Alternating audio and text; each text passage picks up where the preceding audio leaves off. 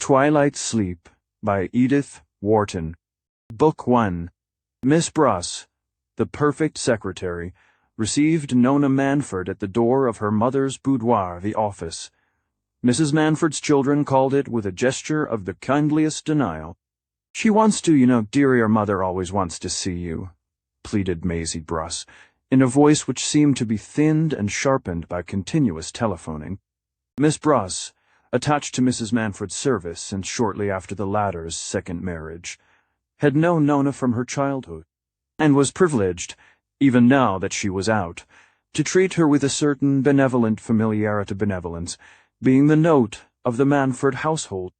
But look at her list just for this morning, the secretary continued, handing over a tall morocco-framed tablet, on which was inscribed, in the colorless secretarial hand, 7.3 mental uplift. 7:45. Breakfast. 8:10. Psychoanalysis. 8:15. 8:15. See cook. 8.3. Silent meditation. 8:45. Facial massage. 9. Satire. Man with Persian miniatures. 9:15. Correspondence. 9:30 manicure. 9:45. Eurythmic exercises. 10 Yowindeni. Hair wave. 10:15. Sit for bust. 10:3. Receive Mother's Day. Deputation. 11. Dancing lesson. 11:3. Birth Control Committee. At Mrs. Ty. The manicure is there now. Late as usual. That's what martyrizes your mother, everybody's being so unpunctual. This New York life is killing her. "I'm not unpunctual," said Nona Manford, leaning in the doorway. "No, and a miracle, too. The way you girls keep up your dancing all night. You and Lita, what times you two do have." Miss Bruss was becoming almost maternal. "But just run your eye down that list. You see, your mother didn't expect to see you before lunch. Now did she?" Nona shook her head. "No, but you might perhaps squeeze me in." It was said in a friendly, a reasonable tone on both sides. The matter was being examined with an evident desire for impartiality and goodwill. Nona was used to her mother's engagements, used to being squeezed in between faith healers, art dealers, social service workers, and manicures. When Mrs. Manford did see her children, she was perfect to them. But in this killing New York life, with its ever-multiplying duties and responsibilities, if her family had been allowed to tumble in at all hours and devour her time, her nervous system simply couldn't have stood how many duties would have been left undone. Mrs. Manford's motto had always been "there's a time for everything." But there were moments when this optimistic view failed her, and she began to think there wasn't. This morning, for instance, as Miss Bruss pointed out, she had had to tell the new French sculptor who had been all the rage in New York for the last month that she wouldn't be able to sit to him for more than 15 minutes, on account of the Birth Control Committee meeting 11:30 at Mrs. Nona seldom assisted at these meetings, her own time being through force of habit rather than real inclination so fully taken up with exercise, athletics, and the ceaseless rush from thrill to thrill, which was supposed to be the happy privilege of youth. But she had had glimpses enough of the scene of the audience of bright elderly women, with snowy hair, arrhythmic movements, and finely wrinkled over-massaged faces, on which a smile of glassy benevolence sat like their rimless pince nez. They were all inexorably earnest, aimlessly kind, and fathomlessly pure, and all rather too well-dressed, except the prominent woman of the occasion, who usually wore dowdy clothes and had steel-rimmed spectacles and straggling wisps of hair. Whatever the question dealt with, these ladies always seemed to be the same, and always advocated with equal zeal birth control and unlimited maternity, free love, or the return to the traditions of the American home, and neither they nor Mrs. Manford seemed aware that there was anything contradictory in these doctrines. All they knew was that they were determined to force certain persons to do things that those persons preferred not to do. Nona, glancing down the serried list, recalled a saying of her mother's former husband. "Arthur Wyant, your mother and her friends would like to teach the whole world how to say its prayers and brush its teeth." The girl had laughed, as she could never help laughing at Wyant's sallies, but in reality she admired her mother's zeal, though she sometimes wondered if it were not a little too promiscuous. Nona was the daughter of Mrs. Manford's second marriage, and her own father, Dexter Manford, who had had to make his way in the world, had taught her to revere activity as a virtue in itself. His tone in speaking of Pauline's zeal was very different from Wyant's. He had been brought up to think there was a virtue in work per se, even if it served no more useful purpose than the revolving of a squirrel in a wheel. "Perhaps your mother tries to cover too much ground, but it's very fine of her. You know she never spares herself." "Nor us," Nona sometimes felt tempted to add, but Manford's admiration was contagious. Yes, Nona did admire her mother's altruistic energy, but she knew well enough that neither she nor her brother's wife, Lita, would ever follow such an example. She, no more than Lita. They belonged to another generation, to the bewildered, disenchanted young people who had grown up since the Great War, whose energies were more spasmodic and less definitely directed, and who, above all, wanted a more personal outlet for them. Bother earthquakes in Bolivia, Lita had once whispered to Nona, when Mrs. Manford had convoked the bright elderly women to deal with a seismic disaster at the other end of the world, the repetition of which these ladies somehow felt could be avoided if they sent out a commission immediately to teach the Bolivians to do something they didn't want to believe in earthquakes, for instance. The young people certainly felt no corresponding desire to set the houses of others in order. Why shouldn't the Bolivians have earthquakes if they chose to live in Bolivia? And why must Pauline Manford lie awake over it in New York and have to learn a new set of Mahatma exercises to dispel the resulting wrinkles? I suppose if we feel like that, it's really because we're too lazy to care, Nona reflected, with her incorrigible honesty. She turned from Miss Bruss with a slight shrug. "Oh, well," she murmured. "You know, pet," Miss Bruss volunteered. "Things always get worse as the season goes on, and the last fortnight in February is the worst of all, especially with Easter coming as early as it does this year. I never could see why they picked out such an awkward date for Easter. Perhaps those Florida hotel people did it.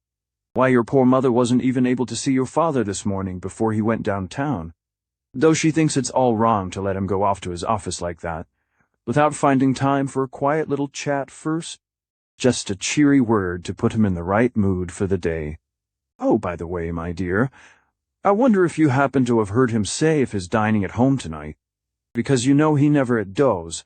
Remember to leave word about his plans, and if he hasn't, I'd better telephone to the office to remind him that it's the night of the big dinner for the Marchesa." "Well, I don't think Father's dining at home," said the girl indifferently. Not. Oh, my gracious," clucked Miss Bruss, dashing across the room to the telephone on her own private desk. The engagement list had slipped from her hands, and Nona Manford, picking it up, ran her glance over it. She read 4 p.m. ZA43 p.m. Musical Torfried Lab. 4 p.m. ZA. Nona had been almost sure it was Mrs. Manford's day for going to see her divorced husband, Arthur Wyant, the effaced mysterious person always designated en haut. Mrs. Manford's list says A, and hence known to her children as Exhibit A. It was rather a bore, for Nona had meant to go and see him herself at about that hour, and she always timed her visit so that they should not clash with Mrs. Manford's, not because the latter disapproved of Nona's friendship with Arthur Wyant. She thought it beautiful of the girl to show him so much kindness, but because Wyant and Nona were agreed that on these occasions the presence of the former Mrs. Wyant spoilt their fun. But there was nothing to do about it. Mrs. Manford's plans were unchangeable. Even illness and death barely caused a ripple in them.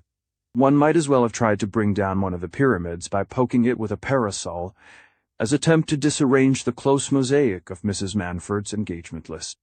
Mrs. Manford herself couldn't have done it, not with the best will in the world, and Mrs. Manford's will, as her children and all her household knew, was the best in the world. Nona Manford moved away with a final shrug. She had wanted to speak to her mother about something rather important, something she had caught a startled glimpse of the evening before. In the queer little half-formed mind of her sister-in-law Lita, the wife of her half-brother Jim Wyant Lita, with whom, as Miss Bruss remarked, she, Nona, danced away the nights. There was nobody on earth as dear to Nona as that same Jim, her elder by 6 or 7 years, and who had been brother, comrade, guardian, almost father to her own father. Dexter Manford, who was so clever, capable, and kind, being almost always too busy at the office, or too firmly requisitioned by Mrs. Manford, when he was at home, to be able to spare much time for his daughter. Jim, bless him, always had time, no doubt. That was what his mother meant when she called him laziest lazy, as his father. She had once added with one of her rare flashes of impatience. Nothing so conduced to impatience in Mrs. Manford as the thought of anybody's having the least fraction of unapportioned time, and not immediately planning to do something with it. If only they could have given it to her. And Jim, who loved and admired her as all her family did, was always conscientiously trying to fill his days, or to conceal from her their occasional vacuity. But he had a way of not being in a hurry, and this had been all to the good for little Nona, who could always count on him to ride or walk with her, to slip off with her to a concert or a movie, or, more pleasantly still, just to be there idling in the big untenanted library of Cedarledge, the place in the country, or in his untidy study en fait, 3rd floor of the townhouse, and ready to answer questions, help her to look up hard words in dictionaries, mend her golf sticks, or get a thorn out of her Seeley Hymn's paw. Jim was wonderful with his hands. He could repair clocks, start up mechanical toys, make fascinating models of houses or gardens, apply a tourniquet, scramble eggs, mimic his mother's, visitors preferably, the earnest ones who held forth about causes or messages in her gilded drawing-room stand, make delicious colored maps of imaginary continents, concerning which Nona wrote interminable stories, and of all these gifts he had, alas, made no particular use as you, except to enchant his little half-sister. It had been just the same, Nona knew, with his father poor useless exhibit Mrs. Manford said it was their old New York blood. She spoke of them with mingled contempt and pride, as if they were the last of the Capetians, exhausted by 1,000 years of sovereignty. Her own red corpuscles were tinged with a more plebeian dye. Her progenitors had mined in Pennsylvania, and made bicycles at exploit, and now gave their name to one of the most popular automobiles in the United States. Not that other ingredients were lacking in her hereditary makeup. Her mother was said to have contributed Southern gentility by being a Pascal of Tallahassee. Mrs. Manford, in certain moods, spoke of the Pascals of Tallahassee as if they accounted for all that was noblest in her, but when she was exhorting Jim to action, it was her father's blood that she invoked. After all, in spite of the Pascal tradition, there is no shame in being in trade. My father's father came over from Scotland with 2 sixpences in his pocket, and Mrs. Manford would glance with pardonable pride at the glorious Gainsborough over the dining-room mantelpiece, which she sometimes almost mistook for an ancestral portrait, and at her healthy, handsome family sitting about the dinner table laden with Georgian silver and orchids from her own hothouses. From the threshold, Nona called back to Miss Bruss, "Please tell Mother I shall probably be lunching with Jim and Lita," but Miss Bruss was passionately saying, to an unseen interlocutor, "Oh, but Mr. Wrigley, but you must make Mr. Manford understand that Mrs. Manford counts on him for dinner this evening. The dinner dance for the Marchesa, you know."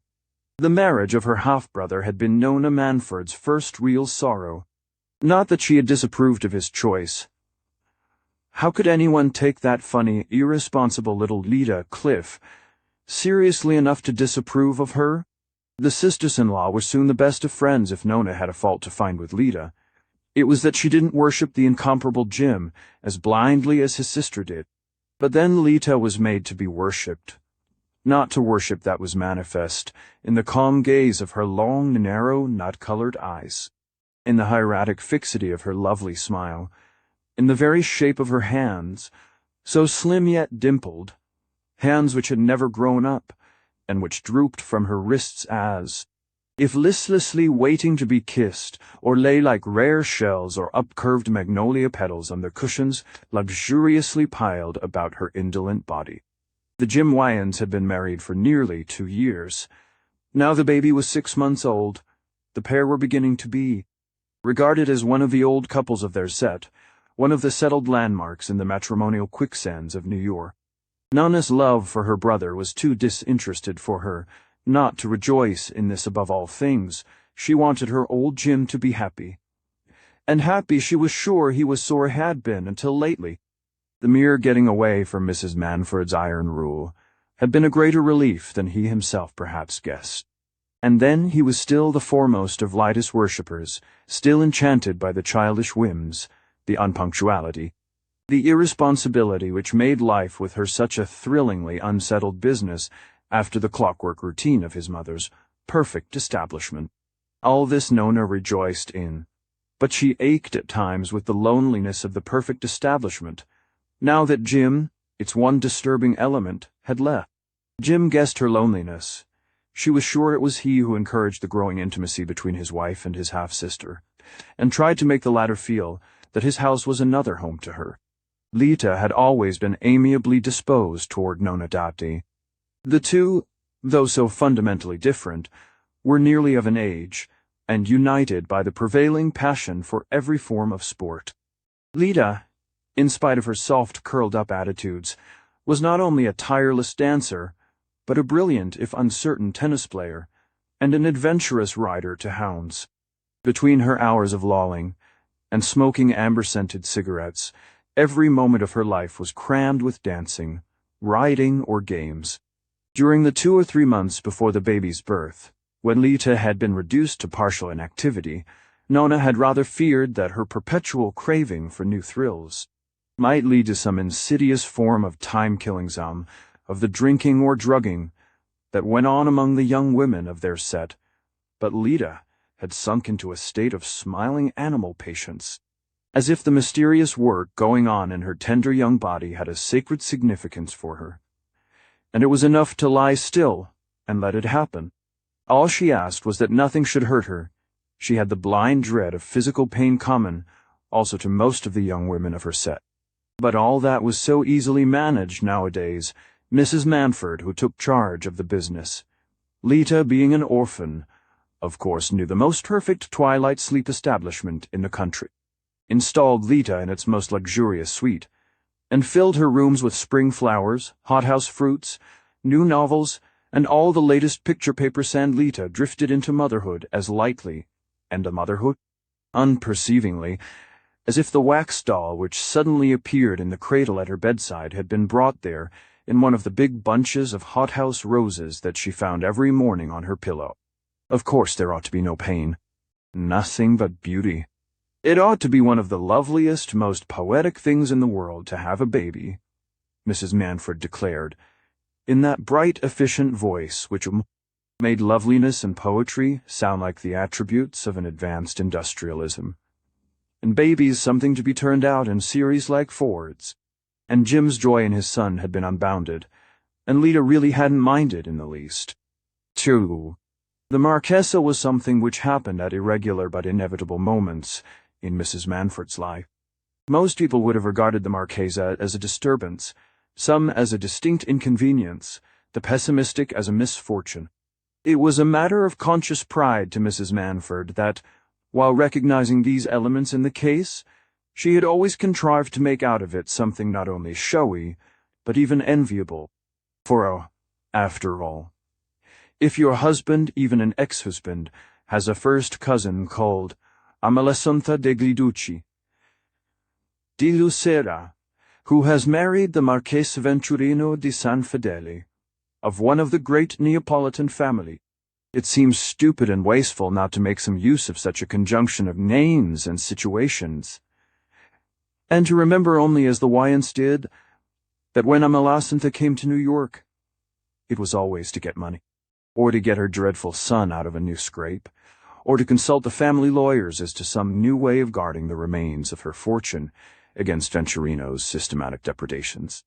Mrs. Manford knew in advance the hopelessness of these quests, all of them, that is, except that which consisted in borrowing money from herself.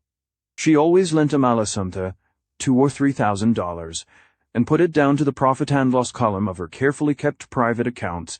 She even gave the Marchesa her own last year's clothes, cleverly retouched, and in return she expected Amalasuntha to shed on the Manford entertainments that exotic luster which the near relative of a duke who is also a grandee of Spain and a great dignitary of the papal court trails with her through the dustiest byways, even if her mother has been a mere Mary Wyant of Albany.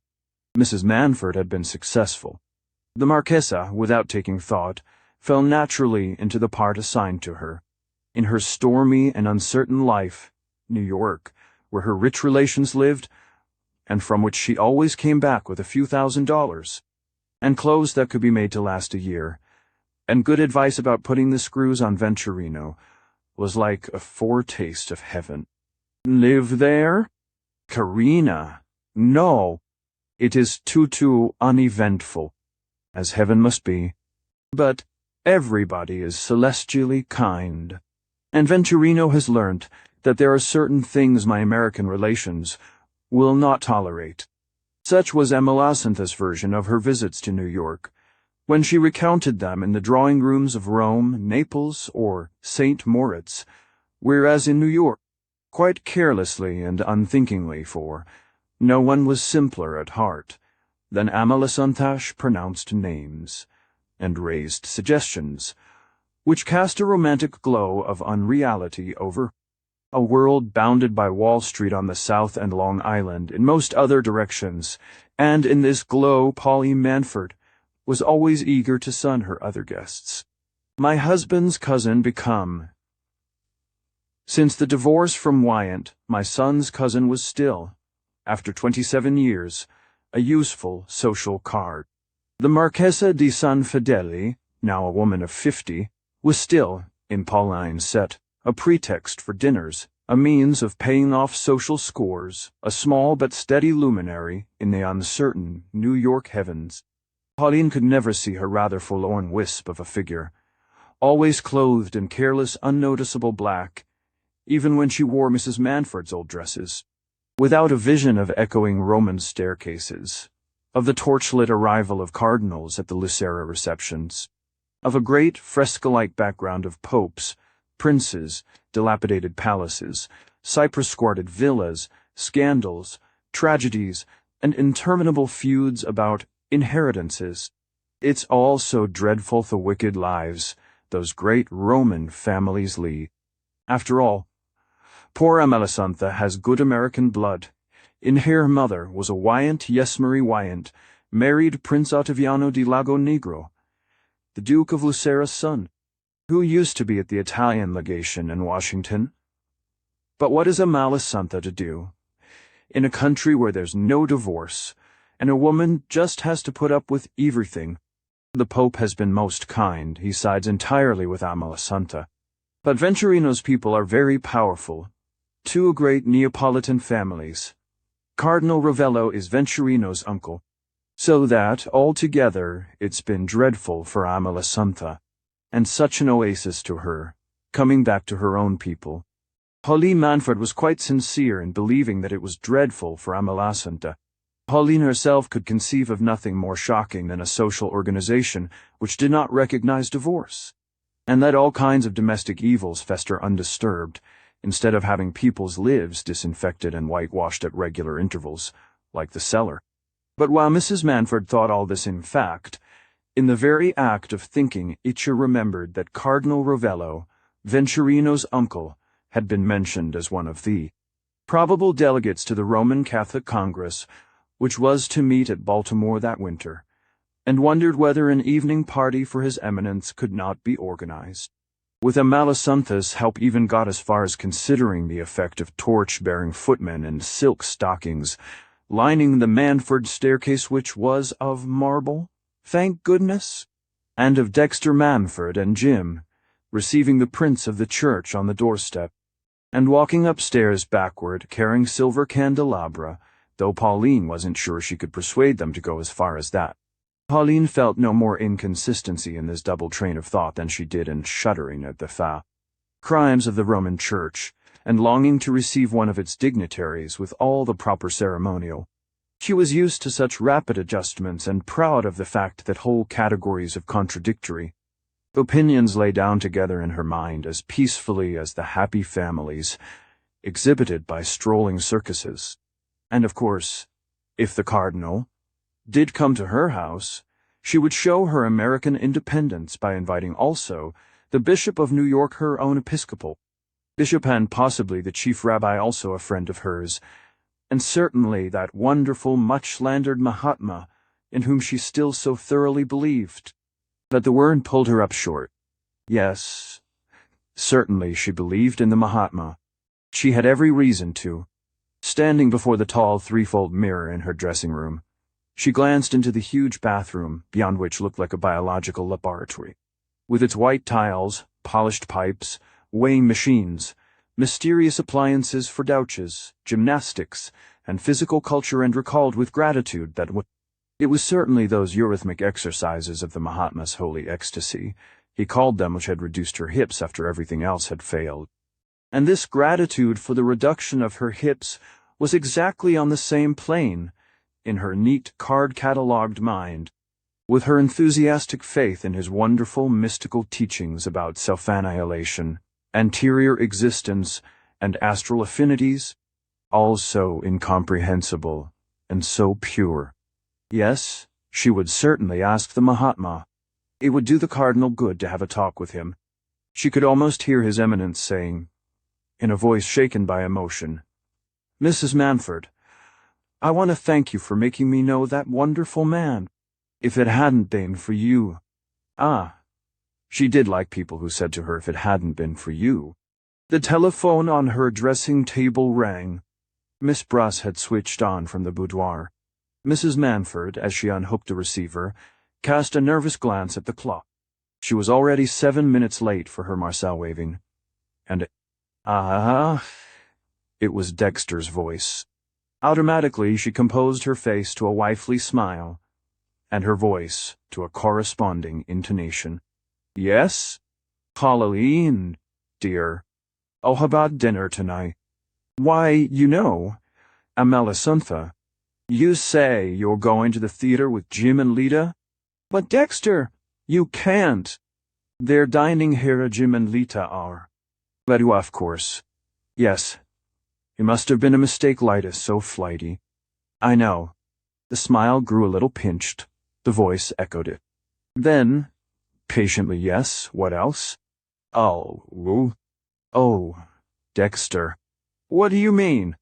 The Mahatma?" "What?" "I don't understand." But she did. She was conscious of turning white under her discreet cosmetics. Somewhere in the depths of her there had lurked for the last weeks an unexpressed fear of this very thing, a fear that the people who were opposed to the teaching of the Hindu Saga New York's great spiritual uplift of the last 2 years were gaining power and beginning to be a menace. And here was Dexter Manford actually saying something about having been asked to conduct an investigation into the state of things at the Mahatma School of Oriental Thought, in which all sorts of unpleasantness might be involved. Of course, Dexter never said much about professional matters on the telephone, he did not. To his wife's thinking, say enough about them when he got home. But what little she now gathered made her feel positively ill. "Oh, Dexter, but I must see you about this. At once. You couldn't come back to lunch, I suppose?" "Not possibly. Not this evening. There'll be no chance. Why, the dinner for Amelisantha. Please don't forget it again." With one hand on the receiver, she reached with the other for her engagement list, the duplicate of Miss Bruss, and ran a nervous, unseeing eye over it. A scandal, another scandal. It mustn't be. She loathed scandals. And besides, she did believe in the Mahatma. He had vision. From the moment when she had picked up that word in a magazine article, She had felt she had a complete answer about him. "But I must see you before this evening, Dexter." "Wait!" "I'm looking over my engagements." She came to 4 p.m. CA 4:30 musical to Fried Lob. No. She couldn't give up Torfried Lob. She was one of the 50 or 60 ladies who had discovered him the previous winter, and she knew he counted on her presence at his recital. Well, then for once, a must be sacrificed. "Listen, Dexter, if I were to come to the office at 4? "Yes, sharp. Is that right? And don't do anything till I see you promise." She hung up with a sigh of relief.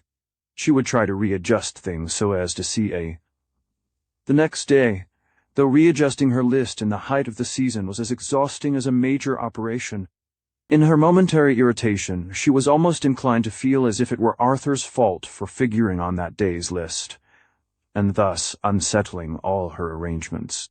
Poor Arthur, from the first he had been one of her failures. She had a little cemetery of theme, a very small one planted over with quick-growing things, so that you might have walked all through her life and not noticed there were any graves in it. To the inexperienced Pauline of 30 years ago, fresh from the factory smoke of exploit, Arthur Wyant had symbolized the tempting contrast between a city absorbed in making money and a society bent on enjoying it. Such a brilliant figure and nothing to show for it. She didn't know exactly what she had expected, her own ideal of manly achievement being at that time solely based on the power of getting rich faster than your neighbors, which Arthur would certainly never do. His father-in-law at Exploit had seen at a glance that it was no use taking him into the motor business, and had remarked philosophically to Pauline, "Better just regard him as a piece of jewelry. I guess we can afford it." But jewelry must at least be brilliant, and Arthur had somehow faded. At one time she had hoped he might play a part in state politics with Washington and its enticing diplomatic society at the end of the Vistabout. He shrugged that away as contemptuously as what he called trade. At Cedarledge she farmed a little, fussed over the accounts, and muddled away her money till she replaced him by a trained superintendent. And in town he spent hours playing bridge at his club, took an intermittent interest in racing, and went and sat every afternoon with his mother, old Mrs. Wyant, in the dreary house near Stuyvesant Square, which had never been done over, and was still lit by Carcel lamps. An obstacle and a disappointment, that was what he had always been. Still, she would have borne with his inadequacy, his resultless planning, dreaming, and dawdling, even his growing tendency to drink, as the wives of her generation were taught to bear with such failings, had it not been for the discovery that he was also immoral. Immorality no high-minded woman could condone, and when, on her return from a rest cure in California, she found that he had drifted into a furtive love affair with the dependent cousin who lived with his mother, every law of self-respect known to Pauline decreed his repudiation. Old Mrs. Wyant, horror-struck, banished the cousin and pleaded for her son. Pauline was adamant. She addressed herself to the rising divorce lawyer, Dexter Manford, and in his capable hands the affair was settled rapidly, discreetly, without scandal, wrangling, or recrimination. Wyant withdrew to his mother's house, and Pauline went to Europe, a free woman. In the early days of the new century, divorce had not become a social institution in New York, and the blow to Wyant's pride was deeper than Pauline had foreseen. He lived in complete retirement at his mother's, saw his boy at the dates prescribed by the court, and sank into a sort of premature old age, which contrasted painful even to Pauline herself, with her own recovered youth and elasticity. The contrast caused her a retrospective pang, and gradually, after her second marriage, and old Mrs. Wyant's death, she came to regard poor Arthur not as a grievance, but as a responsibility. She prided herself on never neglecting her responsibilities, and therefore felt a not unnatural vexation with Arthur for having figured among her engagements that day, and thus obliged her to postpone him. Moving back to the dressing table, she caught her reflection in the tall triple glass. Again, those fine wrinkles about lids and lips. Those vertical lines between the eyes. She would not permit it, no, not for a moment. She commanded herself now. Pauline, stop worrying. You know perfectly well there's no such thing as worry, it's only dyspepsia, or want of exercise, and everything's really all right in the insincere tone of a mother soothing a bruised baby. She looked again, and fancied the wrinkles were really fainter, the vertical lines less deep. Once more she saw before her an erect, athletic woman, with all her hair and all her teeth, and just a hint of rouge because people did it brightening. A still fresh complexion saw her small symmetrical features, the black brows drawn with a light stroke over handsome, directly gazing gray eyes, the abundant whitening hair, which still responded so crisply to the waver's wand, the firmly planted feet with arched insteps rising to slim ankles. How absurd, how unlike herself to be upset by that foolish news. She would look in on Dexter and settle the Mahatma business in 5 minutes. If there was to be a scandal, she wasn't going to have Dexter mixed up in it above all. Not against the Mahatma. She could never forget that it was the Mahatma who had first told her she was psychic. The maid opened an inner door an inch or two to say rebukingly, "Madam, the hairdresser and Miss Bruss asked me to remind you." "Yes, yes, yes," Mrs. Manford responded hastily, repeating below her breath, as she flung herself into her kimono and settled down before her toiletable now. "I forbid you to let yourself feel hurry. No, there's no such thing as hurry." But her eye again turned anxiously to the little clock among her scent bottles, and she wondered if she might not save time by dictating to Maisie Bruss while she was being waved and manicured. She envied women who had no sense of responsibility like Jim's little Lita. As for herself, the only world she knew rested on her shoulders. Leva Nistrai. At 1:15, when Nona arrived at her half-brother's house, she was told that Mrs. Wyant was not yet down. "And Mr. Wyant not yet up, I suppose? From his office, I mean," she added, as the young butler looked his surprise. Pauline Manford had been very generous at the time of her son's marriage. She was relieved at his settling down, and at his seeming to understand that marriage connoted the choice of a profession, and the adoption of what people called regular habits. Not that Jim's irregularities had ever been such as the phrase habitually suggests. They had chiefly consisted in his not being able to make up his mind what to do with his life, so like his poor father. That, in his always forgetting what time it was, or what engagements his mother had made for him, in his wanting a chemical laboratory fitted up for him at Cedarledge, and then, when it was all done, using it first as a kennel for breeding fox terriers, and then as a quiet place to practice the violin. Nona knew how sorely these vacillations had tried her mother, and how reassured Mrs. Manford had been when the young man, in the heat of his infatuation for Lita, had vowed that if she would have him, he would turn to and grind in an office like all the other husbands. Lita have him. Lita Cliff, a portionless orphan, with no one to guide her in the world, but a harum-scarum, and somewhat blown upon at the impossible Mrs. Percy Landish. Mrs. Manford smiled at her son's modesty while she applauded his good resolutions. "This experience has made a man of dear Jim," she said, mildly triumphing in the latest confirmation of her optimism. "If only it lasts," she added, relapsing into human uncertainty. "Oh, it will. Mother, you'll see as long as Lita doesn't get tired of him," Nona had assured her. "As long? But, my dear child, why should Lita ever get tired of him? You seem to forget what a miracle it was that a girl like Lita, with no one but poor Kitty Landish to look after her, should ever have got such a husband." Nona held her ground. "Well, just look about you, Mother. Don't they almost all get tired of each other? And when they do, will anything ever stop their having another try? Think of your big dinners. Doesn't Maisie always have to make out a list of previous marriages as long as a crossword puzzle, to prevent your calling people by the wrong names?" Mrs. Manford waved away the challenge. "Jim and Lita are not like that, and I don't like your way of speaking of divorce. Nona," she had added, rather weakly for her sense. As Nona might have reminded her, Her own way of speaking of divorce varied disconcertingly with the time, the place, and the divorce. The young girl had leisure to recall this discussion while she sat and waited for her brother and his wife. In the freshly decorated and studiously empty house, there seemed to be no one to welcome her. The baby whom she had first inquired for was asleep, his mother hardly awake, and the head of the house still at the office. Nona looked about the drawing room and wondered the habit was growing on her. The drawing room, it suddenly occurred to her, was very expressive of the modern marriage state. It looked, for all its studied effects, its rather nervous attention to values, complementary colors, and the things the modern decorator lies awake over, more like the waiting room of a glorified railway station than the setting of an established way of life.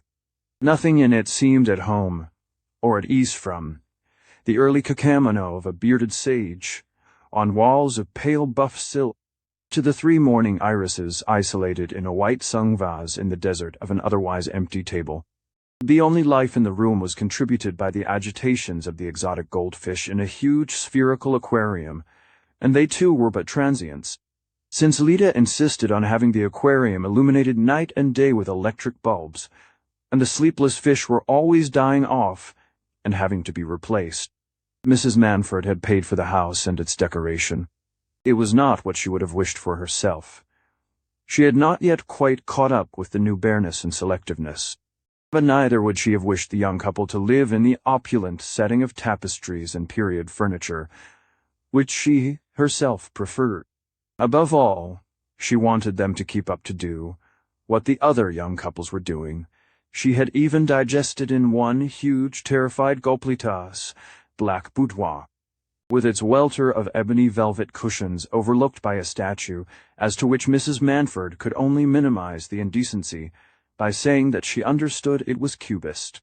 But she did think it unkind, after all she had done, to have Nona suggest that Lita might get tired of Jim. The idea had never really troubled Nona, at least not till lately. Even now she had nothing definite in her mind. Nothing beyond the vague question, what would a woman like Lita be likely to do if she suddenly grew tired of the life she was leading? But that question kept coming back so often that she had really wanted, that morning, to consult her mother about it, for who else was there to consult? Arthur Wyant? Why, poor Arthur had never been able to manage his own poor little concerns with any sort of common sense or consistency, and at the suggestion that anyone might tire of Jim, he would be as indignant as Mrs. Manford, and without her power of controlling her emotions. Dexter Manford? Well, Dexter Manford's daughter had to admit that it really wasn't his business if his stepson's marriage threatened to be a failure, and besides, Nona knew how overwhelmed with work her father always was, and hesitated to lay this extra burden on him, for it would be a burden. Manford was very fond of Jim, as indeed they all were, and had been extremely kind to him. It was entirely owing to Manford's influence that Jim, who was regarded as vague and unreliable, had got such a good berth in the Amalgamated Trust Company, and Manford had been much pleased at the way in which the boy had stuck to his job. Just like Jim, Nona thought tenderly, if ever you could induce him to do anything at all, he always did it with such marvelous neatness and persistency, and the incentive of working for Lita and the boy was enough to anchor him to his task for life. A new, scent unrecognizable, but exquisite. In its wake came Lita Wyant, half dancing, half drifting, fastening a necklace, humming a tune, her little round head, with the goldfish-colored hair, the mother-of-pearl complexion and screwed-up auburn eyes, turning sideways like a bird's on her lame throat. She was astonished but delighted to see Nona, indifferent to her husband's non-arrival, and utterly unaware that lunch had been waiting for half an hour. I had a sandwich and a cocktail after my exercises. I don't suppose it's time for me to be hungry again, she conjectured. But perhaps you are, you poor child. Have you been waiting long? Not much. I know you too well to be punctual. Nona laughed. Lita widened her eyes. Are you suggesting that I am not? Well then, how about your ideal brother? He's downtown working to keep a roof over your head and your son's. Lita shrugged. Oh, a roofie don't care much for roofs. Do you, is it roofs? Not this one, at any rate. She caught Nona by the shoulders, held her at arm's length, and with tilted head and persuasively narrowed eyes, demanded this room is jawful, isn't it? Now acknowledge that it is. And Jim want, give me the money, to do it over. Do it over? But Lita, you did it exactly as you pleased 2 years ago. 2 years ago? Do you mean to say you like anything that you liked 2 years ago? Yo! Nona retorted, adding rather helplessly, and besides, everybody admires the room so much. She stopped, feeling that she was talking exactly like her mother. Lita's little hands dropped in a gesture of despair. That's just it. Everybody admires it. Even Mrs. Manford does. And when you think what sort of things everybody admires, what's the use of pretending, Nona? It's the typical cliché drawing room. Every one of the couples who are married the year we were has one like it. The first time Tommy Ardwin saw Itu, "No, his, the new decorator," said, "Gracious, how familiar all this seems," and began to whistle home, sweet home. But of course he would, you simpleton, when what he wants is to be asked to do it over. Lita heaved a sigh. If he only could, perhaps he might reconcile me to this house. But I don't believe anybody could do that. She glanced about her with an air of ineffable disgust. I'd like to throw everything in it into the street. I've been so bored here. Nona laughed. You'd be bored anywhere. I wish another Tommy Ardwin would come along and tell you what an old cliché being bored is. An old cliché? Why shouldn't it be, when life itself is such a bore? You can't redecorate life. If you could, what would you begin by throwing into the street? The baby? Lita's eyes woke to fire. Don't be an idiot. You know I adore my baby. Well then, Jim? You know I adore my Jim, echoed the young wife, mimicking her own emotion. Hello, that sounds ominous. Jim Wyant came in, clearing the air with his fresh, good-humored presence. I fear my bride when she says she adores me, he said, taking Nona into a brotherly embrace. As he stood there, sturdy and tawny, a trifle undersized, with his bright blue eyes and short, blunt-nosed face, in which everything was so handsomely modeled and yet so safe and sober, Nona fell again to her dangerous wondering. Something had gone out of his façade, the wild, uncertain things. The violin, model-making, inventing, dreaming, vacillating, everything she had best loved, except the twinkle in his sobered eyes. Whatever else was left now was all plain utility. Well, better so, no doubt, when one looked at Lita. Her glance caught her sister-in-law's face in a mirror between two panels, and the reflection of her own beside it. She winced a little at the contrast. At her best, she had none of that milky translucence, or of the long lines which made Lita seem in perpetual motion, as a tremor of air lives in certain trees. Though Nona was as tall and nearly as slim, she seemed to herself to be built, while Lita was spun of spray and sunlight. Perhaps it was Nona's general brownness. She had Dexter Manford's brown, crinkled hair, his strong black lashes setting her rather usual-looking gray eyes, and the texture of her dusky, healthy skin, compared to Litus, seemed rough and opaque. The comparison added to her general vague sense of discouragement. It's not one of my beauty days, she thought. Jim was drawing her arm through his. Come along, my girl. Is there going to be any lunch? He queried, turning toward the dining room. Oh, probably. In this house, the same things always happen every day, Lita averred with a slight grimace. Well, I'm glad lunch doesn't the days when I can make a dash uptown for it. On others, Lita eats goldfish food, Nona laughed. Luncheon is served, madam, the butler announced. The meal, as usual under Lida's roof, was one in which delicacies alternated with delays. Mrs. Manford would have been driven out of her mind by the uncertainties of the service and the incoherence of the wine-hubert. She would have admitted that no one did a pilaf better than Lyda's cook. Gastronomic refinements were wasted on Jim, whose indifference to the possession of the Wyant Madeira was one of his father's severest trials.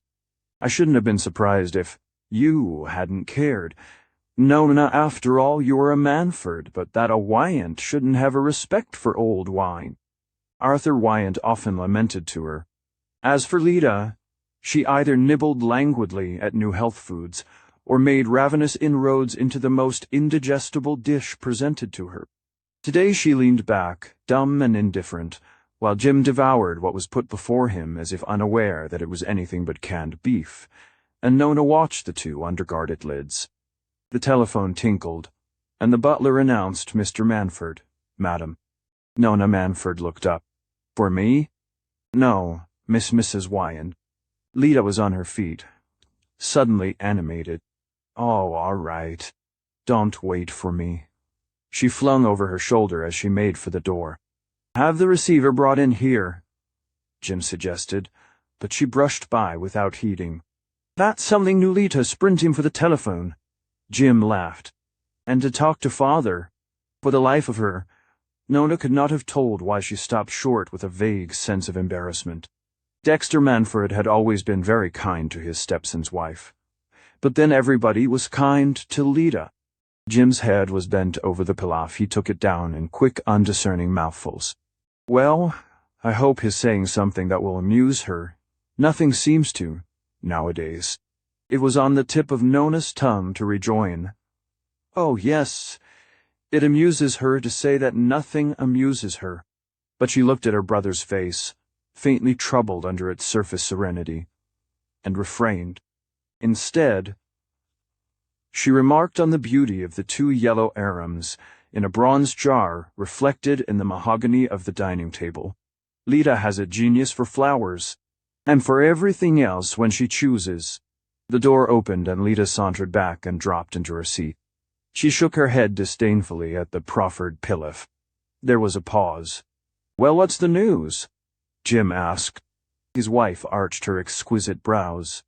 News? I expect you to provide that. I'm only just awake. I mean, but he broke off, and signed to the butler to remove his plate. There was another pause, then Lyda's little head turned on its long interrogative neck toward Nona. It seems we're banqueting tonight at the Palazzo Manford. Did you know? Did I know? Why, Lita! I've heard of nothing else for weeks. It's the annual feast for the Marchesa. I was never told, said Lita calmly. I'm afraid I'm engaged. Jim lifted his head with a jerk. You were told a fortnight ago. Oh, a fortnight! That's too long to remember anything. It's like Nona's telling me that I ought to admire my drawing room, because I admired it 2 years ago. Her husband reddened to the roots of his tawny hair. Don't you admire it? He asked, with a sort of juvenile dismay.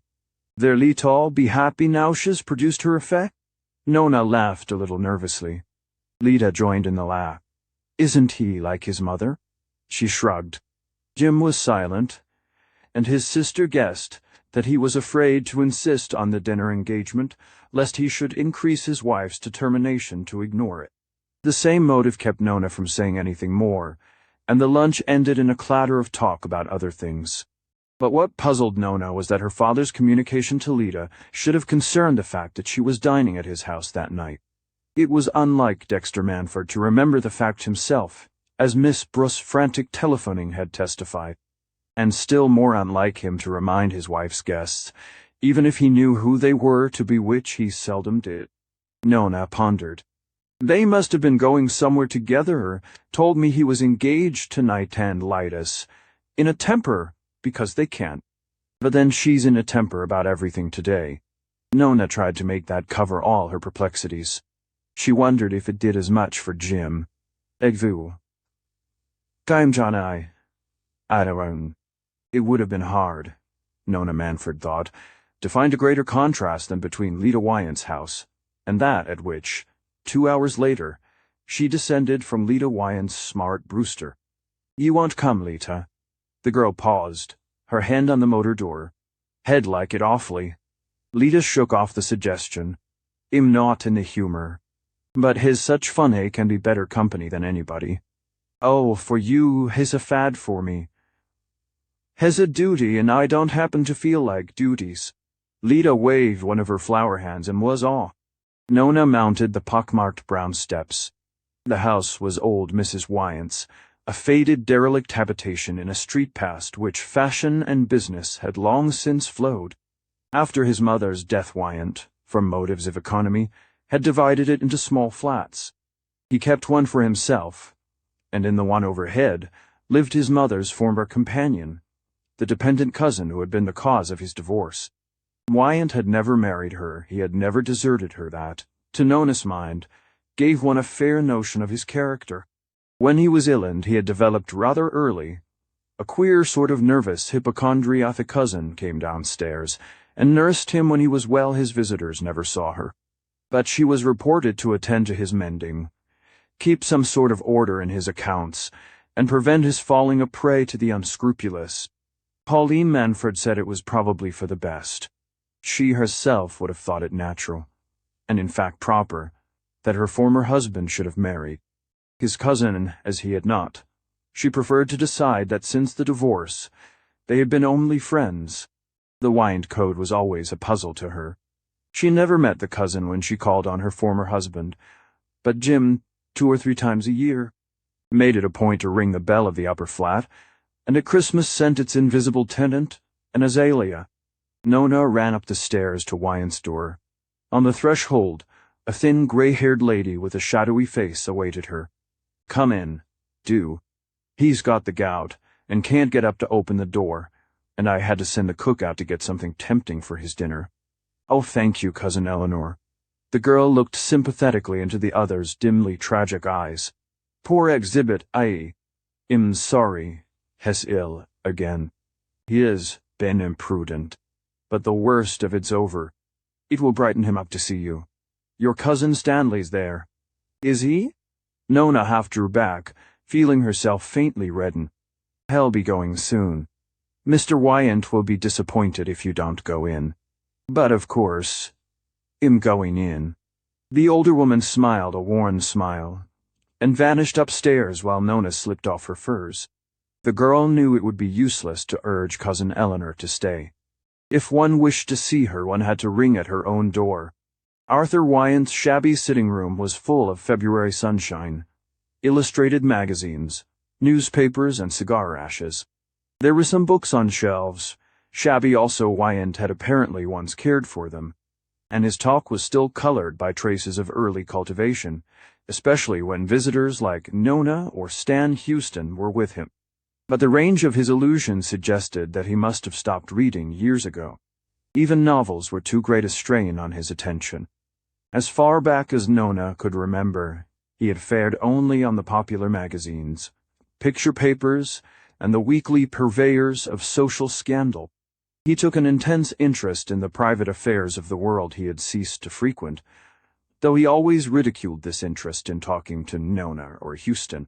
While he sat there, deep in his armchair, with bent shoulders, sunk head and clumsy bandaged foot, Nona saw him as she always did, as taller, slimmer, more handsomely upstanding than any man she had ever known. He stooped now. Even when he was on his feet, he was prematurely aged, and the fact perhaps helped to connect him with vanished institutions, to which only his first youth could have belonged. To Nona, at any rate, he would always be the Arthur Wyant of the race-meeting group in the yellowing photograph on his mantelpiece, clad in the gray frock-coat and topper of the early 80s, and tallest in a tall line of the similarly garbed, behind ladies with puffed sleeves and little hats tilting forward on elaborate hair. How peaceful, smiling and unhurried they all seemed. Nona never looked at them without a pang of regret that she had not been born in those spacious days of dog-carts, victorias, leisurely tennis, and afternoon calls. Wyant's face, even more than his figure, related him to that past: the small, shapely head, the crisp hair grown thin on a narrow, slanting forehead, the eyes in which a twinkle still lingered, eyes probably blue when the hair was brown, but now faded with the rest, and the slight fair moustache above an uncertain, ironic mouth. A romantic figure, or rather the faded photograph, of one. Yes, perhaps Arthur Wyant had always been faded like a charming reflection, in a sallow mirror, and all that length of limb and beauty of port had been meant for some other man, a man to whom the things had really happened which Wyant had only dreamed. His visitor, though of the same stock, could never have inspired such conjectures. Stanley Hoyston was much younger, in the middle 30s, and most things about him were middling height, complexion, features. But he had a strong forehead, his mouth was curved for power and mockery, and only his small, quick eyes betrayed the uncertainty and lassitude inherited from a Wyant mother. Wyant, at Nona's approach, held out a dry, feverish hand. "Well, this is luck. Stan was just getting ready to fly at your mother's approach, and you turn up instead." Hoyston got to his feet and greeted Nona somewhat ceremoniously. "Perhaps I'd better fly all the same," he said, in a singularly agreeable voice. His eyes were intent on the girl's.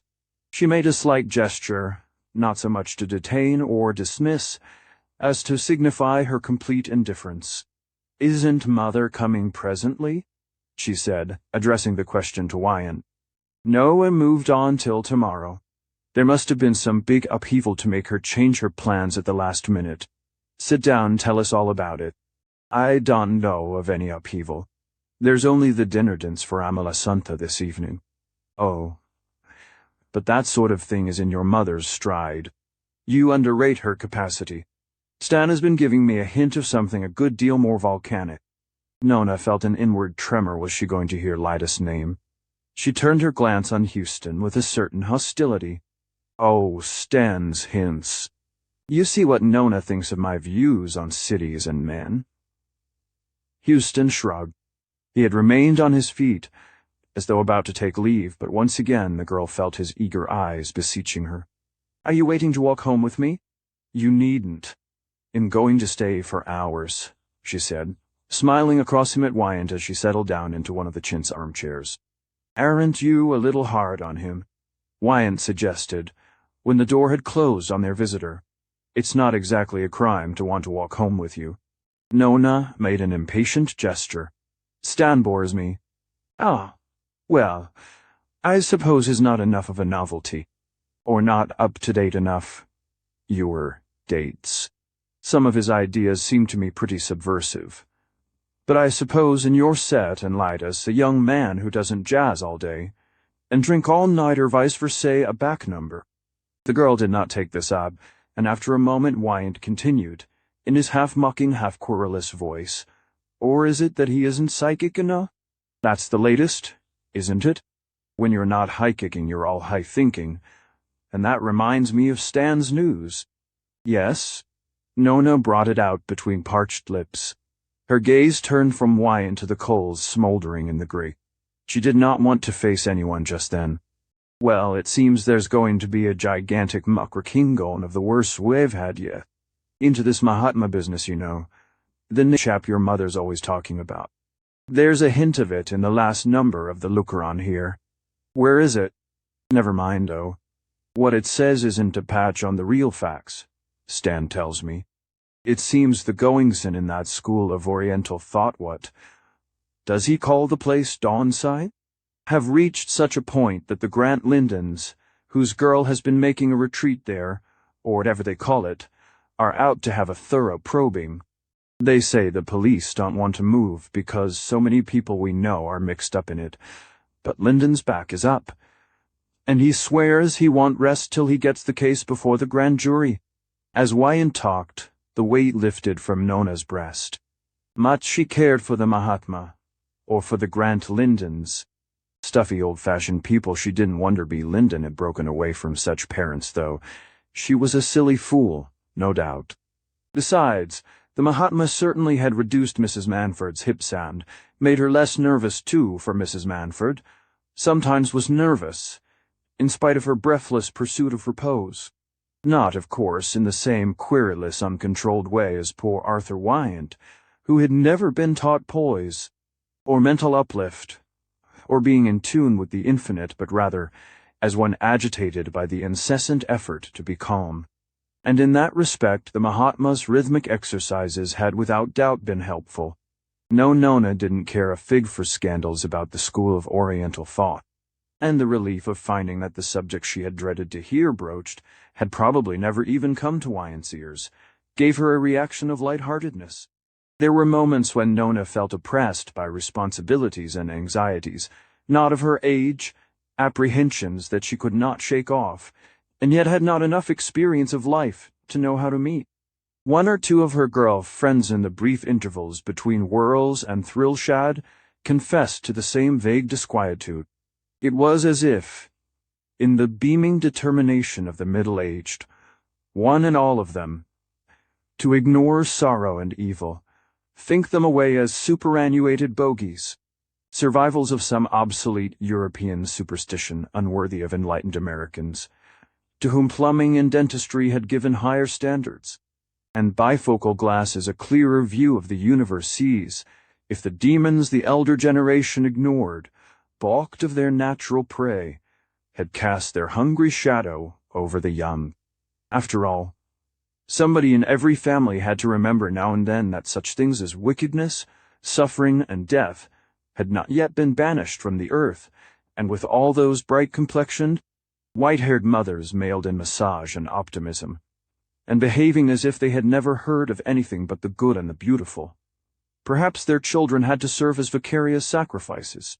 There were hours when Nona Manford, bewildered little Iphigenia, uneasily argued in this way, others when youth and inexperience reasserted themselves, and the load slipped from her, and she wondered why she didn't always believe, like her elders, that one had only to be brisk, benevolent, and fond to prevail against the powers of darkness. She felt this relief now, but a vague restlessness remained with her, and to ease it, and prove to herself that she was not nervous, she mentioned to Wyant that she had just been lunching with Jim and Lita. Wyant brightened, as he always did at his son's name. Poor old Jim. He dropped in yesterday, and I thought he looked overworked. I sometimes wonder if that father of yours hasn't put more hustle into him than a Wyant can assimilate. Wyant spoke good-humoredly, his first bitterness against the man who had supplanted him a sentiment regarded by Pauline as barbarous and medieval had gradually been swallowed up in gratitude for Dexter Manford's kindness to Jim. The oddly assorted trio, Wyant, Pauline, her new husband, had been drawn into a kind of inarticulate understanding by their mutual tenderness for the progeny of the two marriages, and Manford loved Jim almost as much as Wyant loved Nonny. Oh, well, the girl said. Jim always does everything with all his might, and now that he's doing it for Lita and the baby, he's got to keep on, whether he wants to or not. I suppose so. But why do you say whether? Wyant questioned with one of his disconcerting flashes. Doesn't he want to? Nona was vexed at her slip. Of course. I only meant that he used to be rather changeable in his tastes, and that getting married has given him an object. How very old-fashioned. You, array old-fashioned, you know, my child, in spite of the jazz. I suppose that's what I've done for you, in exchange for Manford's modernizing Jim. Not much of an exchange, I'm afraid. But how long do you suppose Lita will care about being an object to Jim? Why shouldn't she care? She'd go on caring about the baby, even if... Not that I mean... Oh, I know. That's a great baby. Queer, you know, we can see he's going to have the Wyant nose and forehead. It's about all we've left to give. But look here, haven't you really heard anything more about the Mahatma? I thought that Linden girl was a pal of yours.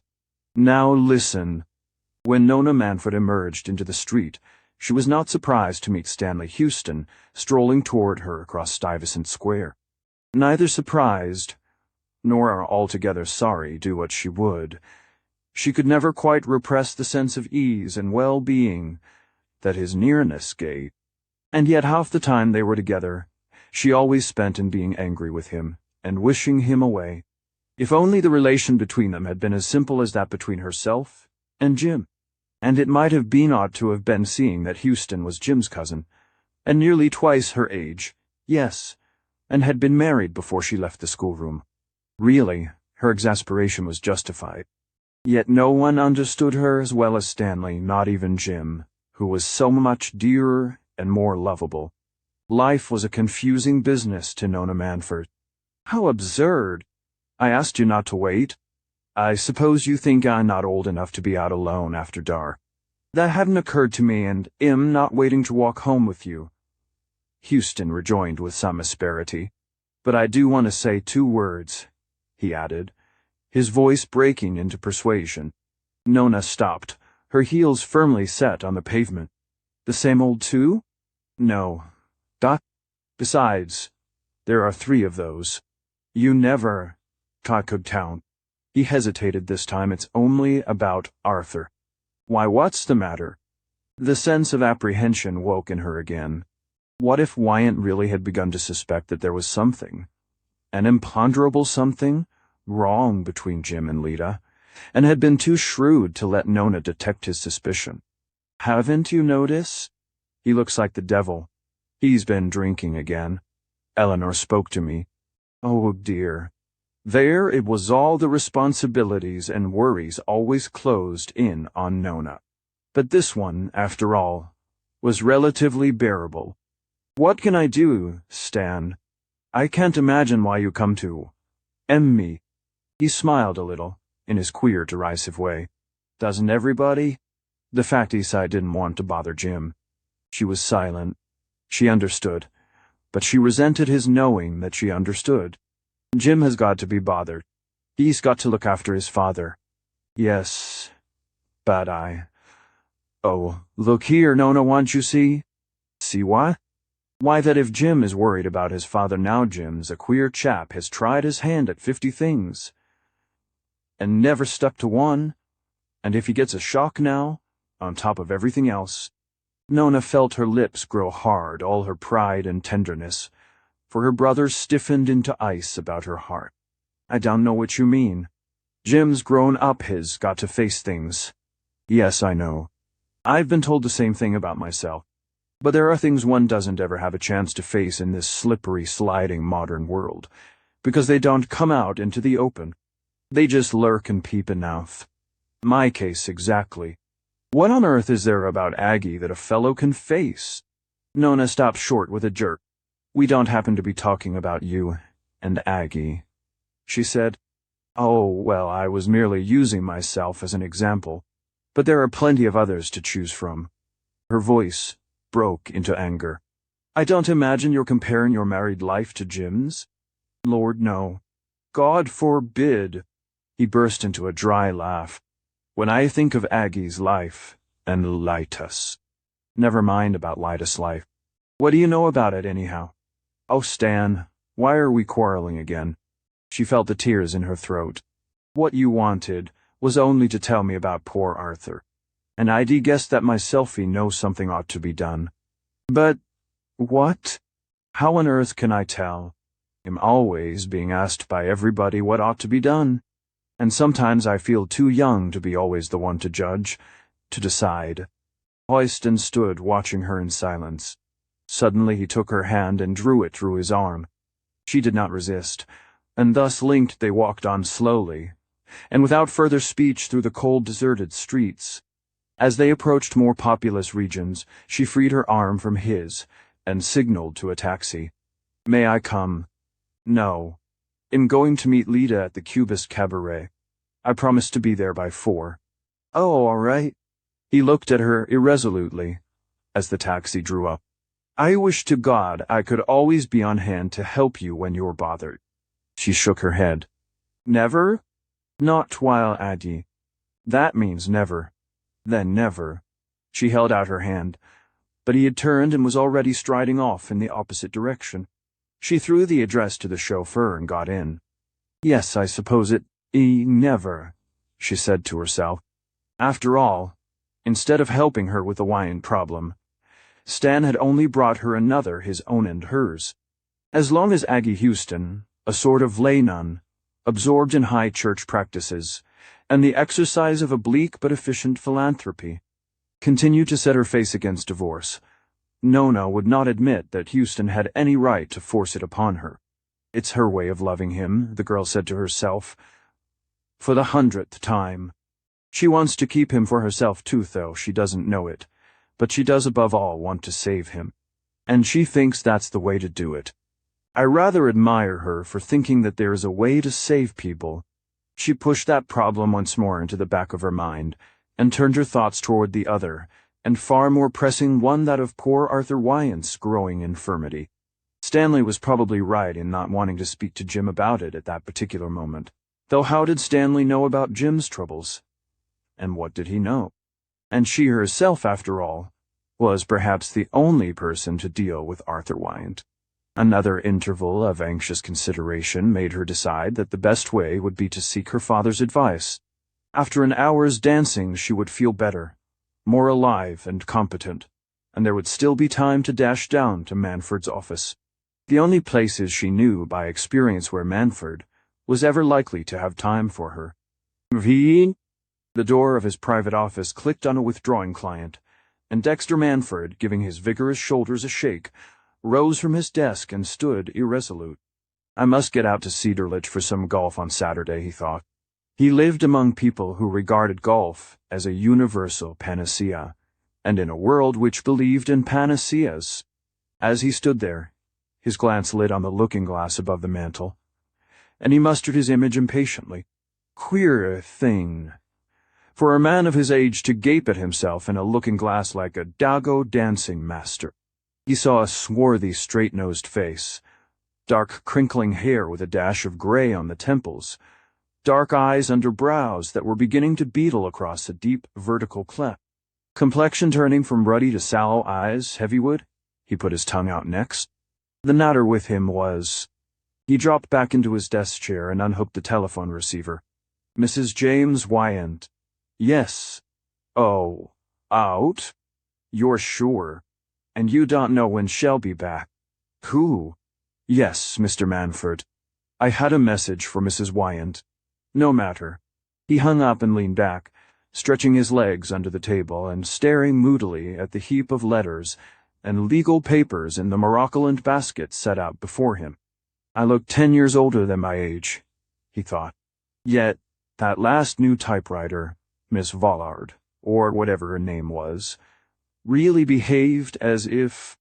was always looking at him when she thought he wasn't looking. Oh, what rot! He exclaimed. His day had been as all his days were now, a starting in with a great sense of pressure, importance and authority, and a drop at the close into staleness and futility. The evening before, he had stopped to see his doctor and been told that he was overworking and needed a nervotonic and a change of scene. Cruise to the West Indies, or something of the sort. Couldn't you get away for 3 or 4 weeks? No. Well, more golf then, anyhow. Getting away from things, the perpetual evasion, moral, mental, physical, which he heard preached and saw practiced everywhere about him, except where money-making was concerned. He, Dexter Manford, who had been brought up on a Minnesota farm, paid his own way through the State College at Delos and his subsequent course in the Harvard Law School, and who, ever since, had been working at the top of his pitch with no more sense of strain, no more desire for evasion shirking, he called it, than a healthy, able-bodied man of 50 had a right to feel. If his task had been mere money-getting, he might have known and acknowledged weariness. But he gloried in his profession, in its labors and difficulties as well as its rewards. It satisfied him intellectually, and gave him that calm sense of mastery over himself, and others known only to those who are doing what they were born to do. Of course, at every stage of his career, never more than now, on its slippery pinnacle he had suffered the 1,000 irritations, inseparable from a hard-working life, the trifles which waste one's time, the fools who consume one's patience, the tricky failure of the best-laid plans, the endless labor of rolling human stupidity up the steep hill of understanding. But until lately these things had been a stimulus. It had amused him to shake off trifles, baffle bores, circumvent failure, and exercise his mental muscles in persuading stupid people to do intelligent things. There was pioneer blood in him.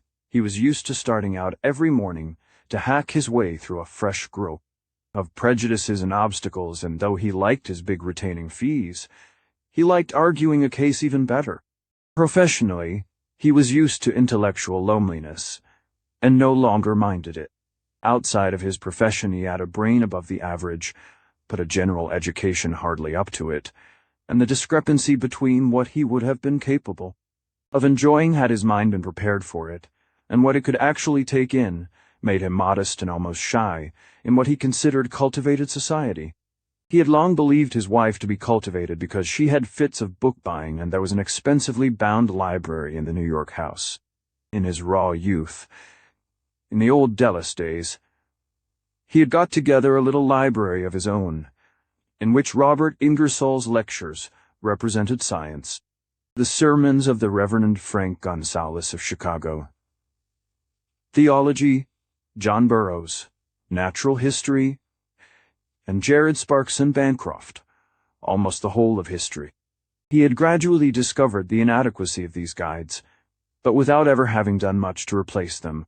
Now and then, when he was not too tired and had the rare chance of a quiet evening, he picked up a book from Pauline's table, but the works she acquired were so heterogeneous and of such unequal value that he rarely found one worth reading. Mrs. Tallentier's Voltaire had been a revelation, he discovered, to his surprise, that he had never really known who Voltaire was, or what sort of a world he had lived in, and why his name had survived it. After that, Manfred decided to start in on a course of European history, and got as far as taking the first volume of Macaulay up to bed. But he was tired at night, and found Macaulay's periods too long, though their eloquence appealed to his forensic instinct, and there had never been time for that course of history. In his early wedded days, before he knew much of his wife's world, he had dreamed of quiet evenings at home, when Pauline would read instructive books aloud while he sat by the fire, and turned over his briefs in some quiet inner chamber of his mind. But Pauline had never known anyone who wanted to be read aloud, to accept children getting over infantile complaints. She regarded the desire almost as a symptom of illness, and decided that Dexter needed rousing, and that she must do more to amuse him. As soon as she was able after Nana's birth, she girt herself up for this new duty, and from that day Manfred's life, out of office hours, had been one of almost incessant social activity. At first the endless going out had bewildered, then for a while amused and flattered him, then gradually grown to be a soothing routine, a sort of mild drug-taking after the high pressure of professional hours, but of late it had become simply a bore, a duty to be persisted in because these he had at last discovered Pauline could not live without it. After 20 years of marriage, he was only just beginning to exercise his intellectual acumen on his wife. The thought of Pauline made him glance at his clock. She would be coming in a moment. He unhooked the receiver again, and named, impatiently, the same number as before. Out, you say. Still, the same stupid voice making the same stupid answer. Oh, no matter. I say, fits no matter, he almost shouted, replacing the receiver. Of all idiotic servants. Miss Vollard, the susceptible typewriter, shot a shingled head around the door. Said Hole, right with Anne? Envious sigh to someone outside, and effaced herself before the brisk entrance of her employer's wife. Manfred got to his feet. Well, my dear, he pushed an armchair near the fire. Solicitous. Still a little awed by her present stay, beautiful Mrs. Wyant, who had deigned to marry him. Pauline, throwing back her furs, cast a quick housekeeping glance about her. The scent she used always reminded him of a superior disinfectant, and in another moment, he knew, she would find some pretext for assuring herself, by the application of a gloved fingertip, that there was no dust on desk or mantelpiece. She had very nearly obliged him, when he moved into his new office, to have concave services, as in a hospital ward or a hygienic nursery. She had adopted with enthusiasm the idea of the concave tiling, fitted to every cove and angle, so that there were no corners anywhere to catch the dust. People's lives ought to be like that, with no corners in them. She wanted to demicrobe life. But, in the case of his own office, Manfred had resisted, and now, he understood. The fad had gone to the scruffy with how many others. Not too near the fire. Pauline pushed her armchair back and glanced up to see if the ceiling ventilators were working. You do renew the air at regular intervals? Ensure everything depends on that and thought direction. What the Mahatma calls mental deep breathing. She smiled persuasively. You look tired, Dexter. Tired and drawn. Oh, rot. A cigarette? She shook her small, resolute head. You forget that has cured me of that tooth, Mahatma. Dexter, she exclaimed suddenly. I'm sure it's this silly business of the Grant Lindens that's worrying you. I want to talk to you about it'll clear it up with you. It's out of the question that you should be mixed up in it. Manfred had gone back to his desk chair. Habit made him feel more at home there, in fuller possession of himself, Pauline. In the seat facing him, the light full on her, seemed no more than a client to be advised, or an opponent to be talked over. He knew she felt the difference, too. So far, he had managed to preserve his professional privacy and his professional authority. What he did at the office was clouded over, for his family, by the vague word business, which meant that a man didn't want to be bothered. Pauline had never really distinguished between practicing the law and manufacturing motors, nor had Manfred encouraged her to. But today he suspected that she meant her interference to go to the extreme limit which her well-known tact would permit. You must not be mixed up in this investigation. Why not hand it over to somebody else? Alfred Cosby, or that new Jew who's so clever. The Lindens would accept anyone you recommended unless, of course, she continued, you could persuade them to drop it, which would be so much better. I'm sure you could, Dexter. You always know what to say, and your opinion carries such weight. Besides, what is it they complain of? Some nonsense of bees. I've no doubt she took a rest cure at the school. If they'd brought the girl up properly, there'd have been no trouble. Look at Nona. Oh, no. Manfred gave a laugh of pride. Nona was the one warm, rich spot in his life. The corner on which the sun always shone. Fancy comparing that degenerate fool of a B. Linden to his Nona, and imagining that bringing up made the difference. Still, he had to admit that Pauline Way's admirable had been especially so as a mother. Yet she, too, was bitten with this theosophical virus. He lounged back, hands in pockets, one leg swinging, instinctively seeking an easier attitude as his moral ease diminished. My dear, it's always been understood, hasn't it, that what goes on in this office is between me and my clients, and not. Oh, nonsense, Dexter.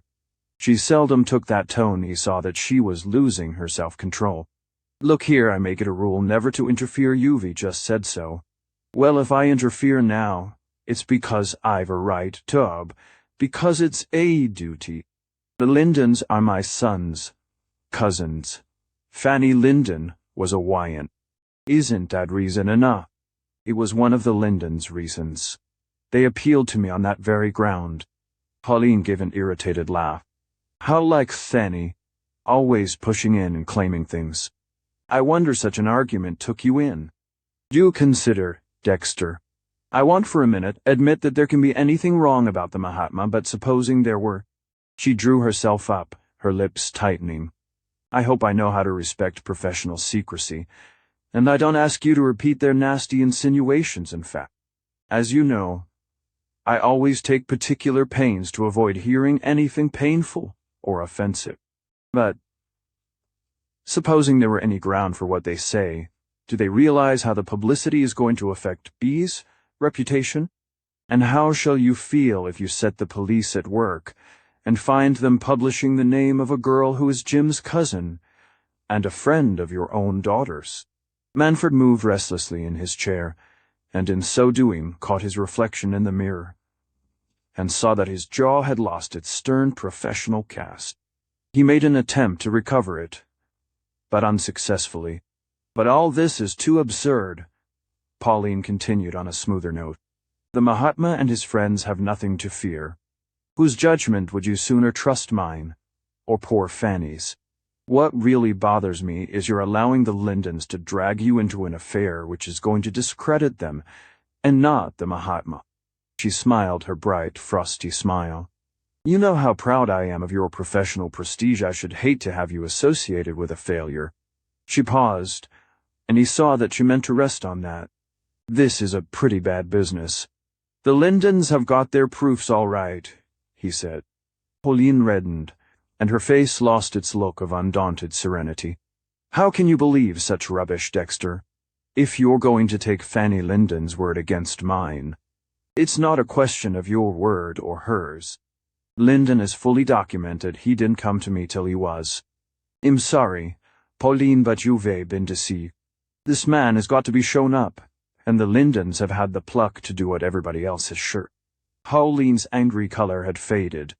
She got up and stood before her husband, distressed and uncertain then.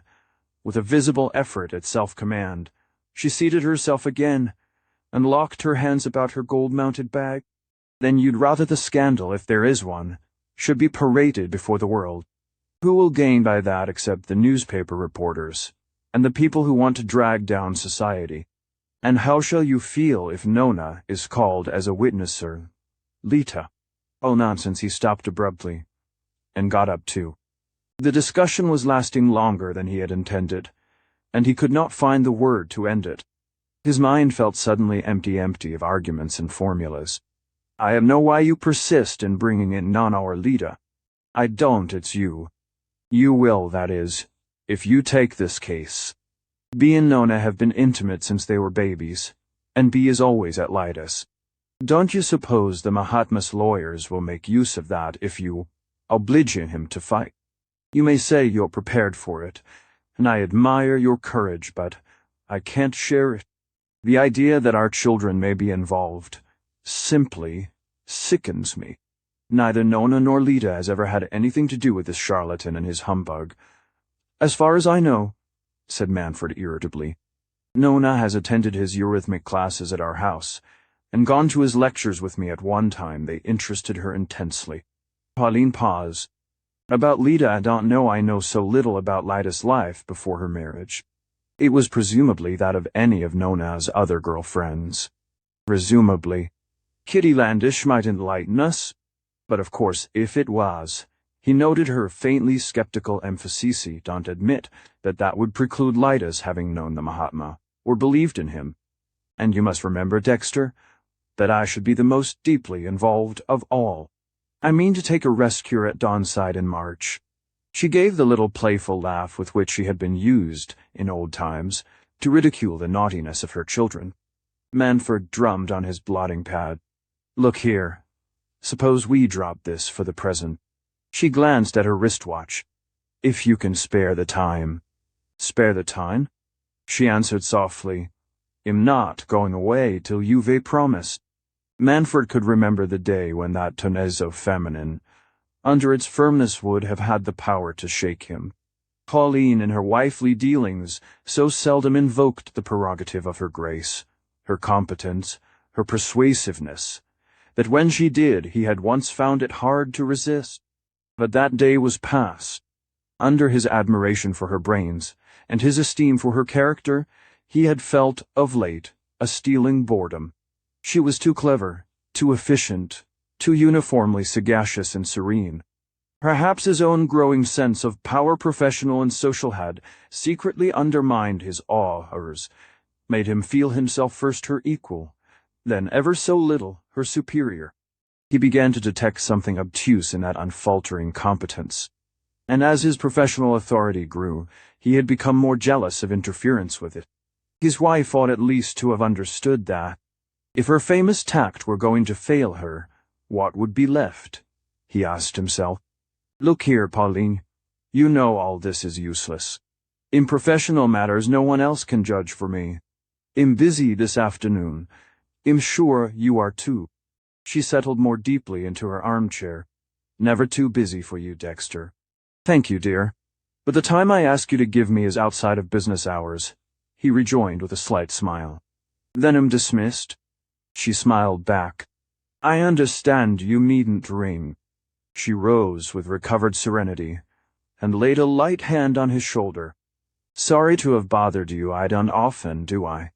All I ask is that you should think over. He lifted the hand to his lips. Of course, of course. Now that she was going, he could say it. Am forgiven? He smiled, you're forgiven. And from the threshold she called, almost gaily, don't forget tonight, Amalasuntha.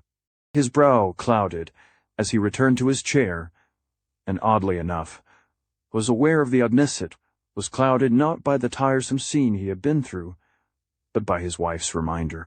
Damn that dinner, he swore to himself. He turned to the telephone, unhooked it for the third time, and called for the same number. That evening, as he slipped the key into his front door, Dexter Manford felt the oppression of all that lay behind it.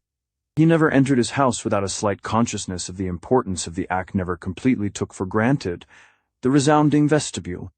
The big hall with its marble staircase ascending to all the light and warmth and luxury which skill could devise, money buy, and Pauline's ingenuity combine in a harmonious whole. He had not yet forgotten the day when, after one of his first legal successes, he had installed a bathroom in his mother's house at Delos, and all the neighbors had driven in from miles around to see it. But luxury, and above all comfort, had never weighed on him. He was too busy to think much about them, and sure enough of himself and his powers to accept them as his right. It was not the splendor of his house that oppressed him, but the sense of the corporative bonds it imposed. It seemed part of an elaborate social and domestic structure, put together with the baffling ingenuity of certain birds' nests of which he had seen the pictures. His own career, Pauline's multiple activities, the problem of poor Arthur Wyant, Nona, Jim, Leda Wyant, the Mahatma, the tiresome Grant Lindens, the perennial and inevitable Amalasuntha, for whom the house was being illuminated tonight-o, were strands woven into the very pile of the carpet he trod on his way up the stairs. As he passed the dining room he saw, through half-open doors, the glitter of glass and silver, a shirt-sleeved man placing bowls of roses down the long table, and Maisie Bruss, wan but undaunted, dealing out dinner cards to Powder, the English butler. The 6. Pauline Manford sent a satisfied glance down the table. It was on such occasions that she visibly reaped her reward. No one else in New York had so accomplished a cook, such smoothly running service, a dinner table so softly yet brightly lit, or such skill in grouping about it persons not only eminent in wealth or fashion, but likely to find pleasure in each other's society. The intimate reunion of the not more than Themis's kind was not Pauline's affair. She was aware of this, and seldom made the attempt, though, when she did, she was never able to discover why it was not a success. But in the organizing and administering of a big dinner, she was conscious of mastery. Not the stupid big dinner of old days, when the crowned heads used to be treated like a caste apart, and everlastingly invited to meet each other through a whole monotonous season. Pauline was too modern for that. She excelled in a judicious blending of Wall Street and Bohemia, and her particular art lay in her selection of the latter element. Of course, there were bohemians and bohemians, as she had once remarked to Nona. People weren't always amusing just because they were clever, or dull just because they were rich, though at the last clause Nona had screwed up her nose, incredulously. Well, even Nona would be satisfied tonight, Pauline thought. It wasn't everybody who would have been bold enough to ask a social reformer like Parker Gregg, with the very people least disposed to encourage social reform, nor a young composer like Torfrey, Lobb, a disciple of the 6 with all those stolid opera-goers, nor that disturbing Tommy Ardwin, the Cubist decorator, with the owners of the most expensive period houses in Fifth Avenue. Pauline was not a bit afraid of such combinations. She knew in advance that at one of her dinners everything would go it always did, and her success amused and exhilarated her so much that, even tonight, though she had come down oppressed with problems, they slipped from her before she even had time to remind herself that they were non-existent. She had only to look at the faces gathered about that subdued radiance of old silver and scattered flowers to be sure of it. There, at the other end of the table, was her husband's dark head, comely and resolute, in its vigorous middle-age, on his right, the Marchesa de San Fedele, the famous San Fedele pearls, illuminating her inconspicuous black on his left. The handsome Mrs. Hermontoy, magnanimously placed there by Pauline because she knew that Manfred was said to be taken by her, and she wanted him to be in good humor that evening. To measure her own competence, she had only to take in this group, already settling down to an evening's enjoyment, and then let her glance travel on to the others, the young and handsome women, the well-dressed, confident-looking men. Nona, grave yet eager, was talking to Manfred's legal rival, the brilliant Alfred Cosby, who was known to have said she was the cleverest girl in New York. Lida, cool and aloof, drooped her head slightly to listen to Torfried Lobb. The composer Jim gazed across the table at Lida, as if his adoration made every intervening obstacle transparent Aggie Houston, whose coldness certainly made her look distinguished, though people complained that she was dull, dispensed occasional monosyllables to the ponderous Herman. Toy and Stanley Houston, leaning back with that faint, dry smile which Pauline found irritating because it was so inscrutable, kept his eyes discreetly but steadily on Nona. Dear good Stan, always like a brother to Nona. People who knew him well said he wasn't as sardonic as he looked. It was a world after Pauline's harder world, such as she believed its maker meant it to be. She turned to the bishop on her right, wondering if he shared her satisfaction, and encountered a glance of understanding. So refreshing to be among old friends. This is one of the few houses left.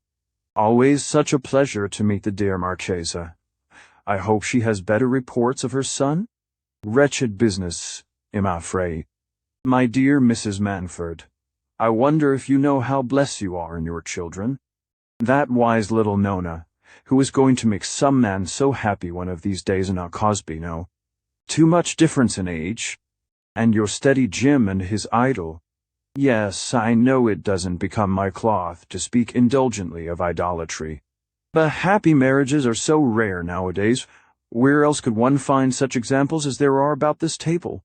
Your Jim and his Lida, and my good friend Houston with that saint of a wife. The bishop paused, as if, even on so privileged an occasion, he was put to it to prolong the list. Well, you've given them the example. He stopped again, probably remembering that his hostess' matrimonial bliss was built on the ruins of her first husband.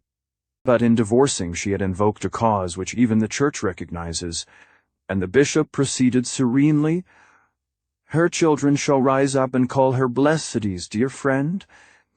You must let me say it." The words were balm to Pauline. Every syllable carried conviction all was right with her world and the bishop's. Why did she ever need any other spiritual guidance than that of her own creed? She felt a twinge of regret at having so involved herself with the Mahatma. Yet, what did Episcopal bishops know of holy ecstasy? And could any number of church services have reduced her hips? After all, there was room for all the creeds in her easy, rosy world, and the thought led her straight to her other preoccupation, the reception for the cardinal. She resolved to secure a bishop's approval at once. After that, of course, the chief rabbi would have to come. And what a lesson in tolerance and goodwill to the discordant world she was trying to reform. Nona, halfway down the table, viewed its guests from another angle. She had come back depressed, rather than fortified from her flying visit to her father. There were days when Manfred liked to be surprised at the office, when he and his daughter had their little jokes together over these clandestine visits. But this one had not come off in that spirit.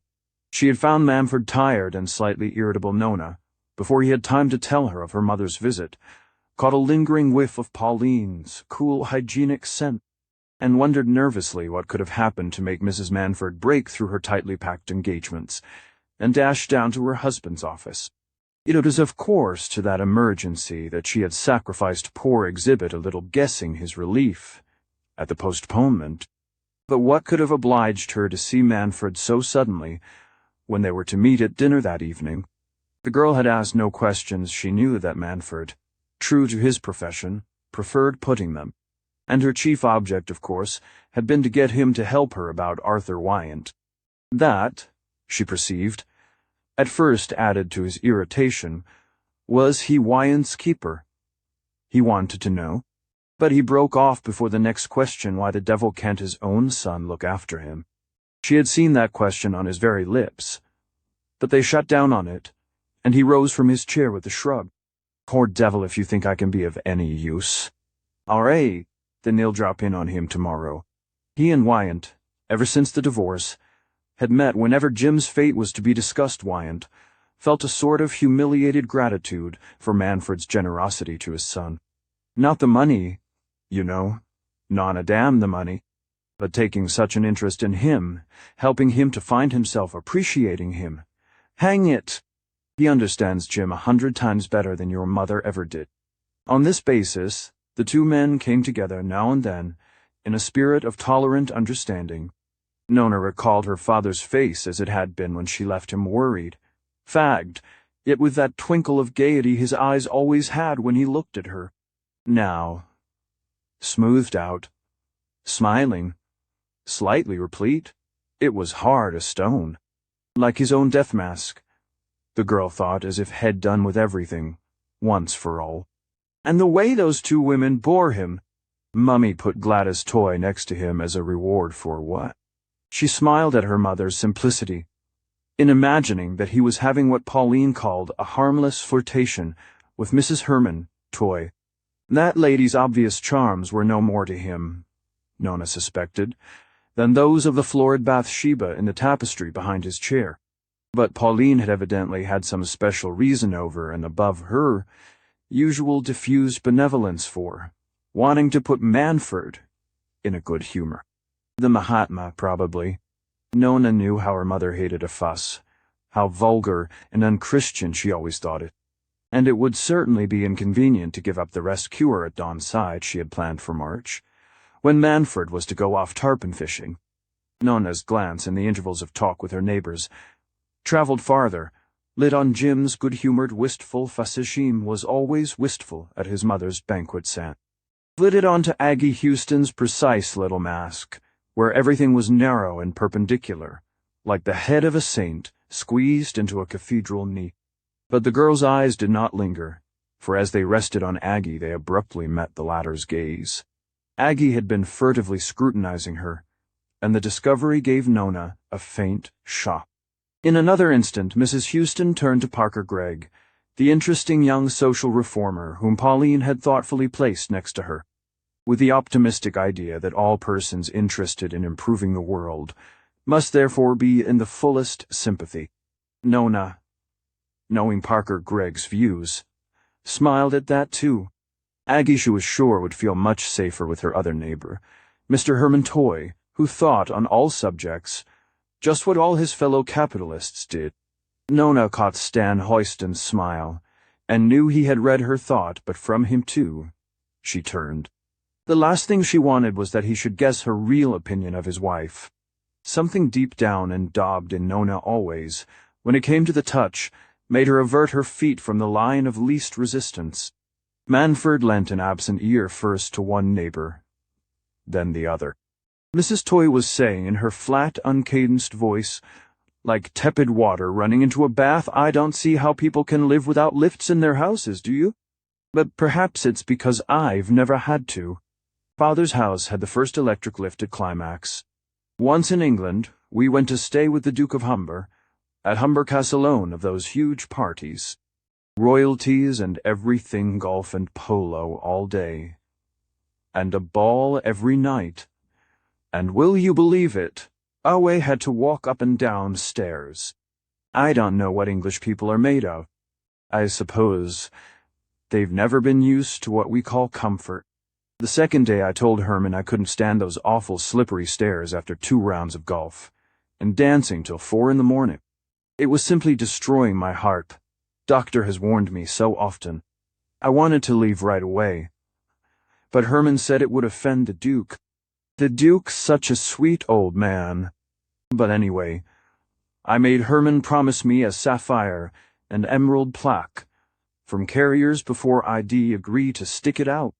The Marquise's little ferret face, with sharp, impassioned eyes, darted conversationally forward. The Duke of Humber? I know him so well. Dear old man. You also stayed at Humber?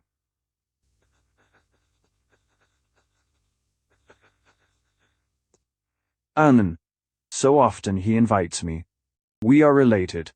Yes, through his first wife, whose mother was a Venturini of the Calabrian branch, Donna Ottaviana. Yes, another sister, Donna Rosmunda, the beauty of the family, married the Duke of Lepanto, a mediatized prince. She stopped, and Manfred read in her eyes the hasty inward interrogation. Will they think that expression queer? I'm not sure myself just what mediatized means. And these Americans, they stick at nothing, but they're shocked at everything. Aloud, she continued, a mediatized prince, but a man of the very highest character. Oh, murmured Mrs. Toy, puzzled but obviously relieved. Manfred's attention, tugging at its moorings, had broken loose again and was off and away. The how manyth dinner did that make this winter? And no end in sight. How could Pauline stand it? Why did she want to stand it? All those rest cures, massages, rhythmic exercises, devised to restore the health of people who would have been as sound as bells, if only they had led normal lives. Like that fool of a woman spreading her blonde splendors so uselessly at his side, who couldn't walk upstairs because she had danced all night. Pauline was just like that, never walked upstairs, and then had to do gymnastics and have osteopathy, and call in Hindu sages to prevent her muscles from getting atrophied. He had a vision of his mother, out on the Minnesota farm, before they moved into Delosa, her sewing, digging potatoes, feeding chickens, saw her kneading, baking, cooking, washing, mending, catching, and harnessing the half-broken colt to drive 12 miles in the snow for the doctor. One day when all the men were away, and his little sister had been so badly scalded, and there the old lady sat at Delos, in her nice little brick house, in her hale and hearty old age, built to outlive them all. Wasn't that, perhaps, the kind of life Manfred himself had been meant for? Farming on a big scale, with all the modern appliances his forebears had lacked, outdoing everybody in the county, marketing his goods at the big centers, and cutting a swath in state politics like his elder brother, using his brains, muscles, the whole of him, body and soul, to do real things, bring about real results in the world, instead of all this artificial activity, this spinning around faster and faster in the void, and having to be continually rested and doctored to make up for exertions that led to nothing. Of course we all know. You could tell us if you would. Everybody knows the Lindens have gone to you for advice. Mrs. Toy's large, shallow eyes floated the question toward him, on a sea-blue wave of curiosity. Not a word of truth. Oh, of course you have to say that, but everybody has been expecting there'd be trouble soon. And in a whisper, from the Marquess's side, teasing you about that mysterious Mahatma? Foolish woman. As long as dear Pauline believes in him, I'm satisfied. That was what I was saying to Pauline before dinner. Whatever you and Dexter approve of, I approve of. That's the reason why I'm so anxious to have my poor boy come to New York. My Michelangelo. If only you could see him, I know you'd grow as fond of him as you are of our dear Jim. Perhaps even take him into your office. Ah, that, dear Dexter, has always been my dream. What sort of a life, after all, if not this one? For of course that dream of a Western farm was all rubbish.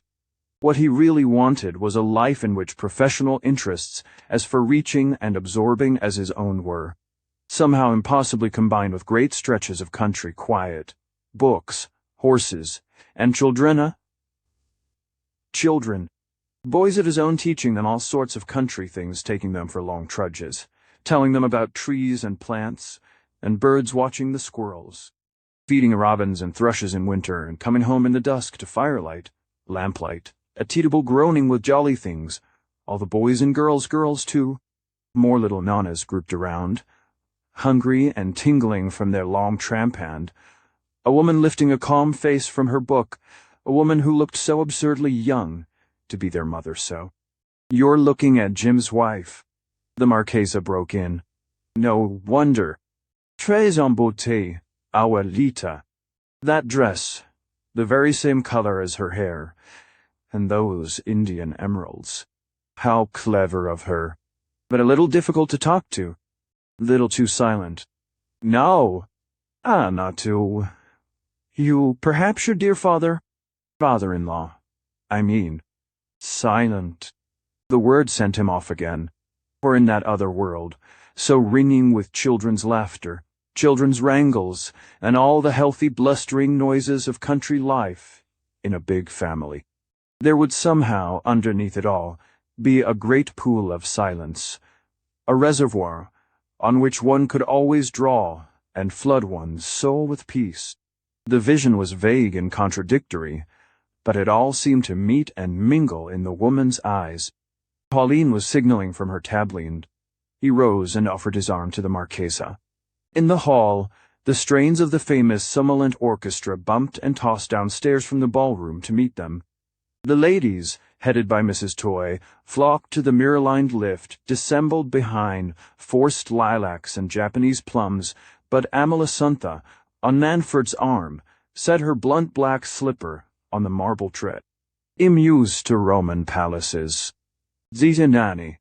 At least you'll take a turn," Hoyston said, and Nona, yielding, joined the dancers, balancing with slow steps about the shining floor. Dancing meant nothing. It was like breathing. What would one be doing if one weren't dancing? She could not refuse without seeming singular.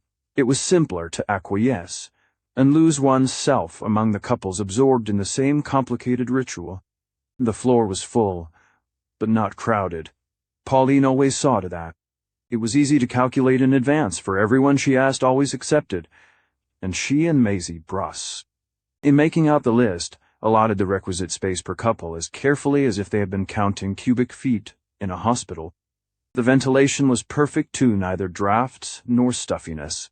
One had almost the sense of dancing out of doors, under some equable southern sky.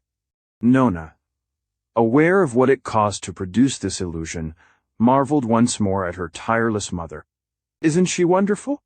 Mrs. Manford, fresh, erect, a faint line of diamonds in her hair, stood in the doorway, her slim foot advanced toward the dancers.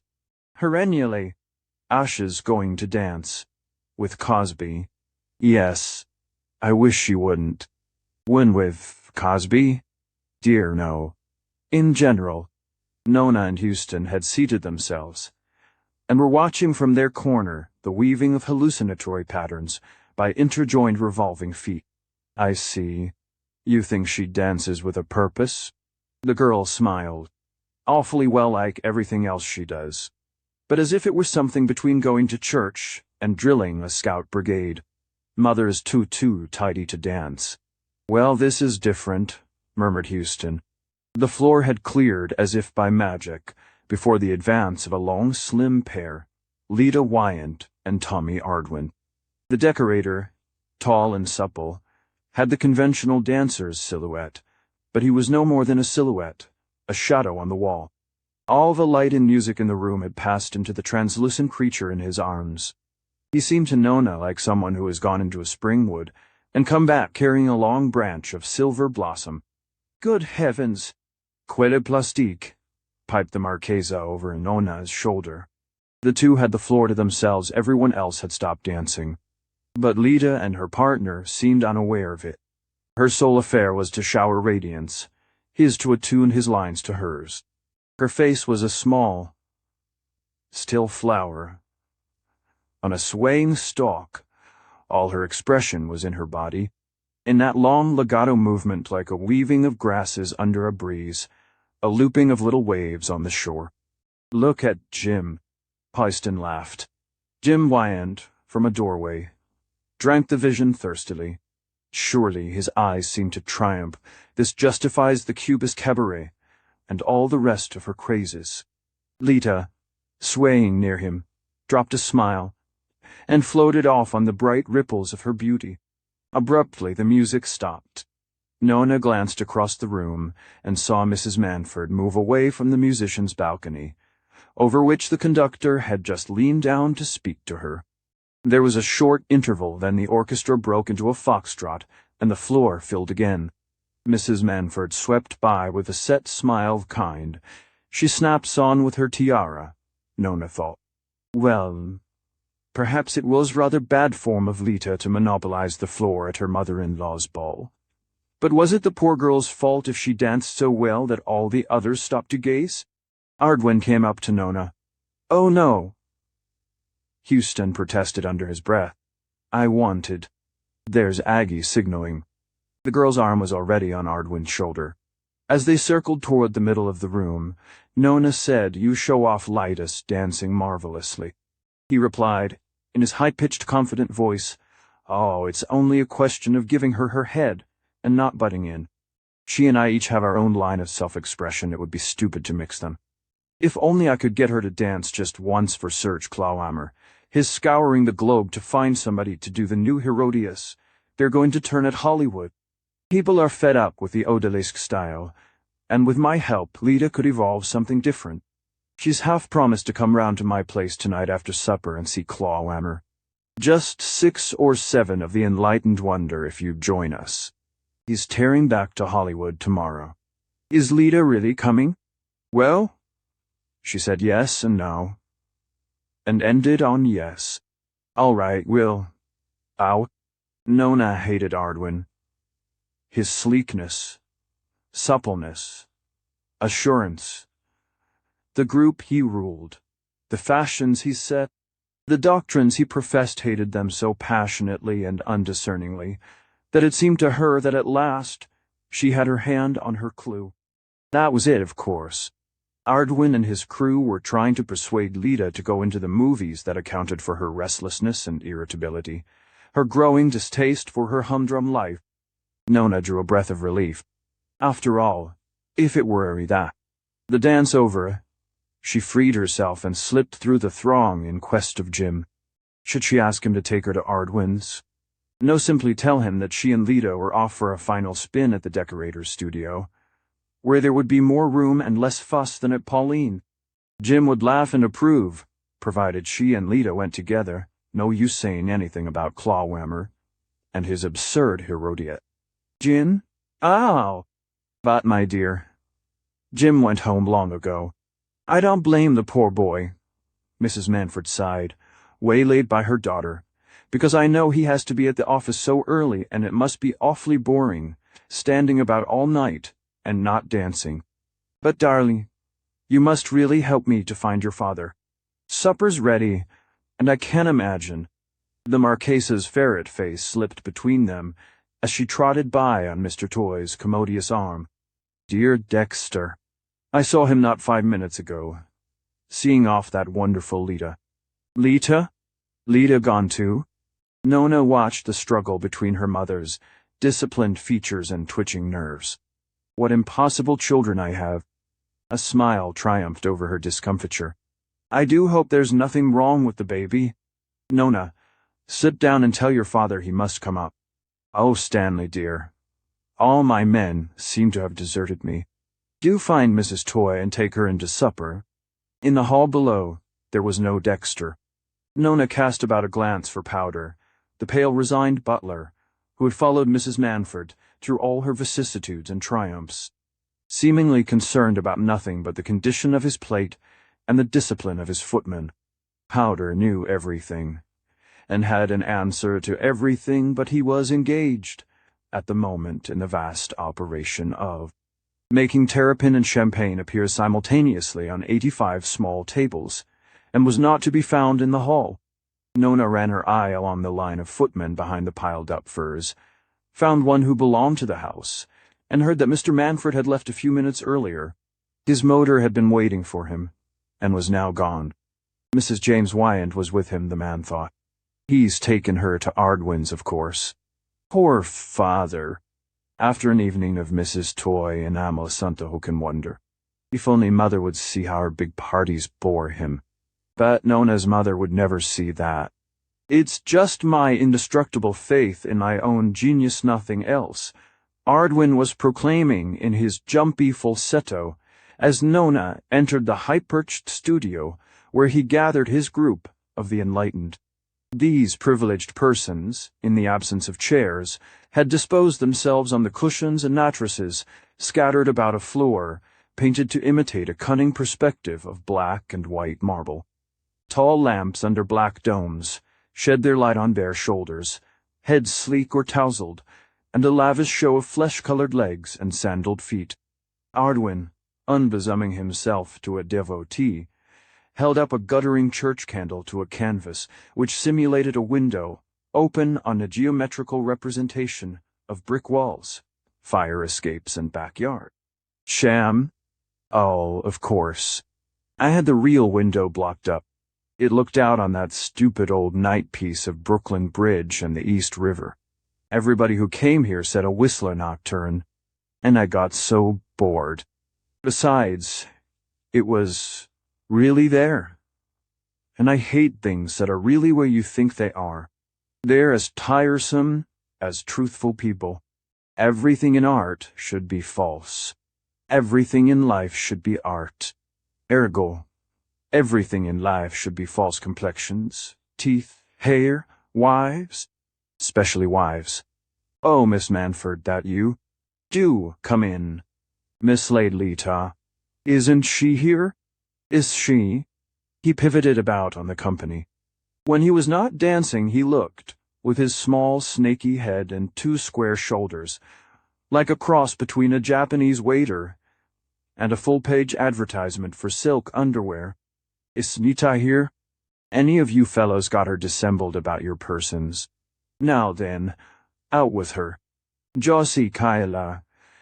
You're not Mrs. James Wyant, disguised as a dryad, are you?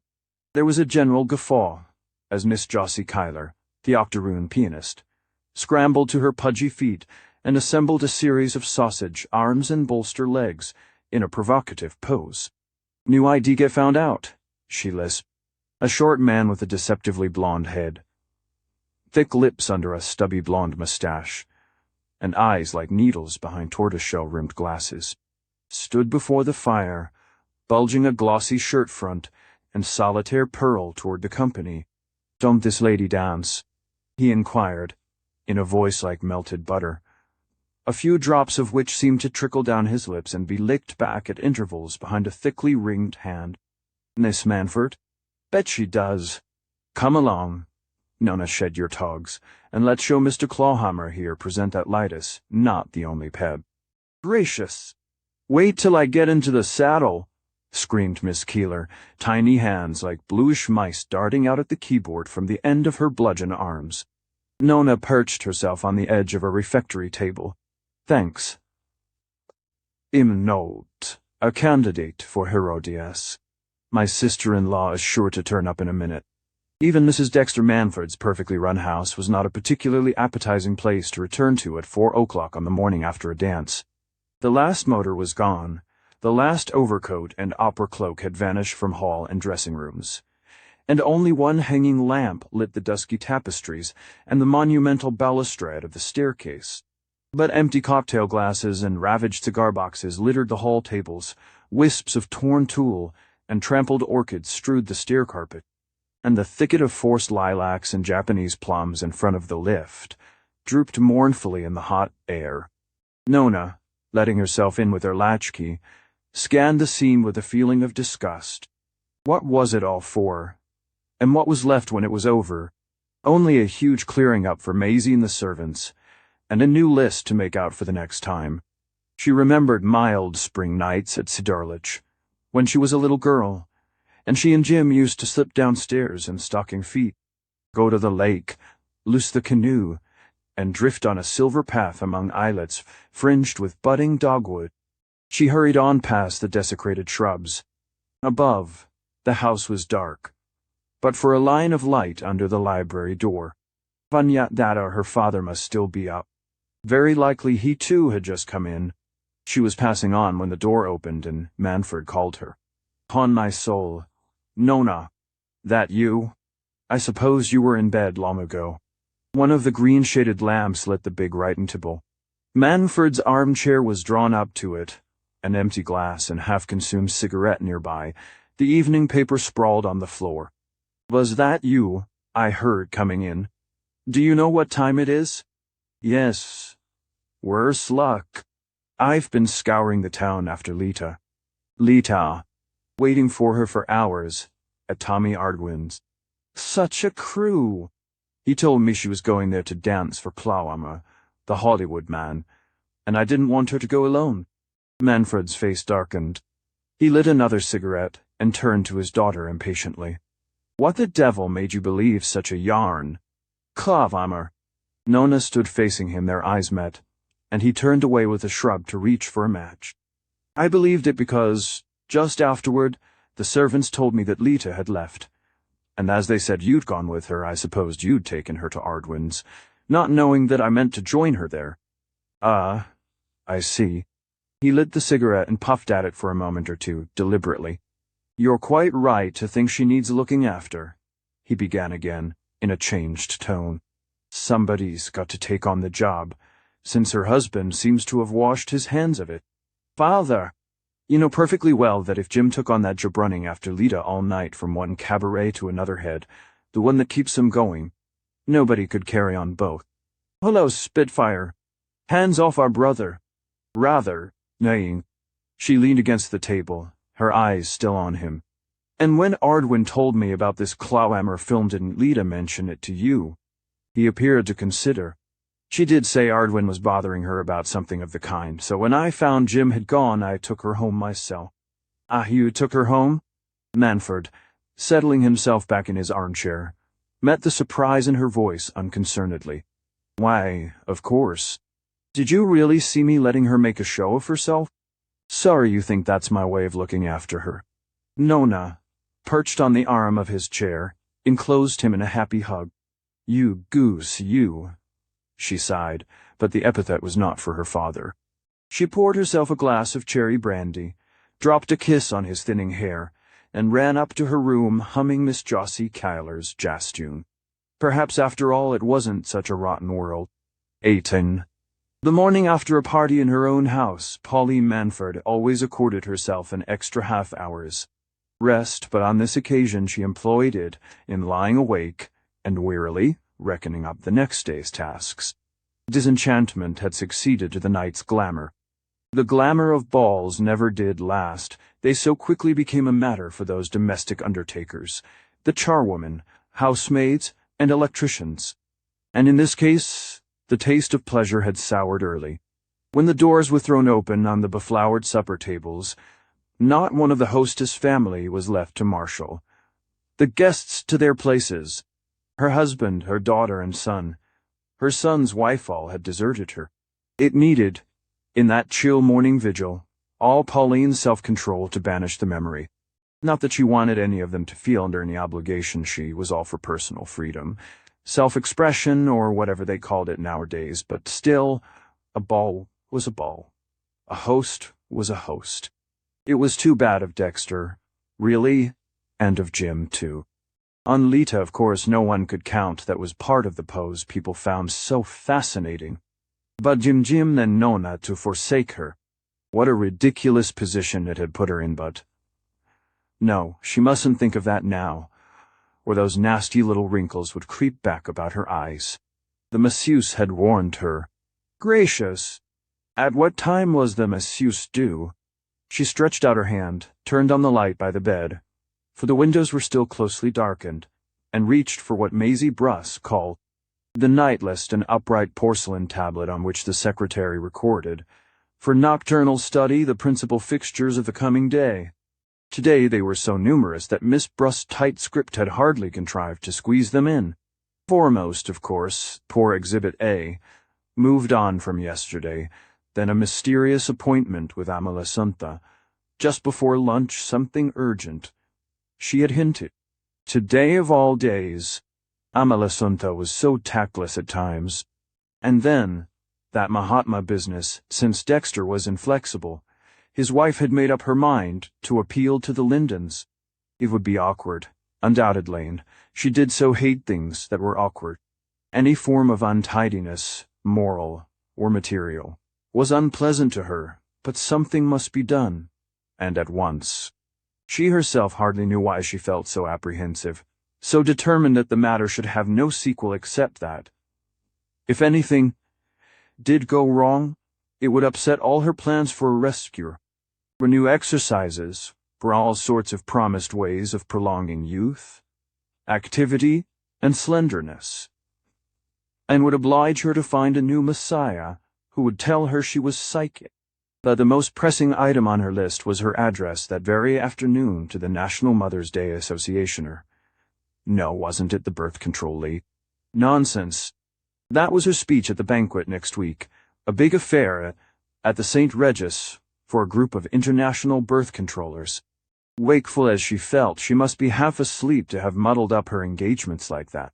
She extinguished the lamp and sank hopefully to her pillow perhaps. Now sleep would really come. But her bed lamp seemed to have a double switch, and putting it out in the room only turned it on in her head. Well, she would try reciting scraps of her Mother's Day address. She seldom spoke in public, but when she did, she took the affair seriously, and tried to be at once winning and impressive. She and Maisie had gone carefully over the typed copy, and she was sure it was all right, but she liked getting the more effective passages by heart. It brought her nearer to her audience, to lean forward and speak intimately, without having to revert every few minutes to the text. Was there ever a hearth, or a heart of mother's, heart that wasn't big enough for all the babies God wants it to hold? Of course there are days when the mother is so fagged out that she thinks she'd give the world if there were nothing at all to do in the nursery, and she could just sit still with folded hands. But the only time when there's nothing at all for a mother to do in the nursery is when there's a little coffin there. It's all quiet enough. Thin, as some of us here know. Pause, and a few tears in the audience. Not that we want the modern mother to wear herself out, no indeed. The babies themselves haven't any use for worn-out mothers. And the first thing to be considered is what the babies want, isn't it? Hawza smiles in the audience. What on earth was Amalasuntha coming to bother her about? More money, of course, but she really couldn't pay all that wretched Michelangelo's debts. There would soon be debts near her home if Lita went on dressing so extravagantly, and perpetually having her jewelry reset. It cost almost as much nowadays to reset jewels as to buy new ones, and those emeralds. At that hour of the morning, things did tend to look ash-colored, and she felt that her optimism had never been so sorely strained since the year when she had had to read Proust, learn a new dance step, master Oriental philosophy, and decide whether she should really bob her hair or only do it to look so. She had come victoriously through those ordeals, but what if worse lay ahead? Amalasuntha, in one of Mrs. Manford's least successfully made overdresses, came in looking shabby and humbly, always a bad sign. And of course, it was Michelangelo's debts. Racing Baccara, and a woman. A Russian princess. Oh, my dear, authentic quite. Wouldn't Pauline like to see her picture from the Prattler? She and Michelangelo had been snapped together in bathing tights at the Lido. No, Pauline wouldn't. She turned from the proffered effigy with a disgust evidently surprising to the Marchesa, whose own prejudices were different, and who could grasp other people's only piecemeal, one at a time, like a lesson in mnemonics. Oh, my boy, doesn't do things by halves, the Marchesa averred, still feeling that the occasion was one for boasting. Pauline leaned back wearily. As sorry for you as I can be. Amalasuntha, but Michelangelo is not a baby. And if he can't be made to understand that a poor man who wants to spend money must first earn it. Oh, but he does, darling. Venturino and I have always dinned it into him. And last year he tried his best to marry that Woid Miss Oxbaum from Oregon. He really did. I said, earn, Pauline interposed. We don't consider that marrying for money is earning in it. Oh, mercy, don't you? Not sometimes? breathed the Marchesa. "What I mean by earning is going into an office. Ah, just so. It was what I said to Dexter last night. It is what Venturino and I most long for, that Dexter should take Michelangelo into his office. That would solve every difficulty. And once Michelangelo is here, I'm sure he will succeed. No one is more clever, you know, only. In Rome, young men are in greater danger, there are more temptations." Pauline pursed her lips. "I suppose there are. But since temptations are the privilege of metropolises," she thought it rather impertinent of Amalasuntha to suggest that there were more in a one-horse little place like Rome than in it. New York, though, in a different mood, she would have been the first to pronounce the Italian capital a sink of iniquity, and New York the model and prototype of the pure American city. All these contradictions, which usually sat lightly on her, made her head ache today, and she continued, "Nervously take Michelangelo into his office. But what preparations has he had? What training? Has he ever studied for the law?" "No, I don't think he has, darling, but I can promise you he would," the Marchesa declared, in the tone of one saying in such straits he would become a street cleaner. Pauline smiled faintly. "I don't think you understand. The law is a profession." Dexter had told her that. "It requires years of training, of preparation. Michelangelo would have to take a degree at Harvard or Columbia first." But perhaps a glance at her wristwatch told her that her next engagement impended. Perhaps Dexter could suggest some other kind of employment. "I don't know, of course. I can't promise. But meanwhile—" She turned to her writing table, and a check passed between them, too small to make a perceptible impression. On Michelangelo's deficit, but large enough for Amalasuntha to murmur, "How you do spoil me, darling." "Well, for the boy's sake I accept in all simplicity. And about the reception for the Cardinal, I'm sure a cable to Venturino will arrange it. Would that kind Maisie send it off, and sign my name?"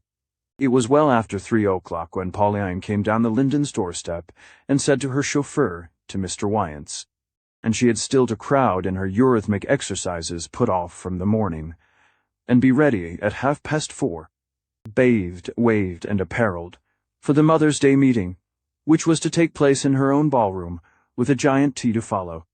Certainly no amount of mental deep breathing, and all the other exercises in serenity, could combat the nervous apprehension produced by this breathless New York life.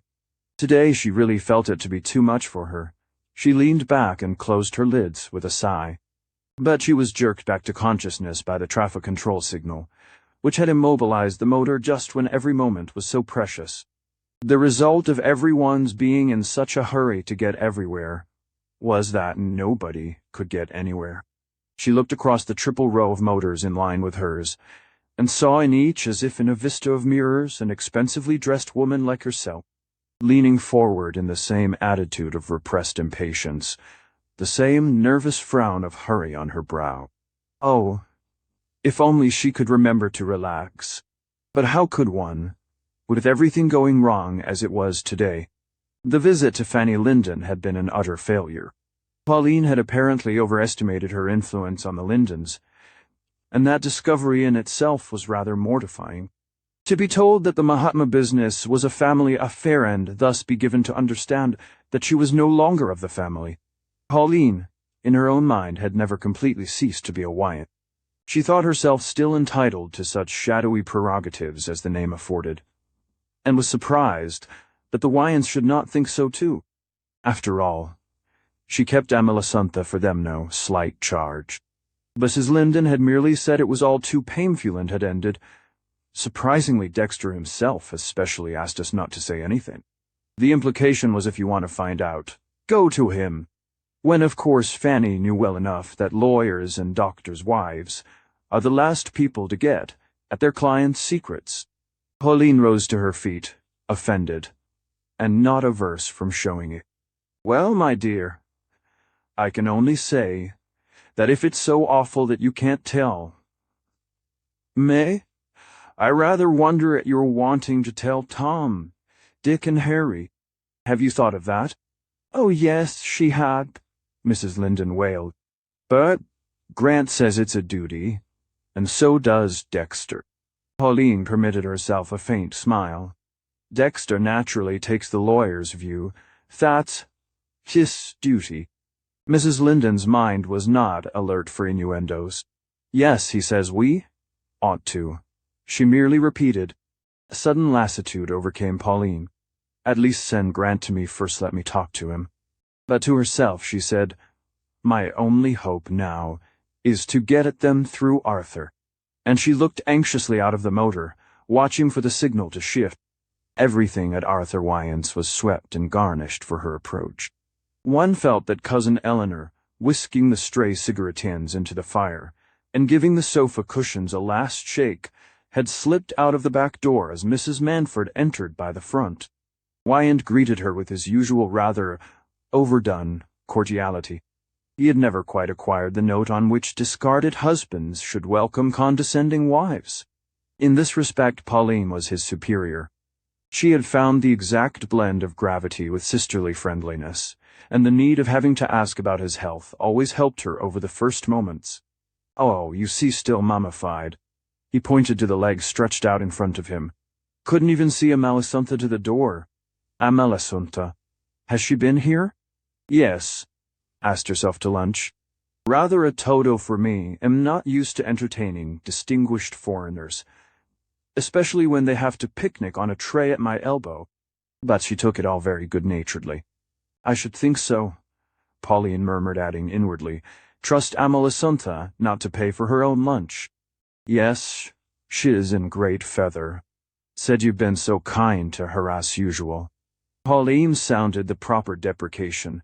"She's awfully pleased at your having promised that Manford would give Michelangelo a leg up if he comes out to try his luck in New York." "Promised? Well, not quite. But I did say Dexter would do what he could.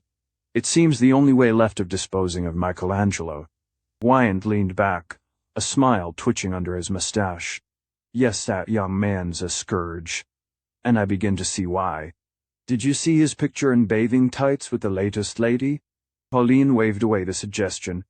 How like Arthur not to realize, even yet, that such things disgusted her. "Well, he's the best-looking piece of human sculpture I've seen since I last went through the Vatican galleries. Regular Apollo. Funny. The Albany Wyants having a hand in turning out a heathen divinity. I was showing the picture to Manford just now, and telling him the fond mother's comment." Pauline looked up quickly. "Has Dexter been here too?" "Yes, trying to give me a leg up." He glanced at his bandages. "Rather more difficult, that. I must get it down for Seto the floor. But Manford's awfully kind to its catching. He wants me to go off with Jim, down to that island of his, and get a fortnight's real sunshine. Says he can get Jim off by a little wire pulling, sometime just before Easter, he thinks. It's tempting." Pauline smiled. She was always pleased when the two men spoke of each other in that tone.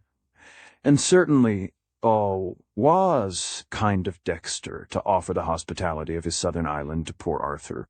She thought how easy life would be if only everyone were kind and simple. "But about Michelangelo, I was going to tell you what is worrying Amalasuntha. Of course what she means by Michelangelo's going into business in America is marrying an heiress." "Oh, of course. And I dare say he will." "Exactly. She's got her eye on one already." "You haven't guessed?" "No, nah." Pauline's sense of humor was not unfailing, but this relaxed her taut nerves, and she laughed. "Poor Michelangelo. I thought it wouldn't worry you. But what is worrying Amalasuntha is that he won't be let. Be let? By Lita. Her theory is that Lita will fall madly in love with Michelangelo as soon as she lays eyes on him, and that when they've had one dance together shall be lost. And Amalasuntha, for that reason, though she daren't tell you, thinks it might really be cheaper in the end to pay Michelangelo's debts than to import him. As she says, it's for the family to decide, now she's warned them." Their laughter mingled. It was the first time, perhaps, since they had been young together as a rule. Their encounters were tinged with levity. But Pauline dismissed the laugh hurriedly for the Grant Lindens. At the name, Wyant's eyes lit up. It was as if she had placed an appetizing morsel before a listless convalescent. "But you're the very person to tell me all about Ader." "No, you can't, of course, if Manfred's going to take it up. But no matter after all. It's public property by this time. Seen this morning's look run with pictures? Here, where in the stack of illustrated papers always at his elbow, he could never find the one he wanted, and now began to toss over prattlers, listeners and others with helpless hand. How that little symptom of inefficiency took her back to the old days, when his perpetual disorder, and his persistent belief that he could always put his hand on everything, used to be such a strain on her nerves. "Pictures?" she gasped. "Rather, aye. The Nick himself, in turban and ritual togs, and a lot of mixed nudes, doing legwork round a patio dotty. The place looks like a Palm Beach hotel. Fanny Linden's in a stew, because she's recognized B in the picture. She says she's going to have the man in jail if they spend their last penny on it. Hello, here it is, after all." Pauline shrank back. Would people never stop trying to show her disgusting photographs? She articulated, "You haven't seen Fanny Linden, too." "Haven't I? She spent the morning here. She told Amalasuntha everything." Pauline, with a great effort, controlled her rising anger. "How idiotic. Now it will be spread to all the winds." She saw Fanny and Amalasuntha gloatingly exchanging the images of their progeny's dishonor. It was too indecent, and the old New Yorker was as shameless as the demoralized foreigner. "I didn't know Fanny had been here before me. I've just left her. I've been trying to persuade her to stop to hush up the whole business before it's too late. I suppose you gave her the same advice?" Wyant's face clouded. He looked perplexedly at his former wife, and she saw he had lost all sense of the impropriety and folly of the affair in his famished enjoyment of its spicy details. "I don't know he understood it was too late, and that Manfred was urging them to do it." Pauline made a slight movement of impatience. "Dexter off course. When he sees a case. I suppose lawyers are all alike. At any rate, I can't make him understand." She broke off, suddenly aware that the roles were reversed, and that for the first time she was disparaging her second husband to her first. "Besides," she hurried on, "it's no affair of Dexter's if the Lindens choose to dishonor their child publicly. They're not his relations. B is not his cousin's daughter. But you and I, how can we help feeling differently? Dee and Nona and Jim were all brought up together. You must help me to stop this scandal. You must send for Grant Linden at once. He's sure to listen to you. You've always had a great influence on Grant." She found herself, in her extremity, using the very arguments she had addressed to Manfred, and she saw at once that in this case they were more effective. Wyant drew himself up stiffly with a faint smile of satisfaction. Involuntarily he ran a thin, gouty hand through his hair and tried for a glimpse of himself in the mirror. "Think sorely. Of course, when Grant was a boy, he used to consider me a great fellow. But now, who remembers me in my dingy corner?" Pauline rose with her clear, wintry smile. "A good many of us, it seems. You tell me in the third lady to call on you today.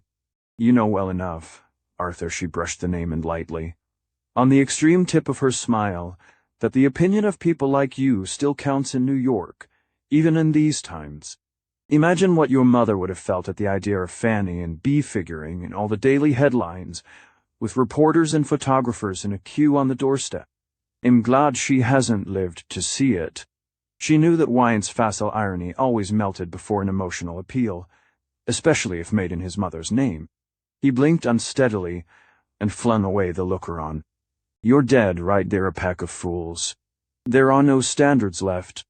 I'll do what I can. I'll telephone to Grant to look in on his way home this evening." "I say, Pauline, what's the truth of it all, anyhow? If him to give him a talking to, I ought to know." His eyes again lit up with curiosity. "Truth of it? There isn't any. It's the silliest mess nest. Why, I'm going to Donside for a rescuer next month, while Dexter's tarpon fishing. The Mahatma is worlds above all this tatlates for the Lindens. I'm anxious. Not him. The paper thrown aside by Wyant had dropped to the floor, face upward at a full-page picture. The picture. Pauline, on her way out, mechanically yielded to her instinct for universal tidying, and bent to pick it up, bent and looked. Her eyes was still keen, passing over the noxious caption Dawnside Coeds. They immediately singled out B. Linden from the capering, round then travelled on, amazed, to another denuded nymph. Whose face, whose movements, incredible. For a second, Pauline refused to accept what her eyes reported. Sick and unnerved, she folded the picture away and laid the magazine on a table. Oh, don't bother about picking up that paper. Sorry, there's no one to show you out, she heard Wyant calling. She went downstairs, blind, unbelieving, hardly knowing how she got into her motor. Barely time to get home, change, and be in the chair, her address before her, when the mothers arrived in their multitude. Dimnini? In Zival. Kadam Namen. Well, perhaps Dexter would understand. Nov. The need of hushing up the Grant Linden. The picture might be a libel. Of course such things, Pauline knew, could be patched up out of quite unrelated photographs. The dancing circle might have been skillfully fitted into the Dawnside patio. And goodness knew what shameless creatures have supplied the bodies of the dancers. Dexter had often told her that it was a common blackmailing trick. Even if the photograph were genuine, Pauline could understand and make allowances. She had never seen anything of the kind herself at Dawnside Heaven. Forbid. But whenever she had gone there for a lecture, or a new course of exercises, she had suspected that the bare whitewashed room, with its throned Buddha, which received her and other like-minded ladies of her age, all active, earnest and eager for self-improvement, had not let them very far into the mystery. Beyond, perhaps, were other rites, other settings. Why not? Wasn't everybody talking about the return to nature, and ridiculing the American prudery in which the minds and bodies of her generation had been swaddled? The Mahatma was one of the leaders of the new movement, the return to purity, he called it. He was always celebrating the nobility of the human body, and praising the ease of the loose oriental dress compared with the constricting Western garb. But Pauline had supposed the draperies he advocated to be longer, and less transparent above all. She had not expected familiar faces above those insufficient scarves. But here she was, at her own door. There was just time to be ready for the mother's nun in which to telephone to Dexter, or buy up the whole edition of the Look-Around Fantastic Vision, or try and get hold of its editor who had once dined with her, and was rather a friend of Lydas. All these possibilities and impossibilities raced through her brain to the maddening tune of Too Late, while she slipped off her street dress and sat twitching with impatience under the maid's readjustment of her ruffled head. The gown prepared for the meeting, rich, matronly, and just the least bit old-fashioned, very different from the one designed for the Birth Control Committee lay, spread out beside the copy of her speech, and Maisie Bruss, who had been hovering within call, dashed back breathless from a peep over the stairs. They're arriving. Oh, Maisie, rush down. Say, im telephonim. Her incurable sincerity made her unhook the receiver and call out Manfred's office number. Almost instantly she heard him. Dexter, this Mahatma investigation must be stopped. Don't ask me why there isn't time. Only promise. She heard his impatient laugh. No? Impossible, came back. She supposed she had hung up the receiver, fastened on her jeweled motherhood badge, slipped on rings and bracelets as usual. But she remembered nothing clearly until she found herself on the platform at the end of the packed ballroom, looking across rows and rows of earnest, confiding faces, with lips and eyes prepared for the admiring reception of her message.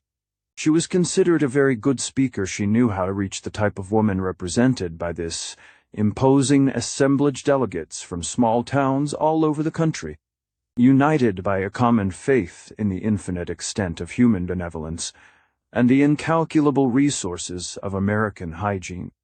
Something of the moral simplicity of her own bringing up brought her close to these women, who had flocked to the great perfidious city, serenely unaware of its being anything more or other than the gigantic setting of a mother's meeting. Pauline at such times saw the world through their eyes, and was animated by a genuine ardor for the cause of motherhood and domesticity. As she turned toward her audience, a factitious serenity descended on her. She felt in control of herself and of the situation. She spoke. Personality first and last, and at all costs.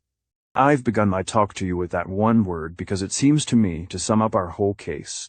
Personality room, to develop it not only elbow room, but body room and soul room.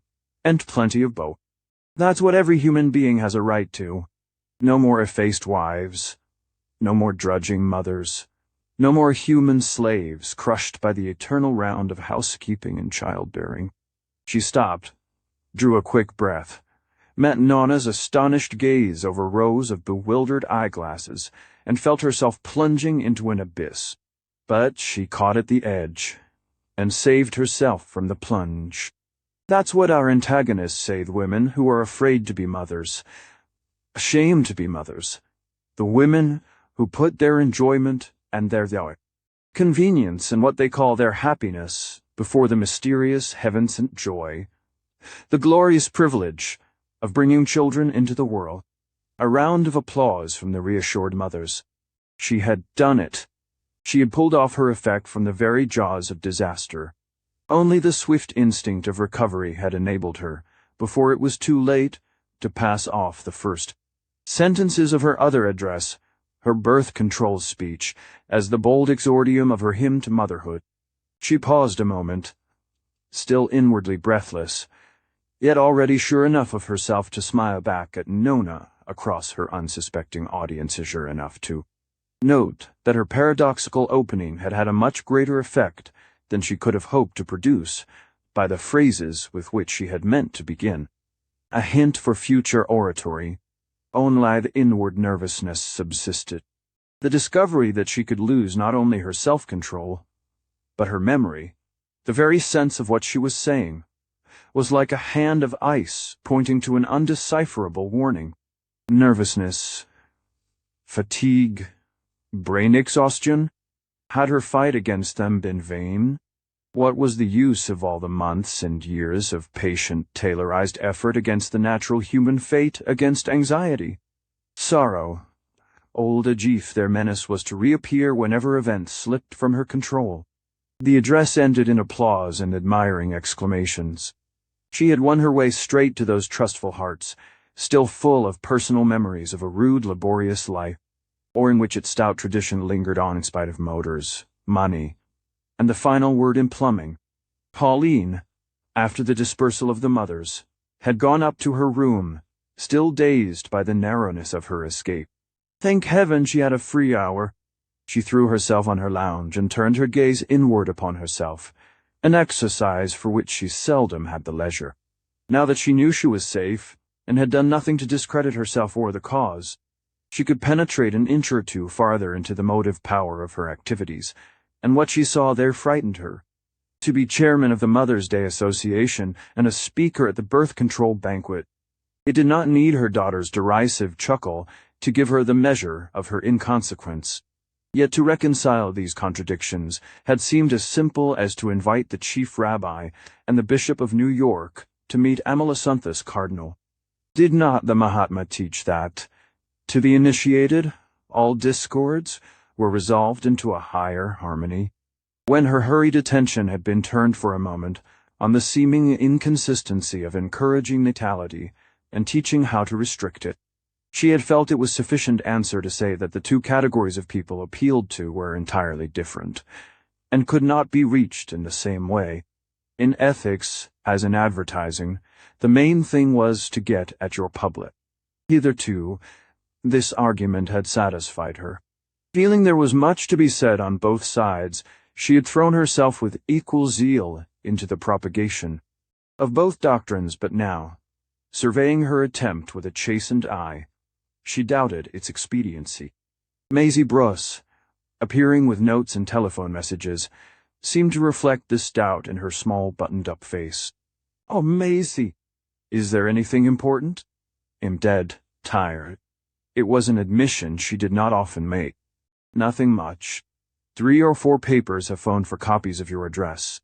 It was a great success." A faint glow of satisfaction wavered through Pauline's perplexities. She did not pretend to eloquence she knew her children smiled at her syntax. Yet she had reached the hearts of her audience, and who could deny that that was success? "Oh, Monsieur, don't think it's good enough to appear in print." The secretary smiled, made a shorthand memorandum, and went on the Marquesa telephone that her son is sailing on Wednesday and I've sent off her cable about the Cardinal. Answer Pate. "Sailing on Wednesday? But it can't be the day after tomorrow." Pauline raised herself on an anxious elbow.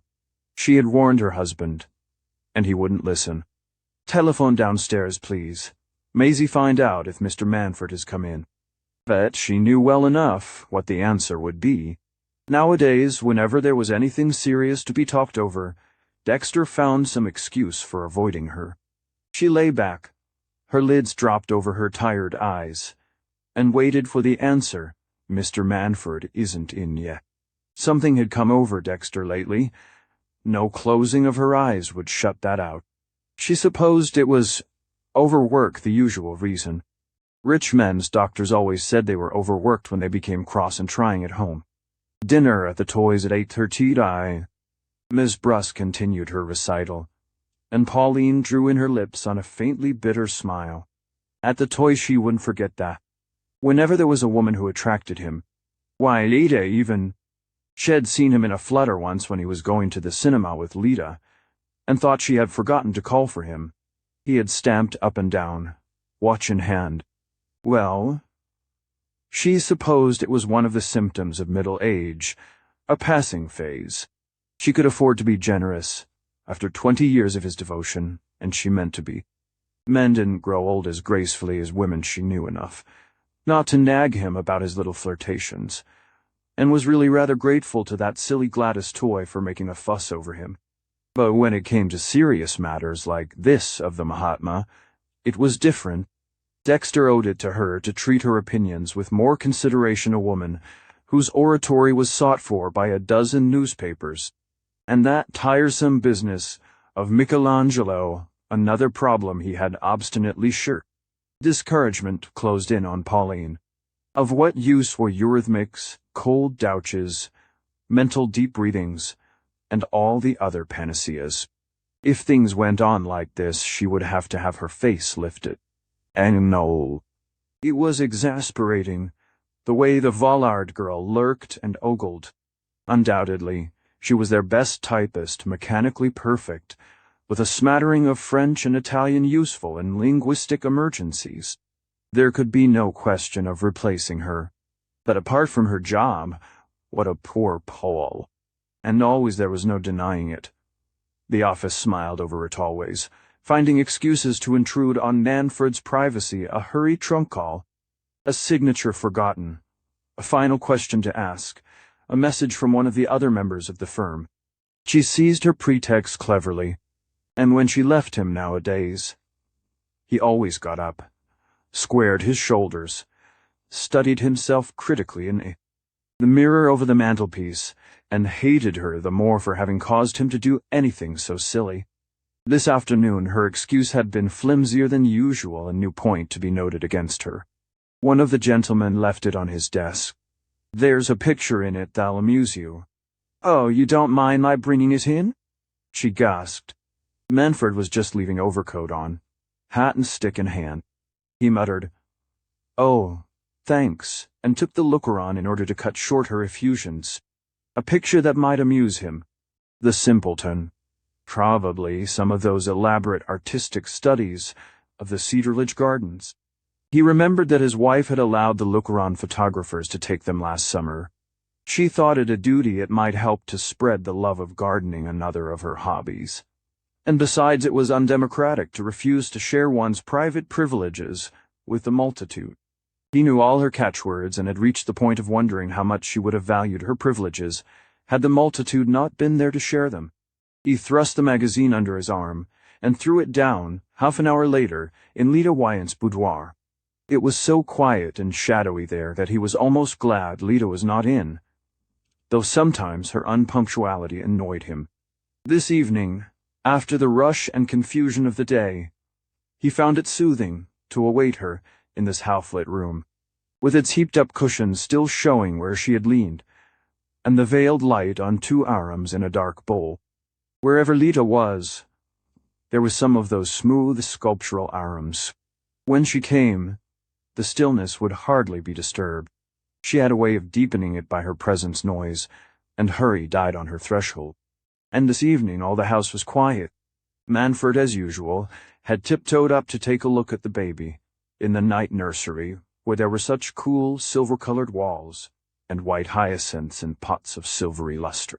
The baby slept, a round pink Hercules with defiant rosy curls, his pink hands clenched on the coverlet. Even the nurse by the lamp sat quiet and silver-colored as a brooding pigeon. A house without fixed hours, engagements, obligations, where none of the clocks went, and nobody was late, because there was no particular time for anything to happen. Absurd, of course, maddeningly unpractical, but how restful after a crowded day, and what a miracle to have achieved, in the tight pattern of New York's tasks and pleasures in, the very place which seemed doomed to collapse and vanish if ever its clock should stop. These late visits had begun by Manfred's dropping in on the way home for a look at the baby. He liked babies in their cribs, and especially this fat rascal of Jim's. Next to Nona, there was no one he cared for as much as Jim, and seeing Jim happily married, doing well at his bank, and with that funny little chap upstairs, stirred in the older man all his old regrets that he had no son. Jim seldom got back early enough to assist at these visits, and Lida, too, at first was generally out. But in the last few months Manfred had more often found her, or at least, having fallen into the habit of lingering over a cigarette in her boudoir, had managed to get a glimpse of her before going on to that other house where all the clocks struck simultaneously. And the week's engagements, in Maisie Bruss's hand, jumped out at him as he entered his study. This evening he felt more than usually tired of his day, his work, his life, himself-o, especially himself so tired that, the deep armchair aiding, he slipped into a half-doze in which the quietness crept up round him like a tide. He woke with a start, imagining that Lida had entered, and feeling the elderly man's discomfiture when beauty finds him napping. But the room was empty. A movement of his own had merely knocked Miss Vollard's magazine to the floor. He remembered having brought it in to show Lida the photographs of Cedarledge which he supposed it to contain. Would there be time? He consulted his watch. An anachronism in that houselet, another cigarette, and leaned back contentedly. He knew that as soon as he got home Pauline, who had telephoned again that afternoon about the Mahatma, would contrive to corner him and reopen the tiresome question, together with another, which threatened to be almost equally tiresome, about paying that rotten Michelangelo's debts. If we don't, we shall have him here on our hands. Amelisantha is convinced you'll take him into the firm. You better come home in time to talk things over. Always talking over, interfering, adjusting. He had enough of that in his profession. Pity Pauline wasn't a lawyer. She might have worked off her steam in office hours. He would sit quietly where he was, taking care to reach his house only just in time to dress and join her in the motor. They were dining out. He couldn't remember where. For a moment his wife's figure stood out before him in brilliant stony relief, like a photograph seen through a stereopticon. Then it vanished in the mist of his well-being, the indolence engendered by waiting there alone and undisturbed for Lida. Queer creature, Lita. His lips twitched into a reminiscent smile. One day she had come up noiselessly behind him and surprised him by a light kiss on his hair. He had thought it was Nona. Since then he had sometimes feigned to doze while he waited. But she had never kissed him again. What sort of a life did she really lead, he wondered. And what did she make of Jim? Now the novelty was over. He could think of no two people who seemed less made for each other. But you never could tell with a woman. Jim was young and adoring, and there was that red-headed boy. Luckily, Lita liked Nona, and the two were a good deal together. Nona was as safe as a bank and as jolly as a cricket. Everything was sure to be right when she was there. But there were all the other hours, intervals that Manfred had no way of accounting for, and Pauline always said the girl had had a queer bringing up, as indeed any girl must have had at the hands of Mrs. Percy Landish. Pauline had objected to the marriage on that ground, though the modern mother's respect for the independence of the owl. Her children had reduced her objection to mere shadowy hints of which Jim, in his transports, took no heed. Manfred also disliked the girl at first, and deplored Jim's choice. He thought Lita positively ugly, with her high cheekbones, her too small head, her glaring clothes, and conceited lackadaisical airs. Then, as time passed, and the marriage appeared, after all, to be turning out well, he tried to interest himself in her for Jim's sake, to see in her what Jim apparently did, but the change had not come till the boy's birth. Then, as she lay in her pillows, a new shadowiness under her golden lashes, one petal of a hand hollowed under the little red head at her side, the vision struck to his heart. The enchantment did not last, he never recaptured it. There were days when what he called her beauty airs exasperated him, others when he was chilled by her triviality. But she never bored him, never ceased to excite in him a sort of irritated interest. He told himself that it was because one could never be sure what she was up to, speculating on what went on behind that smooth round forehead, and those elusive eyes became his most absorbing occupation. At first he used to be glad when Nona turned up, and when Jim came in from his bank, fagged but happy, and the three young people sat talking nonsense, and letting Manfred smoke and listen. But gradually he had fallen into the way of avoiding Nona's days, and of coming earlier, extricating himself, with difficulty, from his professional engagements, so that he might find Lita alone before Jim arrived.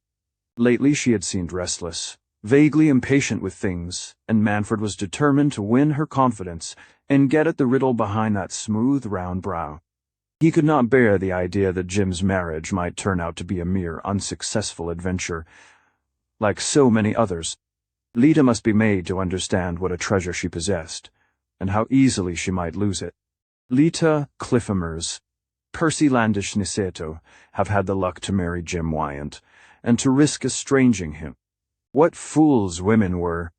If she could be got away from the pack of frauds and flatterers who surrounded her, Manfred felt sure he could bring her to her senses. Sometimes, in her quiet moods, she seemed to depend on his judgment, to defer rather touchingly to what he said.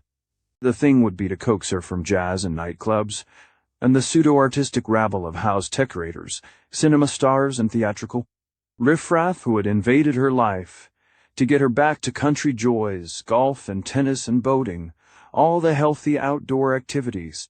She liked them well enough when there were no others available. She had owned to Manfred that she was sick of the rush, and needed a rest, had half promised to come to Cedarledge with the boy for Easter. Jim would be taking his father down to the island off the Georgia coast, and Jim's being away might be a good thing. These modern young women, soon tired of what they were used to Lita, would appreciate her husband all the more after a separation. Well, only a few weeks more, and perhaps it would come true. She had never seen the Cedarledge dogwood in bud, the woods trembling into green. Manfred, smiling at the vision, stooped to pick up the looker-on and refresh his memory. But it wasn't the right number. There were no gardens in it. Why had Miss Villard given it to him? As he fluttered the pages, they dropped open at Oriental Sage in native garb. Oh, damn the Mahatma!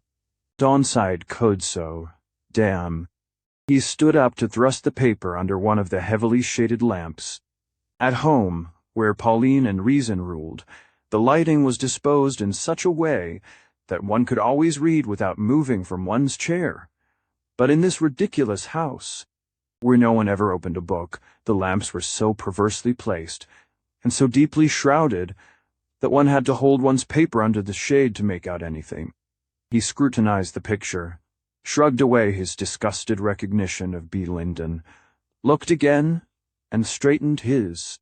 eyeglasses on his nose to be doubly sure the lawyer's instinct of accuracy, prevailing over a furious inward tremor. He walked to the door, and then turned back and stood irresolute.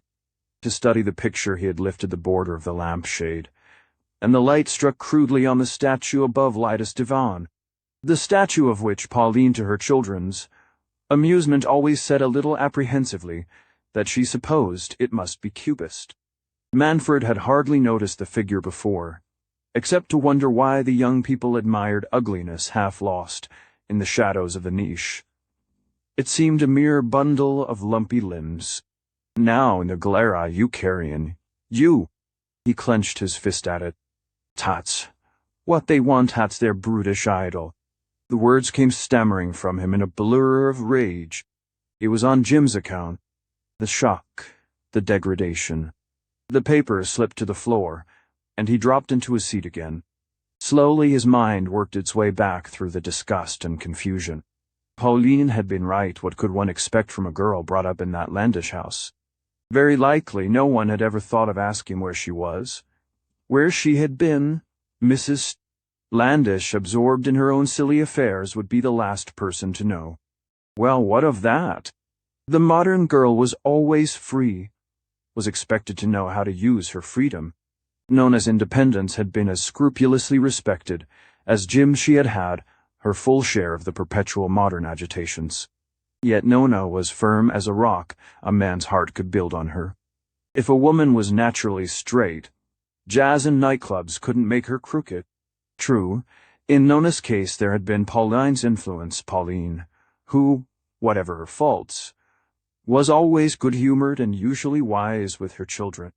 The proof was that, while they laughed at her, they adored her. He had to do her that justice. At the thought of Pauline, a breath of freshness and honesty swept through him.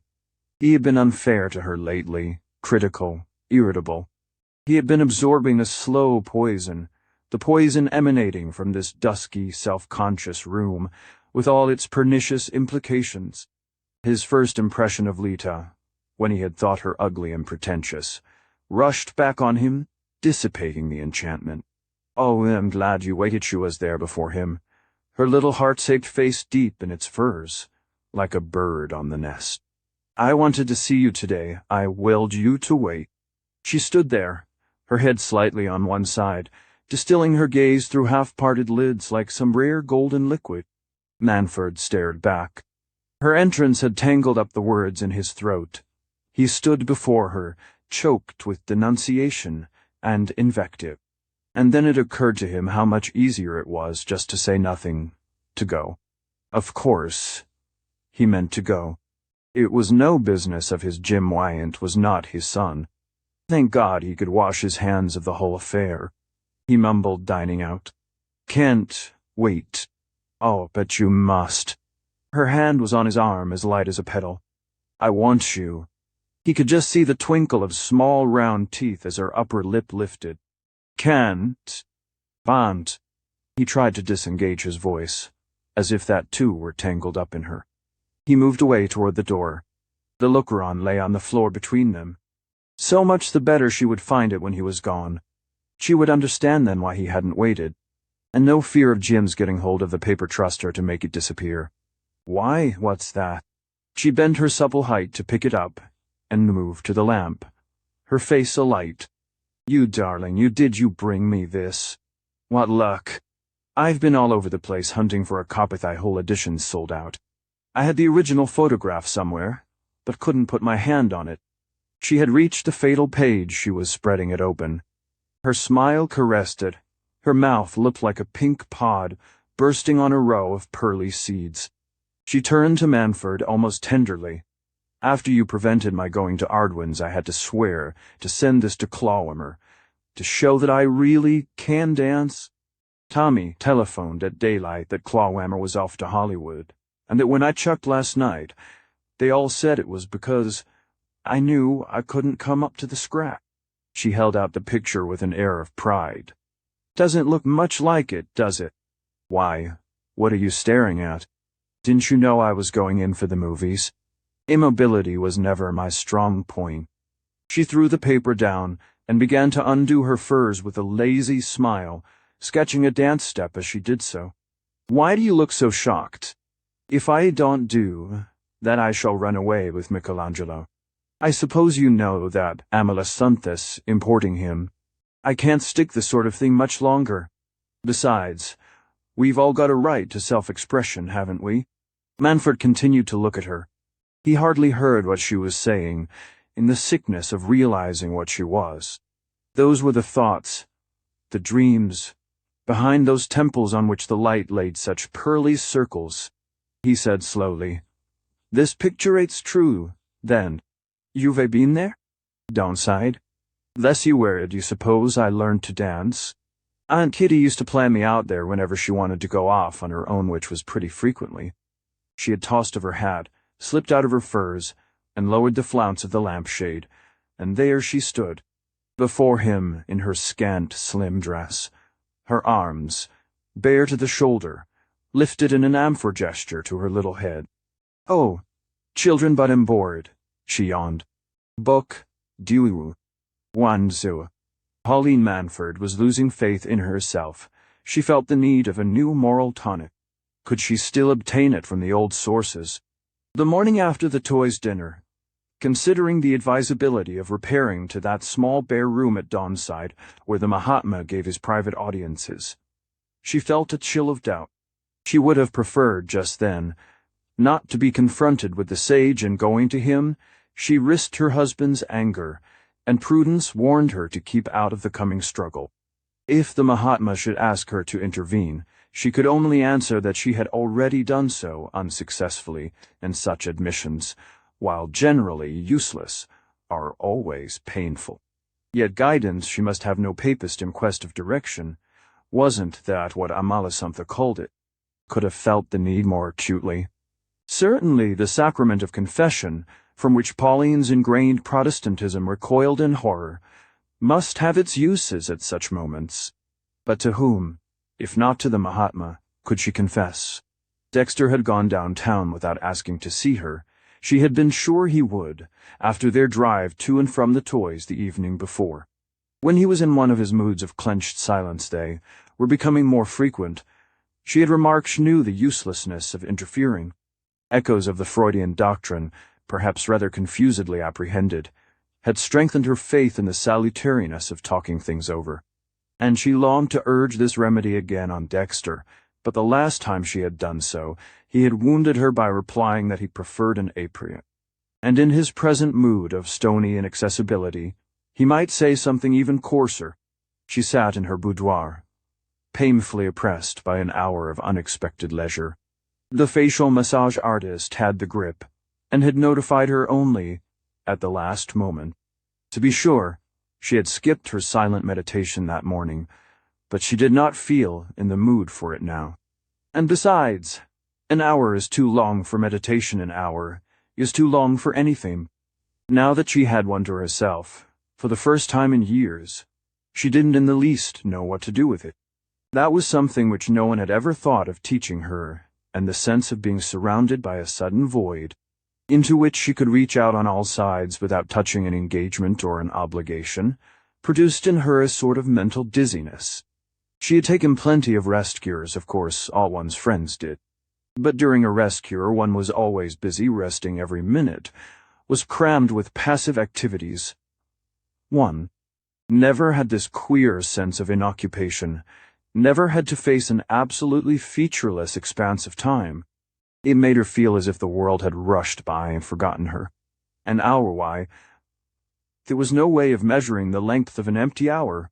It stretched away into infinity like the endless road in a nightmare. It gaped before her like the slippery sides of an abyss. Nervously she began to wonder what she could do to fill a tiff. There were not some new picture show or dressmaker's opening, or hygienic exhibition that she might cram into it before the minute hand switched round to her next engagement. She took up her list to see what that engagement was. 11:45. Mrs. Swaffer. D. Oh, to be sure. Mrs.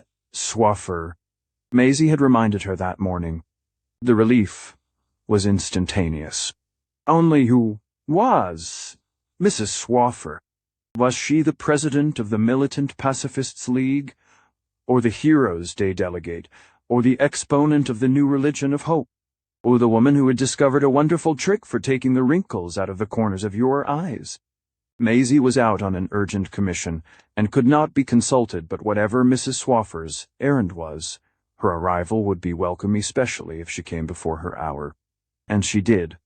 She was a small, plump woman of indefinite age, with faded blonde hair and rambling features held together by a pair of urgent eyeglasses. She asked if she might hold Pauline's hand just a moment while she looked at her, and reverenced her own Pauline.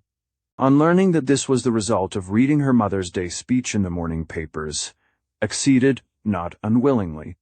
Not that that was what Mrs. Swaffer had come for. She said it was just a flower she wanted to gather on the way. Arose with the dew on itchy, took off her glasses and wiped them, as if to show where the dew had come from. "You speak for so many of us," she breathed, and recovered Pauline's hand for another pressure. But she had come for the children, all the same, and that was really coming for the mothers, wasn't it? Only she wanted to reach the mothers through the children, reversing the usual process. Mrs. Swaffer said she believed in reversing almost everything. Standing on your head was one of the most restorative physical exercises, and she believed it was the same mentally and morally. It was a good thing to stand one's soul upside down, and so come about the children. The point was to form a huge international league of mothers against the dreadful old practice of telling children they were naughty. Had Mrs. Manford ever stopped to think what an abominable thing it was to suggest to a pure, innocent child that there was such a thing in the world as being naughty? What did it open the door to? Why, to the idea of wickedness, the most awful idea in the whole world. Of course, Mrs. Manford would see at once what getting rid of the idea of wickedness would lead to.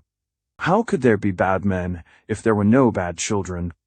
And how could there be bad children if children were never allowed to know that such a thing as badness existed?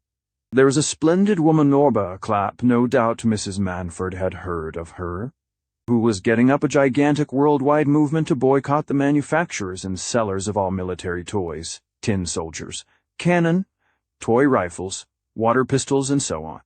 It was a grand beginning, and several governments had joined the movement already, the Philippines, Mrs. Swaffer thought, and possibly Montenegro. But that seemed to her only a beginning. Much as she loved and revered Orba Clapp, she couldn't honestly say that she thought the scheme went deep enough. She, Mrs. Swaffer, wanted to go right down to the soul, the collective soul of all the little children. The great teacher, Alva Loft, she supposed Mrs. Manford knew about him. No? She was surprised that a woman like Mrs. Manfordon of our Beacon-Light hadn't heard of Alva Loft. She herself owed everything to him. No one had helped her as he had. He had pulled her out of the very depths of skepticism. But didn't Mrs. Manford know his books, even Spiritual Vacuum Cleaning, and Beyond God? Pauline had grown a little listless while the children were to the fore. She would help. Of course, lend her name, subscribe. But that string had been so often twanged that it gave out rather a deadened note, whereas the name of a new Messiah immediately roused her. Beyond God was a tremendous title. She would get Maisie to telephone for the books at once. But what exactly did Alva Loft teach? Mrs. Swaffer's eyeglasses flashed with inspiration. He doesn't teach. He absolutely refuses to be regarded as a diet teacher. He says there are too many already. He's an inspirational healer. What he does is to act on your spirit. He simply relieves you of your frustrations. Frustrations. Pauline was fascinated by the word. Not that it was new to her. Her vocabulary was fairly large, far more so, indeed, than that of her daughter's friends, whose range was strictly limited to sport and dancing, but whenever she heard a familiar word, used as if it had some unsuspected and occult significance, it fascinated her like a phial containing a new remedy. Mrs. Swaffer's glasses were following Pauline's thoughts as they formed. Will you let me speak to you as I would to an old friend? The moment I took your hand I knew you were suffering from frustrations. To any disciple of Alva Loft's, the symptoms are unmistakable. Sometimes I almost wish I didn't see it all so clearly. It gives one such a longing to help. Pauline murmured. I do want help. Of course you do, Mrs. Swaffer purred. And you want... Huss. Don't you know those wonderful shoe shops where they stock every size and shape the human foot can require? I tell Alva Loft is like that. He's got a cure for everybody's frustrations. Of course, she added, there isn't time for everybody he has to choose. But he would take you at once. She drew back, and her glasses seemed to suck Pauline down as if they had been quicksands. You're psychic, she softly pronounced. I believe I am, Pauline acknowledged. But, yes, I know those frustrations. All the things you think you ought to do. And can't? That's it, isn't it? Mrs. Swaffer stood up. Dear friend, come with me. Don't look at your watch. Just come. An hour later, Pauline, refreshed and invigorated, descended the inspirational healer's brownstone doorstep with a springing step. It had been worthwhile breaking 3 or 4 engagements to regain that feeling of moral freedom. Why had she never heard of Alva Loft before? His method was so much simpler than the Mahatma's no eurythmics, gymnastics, community life. No mental deep breathing, or long words to remember. Alva Loft simply took out your frustrations, as if they'd been adenoids it didn't last 10 minutes, and was perfectly painless. Pauline had always felt that the Messiah who should reduce his message to tabloid form would outdistance all the others, and Alva Loft had done it. He just received you in a boarding-house back parlor, with bunches of pampas grass on the mantelpiece, while rows of patients sat in the front room, waiting their turn. You told him what was bothering you, and he said it was just a frustration, and he could relieve you of it, and make it so that it didn't exist, by 5 minutes of silent communion. And he sat and held you by the wrist, very lightly, as if he were taking your temperature, and told you to keep your eyes on the Ella Wheeler Wilcox Lineae on the wall over his head. After it was over, he said you're a good subject. The frustrations are all out. Go home, and you'll hear something good before dinner. $25. And a pasty-faced young man with pale hair, who was waiting in the passage, added pass on, please, and steered Pauline out by the elbow. Of course, she wasn't naturally credulous. She prided herself on always testing everything by reason. But it was marvelous how light she felt as she went down the steps. The buoyancy persisted all day, perhaps strengthened by an attentive study of the reports of the Mother's Day meeting, laid out by the vigilant Maisie for perusal. Alva Loft had told her that she would hear of something good before dinner, and when, late in the afternoon, she went up to her boudoir, she glanced expectantly at the writing table, as if revelation might be there. It was, in the shape of a telephone message. Mr. Manford will be at home by 7. He would like to see you for a few minutes before dinner. It was nearly 7, and Pauline settled herself by the fire and unfolded the evening paper.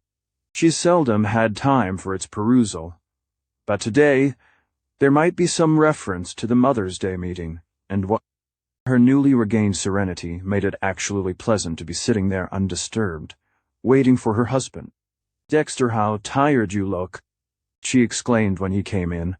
It occurred to her at once that she might possibly insinuate an allusion to the new healer, but wisdom counseled a waiting policy, and she laid down her paper and smiled expectantly. Manfred gave his shoulders their usual impatient shake. Everybody looks tired at the end of a New York day, I suppose. It's what New York is for. He sat down in the armchair facing hers and stared at the fire. I wanted to see you to talk about plans of rearrangement, he began. It's so hard to find a quiet minute. Yes, but there's no hurry now. The Delavins don't dine till 8:30. Oh, are we dining there? He reached for a cigarette. She couldn't help saying, I'm sure you smoke too much, Dexter. The irritation produced by the paper. Yes, I know. But what I wanted to say is I should like you to ask Lida and the boy to Cedarledge, while Jim and Wyant are at the island.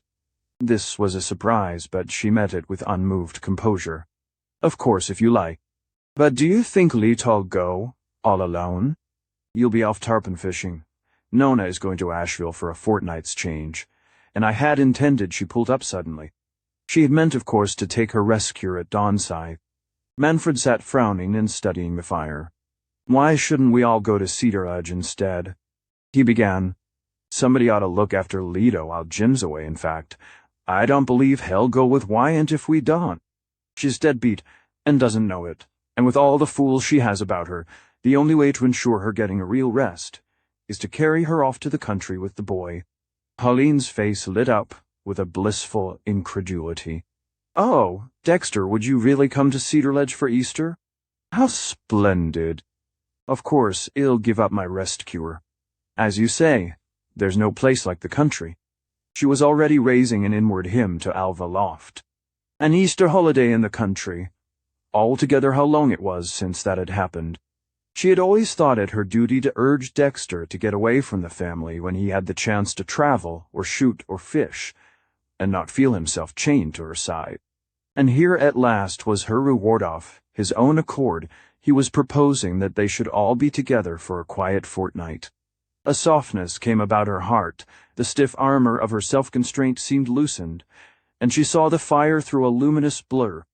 It will be lovely, she murmured. Manfred lit another cigarette and sat puffing it in silence. It seemed as though a weight had been lifted from him, too, yet his face was still heavy and preoccupied. Perhaps before their talk was over she might be able to say a word about Alva Loft. She was so sure that Dexter would see everything differently, if only he could be relieved of his frustrations. At length he said, I don't see why this should interfere with your arrangements, though. Hadn't you meant to go somewhere for a rest cure? He had thought of that, too. She felt a fresh tremor of gratitude. How wicked she had been ever to doubt the designs of Providence, and the resolving of all discords in a higher harmony. Oh, my rest cure doesn't matter. Being with you all at Cedar Ledge will be the best kind of rest.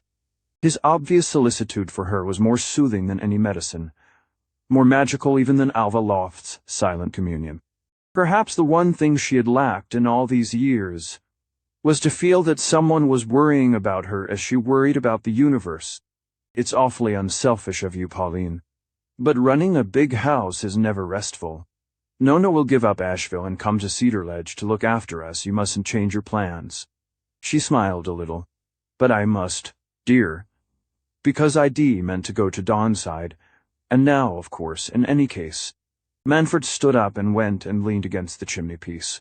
Well, that will be all right, he said. All right? He was absently turning about in his hand a little bronze statuette. Yes, if you think the fellow does you good. I've been thinking over what you said the other day, and I've decided to advise the Lindens not to act too precipitately. He coughed and put the statuette back on the mantel-shelf. They've abandoned the idea. Oh, Dexter. She started to her feet, her eyes brimming. He had actually thought over what she had said to him when, at the time, he had seemed so obdurate and sneering. Her heart trembled with a happy wonder, in which love and satisfied vanity were subtly mingled. Perhaps, after all, what her life had really needed was something much simpler than all the complicated things she had put into it. I'm so glad, she murmured, not knowing what else to say.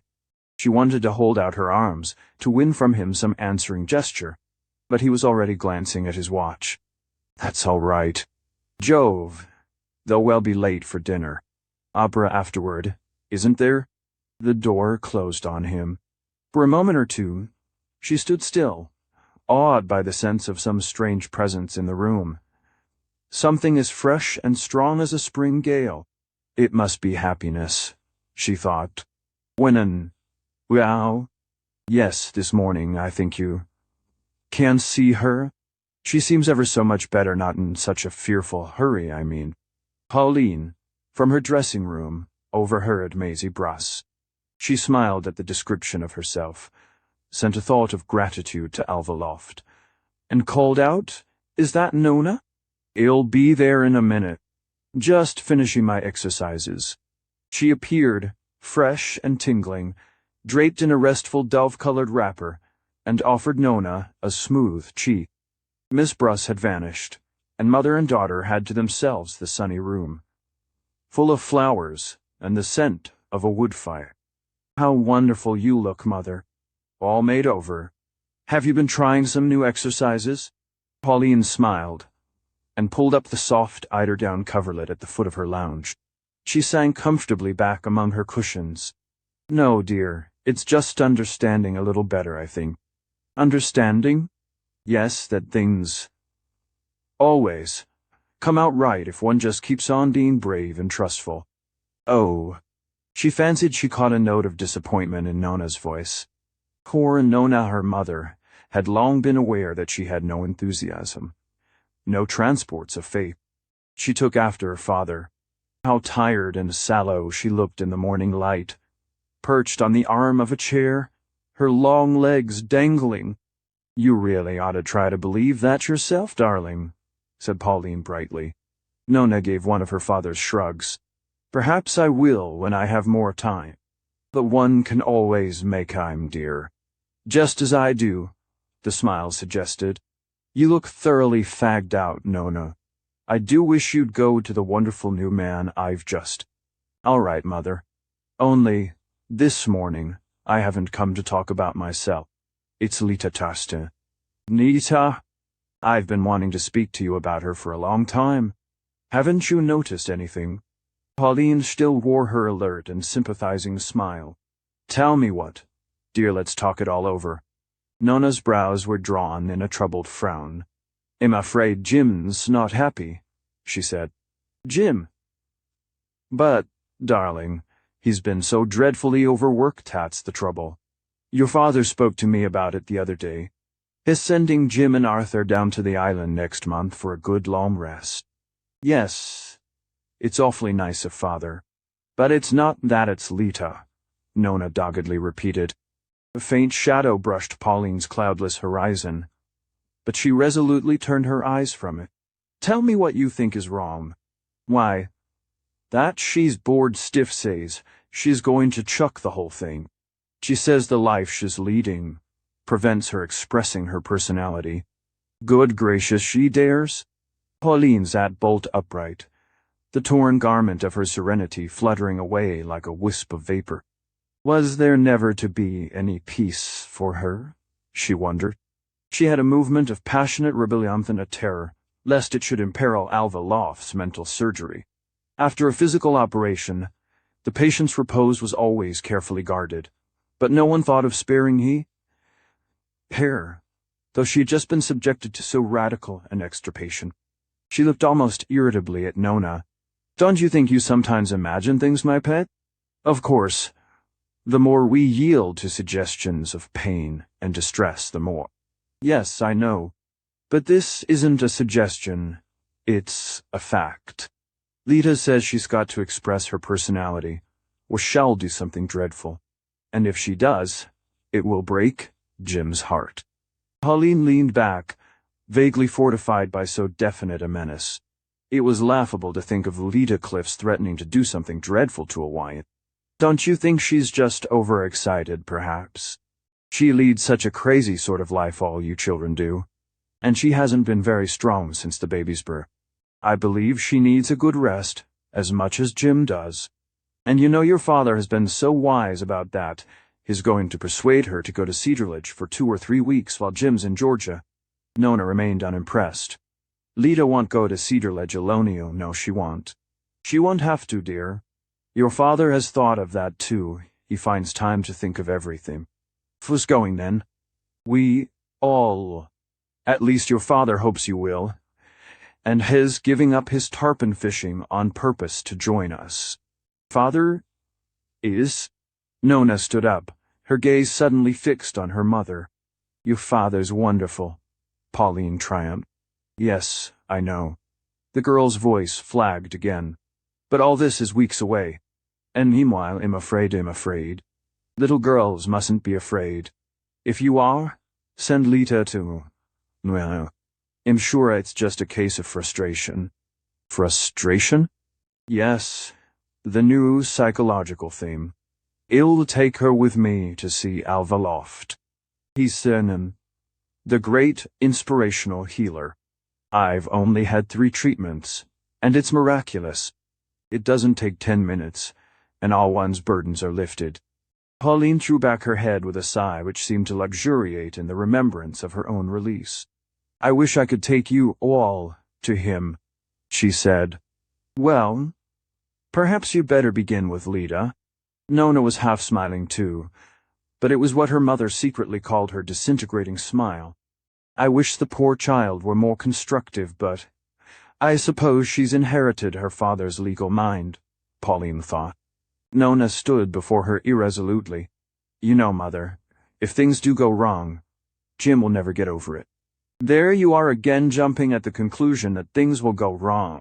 As for Lida, to me it's a clear case of frustration. She says she wants to express her personality. Well, everyone has the right to do. Thaddy should think it wrong of me to interfere. That wouldn't be the way to make Jim happy. What Lida needs is to have her frustrations removed. That will open her eyes to her happiness, and make her see what a perfect home she has. I wonder where my engagement list is. Maisie! Oh. Here. She ran her eyes rapidly over the tablet. I'll see Lita tomorrow. I'll make a point of it. We'll have a friendly, simple talk, perfectly frank and affectionate. Let me see, at what time should I be likely to find her? And no, of course not. Darling, I wouldn't think of saying a word to Jim. But your father, surely I may speak to your father? Nona hesitated. I think Father knows about it as much as he need, she answered, her hand on the door. Ah, your father always knows everything.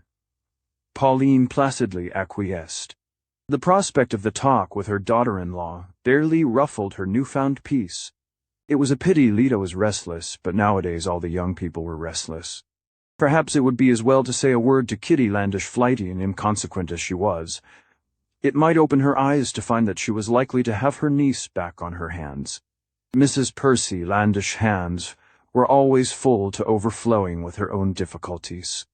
A succession of ingenious theories of life, and the relentless pursuit of originality, had landed her in a state of chronic embarrassment. Pecuniary, social, and sentimental. The announcement that Lida was tired of Jim and threatened to leave him would fall like a bombshell on that precarious roof, which figured in the New York directory as somewhere in the East Hundreds, but was recorded in the social register as Nobel Watt. 1 Viking Court. Mrs. Landish's last fad had been to establish herself on the banks of the East River, which she and a group of friends had adorned with a cluster of reinforcement bungalows. First christened El Patio, but altered to Viking Court after Mrs. Landish had read, in an illustrated weekly, that the Vikings, who had discovered America ages before Columbus, had not, as previously supposed, effected their first landing at Vineyard Haven, but at a spot not far from the site of her dwelling. Cement at an early stage is malleable, and the Alhambra motifs had hastily given way to others from the prows of Nordic ships.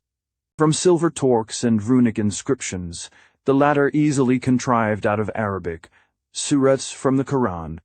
Before these new ornaments were dry, Mrs. Landish and her friends were camping on the historic spot, and after 4 years of occupancy, they were camping still, in Mrs. Manford's sense of the word.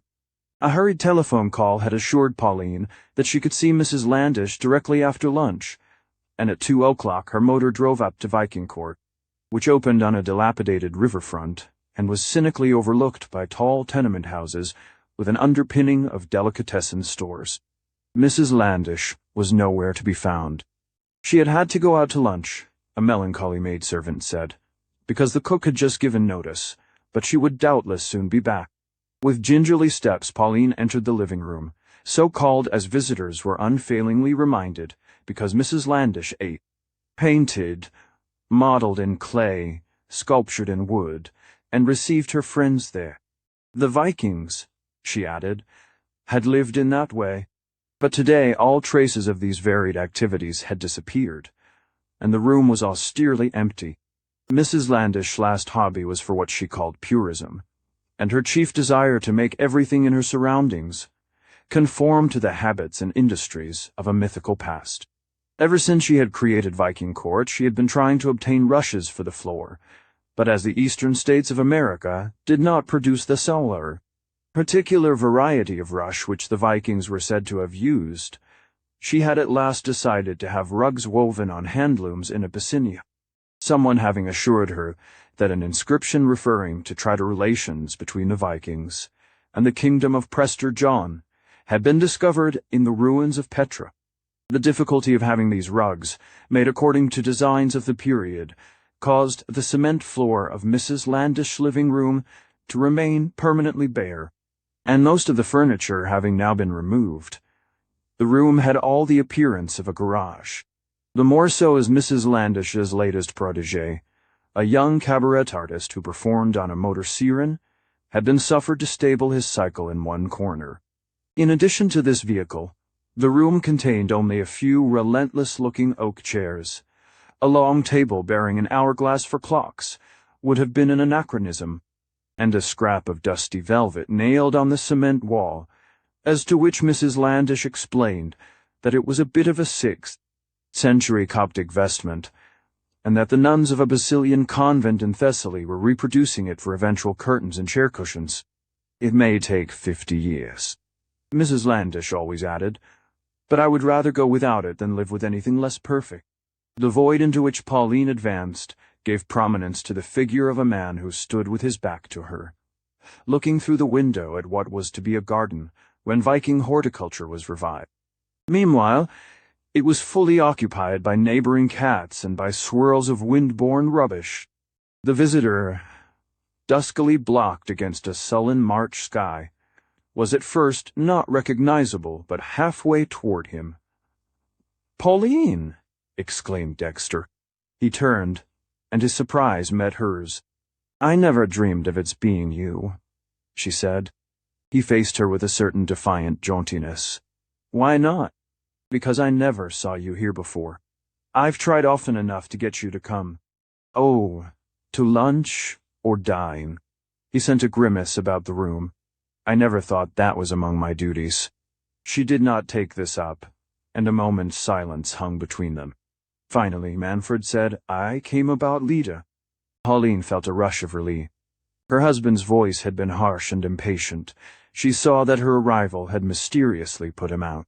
But if anxiety about Lita were the cause of his visit, it not only explained his perturbation, but showed his revived solicitude for herself.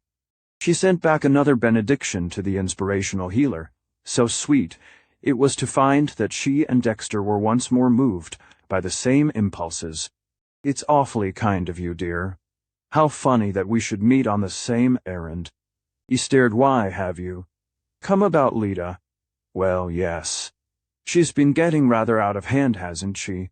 Of course a divorce would kill poor Jim, otherwise I shouldn't so much mind." "A divorce? Nona tells me it's Lida's idea." "Foolish child. I'm to have a talk with her this afternoon.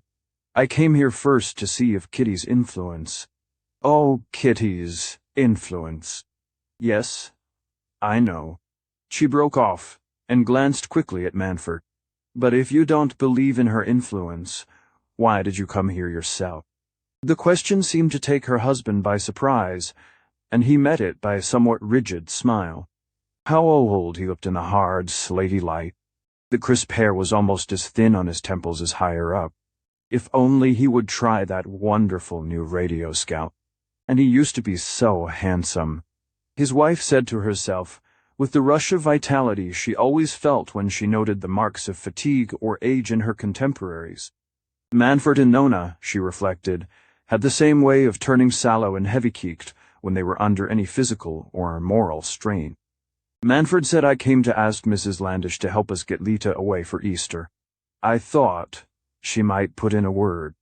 It was Pauline's turn to smile. "Perhaps she might. What I came for was to say that if Lita doesn't quiet down and behave reasonably, she may find herself thrown on her aunt's hands again. I think that will produce an effect on Kitty. I shall make it perfectly clear that they are not to count on me financially if Lita leaves Jim."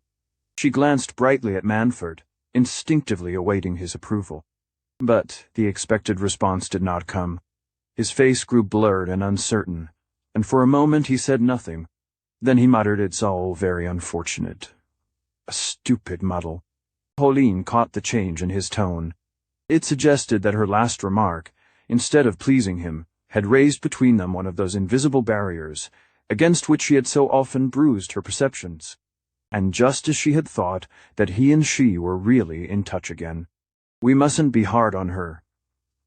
We mustn't judge her without hearing both sides," he went on. But of course not. It was just the sort of thing she wanted him to say, but not in the voice in which he said it. The voice was full of hesitation and embarrassment. Could it be her presence which embarrassed him? With Manfred, one could never tell. She suggested, almost timidly, "But why shouldn't I leave you to see Kitty alone? Perhaps we needn't both." His look of relief was unconcealable, but her bright resolution rose above the shock. "You'll do it so much better," she encouraged him. "Oh, I don't know. But perhaps two of us. Looks rather like the third degree, doesn't it?" She assented nervously. "All I want is to smooth things over." He gave an acquiescent nod, and followed her as she moved toward the door. "Perhaps, look here, Pauline." She sparkled with responsiveness. "Hadn't you better wait before sending for Lita? It may not be necessary." If her first impulse was to agree, but she thought of the inspirational healer. "You can trust me to behave with tact, dear, but I'm sure it will help Lita to talk things out, and perhaps I shall know better than Kitty how to get at her. Lita and I have always been good friends, and there's a wonderful new man I want to persuade her to see. Someone really psychic." Manfred's lips narrowed in a smile again. She had a confused sense of new deserts widening between them. Why had he again become suddenly sardonic and remote? She had no time to consider, for the new gospel of frustrations was surging to her lips. Not a teacher, he repudiates all doctrines, and simply gacks on you. "Oh, Anna, no. Waiting. Pauline, darling. Dexter. Have you been waiting long? Oh, dear me, hourglass seems to be quite empty." Mrs. Percy Landish was there, slipping toward them with a sort of aerial shuffle, as if she had blown in on a March gust. Her tall, swaying figure produced, at a distance, an effect of stateliness which vanished as she approached, as if she had suddenly got out of focus. Her face was like an unfinished sketch, to which the artist had given heaps of fair hair, a lovely nose, expressive eyes, and no mouth. She laid down some vague parcels and shook the hourglass irritably, as if it had been at fault. "How dear of you," she said to her visitors. "I don't often get you together in my eyrie." The expression puzzled Pauline, who knew that in poetry an eyrie was an eagle's nest, and wondered how this term could be applied to a cement bungalow in the East Hundreds. But there was no time to pursue such speculations. Mrs. Landish was looking helplessly about her. "It's cold, you're both freezing, I'm afraid." Her eyes rested tragically on the empty hearth. "The fact is, I can't have a fire because my andirons are wrong." "Not high enough?" "The chimney doesn't draw, you mean?" Pauline in such emergencies was in her element. She would have risen from her deathbed to show a new housemaid how to build a fire. But Mrs. Landish shook her head with the look of a woman who never expects to be understood by other women. "No, dear. I mean they were not of the period. I always suspected it. And Dr. Ygritte Bjornsted, the great authority on Nordic art, who was here the other day, told me that the only existing pair is in the museum at Christiania. So I have sent an order to have them copied. But you are a cold, Pauline. Shall we go and sit in the kitchen? We shall be quite by ourselves because the cook has just given notice." Pauline drew her furs around her in silent protest at this new insanity. "We shall be very well here, Kitty. I suppose you know it's about Lita." Mrs. Landish seemed to drift back to them from incalculable distances. "Lita? Has Clavammer really engaged her? It was for his Herodias, wasn't it?" She was all enthusiasm and participation. Pauline's heart sang. She had caught the irritated jot of Manfred's brows. No, it was useless to try to make Kitty understand and foolish to risk her husband's displeasure by staying in this icy room for such a purpose. She wrapped herself in sweetness as in her sables. It's something much more serious than that cinema nonsense. But I'm going to leave it to Dexter to explain. He will do it ever so much better than I could. Yes, Kitty dear. I remember there's a step missing in the vestibule. Please don't bother to see me out, you know. Dexter's minutes are precious. She thrust Mrs. Landish softly back into the room, and made her way unattended across the hall. As she did so, the living room door, the lock of which had responded reluctantly to her handling, swung open again, and she heard Manfred ask, in his dry, cross-examining voice, "Will you please tell me exactly when, and for how long Lita was at Dawnside? Mrs. Landish?" "Retweenianing. I believe it's the first time in a month that I've heard Nona laugh," Stanley Houston said with a touch of iron ore. Was it simply envy? Nona was still in the whirlpool of her laugh. She struggled to its edge only to be caught back, with retrospective sobs and gasps, into its central coil. It was too screamingly funny. She flung at them out of the vortex. She was perched sideways, as her way was, on the arm of the big chintz sofa in Arthur Wyant's sitting room. Wyant was stretched out in his usual armchair, behind a crumby, messy tea-table, on the other side of which sat his son and Stanley Houston. She didn't hesitate for more than half a second, just long enough to catch my eye then round. She jerked, grabbed hold of her last word, and fitted it into a beautiful new appeal to the mothers. "Oh, foe. If you could have seen them." "I can." Jim's face suddenly became broad, mild, and earnestly peering. He caught up a pair of his father's eyeglasses, adjusted them to his blunt nose, and murmured in a soft feminine drawl, "Mrs. Manfred is one of our deep-souled women. She has a vital message for all mothers." Wyant leaned back and laughed. His laugh was a contagious chuckle, easily provoked and spreading in circles like a full spring. Jim gave a large shout at his own mimicry, and Houston joined the chorus on a dry note that neither spread nor echoed, but seemed suddenly to set bounds to their mirth. Nona felt a momentary resentment of his tone. Was he implying that they were ridiculing their mother? They weren't. They were only admiring her in their own way, which had always been humorous and half-parental. Stan ought to have understood by this time and have guessed why Nona, at this moment, caught at any pretext to make Jim laugh, to make everything in their joint lives appear to him normal and jolly. But Stanley always seemed to see beyond a joke, even when he was in the very middle of it. He was like that about everything in life, forever walking around things, weighing and measuring them, and making his disenchanted calculations. Poor fellow, well, no wonder. Jim got up, the glasses still clinging to his blunt nose. He gathered an imaginary cloak about him, picked up inexistent gloves and vanitag, and tapped his head as if he were settling a feathered hat. The laughter waxed again, and Wyant chuckled. "I wish you young fools would come oftener. It would cure me a lot quicker than being shipped off to Georgia." He turned half apologetically to Nona. "Not that I'm not awfully glad of the chance. I know. Exhibit, dear. It'll be jolly enough when you get down there, you and Jim." "Yes. I only wish you were coming too." "Why don't you?" Jim's features returned to their normal cast, and he removed the eyeglasses. "Because Mother and Manfred have planned to carry off Lita and the kid to Cedar Ledge at the same time. Good scheme, isn't it? I wish I could be in both places at once. We're all of us fed up with New York." His father glanced at him. "Look here, my boy. There's no difficulty about your being in the same place as your wife. I can take my old bones down to Georgia without your help, since Manfred's kind enough to invite me. Thanks a lot, Dad, but part of Lida's holiday is getting away from domestic cares, and I'm the principal one. She has to order dinner for me, and I don't say I shan't like my holiday too.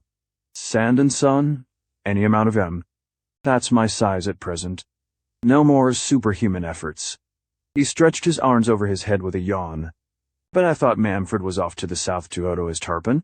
Isn't this Cedar Ledge idea new? It's part of his general kindness.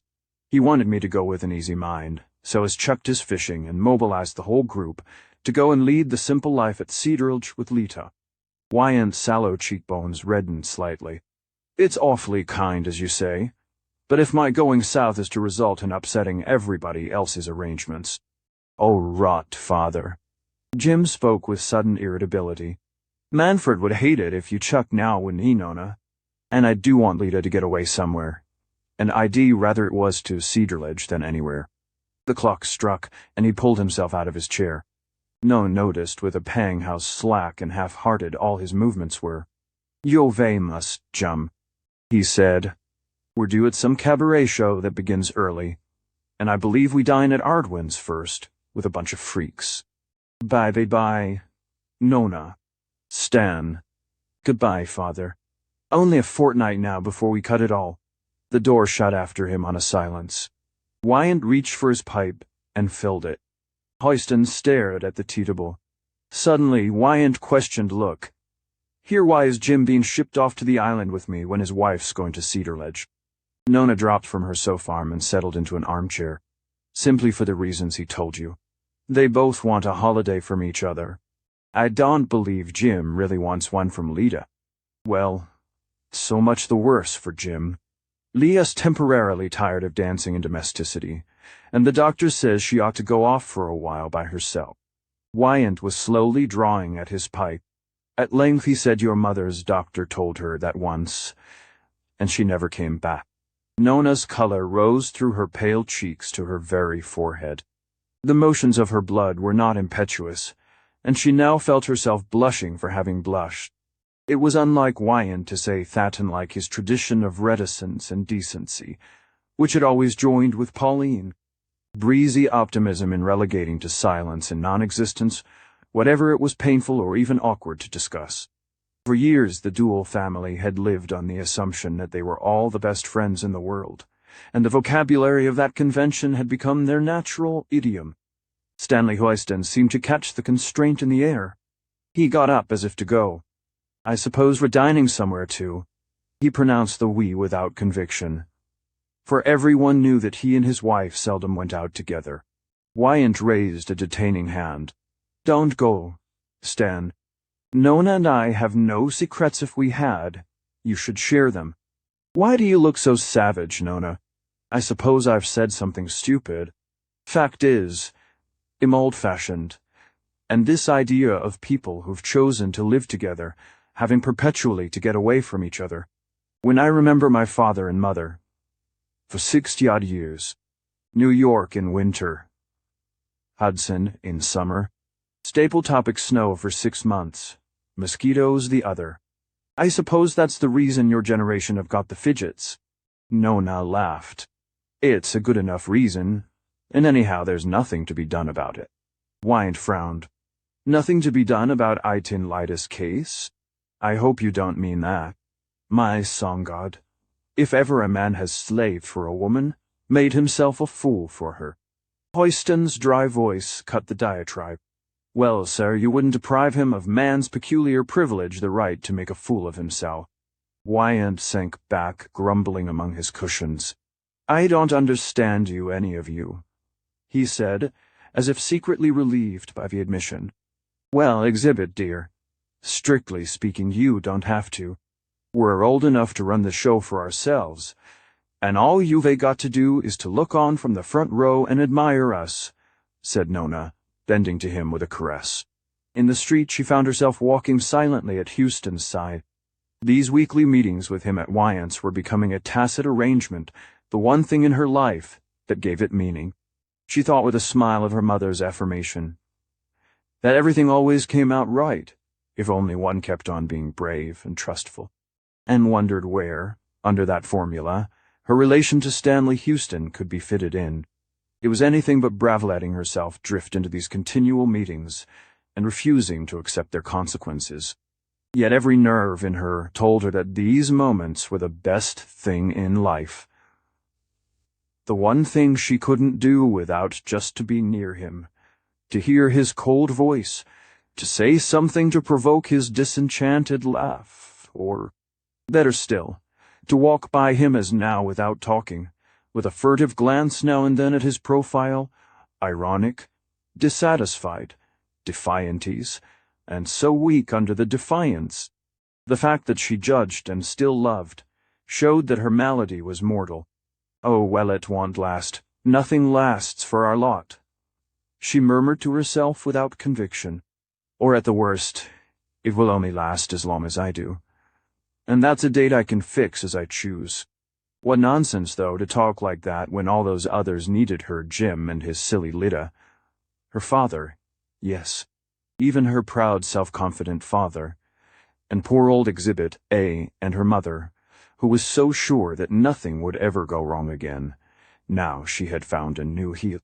Yes, they all needed help, though they didn't know it, and fate seemed to have put her, Nona, at the very point where all their lives intersected, as a first station is put at the dangerous turn of a race course, or a pointsman at the shunting point of a big junction. Look here, Nona. My dinner engagement was a fable. Would the heavens fall if you and I went and dined somewhere by ourselves, just as we are? Oh. Stan, her heart gave a leap of joy. In these free days, when the young came and went as they chose, who would have believed that these two had never yet given themselves a stolen evening? Perhaps it was just because it was so easy. Only difficult things tempted Nona, and the difficult thing was always to say no. Yet was it? She stole a glance at Houston's profile. As a street lamp touched it, saw the set lips already preparing a taunt at her refusal, and wondered if saying no to everything required as much courage as she liked to think. What if moral cowardice were the core of her boasted superiority? She didn't want to be like the others. But was there anything to be proud of in that? Perhaps her disinterestedness was only a subtler vanity, not unrelated, say, to Lyta's refusal to let a friend copy her new dresses, or B. Linden's perpetual craving to scandalize a world sated with scandals. Exhibitionists, one and all of them, as the psychoanalysts said, and in her present mood, moral exhibitionism seemed to her the meanest form of the display. How mid-Victorian, Stan. She laughed, as if there were any heavens to fall. Where shall we go? It will be the greatest fun. Isn't there rather a good little Italian restaurant somewhere near here?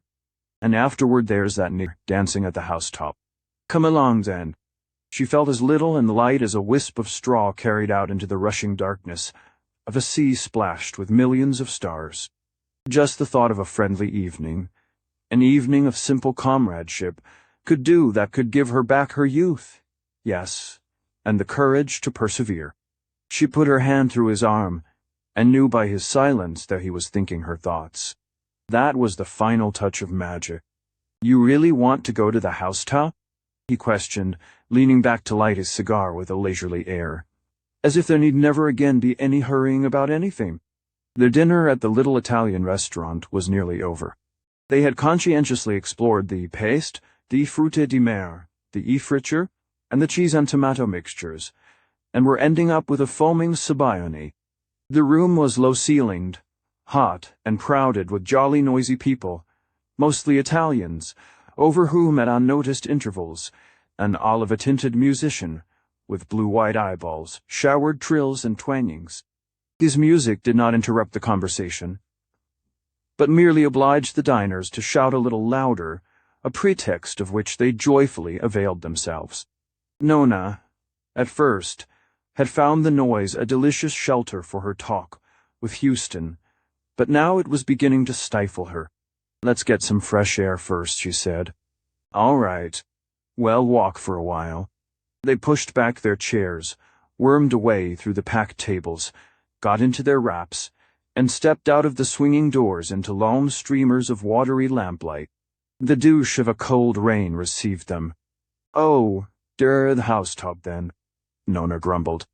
How sweet the rain would have been under the budding trees of Cedar Ledge.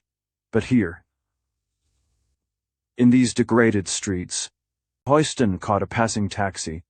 A turn. First just round the park? No. The housetop. He leaned back and lit a cigarette. You know I'm going to get myself divorced, it's all settled, he announced. Settled with Aggie? No, not yet, but with the lady I'm going off with. My word of honor. I am next week. Nona gave an incredulous laugh. So, this is goodbye? Very nearly. Poor Stan. Nona. Listen. Look here. She took his hand. Stan. Hung next week. Nona? She shook her head, but let her hand lie in his. No questions, no plans. Just being together, she pleaded. He held her in silence and their lips met. Then why not? No. The housetop, she cried, pulling herself out of his arms. Why, you're crying. Im not. It's the rain. It's, Nona. Stan, you know it's no earthly use. Life's so rotten. Not like this. This? This what? She struggled out of another enfolding, put her head out of the window, and cried, The housetop. They found a corner at the back of the crowded floor. Nona blinked a little in the dazzle of light garlands, the fumes of smoke, the clash of noise and colors. But there he and she sat, close together, hidden in their irresistible happiness. And though his lips had their moody twist, she knew the same. Softness was in his veins, as in hers, isolating them from the crowd as completely as if they had still been in the darkness of the taxi. That was the way she must take her life. She supposed piecemeal, a tiny scrap of sweetness at a time, and never more than a scrap never once. Well, it would be worse still if there were no moments like this, short and cruel as they seemed when they came. The housetop was packed. The low balcony crammed with fashionable people, overhung them like a wreath of ripe fruits, peachy and white and golden, made of painted faces, bare arms, jewels, brocades, and fantastic furs. It was the music hall of the moment. The curtain shot up, and the little auditorium was plunged in chat. Nona could leave her hand in Houston's. On the stage, New Orleans cotton market black dancers tossed and capered.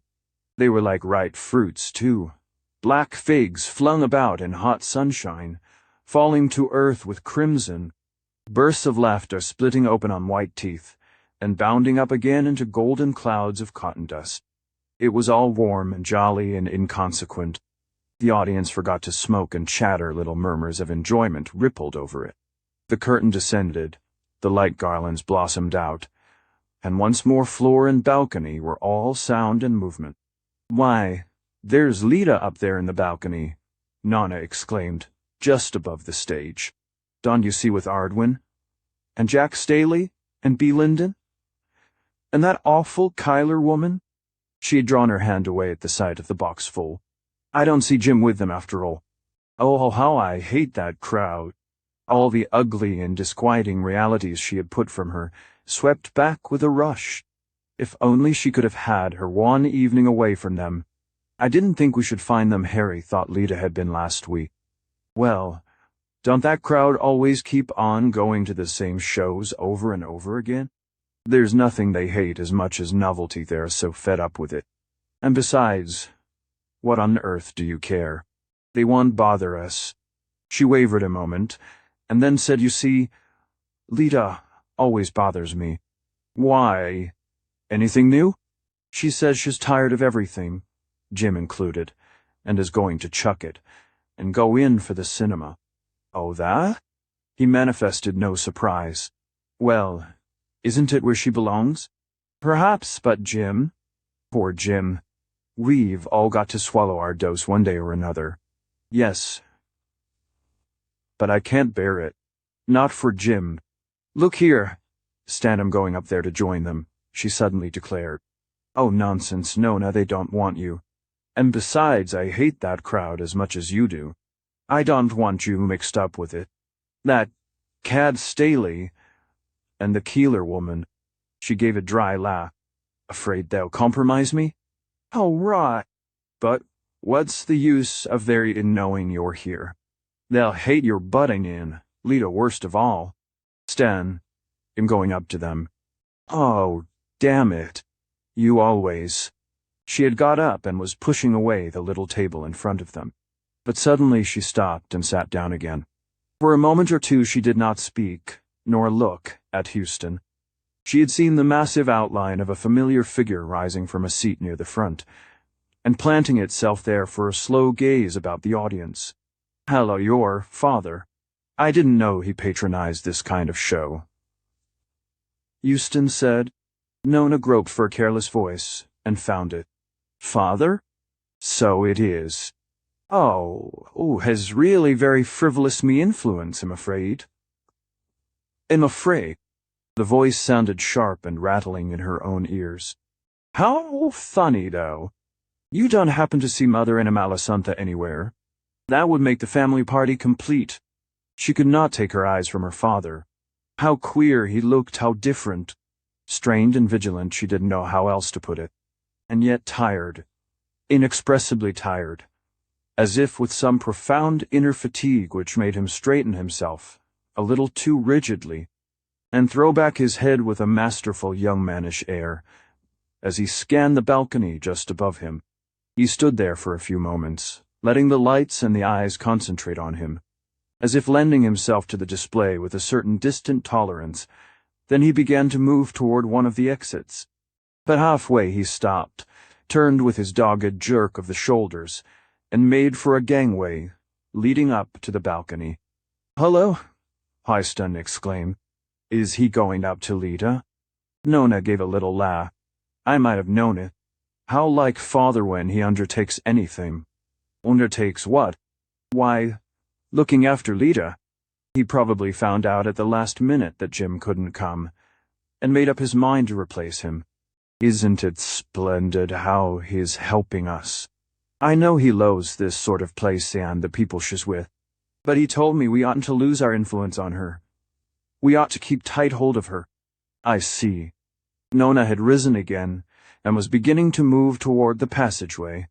Houston followed her, and she smiled back at him over her shoulder. She felt as if she must cram every cranny in their talk with more words. The silence which had enclosed them as in a crystal globe had been splintered to atoms, and had left them stammering and exposed. "Well, I needn't go up to Lita. After all, she really doesn't require 2 dragons. Thank goodness, Father has replaced me, and I don't have to be with that crew. Just this evening," she whispered, slipping her arm through Houston's. "I should have hated to have it end in that way." By this time, they were out in the street. On the wet pavement he detained her. "Nona, how is it going to end?" "Why, by your driving me home, I hope. It's too wet to walk. Worse luck." He gave a resigned shrug, called a taxi, wavered a moment, and jumped in after her. "I don't know why I come," he grumbled. She kept a bright hold on herself, lit a cigarette at his lighter, and chattered resolutely of the show till the motor turned the corner of her street. "Well, my child, it's really goodbye now." "I'm off next week with the other lady," Houston said as they stopped before the Manford door. He paid the taxi and helped her out, and she stood in the rain in front of him. "I don't come back till Aggie divorces me. You understand," he continued. "She won't. She'll have to. It's hideous doing it in that way. Not as hideous as the kind of life I'm leading." She made no answer, and he followed her silently up the doorstep while she fumbled for her latchkey. She was trembling now with weariness and disappointment, and a feverish thirst for the one more kiss she was resolved he should not take. "Other people get their freedom. I don't see why I shouldn't have mine," he insisted. "Not in that way, Stan. You mustn't. It's too horrible. That way, you know, there's no other." She turned the latchkey, and the ponderous vestibule door swung inward.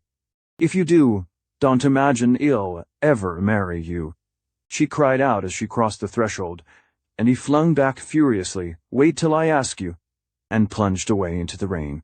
Warranted in the bathroom.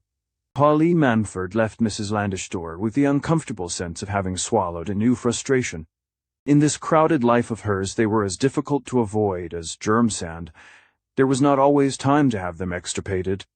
Manfred had evidently found out about Lyda's Dawnside frequentations, found it out, no doubt as Pauline had, by seeing her photograph in that loathsome dancing group in the looker-on. Well, perhaps it was best that he should know. It would certainly confirm his resolve to stop any action against the Mahatma. Only if he had induced the Lindens to drop the investigation, why was he still preoccupied by it?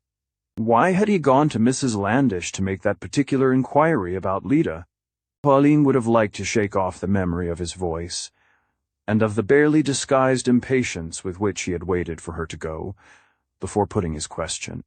Confronted by this new riddle when there were already so many others in her path, she felt a reasonless exasperation against the broken doorknob which had let her into the secret. If only Kitty Landish, instead of dreaming about Mesopotamian embroideries, would send for a locksmith and keep her house in repair. All day Pauline was oppressed by the nervous apprehension that Manfred might have changed his mind about dropping the investigation. If there had been time, she would have gone to Alva Loft for relief.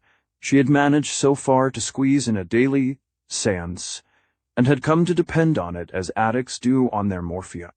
The very brevity of the treatment, and the blunt negative face and indifferent monosyllables of the healer, were subtly stimulating after the verbiage and flummery of his predecessors. Such stern economy of means impressed Pauline. In much the same way as a new labor-saving device, she liked everything before, better for being a shortcut to something else, and even spiritual communion, for resembling an improved form of stenography. As Mrs. Swaffer said, Alva Loft was really the busy man's Christ. But that afternoon, there was literally not time for a treatment. Manfred's decision to spend the Easter holidays at Cedarledge necessitated one of those campaigns of intensive preparation in which his wife and Maisie Bruss excel. Leading the simple life at Cedarledge involved dispatching there a part of the New York domestic staff at least 10 days in advance, testing and lighting 3 complicated heating systems, going over all the bells and electric wiring, and making sure that the elaborate sanitary arrangements were in irreproachable order. Nor was this all. Pauline, who prided herself on the perfect organization of every detail of both her establishments, had lately been studying the estimate for a new and singularly complete system of burglar alarm at Cedarledge, and also going over the bills for the picturesque engine house and up-to-date fire engine, with which she had just endowed the village patriarchally clustered below the Cedarledge Hill. All these matters called for deep thought and swift decision, and the fact gave her a sudden stimulus. No rest cure in the world was as refreshing to her as a hurried demand on her practical activity. She thrilled to it like a warhorse to a trumpet, and compelled the fagged Maisie to thrill in unison. In this case, their energy was redoubled by the hope that, if Manfred found everything to his liking at Cedarledge, he might take a fancy to spending more time there. Pauline's passionate interest in plumbing and electric wiring was suffused with a romantic glow at the thought that they might lure her husband back to domestic intimacy. The heating of the new swimming pool must be finished too, and the workmen all out of the way. You'll have to go there next week, Maisie, and impress on everybody that there must not be a workman visible anywhere when we arrive. Breathless, exultant, Pauline hurried home for a late cup of tea in her boudoir, and settled down, pencil in hand, with plans and estimates, as eagerly as her husband, in the early days of his legal career, used to study the documents of a new case. Maisie, responding as she always did to the least touch of the spur, yet lifted a perplexed brow to murmur, "All right. But I don't see how I can very well leave before the birth control dinner. You know you haven't yet rewritten the opening passage that you used by mistake at the shop." Pauline's color rose. Maisie's way of putting it was tactless, but the fact remained that the opening of that unlucky speech had to be rewritten, and that Pauline was never very sure of her syntax unless Maisie's reinforced it. She'd always meant to be cultivated, still thought she was when she looked at her bookshelves. But when she had to compose a speech, though words never failed her, the mysterious relations between them sometimes did.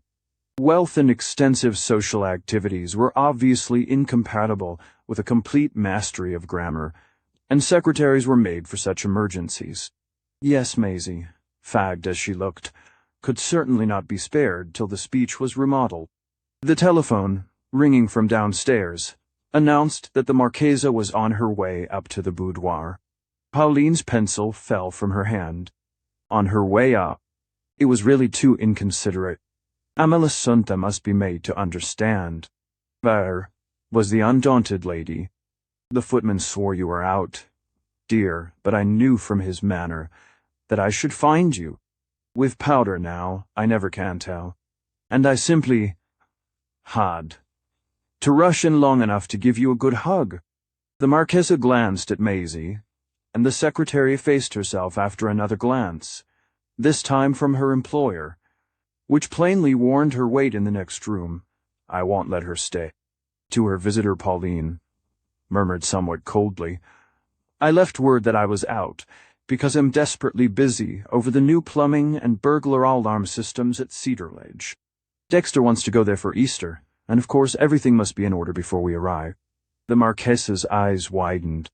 Ah, this marvelous American plumbing. I believe you all treat yourselves to a new set of bathrooms every year. There's only one bath at San Fedele, and my dear parents-in-law had it covered with a wooden lid, so that it could be used to do the boots on. It's really rather convenient, and, out of family feeling, Venturino has always reserved it for that purpose. But that's not what I came to talk about. What I want is to find words for my gratitude. Pauline leaned back, gazing wearily at Amelissunta's small, sharp face, which seemed to glitter with a new and mysterious varnish of prosperity. For what? You've thanked me already more than my little present deserved. The Marchesa gave her a look of puzzled retrospection. Oh, how lovely check the other day. Of course my thanks include that too. But I'm entirely overwhelmed by your new munificence. My new munificence? Pauline echoed between narrowed lips. Could this be an adroit way of prefacing a fresh appeal? With the huge Cedar Ledge estimates at her elbow, she stiffened herself for refusal. Amelissunta must really be taught moderation. Well, Dexter's munificence. Then his royal promise. I left him only an hour ago. The Marchesa cried with rising exultation. You mean Hez found a job for Michelangelo? I'm very glad, said Pauline, still without enthusiasm. No, something ever so much better than that. At least, the Marchesa hastily corrected herself. Something more immediately helpful. His debts, dear.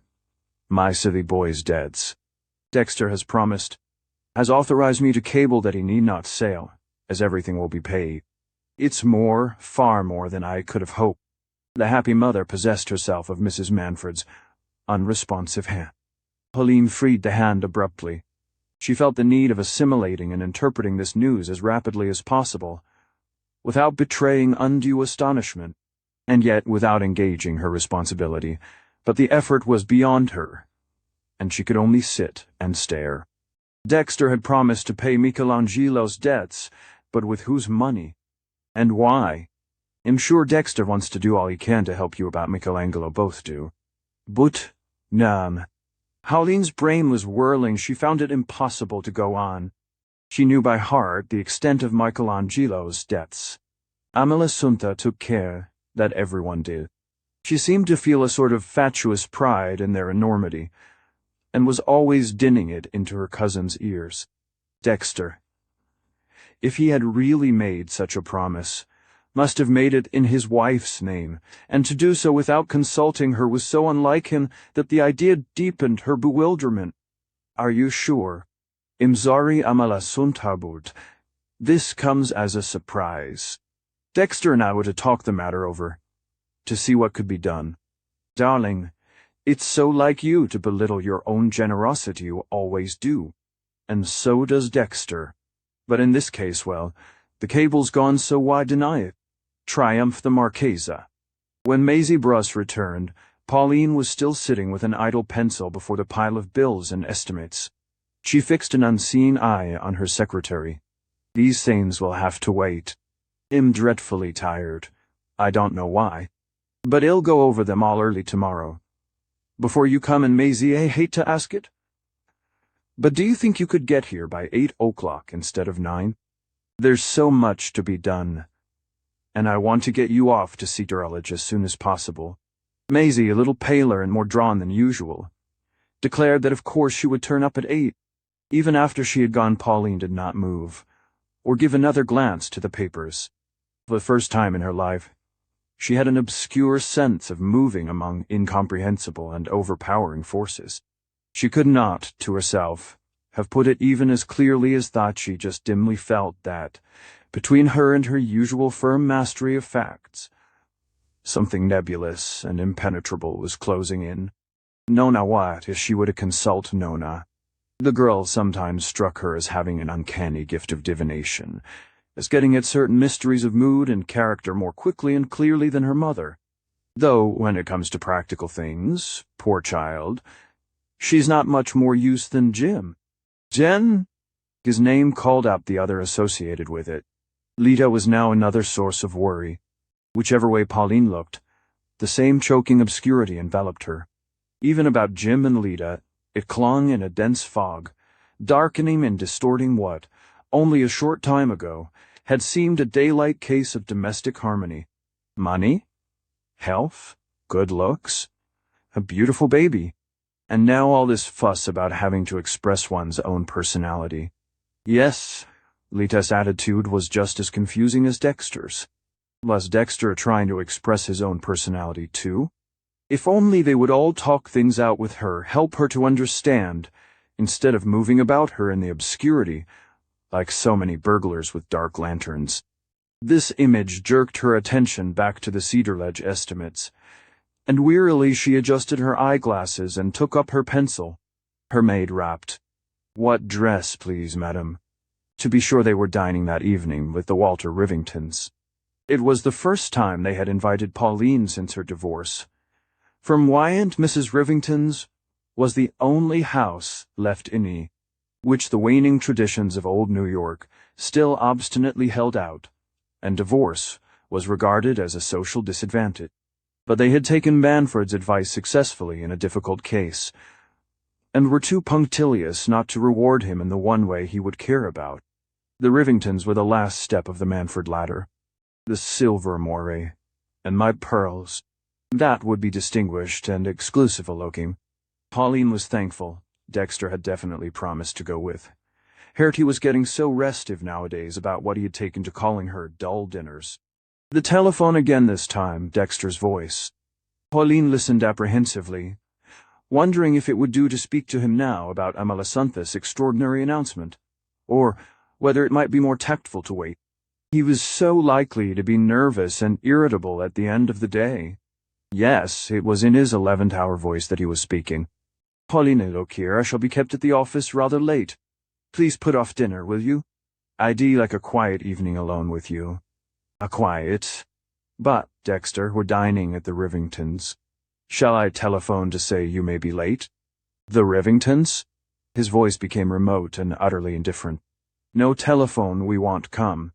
Chuck them. I want to talk with you alone. Can't we dine together quietly at home? He repeated the phrases slowly, as if he thought she had not understood him. Chuck the Rivingtons. It seemed like being asked to stand up in church and deny her God. She sat speechless and let the fatal words go on vibrating on the wire. Don't you hear me, Pauline? Why don't you answer? Is there something wrong with the line? No, Dexter. There's nothing wrong with the line. Well, then, you can explain to them. Say anything you like.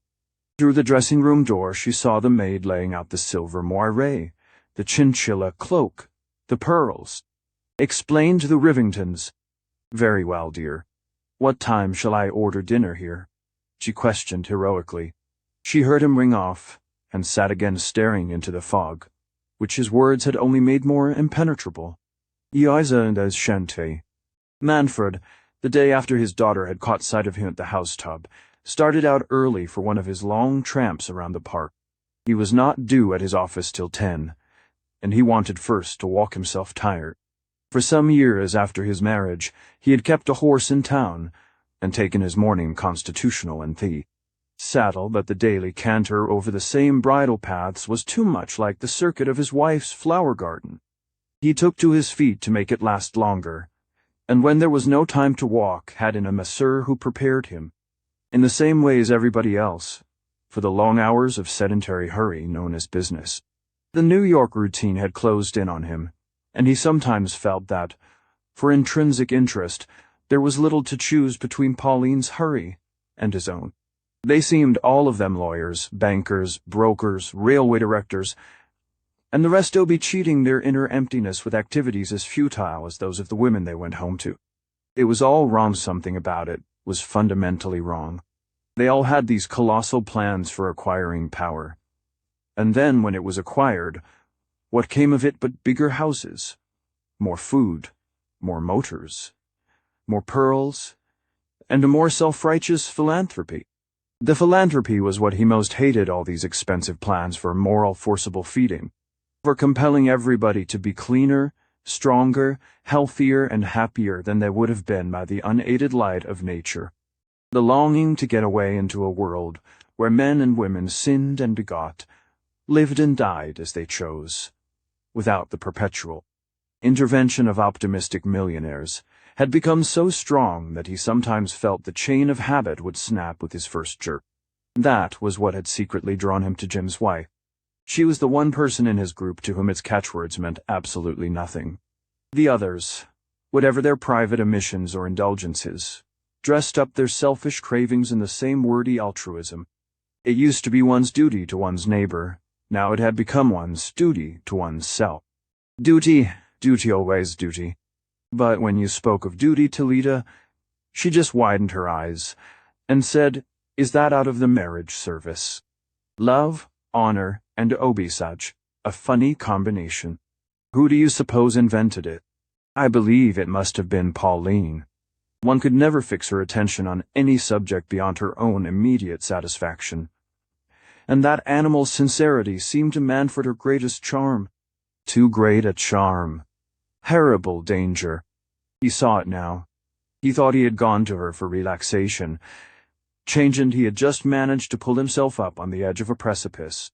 But for the sickening scene of the other evening, when he had shown her the photograph, he might, old fool that he was, have let himself slip into sentiment, and God knows where that tumble would have landed him.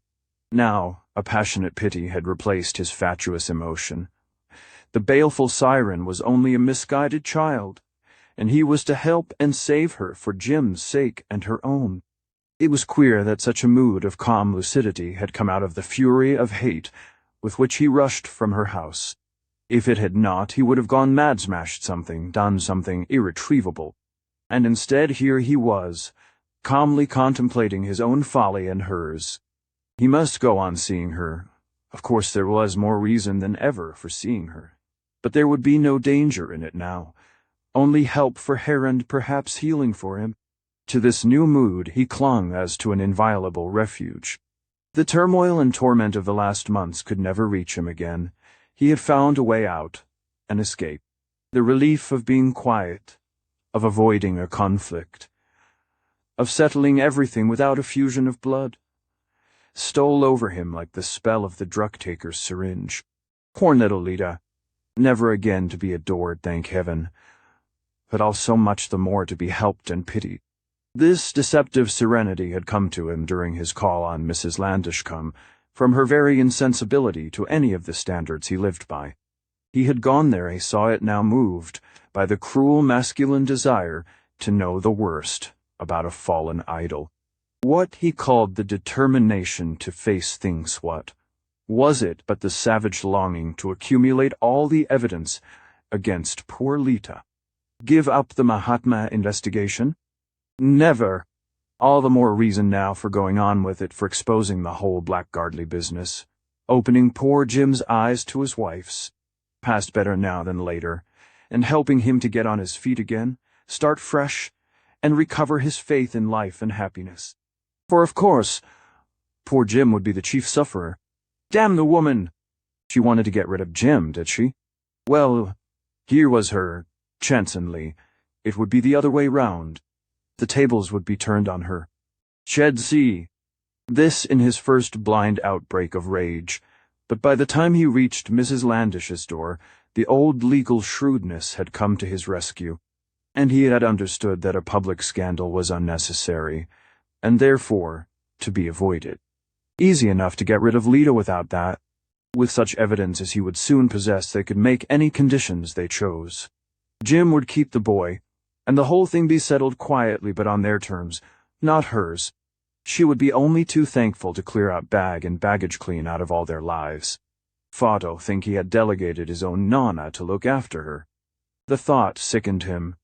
And then, in the end, it had all come out so differently.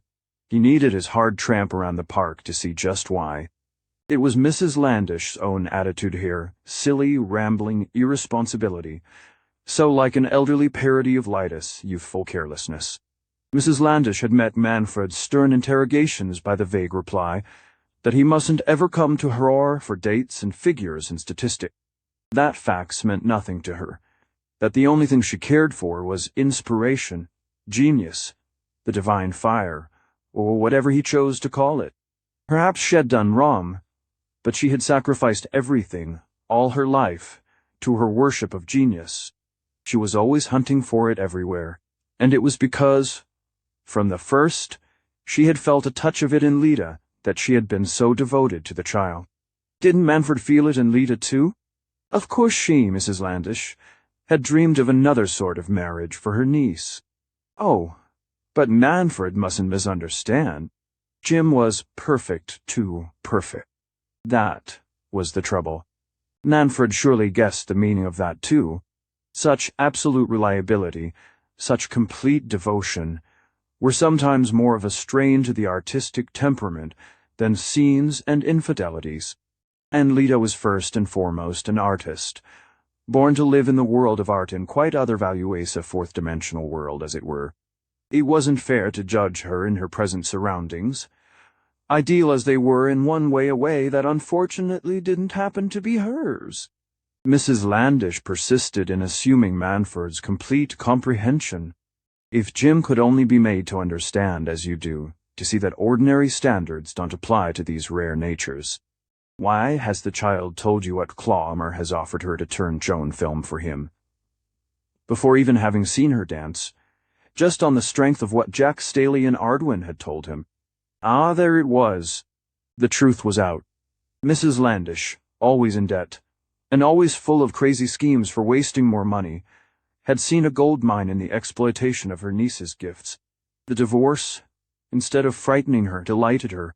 Manfred smiled as he thought how little she would be moved by Pauline's threat to cut off the young couple. Pauline sometimes forgot that, even in her own family, her authority was not absolute. She could certainly not compete financially with Hollywood, and Mrs. Landish's eyes were on Hollywood. Dear Mr. Manfred, but you look shocked. Absolutely shocked. Does the screen really frighten you? How funny. Mrs. Landish, drawing her rambling eyebrows together, seemed trying to picture the inner darkness of such a state. But surely you know the smartest people are going in for it.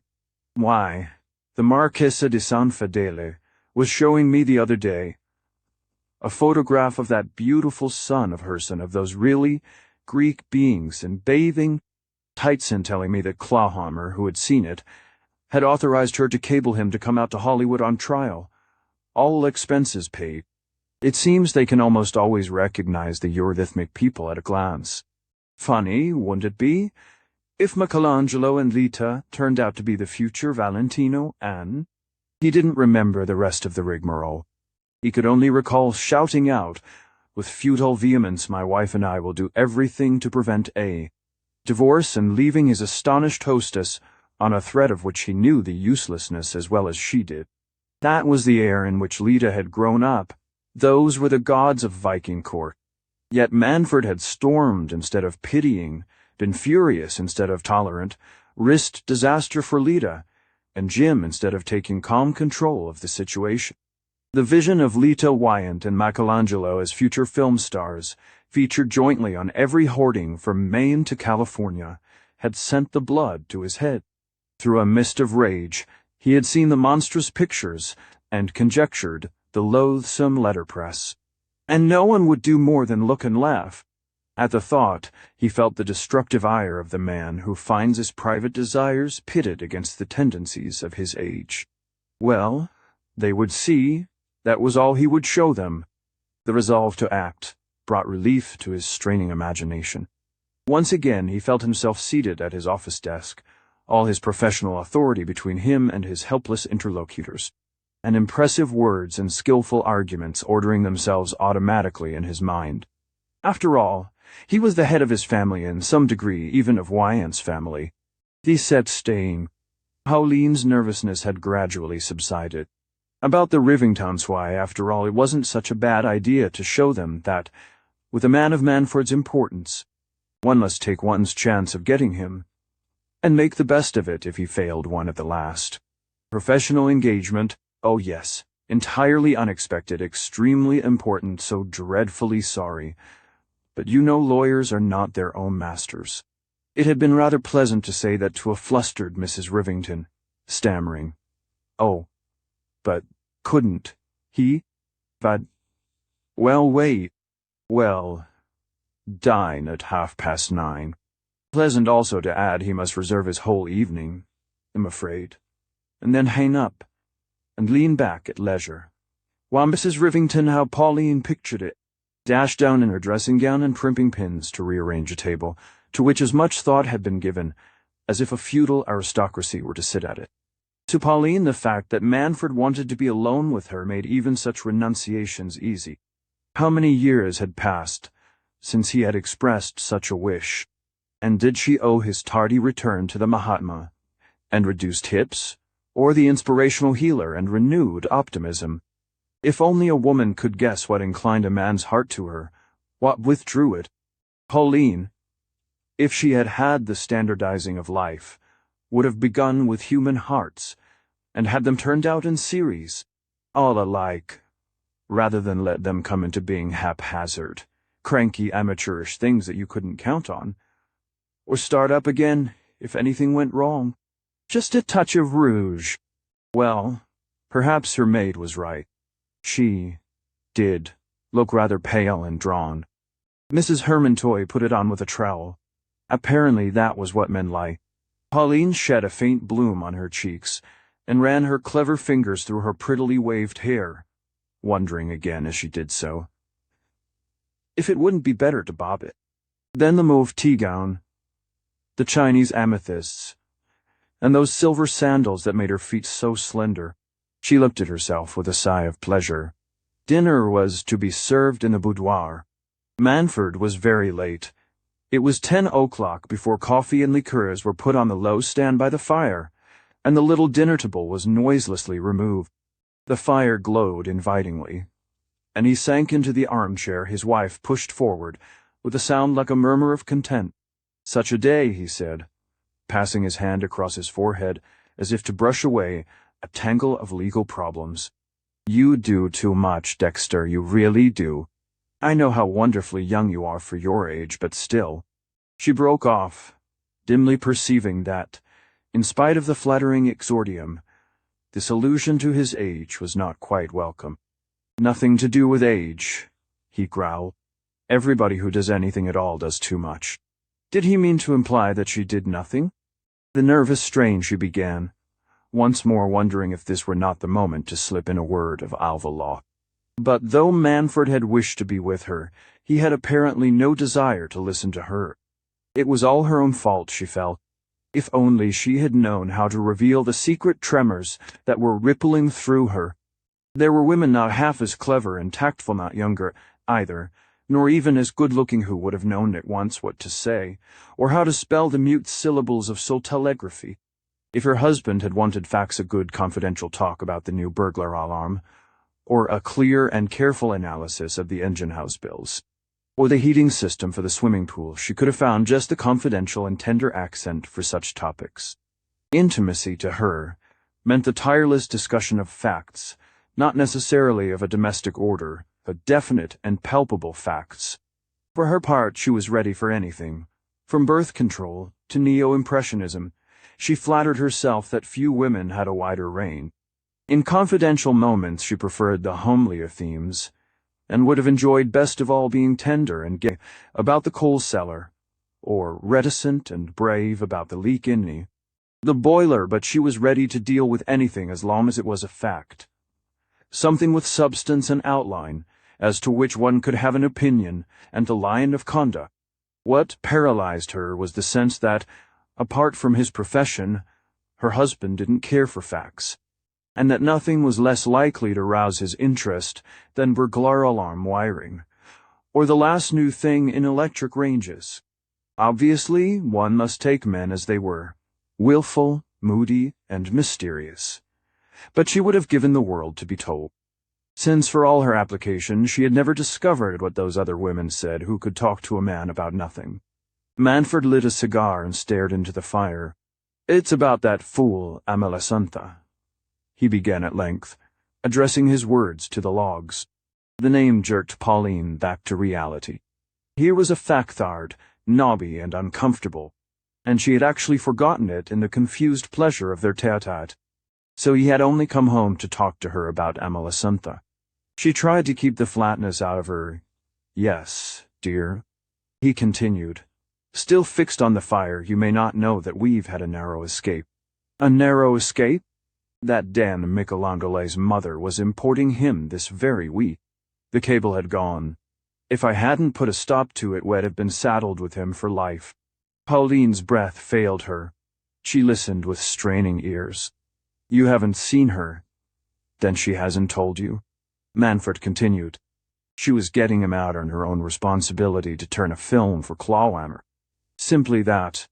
By the mercy of heaven I headed her off, but we hadn't a minute to lose. In her bewilderment at this outburst, and at what it revealed, Pauline continued to sit speechless. "Michelangelo Clawhammer? I didn't know. But wouldn't it have been the best solution, perhaps?" "Solution off what? Don't you think one member of the family on the screen's enough at a time?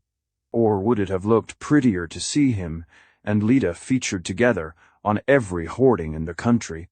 My Gaudy, thought I'd done the right thing in acting for you. There was no time to consult you. But if you don't care, why should I? He's none of my family, and she isn't either, for that matter." He had swung round from the hearth and faced her for the first time, his brows contracted, the veins swelling on his temples, his hands grasping his knees as if to constrain himself not to start up in righteous indignation. He was evidently deeply disturbed, yet his anger, she felt, was only the unconscious mask of another emotion, an emotion she could not divine. His vehemence, and the sense of moving in complete obscurity, had an intimidating effect on her. "I don't quite understand, Dexter. Amelisantha was here today. She said nothing about films or Clawhammer, but she did say that you made it unnecessary for Michelangelo to come to America." "Didn't she say how?" "She said something about paying his debts." Manfred stood up and went to lean against the mantelpiece. He looked down on his wife, who in her turn kept her eyes on the embers. "Well, you didn't suppose I made that offer till I saw we were up against it, did you?" His voice rose again angrily. But a cautious glance at his face showed her that its tormented lines were damp with perspiration. Her immediate thought was that he must be ill, that she ought to take his temperature. She always responded by first-aid impulses to any contact with human distress. But no, after all, it was not that he was unhappy. That was it. He was desperately unhappy. But why? Was it because he feared he had exceeded his rights in pledging her to such an extent, in acting for her when there was no time to consult her? Apparently the idea of the discord between Lida and Jim, and Lida's thirst for scenic notoriety, had shocked him deeply, much more, in reality, than they had Pauline. If so, his impulse had been a natural one, and eminently in keeping with those Wyant traditions, with which at suitable moments she continued to identify herself. Yes, she began to understand his thinking. It would be odious to her to see the names of her son's wife and this worthless Italian cousin emblazoned over every picture palace in the land. She felt moved by his regard for her feelings. After all, as he said, Lita and Michelangelo were no relations of his. He could easily have washed his hands of the whole affair. "I'm sure what you've done must be right, Dexter. You know I always trust your judgment. Only wish you'd explain." "Explain what?" Her mild reply seemed to provoke a new wave of exasperation. The only way to stop his coming was to pay his debts. "They're very heavy. I had no right to commit you, I acknowledge it." She took a deep breath, the figure of Michelangelo's liabilities blazing out before her as on a giant blackboard. "Then you had every right, Dexter," she said. "I'm glad you did it." He stood silent, his head bent, twisting between his fingers the cigar he had forgotten to relight. It was as if he had been startled out of speech by the promptness of her acquiescence, and would have found it easier to go on arguing and justifying himself. "That's very handsome of you, Pauline," he said at length. "Oh, no, you did it out of regard for me, I know. Only perhaps you won't mind our talking things over a little. About ways and means," she added, seeing his forehead gloom again. "Ways and means, so certainly. But please understand that I don't expect you to shoulder the whole sum. I've had 2 big fees lately. I've already arranged." She interrupted him quickly. "It's not your affair, Dexter. You're awfully generous, always. But I couldn't think of letting you. It is my affair, it's all of our affair. I don't want this nasty notoriety any more than you do." And Jim's happiness wrecked into the bargain. "You're awfully generous," she repeated. "It's first of all a question of helping Jim and Lita. T. If that young ass came over here with a contract from Clawhammer in his pocket, there'd be no holding her. And once that gang get hold of a woman—" He spoke with a kind of breathless irritation, as though it were incredible that Pauline should still not understand. "It's very fine of you, dear," she could only murmur. A pause followed, during which, for the first time, she could assemble her thoughts and try to take in the situation.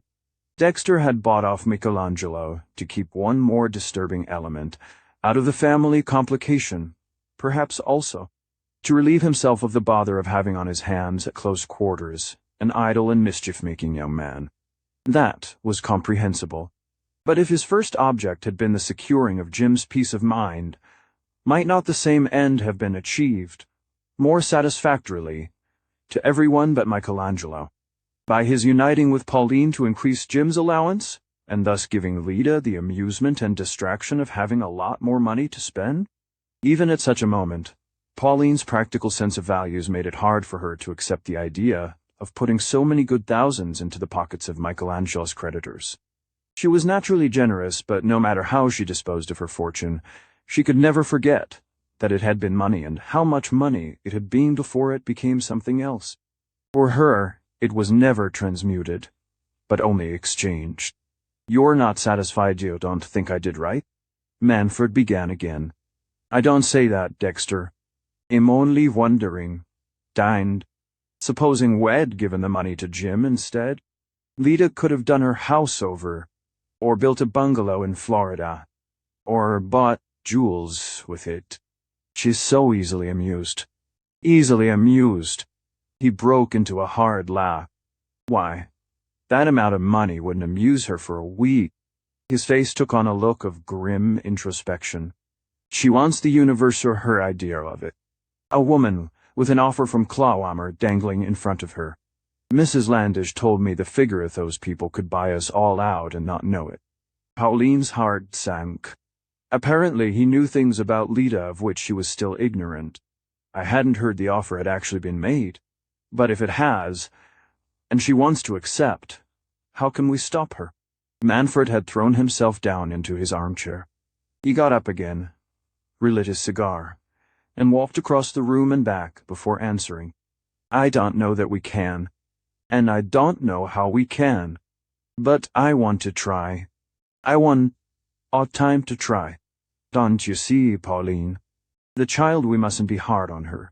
Her beginnings were damnable. Perhaps you know he's that cursed Mahatma place." Pauline winced and looked away from him. He had seen the photograph then, and heaven knows what more he had discovered in the course of his investigations for the Lindens. A sudden light glared out at her. It was for Jim's sake and Lida's that he had dropped the case. He sacrificed his convictions, his sense of the duty of exposing a social evil. She faltered, "I do know. A little. Well, a little's enough. Swine. And that's the rotten atmosphere she was brought up in. But she's not bad, Pauline. There's something still to be done with her. Give me time. Time." He stopped abruptly, as if the me had slipped out by mistake. "We must all stand shoulder to shoulder to put up this fight for her," he corrected himself with a touch of forensic emphasis. "Of course, dear. Of course," Pauline murmured. "When we get her to ourselves at Cedarledge, you and Nona and I. It's just as well Jim's going off, by the way. Has got her nerves on edge. Jim's a trifle dense at times, you know. And above all, this whole business, clawhammer and all, must be kept from him. Well, I'll hold our tongues till the thing blows over, eh?" "Of course," she again assented. "But supposing Lida asks to speak to me, well, let her speak. Listen to what she has to say." He stopped, and then added, in a rough, unsteady voice, "Only don't be hard on her. You won't, will you? No matter what rot she talks. The child's never had half a chance. How could you think I should, Dexter?" No, I don't." He stood up and sent a slow, unseeing gaze about the room. The gaze took in his wife, and rested on her long enough to make her feel that she was no more to him mauve tea gown, chains amethysts, touch of rouge and silver sandals than a sheet of glass, through which he was staring at what? She had never before felt so inexistent. "Well, I'm dope tired down and out," he said with one of his sudden jerks, shaking his shoulders and turning toward the door. He did not remember to say good night to her. How should he have, when she was no longer there for him? After the door had closed, Pauline in her turn looked slowly about the room. It was as if she were taking stock of the havoc wrought by an earthquake, but nothing about her showed any sign of disorder, except the armchair her husband had pushed back, the rug his movement had displaced. With instinctive precision she straightened the rug, and rolled the armchair back into its proper corner. Then she went up to a mirror, and attentively scrutinized herself. The light was unbecoming. Perhaps the shade of the adjacent wall candle had slipped out of place. She readjusted it. Yes, that was better. But of course, at nearly midnight and after such a day, a woman was bound to look a little drawn. Automatically, her lips shaped the familiar Pauline. "Don't worry, there's nothing in the world to worry about." But the rouge had vanished from the lips. Their thin line looked blue and arid. She turned from the unpleasing sight, putting out one light after another on the way to her dressing room. As she bent to extinguish the last lamp, its light struck a tall-framed photograph, Lida's latest portrait. Lida had the gift of posing the lines she fell into, always had an unconscious eloquence. And that little round face, as sleek as the inside of a shell, the slanting eyes, the budding mouth. Men, no doubt, would think it all enchanting. Pauline, with slow steps, went on into the big shining dressing room, and to the bathroom beyond, all ablaze with white tiling and silvered taps and tubes. It was the hour of her evening uplift exercises, the final relaxing of body and soul, before she slept. Sternly she addressed herself to relaxation. Lafontaine. What was the sense of it all? Nona, sitting up in bed 2 days after her nocturnal visit to the housetop, swept the interval with a desolate eye. She had made her great, her final refusal. She had sacrificed herself, sacrificed Houston, to the stupid ideal of an obstinate woman who managed to impress people by dressing up her egotism in formulas of philanthropy and piety. Because Aggie was forever going to church, and bossing the committees of old women's homes and rest cures for consumptives, she was allowed a license of cruelty, which would have damned the frivolous, destroying 2 lives to preserve her own ideal of purity. It was like the horrible ailing old men in history books, who used to bathe in human blood to restore their vitality. Everyone agreed that there was nothing such a clever, sensitive fellow as Stanley Houston mightn't have made of his life if he'd married a different kind of woman. As it was, he had just drifted, tried the law, dabbled in literary reviewing, taken a turn at municipal politics, another at scientific farming, and dropped one experiment after another to sink, at 35, into a disillusioned idler who killed time with cards and drink and motor speed. She didn't believe he ever opened a book nowadays. He was living on the dwindling capital of his early enthusiasms. But as for what people called his fastness, she knew it was merely the inevitable opposition to Aggie's virtues. And it wasn't as if there had been children. Nona always ached for the bewildered progeny suddenly bundled from one home to another. When their parents embarked on a new conjugal experiment, she could never have bought her happiness by a massacre of innocents, but to be sacrificed to a sterile union, as sterile spiritually as physically to miss youth and love, because of Agnes Houston's notion of her duty to the elderly clergyman she called God. Ah, that woman he said he was going off with. Nona had pretended she didn't know, had opened incredulous eyes at the announcement. But of course she knew everybody knew it was Cleomere. She had been after him for the last 2 years. She hadn't a rag of reputation to lose, and would jump at the idea of a few jolly weeks with a man like Houston, even if he got away from her afterward. But he wouldn't, of course, he never would. Poor Stan Cleomere's noise, her cheek, her vulgarity. How warm and life-giving they would seem as a change from the frigidarium he called home. She would hold him by her very cheapness. Her recklessness would seem like generosity, her glitter like heat. Ah, Nona could have shown him the difference. She shut her eyes and felt his lips on her lids, and her lids became lips. Wherever he touched her, a mouth blossomed. Did he know that? Had he never guessed? She jumped out of bed, ran into her dressing room, began to bathe and dress with feverish haste.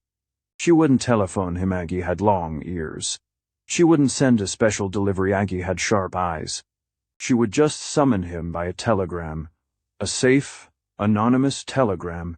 She would dash out of the house and get it off herself, without even waiting for her cup of coffee to be brought. Come and see me any time today. I was too stupid the other night. Yes, he would understand that. She needn't even sign it. On the threshold of her room, the telegram crumpled in her hand. The telephone bell arrested her. Stanley. Surely he must have felt the same need that she had. She fumbled uncertainly with the receiver. The tears were running down her cheeks. She had waited too long. She had exacted the impossible of herself. Yes? It's you, darling. She laughed it out through her weeping. What's that? It's Jim. That you, Nana? A quiet voice came back. When had Jim's voice ever been anything but quiet? Oh, Jim, dear. She gulped down tears and laughter. Yes, what is it? How awfully early you are. Hope, I didn't wake you. Can I drop in on my way downtown? Of course. When? How soon? Now. In 2 minutes. I've got to be at the office before 9. All right. In 2 minutes. Come straight up. She hung up the receiver and thrust the telegram aside. No time to rush out with it now. She would see Jim first, and send off her message when he left. Now that her decision was taken, she felt tranquil and able to wait. But anxiety about Jim rose and swelled in her again. She reproached herself for having given him so little thought for the last 2 days. Since her parting from Stan on the doorstep in the rainy night, everything but her fate and his had grown remote and almost indifferent to her.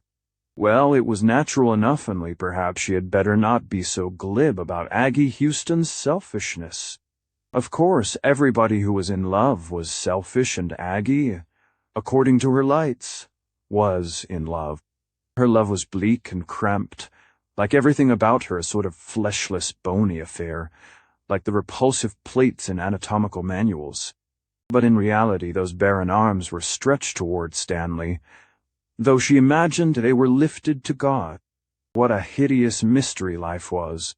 And yet, Pauline and her friends persisted in regarding it as a Sunday school picnic, with lemonade and sponge cake as its supreme rewards. Here was Jim at her sitting room door. Nona held out her arms and slanted a glance at him as he bent his cheek to her kiss. Was the cheek rather sallower than usual? Well, that didn't mean much. He and she were always a yellow pair when they were worried. What's up, old man?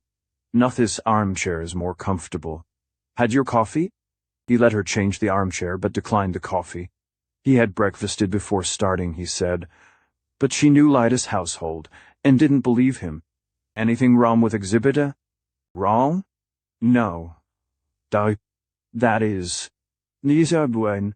She had put the question at random, in the vague hope of gaining time before Lyda's name was introduced, and now she had the sense of having unwittingly touched on another problem.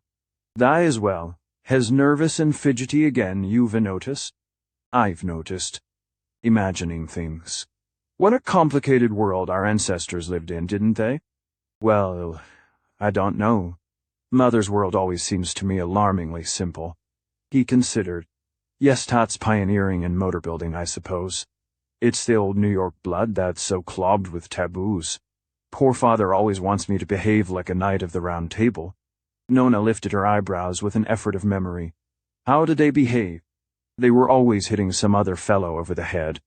She felt a little catch in her throat. Who particularly does he want you to hit over the head? Oh, we haven't got as far as that yet. It's just the general principle.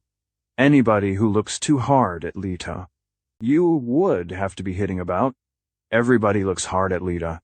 How in the world can she help it? That's what I tell him.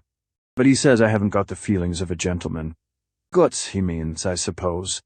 He leaned back, crossing his arms wearily behind his back, his sallow face with heavy-lidded eyes tilted to the ceiling.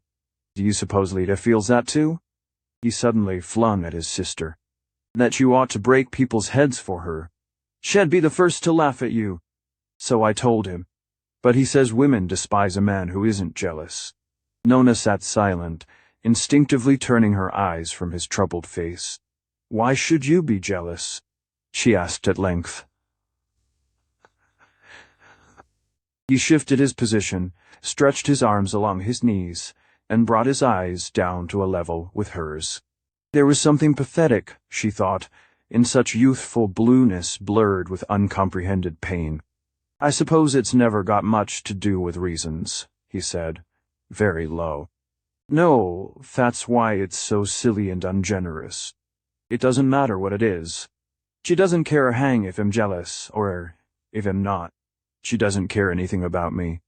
I've simply ceased to exist for her. Well, then you can't be in her way. It seems I am, though, because I do exist for the world and as the boy's father, and the mere idea gets on her nerves. Nona laughed a little bitterly. She wants a good deal of elbow room, doesn't she? And how does she propose to eliminate you? Oh, that's easy. Divorce, Dornt. There was a silence between the two. This was how it sounded, that simple, reasonable request in the lips of the other partner. The partner who still had a stake in the affair.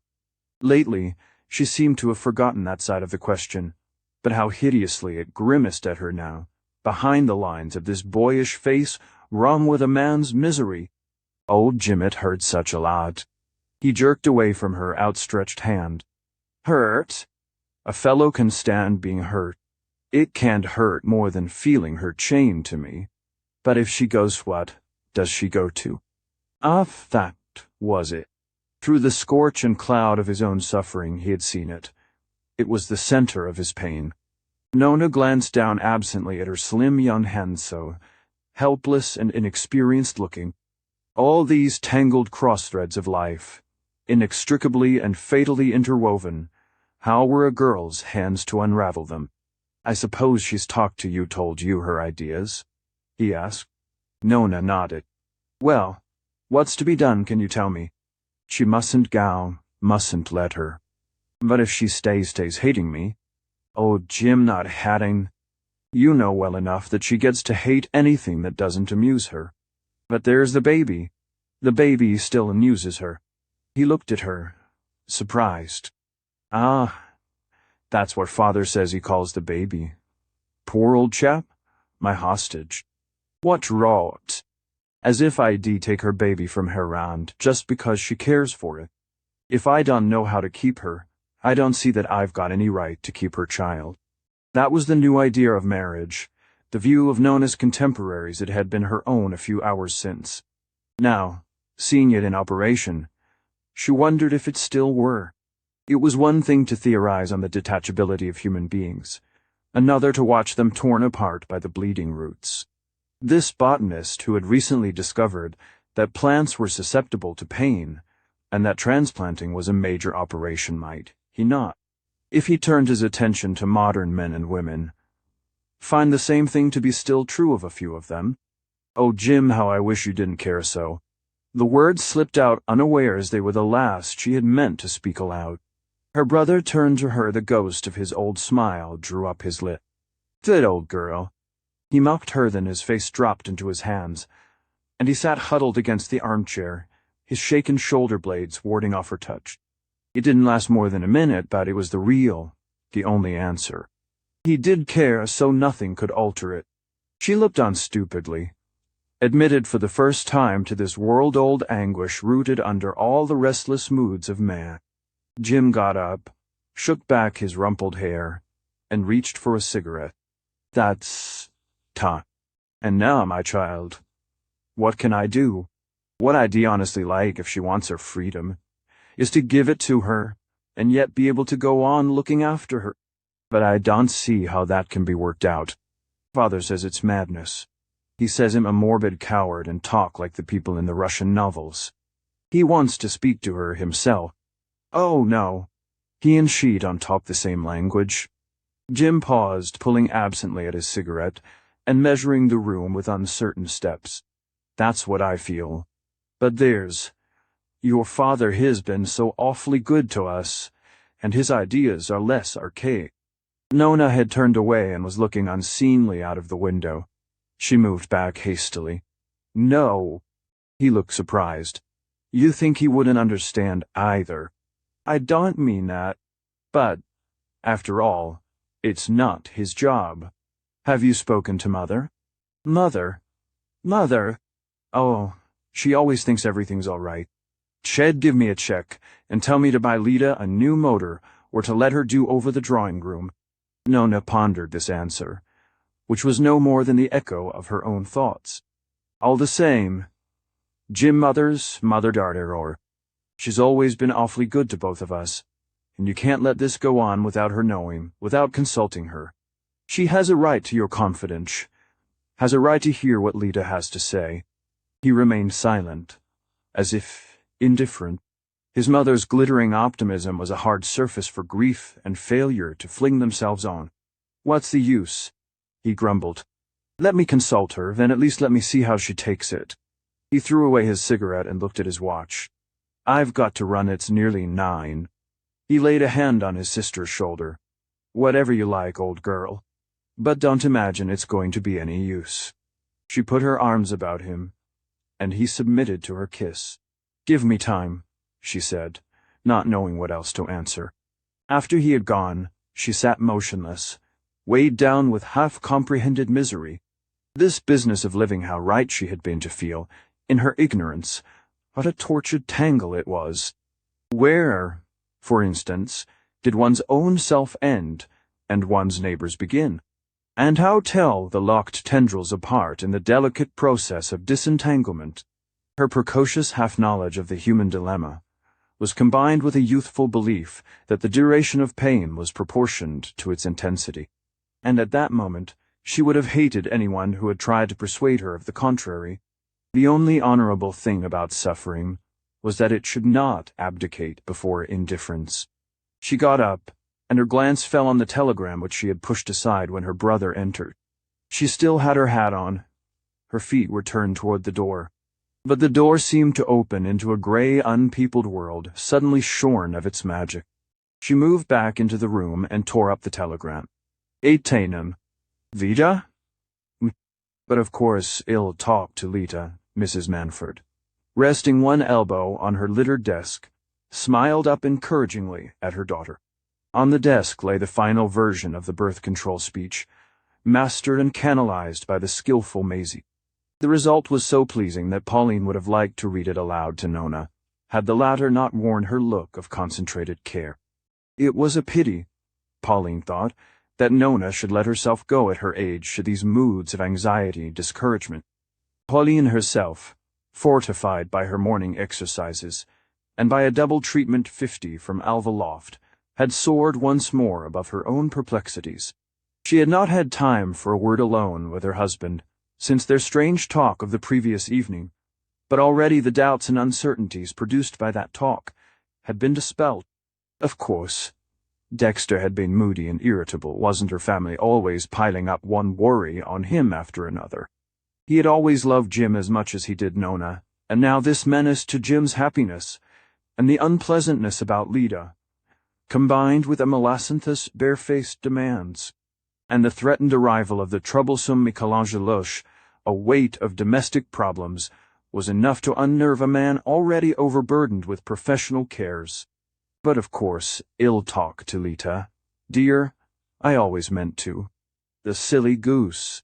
I've waited only because your father. Nona's heavy eyebrows ran together like Manford's. Father? Oh, his helping us so splendidly about it. And he asked me to wait to do nothing in a hurry. Nona seemed to turn this over. All the Same think you ought to hear what Lida has to say. Jess trying to persuade Jim to let her divorce him, and he thinks he ought to, if he can't make her happy. But he must make her happy. Ill talk to Jim, too, cried Pauline with a determination. I'd try Lida first, Mother. Ask her to postpone her decision. If we can get her to come to Cedar Ledge for a few weeks' rest. Yes, that's what your father says. But I don't think Father ought to give up his fishing to join us. Haven't you noticed how tired he looks? He ought to get away from all of us for a few weeks. Why shouldn't you and I look after Lida? Pauline's enthusiasm drew. It was really no business of Nona's to give her mother advice about the management of her father. These modern girls pity Nona didn't marry and try managing a husband of her own. Your father loves Cedar Ledge. It's quite his own idea to go there. He thinks Easter in the country with us all will be more restful than California. I haven't influenced him in the least to give up his fishing. Oh, I didn't suppose you had. Nona seemed to lose interest in the discussion, and her mother took advantage of the fact to add, with a gentle side glance at her watch, is there anything else, dear? Because I've got to go over my birth control speech. And at 11 there's a delegation from. Nona's eyes had followed her glance to the scattered pages on the desk. Are you really going to preside at that birth control dinner, Mother? Preside? Why not? I happen to be chairman, Pauline answered with a faint touch of acerbity. I know. Only the other day you were preaching unlimited families. Don't the two speeches come rather close together? You might expose yourself to some newspaper chaff if anyone put you in parallel columns. Pauline felt herself turning pale. Her lips tightened, and for a moment she was conscious of a sort of blur in her brain. This girl, it was preposterous that she shouldn't understand. And always wanting reasons and explanations at a moment's notice. To be subjected, under one's own roof, to such a perpetual inquisition. There was nothing she disliked so much as questions to which she had not had time to prepare the answers. I don't think you always grasp things, Nona. The words were feeble, but they were the first that came. I'm afraid I don't, Mother. Then, perhaps he just suggest I too oughtn't to be quite so ready to criticize. You seem to imagine there is a contradiction in my belonging to these two groups of thought. They do seem to contradict each other, not in reality. The principles are different, of course, but, you see, they are meant to apply to different categories of people. It's all a little difficult to explain to anyone as young as you are. A girl naturally can't be expected to know. Oh, what we girls don't know, Mother. Well, dear, I've always approved of outspokenness on such matters. The real nastiness is in covering things up. But all the same, age and experience. Teach you one. You children mustn't hope to get at all your elders' reasons. That sounded firm yet friendly, and as she spoke, she felt herself on safer ground. I wish there were time to go into it all with you now, but if I'm to keep up with Toaday's engagements, and proud in a talk with Lita besides Maisie. Will you call up Mrs. Jim? Maisie answered from the other room. The delegation of the League for Discovering Genius is waiting downstairs. Mrs. Manford? Oh, to be sure. This is rather an important movement. Nona, a new thing. I do believe there's something helpful to be done for genius. They're just organizing their first drive. I heard of it through that wonderful Mrs. Swaffer. You wouldn't care to come down and see the delegation with me? No. I sometimes think you'd be happier if you interested yourself a little more in other people. In all the big humanitarian movements that make one so proud to be an American. Don't you think it's glorious to belong to the only country where everybody is absolutely free, and yet we're all made to do exactly what is best for us? I say that somewhere in my speech. Well, I promise to have my talk with Lita before dinner, whatever happens. I'll squeeze her in. And you and Jim needn't be afraid of my saying anything to set her against us. Your father has impressed that on me already. After all, I've always preached the respect of everyone's personality. Only Lita must begin by respecting Jim's. Fresh from a stimulating encounter with Mrs. Swaffer and the encouragers of genius, Pauline was able to face with a smiling composure her meeting with her daughter-in-law. Every contact with the humanitarian movements, distinguishing her native country from the selfish laissez-faire and cynical indifference of Europe, filled her with a new optimism, and shed a reassuring light on all her private cares. America really seemed to have an immediate answer for everything, from the treatment of the mentally deficient to the elucidation of the profoundest religious mysteries. In such an atmosphere of universal simplification, how could one's personal problems not be solved? The great thing is to believe that they will be, as Mrs. Swaffer said, apropos of the finding of funds for the new League for Discovering Genius. The remark was so stimulating to Pauline that she immediately drew a large check and accepted the chairmanship of the committee, and it was on the favoring breeze of the League's applause that she sailed, at the tea-hour, into Lida's boudoir. It seems simpler just to ask her for a cup of tea as if I were dropping in to see the baby. Pauline had reflected, and as Lida was not yet at home, there was time to turn her pretext into a reality.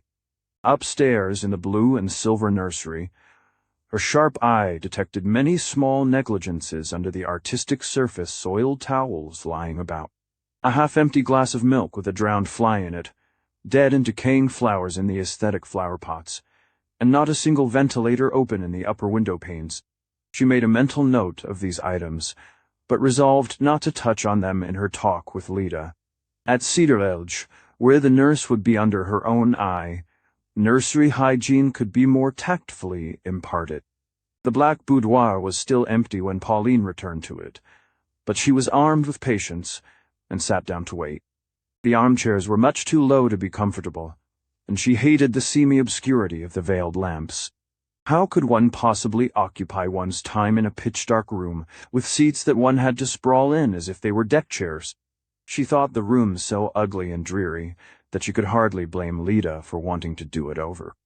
I'll give her a check for it at once, she reflected indulgently. All young people begin by making mistakes of this kind. She remembered with a little shiver the set of imitation tapestry armchairs that she had insisted on buying for her drawing-room when she had married Wyant. Perhaps it would be a good move to greet Lida with the offer of the check. Somehow Lida's appearance, when she at length arrived, made the idea seem less happy.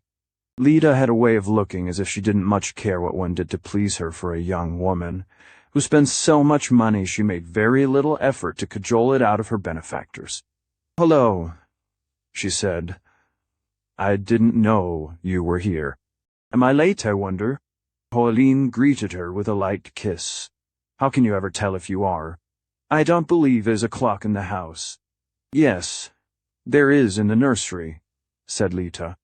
"Well, my dear, That one stopped, rejoined her mother-in-law, smiling. You've been seeing the boy? Oh, then you haven't missed me. Lita smiled back as she loosened her furs and tossed off her hat.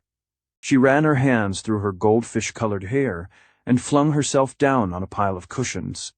Tea's coming sooner or later, I suppose. Unless a cocktail. No? Wouldn't you be more comfortable on the floor? She suggested to her mother-in-law. Every whalebone in Pauline's perfectly fitting elastic girdle contracted apprehensively. Thank you, I'm very well here. She assumed as willowy an attitude as the treacherous seat permitted, and added, I'm so glad to have the chance of a little talk.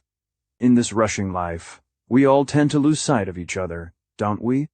But I hear about you so constantly from Nona that I feel we're very close even when we don't meet. Nona's devoted to Yawa, all are. That's awfully sweet of you, said Lita with her air of radiant indifference. Well, my dear, we hope you reciprocate, Pauline sparkled, stretching a maternal hand to the young shoulder at her knee. Lita slanted her head backward with a slight laugh. Mrs. Manfred had never thought her pretty, but today the mere freshness of her parted lips, their rosy lining, the unspoiled curves of her cheek and long white throat, stung the older woman to reluctant admiration. Am I expected to be devoted to you all? Lita questioned. No, dear, only to Jim. Oh, said Jim's wife, her smile contracting to a faint grimace. Pauline leaned forward earnestly. I won't pretend not to know something of what's been happening. I came here today to talk things over with you, quietly and affectionately like an older sister. Try not to think of me as a mother-in-law. Lita's slim eyebrows went up ironically. Oh, I'm not afraid of mother-in-law, they're not as permanent as they used to be.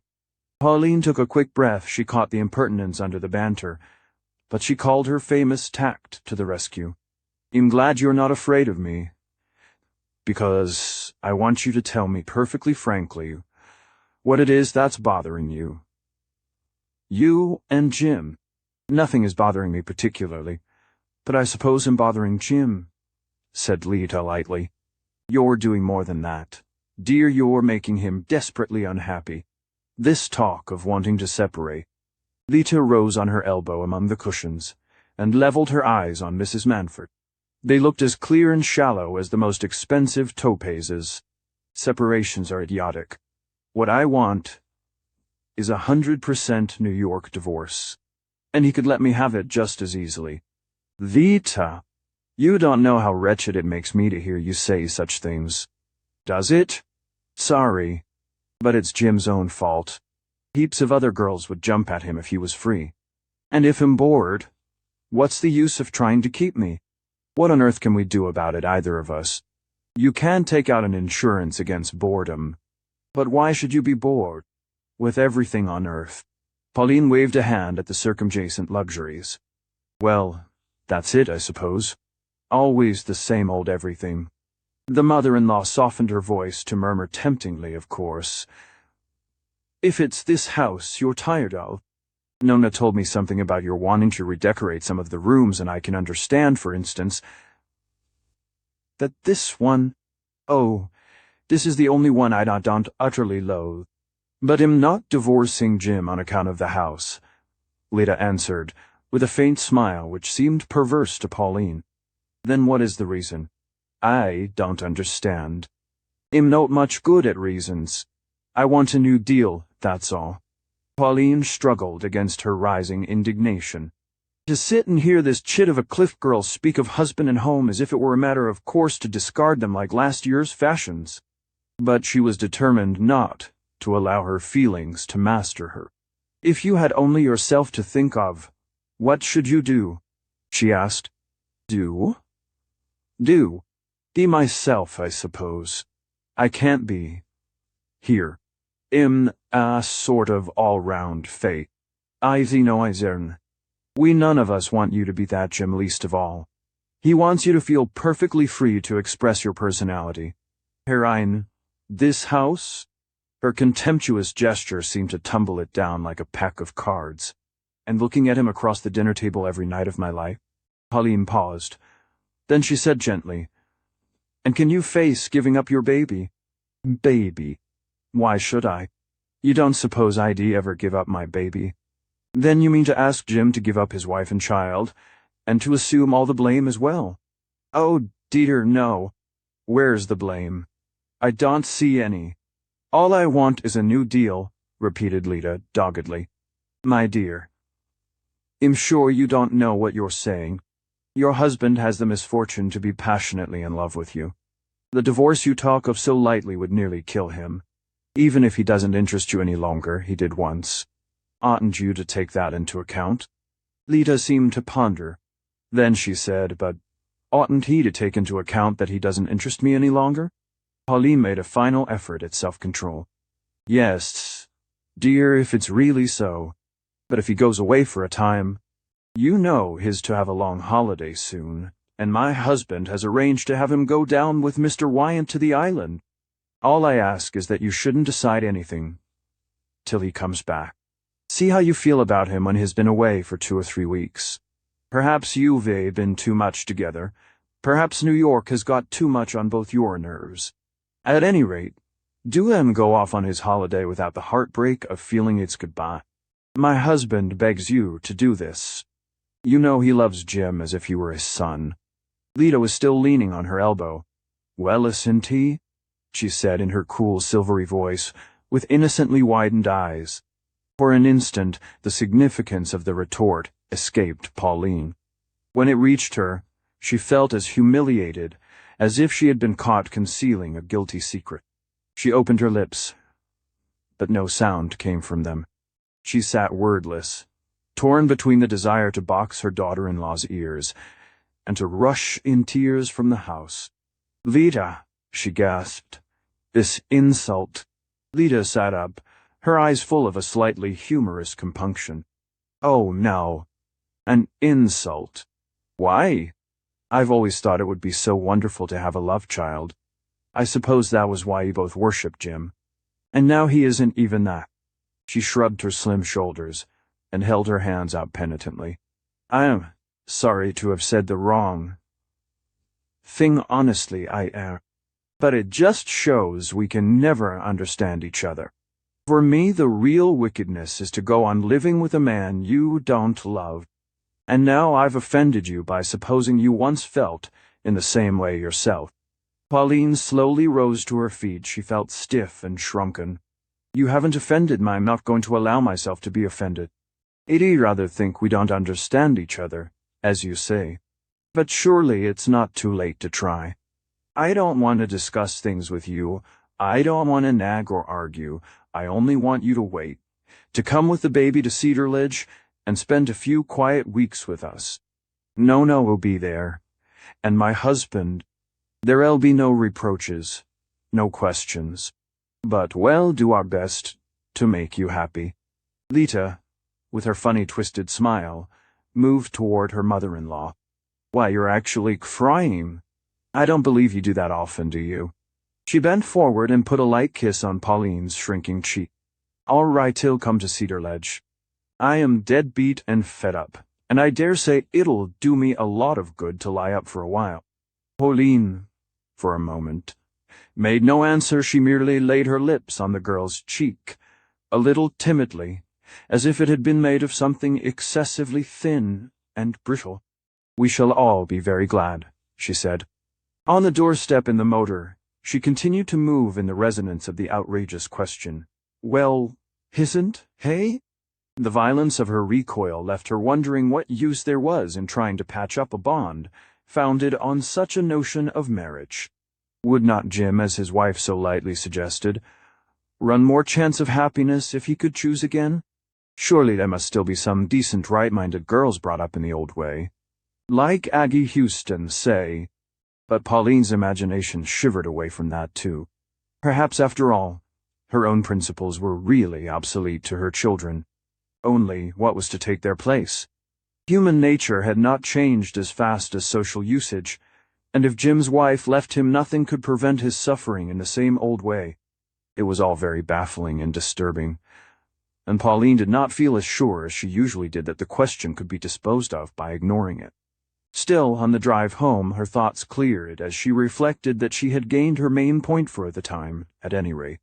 Manfred had enjoined her not to estrange or frighten Lita, and the two women had parted with a kiss.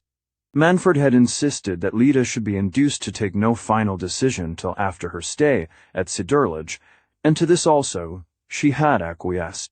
Pauline, on looking back, began to be struck by the promptness of Lita's surrender, and correspondingly impressed by her own skill in maneuvering.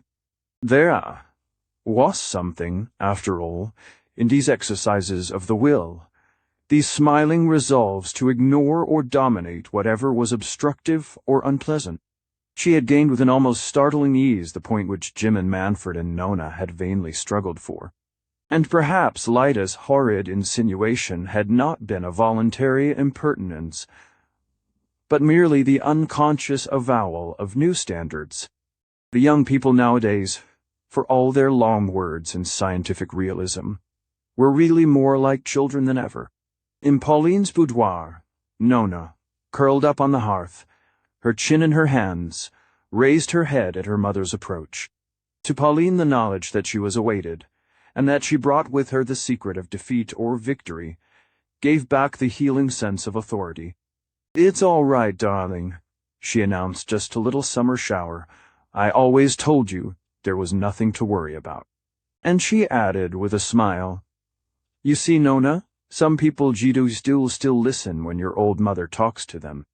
And if only Aggie Houston had changed those sirupal curtains in the front drawing-room, Nona thought, if she had substituted deep upholstered armchairs for the hostile gilt seats, and put books in the marqueterie cabinets in place of blue china dogs and Dresden shepherdesses, everything in 3 lives might have been different. But Aggie had probably never noticed the color of the curtains or the angularity of the furniture. She had certainly never missed the books. She had accepted the house as it came to her from her parents, who in turn had taken it over, in all its dreary frivolity, from their father and mother. It embodied the New York luxury of the 70s, in every ponderous detail, from the huge cabbage roses of the Aubusson carpet, too. The triple layer of curtains designed to protect the aristocracy of the brownstone age from the plebeian intrusion of light and air. Funny, Nona thought again, that all this ugliness should prick me like nettles, and matter no more to Aggie than if it were in the next street. She is a saint, I know. But what I want to find is a saint who hates ugly furniture, and yet lives among it with a smile. What's the merit if you never see it? She addressed herself to a closer inspection of one of the cabinets, in which Aggie's filial piety had preserved her mother's velvet and silver spectacle calace, and her father's ivory opera glasses, in combination with an alabaster, leaning tower, and a miniature copy of Carlo Dulcis Magdalene. Queer dead rubbish, but queerer still, that at that moment and in that house, Nona's uncanny detachment should permit her to smile at, where indeed she wondered again did one's own personality end, and that of others, of people, landscapes, chairs, or spectacles begin. Ever since she had received, the night before, Aggie's stiff and agonized little note, which might have been composed by a child with a toothache, Nona had been apprehensively asking herself if her personality didn't even include certain shreds and fibers of Aggie. It was all such an inextricable tangle. Here she came. Nona heard the dry click of her steps on the stairs, and across the polished bareness of the hall. She had written if you could make it perfectly convenient to call Aggie's nearest approach to a friendly summons, and as she opened the door and advanced over the cabbage roses, Nona saw that her narrow face, with the eyes too close together, and the large pale pink mouth with straight edges, was sharpened by a new distress. "It's very kind of you to come, Nona," she began in her clear, painstaking voice. "Oh, nonsense, Aggie. Do drop all that. Of course, I know what it's about." Aggie turned noticeably paler, but her training as a hostess prevailing over her emotion, she pushed forward a gilt chair. "Do sit down." She placed herself in an adjoining sofa corner. Overhead, Aggie's grandmother, in a voluted gilt frame, held a Brussels lace handkerchief in her hand, and leaned one ruffled elbow on a velvet table cover fringed with knobby tassels. "You say you know," Aggie began. "Of course. Stanley has told you?" Nona's nerves were beginning to jump and squirm like a bundle of young vipers. Was she going to be able to stand much more of these paralyzing preliminaries? "Oh, yes, he's told me." Aggie dropped her lids and stared down at her narrow white hands. Then a premonitory twitch ran along her lips and drew her forehead into little wrinkles of perplexity. "I don't want you to think I've any cause of complaint against Stanley, none whatever. There has never been a single unkind word. We have always lived together on the most perfect terms." Feeling that some form of response was required of her, Nona emitted a vague murmur. "Only no wishes left me," Aggie concluded, the words wrung out of her in labored syllables. She raised one hand and smoothed back a flat strand of hair which had strayed across her forehead. Nona was silent. She sat with her eyes fixed on that small, twitching masquerade face it could hardly be called, since it had probably never before been suffered to express any emotion that was radically and peculiarly Aggie's. "You knew that too?" Aggie continued in a studiously objective tone. Nona made a sign of assent. "He has nothing to reproach me with, nothing whatever. He expressly told me so." "Yes, I know. That's the worst of it." "The worst of it? Why, if he had, you might have had a good row that would have cleared the air." Suddenly Nona felt Aggie's eyes fixed on her with a hungry, penetrating stare. "Did you and he used to have good rows, as you call it?" "Oh, by the hour never we met." Nona, for the life of her, could not subdue the mocking triumph in her voice. Aggie's lips narrowed. "You've been very great friends. I know he's often told me so. But if you were always quarreling, how could you continue to respect each other?" "I don't know that we did. At any rate, there was no time to think about it because there was always the making up, you see." "The making up? Aggie?" Nona burst out abruptly. "Have you never known what it was to have a man give you a jolly good hug, and feel full enough of happiness to scent a whole garden with it?" Aggie lifted her lids on a glance which was almost one of terror. The image Nona had used seemed to convey nothing to her, but the question evidently struck her with a deadly force. "A man, what man?" Nona laughed. "Well, for the sake of argument, Stanley, I can't imagine why you ask such queer questions, Nona. How could we make up when we never quarreled? Is it queer to ask you if you ever loved your husband?" "It's queer of you to ask it," said the wife simply. Nona's swift retort died unspoken, and she felt one of her slow, secret blushes creeping up to the roots of her hair. "I'm sorry, Aggie. I'm horribly nervous, and I suppose you are. Hadn't we better start fresh? What was it you wanted to see me about?" Aggie was silent for a moment, as if gathering up all her strength. Then she answered, "To tell you that if he wants to marry you, I shan't oppose a divorce any longer." "Aggie!" The two sat silent, opposite each other, as if they had reached a point beyond which words could not carry their communion. Nona's mind, racing forward, touched the extreme limit of human bliss, and then crawled back from it, bowed and broken-winged. "But only on that condition," Aggie began again, with deliberate emphasis. "On condition that he marries me." Aggie made a motion of assent. "I have a right to impose my conditions. And what I want is," she faltered suddenly, "what I want is that you should save him from Cleo Merrick." Her level voice broke and 2 tears forced their way through her lashes and fell slowly down her cheeks.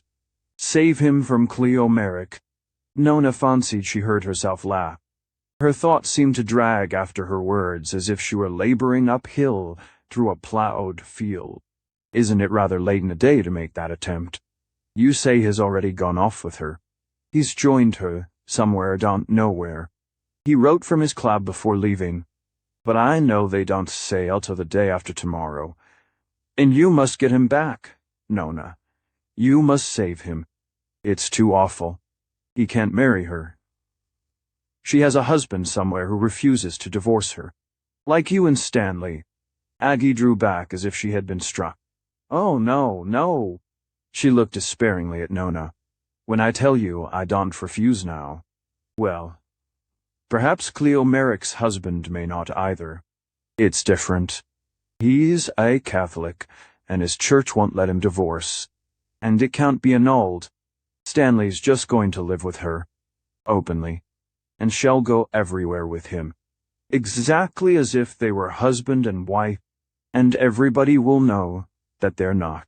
Nona sat silent, considering with set lips and ironic mind the picture thus pitilessly evoked. Well, if she loves him. Loves him? A woman like that.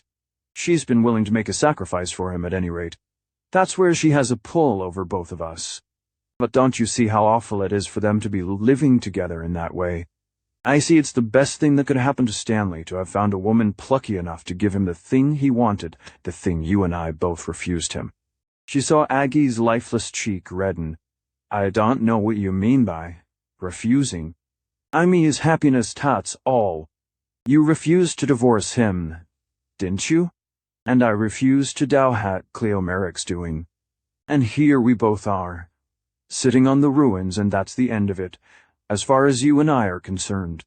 But it's not the end, it's not too late. I tell you it's not too late. He'll leave her even now if you ask him to. I know he will. Nona stood up with a dry laugh. Thank you, Aggie. Perhaps he wouldn't leave, we shall never find out. Never find out.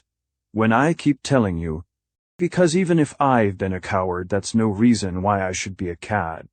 Nona was buttoning her coat and clasping her fur about her neck with quick, precise movements, as if wrapping herself close against the treacherous sweetness that was beginning to creep into her vein. Suddenly she felt she could not remain a moment longer in that stifling room, face to face with that stifling misery. The better woman's got him, let her keep him, she said. She put out her hand, and for a moment Aggie's cold, damp fingers lay in hers. Then they were pulled away, and Aggie caught Nona by the sleeve. But Nona, listen. I don't understand you. Isn't it what you've always wanted? Oh, more than anything in life, the girl cried, turning breathlessly away. The outer door swung shut on her, and on the steps she stood still and looked back at the ruins on which she had pictured herself, sitting with Aggie Houston. I do believe, she murmured to herself. I know most of the new ways of being rotten. I only wish I was sure I knew the best new way of being decent. Book 3. Wenham. At the gates of Cedarledge, Pauline lifted her head from a last hurried study of the letters and papers Maisie Bruss had thrust into the motor. The departure from town had been tumultuous. Up to the last minute there had been the usual rush and trepidation. Maisie hanging on the footboard, Powder and the maid hurrying down with final messages and recommendations. Here is another batch of bills passed by the architect, Mrs. Manford, and he asks if you'd mind. Yes, draw another check for 5,000, Maisie, and send it to me with the others to be signed, and the estimates for the new orchid house. The contractor says building materials are going up again next week, and he can't guarantee, unless you telephone at once. Has Madame the jewel box? I put it under the rug myself, with Madame's motor bag. Thank you, Cecile. Yes, it's here. And is the Maison Hermione to deliver the green and gold tea gown here, or? Here are the proofs of the birth control speech, Mrs. Manford. If you could just glance over them in the motor, and let me have them back tonight. The Marchesa, madam, has called up to ask if you and Mr. Manford can receive her at Cedarledge for the next weekend. No. Powder say no. I'm dreadfully sorry. Very good, madam. I understand it was to bring a favourable answer from the Cardinal. Oh, very well. I'll telephone from Cedarledge. Please, madam. Mr. Wyant's just telephoned. Mr. Wyant, Powder. Mr. Arthur Wyant, madam, to ask. But Mr. Wyant and Mr. James were to have started for Georgia last night. Yes, madam, but Mr. James was detained by business, and now Mr. Arthur Wyant asks if you will please ring up before they leave tonight. Very well. What can have happened, Nona? You don't know. Say I've started for Cedarledge. Powder ill ring up from there. Yes, that's all. Mrs. Manford. Wait. Here are 2 more telegrams. And a special. Take care, Maisie. You'll slip and break your leg. Yes, but Mrs. Manford. The special is from Mrs. Swaffer. She says the committee have just discovered a new genius, and they're calling an emergency meeting for tomorrow afternoon at 3. And couldn't you possibly? No, monsieur can't. Say I've left. The leaves of agitation were slow in subsiding. A glimpse, down a side street, of the Marquise's cheap boarding house hotel revived them. And so did the flash, past the inscrutable Dawnside, aloof on its height above the Hudson. But as the motor slid over the wide suburban boulevards and out into the budding country, with the roar and menace of the city fading harmlessly away on the horizon, Pauline's serenity gradually stole back. Nona, at her side, sat silent, and the mother was grateful for that silence. She had noticed that the girl had looked pale and drawn for the last fortnight, but that was just another proof of how much they all needed the quiet of Cedarledge. You don't know why Jim and his father have put off starting, Nona. No idea, Mother. Probably business of Jim's, as Powder said. Do you know why his father wants to telephone me? Not a bit. Probably it's not important. I'll call up this evening. Oh, if you would, dear. I'm really tired. There was a pause, and then Nona questioned, Have you noticed Maisie, Mother? She's pretty tired, too. Yes, poor Maisie. Preparing Cedarledge has been rather a rush for her. I'm afraid it's not only that. She's just been told that her mother has a cancer. Oh, poor child. How dreadful. She never said a word to me. No, she wouldn't. But, Nona, have you told her to see Sturman at once? Perhaps an immediate operation. You must call her up as soon as we arrive. Tell her, of course, that I'll bear all the expenses. After that, they both relapsed into silence. These domestic tragedies happened now and then. One would have given the world to avert them, but when one couldn't, one was always ready to foot the bill. Pauline wished that she had known, had time to say a kindly word to poor Maisie. Perhaps she would have to give her a week off, or at least a couple of days, while she settled her mother in the hospital. At least, if Disterman advised an operation. It was dreadful, how rushed one always was. Pauline would have liked to go and see poor Mrs. Bruss herself. But there were Dexter and Lita and the baby all arriving the day after tomorrow, and only just time to put the last touches to Cedarledge before they came. And Pauline herself was desperately tired, though she had taken a triple treatment from Alvaloft 100 that very morning. She always meant to be kind to everyone dependent on her. It was only time that lacked always time. Dependence and all, they were swept away with her in the same ceaseless rush. When now and then one of them dropped by the way she was sorry, and sent back first aid, and did all she could but. The rush never stopped. It couldn't stop when one did a kindness. One could only fling it at its object and whirl by. The blessed peace of the country. Pauline drew a deep breath of content. Never before had she approached Cedarledge with so complete a sense of possessorship. The place was really of her own making, for though the house had been built and the grounds laid out, years before she had acquired the property, she had stamped her will and her wealth on every feature. Pauline was persuaded that she was fond of the country, but what she was really fond of was doing things to the country, and owning, with this object, as many acres of it as possible. And so it had come about that every year the Cedarledge estate had pushed the encircling landscape farther back, and substituted for its miles of goldenrod, and Gershon maple more acres of glossy lawn, and more specimen limes and oaks and cut-leaved beeches, domed over more and more windings of expensive shrubbery. From the farthest gate, it was now a drive of 2 miles to the house, and Pauline found even this too short for her minutely detailed appreciation of what lay between her and her threshold. In the village, the glint of the gilt weathercock on the new half-timbered engine-house, under a rich slope of pasture land, the recently enlarged dairy farm, then woods of hemlock and dogwood acres of rhododendron. Azalea and mountain laurel acclimatized about a hidden lake, a glimpse of Japanese water gardens fringed with cherry bloom and catkins open lawns.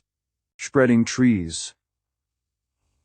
The long brick house front and its terraces, and through a sculptured archway the Dutch garden with dwarf topiary work and endless files of bulbs about the commander's baton of a stately sundial.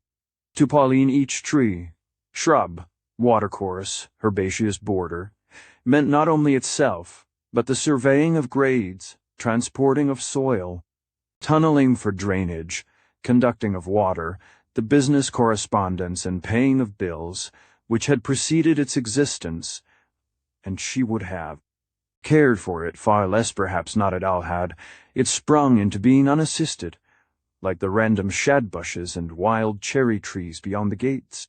The faint spring loveliness reached her somehow, in long washes of pale green and the blurred mauve of budding vegetation, but her eyes could not linger on any particular beauty without its dissolving into soil, manure, nurserymen's catalogues, and bills again bills. It had all cost a terrible lot of money. But she was proud of that to owe her. It was part of the beauty, part of the exquisite order and suitability which reigned as much in the simulated wildness of the rhododendron glen as in the geometrical lines of the Dutch garden. 75,000 bulbs this year, she thought as the motor swept by the sculptured gateway, just giving and withdrawing a flash of turf sheeted with amber and lilac, in a setting of twisted and scalloped evergreens. 25,000 more bulbs than last year. That was how she liked it to be. It was exhilarating to spend more money each year, to be always enlarging and improving, in small ways as well as great, to face unexpected demands with promptness and energy, beat down exorbitant charges, struggle through difficult moments, and come out at the end of the year, tired but victorious, with improvements made, bills paid, and a reassuring balance in the bank. To Pauline, that was life. And how her expenditure at Sidalege was justifying itself. Her husband, drawn by its fresh loveliness, had voluntarily given up his annual trip to California, the excitement of tarpon fishing, the independence of bachelor hodl, to spend a quiet month in the country with his wife and children. Pauline felt that even the 25,000 additional bulbs had had a part in shaping his decision.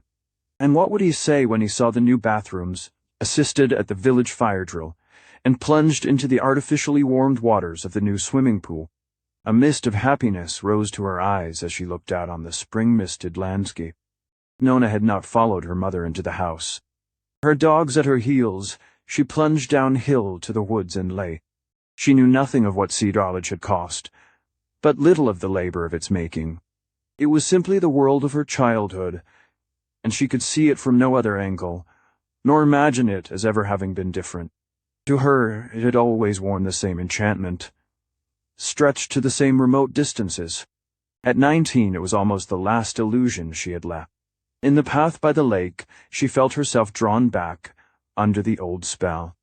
Those budding branches, the smell of black peaty soil quivering with life, the woodlands faintly starred with dogwood, all were the setting of childish adventures, old games with Jim Indian camps on the willow-fringed island, and innocent descents among the rhododendrons to boat or bathe by moonlight. The old skiff had escaped Mrs. Manford's annual doing-up and still leaked through the same rusty seams. Pushing out upon the lake, Nona leaned on the oars and let the great mockery of the spring dilate her heart. Manford questioned, "All right, eh? Warm enough? Not going too fast. The air is still sharp up here in the hills," and Lita settled down beside him into one of the deep silences that enfolded her as softly as her furs. By turning his head a little, he could just see the tip of her nose, and the curve of her upper lip between Hatburn and Silver Fox, and the sense of her, so close and so still, sunk in that warm animal hush which he always found so restful, dispelled his last uneasiness, and made her presence at his side seem as safe and natural as his own daughter's. "Just as well you sent the boy by train. Foggy Forsyth. Get off too late to suit the young gentleman's hours. She curled down more deeply at his side, with a contented laugh. Manfred, intent on the steering wheel, restrained the impulse to lay a hand over hers, and kept his profile steadily turned to her. It was wonderful how successfully his plan was working out, how reasonable she'd been about it in the end. Poor child. No doubt she would always be reasonable with people who knew how to treat her, and he flattered himself that he did. It hadn't been easy, just at first, but now had struck the right note, and meant to hold it. Not paternal. Exactly, she would have been the first to laugh at anything as old-fashioned as that. Heavy fathers had gone out with the rest of the di tremolo effects. No, but elder brotherly. That was it. The same free and friendly relation which existed, say, between Jim and Nona. Why? He had actually tried chaffing Lita, and she hadn't minded he had made fun of that ridiculous Ardwin, and she had just laughed and shrugged. That little shrug when her white shoulder, as the dress slipped from it, seemed to be pushing up into a wing. There was something bird-like and floating in all her motions. Poor child. Poor little girl. He really felt like her elder brother, and his looking-glass told him that he didn't look much too old for the part. The sense of having just grazed something dark and lurid, which had threatened to submerge them, gave him an added feeling of security. A holiday feeling, as if life stretched before him, as safe and open as his coming fortnight at Steederledge. How glad he was that he had given up his tarpon fishing, managed to pack Jim and Wyant off to Georgia, and secured this peaceful interval in which to look about him and take stock of things before the grind began again. The day before yesterday, just after Pauline's departure, it had seemed as if all their plans would be wrecked by one of Wyant's fits of crankiness. Wyant always enjoyed changing his mind after everyone else's was made up, and at the last moment he had telephoned to say that he wasn't well enough to go south. He had rung up Pauline first, and being told that she had left, had communicated with Jim, and Jim, distracted, had appealed to Manfred. It was one of his father's usual attacks of nervousness. Cousin Eleanor had seen it coming, and tried to cut down the whiskeys and sodas. Finally, Jim begged Manfred to drop in and reason with his predecessor. These visits always produced a profound impression on Wyant Manfred himself, for all his professional acuteness. Couldn't quite measure the degree or guess the nature of the effect, but he felt his power, and preserved it by seeing Wyant as seldom as possible. This time, however, it seemed as if things might not go as smoothly as usual.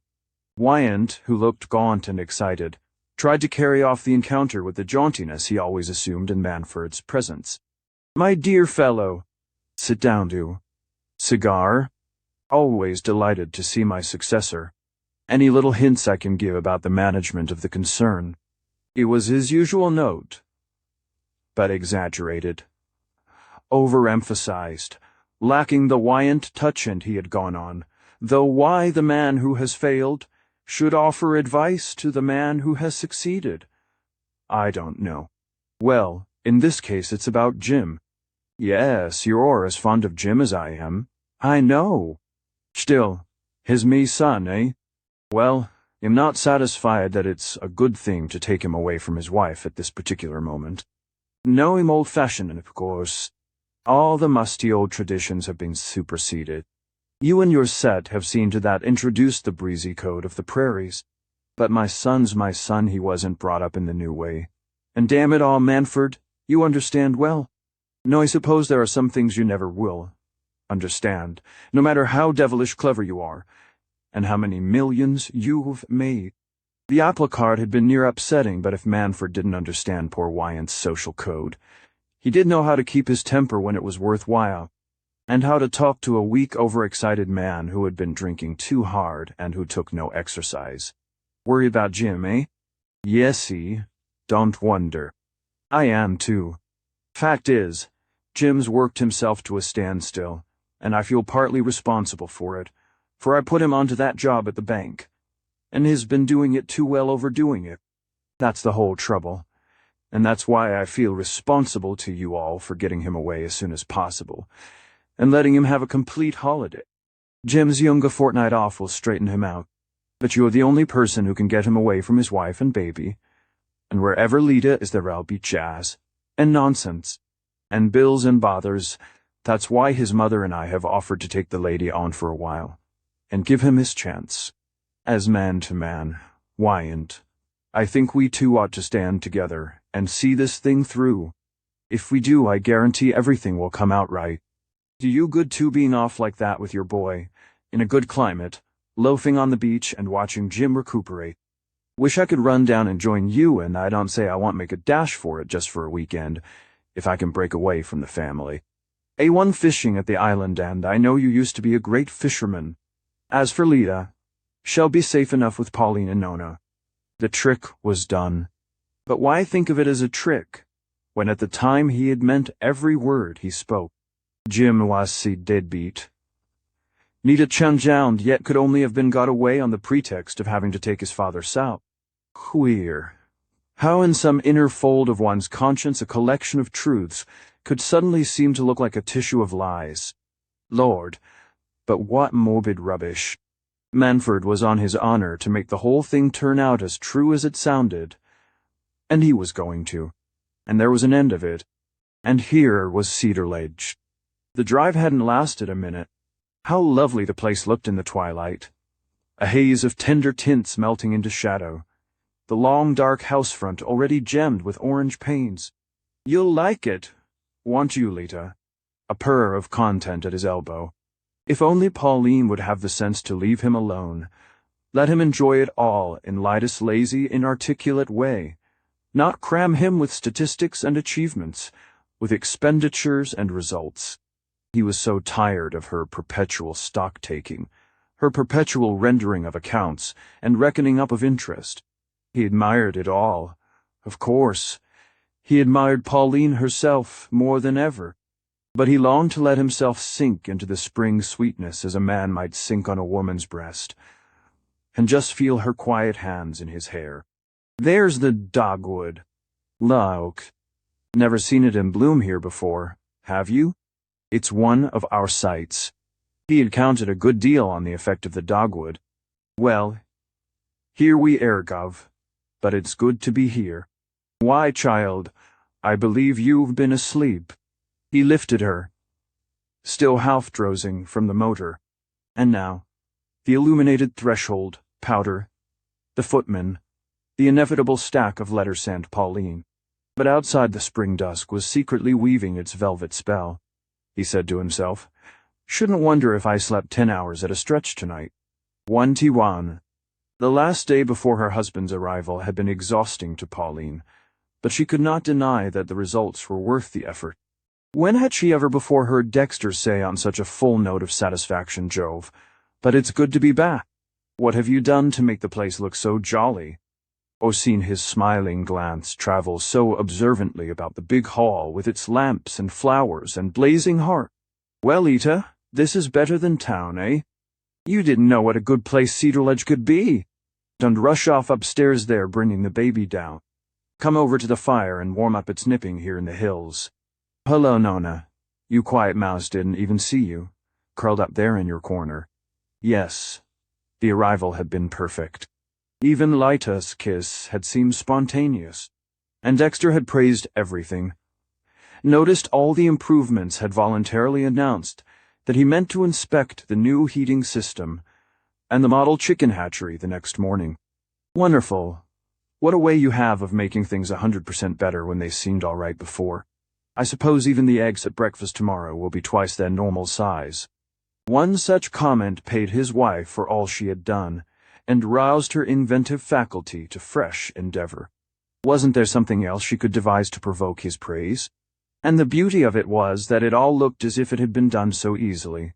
The casual observer would never have suspected that the simple life at Satire gave its smiling organizer more trouble than a season of New York balls. That also was part of Pauline's satisfaction. She even succeeded in persuading herself, as she passed through the hall with its piled-up golf clubs and tennis rackets, its motor coats and capes, and scarves stacked on the long table, and the muddy terriers comfortably rolled up on chintz-cushioned settles, that it was really all as primitive and impromptu as it looked, and that she herself had always shared her husband's passion for stamping about in the mud in tweed and homespun. One of these days, she thought, we'll give up New York altogether, and live here all the year round, like an old-fashioned couple, and Dexter can farm while I run the poultry yard and dairy. Instantly, her practical imagination outlined the plan of an up-to-date chicken farm on a big scale, and calculated the revenues to be drawn from really scientific methods of cheese and buttermilk. Spring broilers, she knew, were in ever-increasing demand, and there was a great call in restaurants and hotels for the little foreign-looking cream cheeses in silver paper. "The Marchesa has rung up again, madam," Powder reminded her, the second morning at breakfast. Everybody came down to breakfast at Cedarledge. It was part of the simple life. But it generally ended in Pauline's throning alone behind the torn, for her husband and daughter reveled in unpunctuality when they were on a holiday, and Lyda's inability to appear before luncheon was tacitly taken for granted. The Marchesa? Pauline was roused from the placid enjoyment of her new-laid egg and dewy butter. Why was it that one could never completely protect oneself against bores and bothers? They had done everything they could for Amalasuntha, and were now discovering that gratitude may take more troublesome forms than neglect. "The Marchesa would like to consult you about the date of the Cardinal's reception." Ah, then it was a fact that was really settled. A glow of satisfaction swept away Pauline's indifference, and her sense of fairness obliged her to admit that, for such a service, Amalasuntha had a right to a Sunday at Cedarledge. It will bore her to death to spend 2 days here alone with the family, but she will like to be invited, and in the course of time shall imagine it was a big house party, Pauline reflected. "Very well, Powder. Please telephone that I shall expect the Marchesa next Saturday." That gave them, at any rate, the inside of a week to themselves. After 6 days alone with his womenkind, perhaps even Dexter would not be sorry for a little society, and if so, Pauline, with the Marchesa as a bait, could easily drum up a country neighbor dinner. The Toys, she happened to remember, were to be at the Greystock Country Club over Easter. She smiled at the thought that this might have made Dexter decide to give up California for Cedarledge. She was not afraid of Mrs. Toy any longer, and even recognized that her presence in the neighborhood might be useful. Pauline could never wholly believe it, at least not for many hours together. People could be happy in the country without. All sorts of social alleviations and 6 days of quiet seemed to her measurable only in terms of prehistoric eris. When had her mind ever had such a perspective to range over, knowing it could be shortened at will? She sighed contentedly, and decided to devote the morning to the study of a new refrigerating system she had recently seen advertised. Dexter had not yet made his tour of inspection with her, but that was hardly surprising. The first morning he had slept late, and lounged about on the terrace in the balmy sunshine. In the afternoon they had all motored to Greystock for a round of golf, and today, on coming down to breakfast, Pauline had learned with surprise that her husband, Nonna, and Lita were already off for an early canter, leaving word that they would breakfast on the road. She did not know whether to marvel most at Lyda's having been coaxed out of bed before breakfast, or at Dexter's taking to the saddle after so many years. Certainly the Cedarledge air was wonderfully bracing and rejuvenating. She herself was feeling its effects, and though she would have liked to show her husband all the improvements, she felt no impatience, but only a quiet satisfaction in the success of her plans.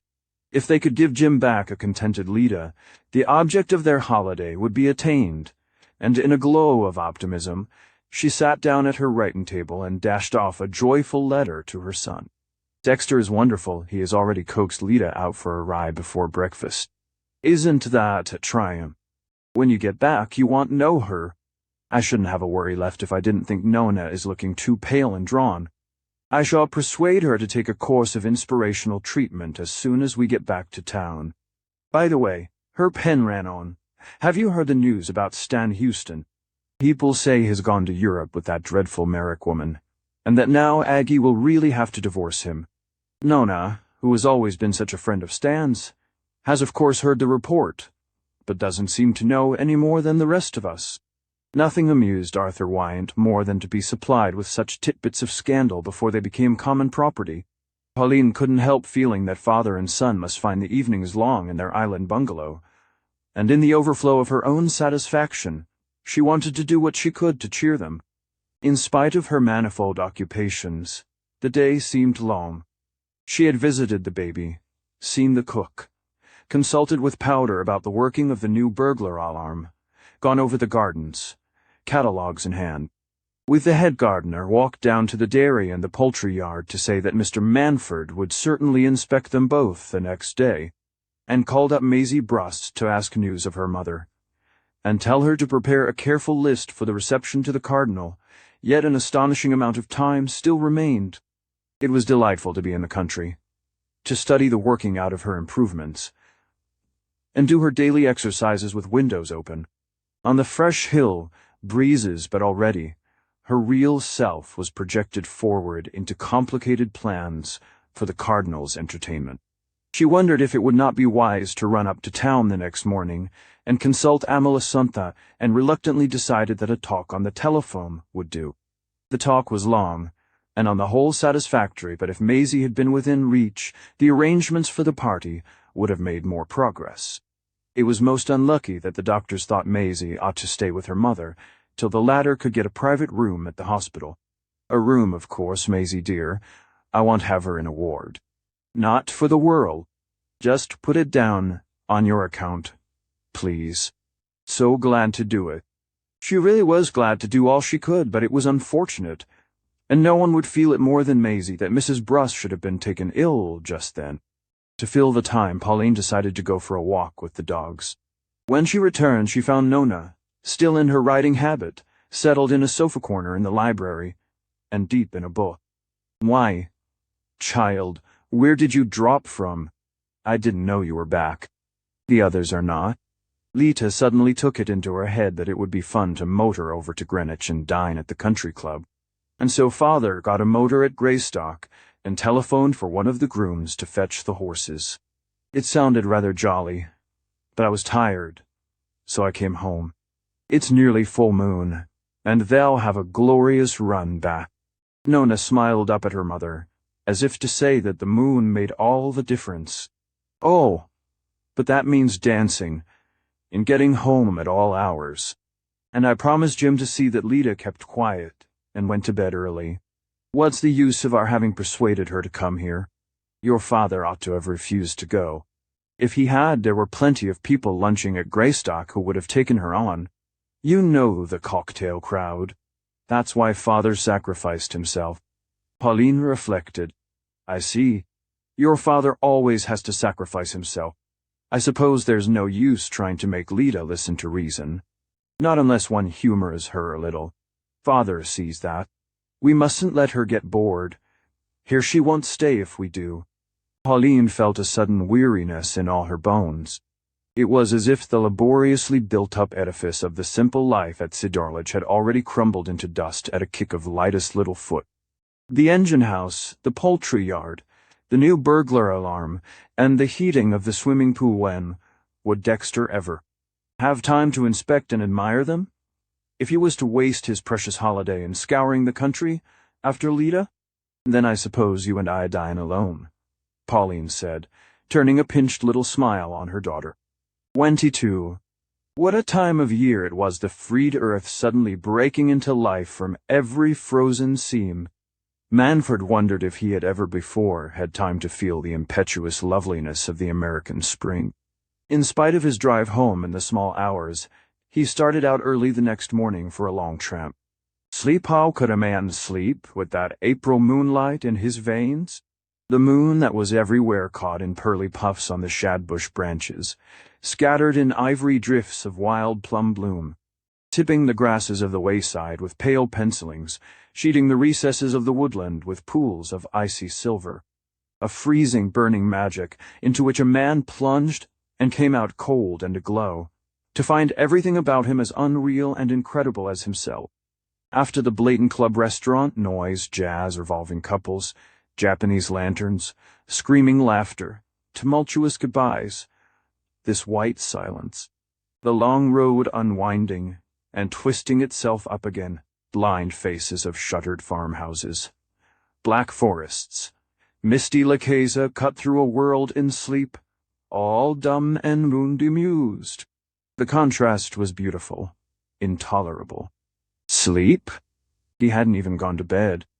Just plunged into a bath and stretched out on his lounge to see the dawn come.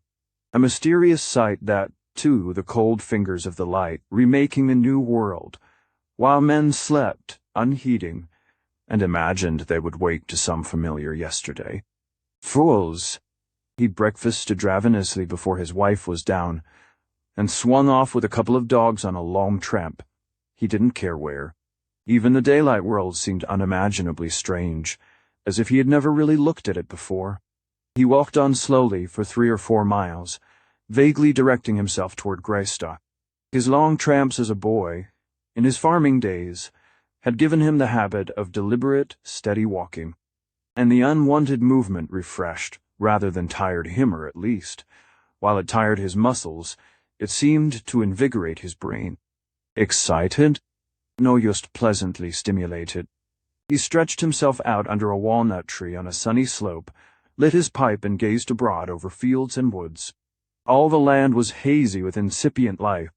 The dogs hunted and burrowed, and then came back to doze at his feet with pleasant dreamings. The sun on his face felt warm and human, and gradually life began to settle back into its old rutsa comfortable routine, diversified by pleasant episodes. Could it ever be more, to a man past 50? But after a while, a chill sank on his spirit. He began to feel cold and hungry, and set out to walk again. Presently he found it was 11:30 time to be heading for home. Home and the lunchtable Pauline and Nona and Lida. Oh God, now not yet. He trudged on, slowly and sullenly, deciding to pick up a mouthful of lunch somewhere by the way. At a turn of the road he caught sight of a woman's figure strolling across a green slope above him. Strong and erect in her trim golfing skirt, she came down in his direction, swinging a club in her hand. Why, sure enough, he was actually on the edge of the Greystock course. The woman was alone, without companions or caddies going around for a trial spin, or perhaps simply taking a stroll, as he was, drinking in the intoxicating air. "Willow," she called, and he found himself advancing toward Gladys Toy. Was this active, erect woman in her nut-brown sweater and plaited skirt the same as the bejeweled and redundant beauty of so many wearisome dinners? Something of his old interest, the short-lived fancy of a week or two, arrived in him, as she swung along, treading firmly but lightly on her broad, easy shoes.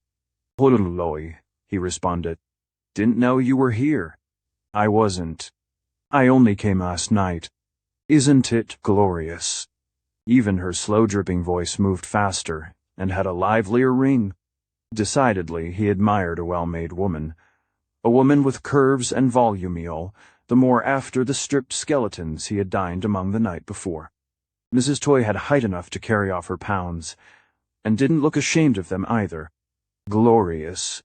Yes, you are a ray," he said. "Oh, May. What else did you mean, then?" "Don't be silly. How did you get here?" "On my feet." "Gracious! From Cedro? You must be dead. Don't you believe it. I walked over to lunch with you.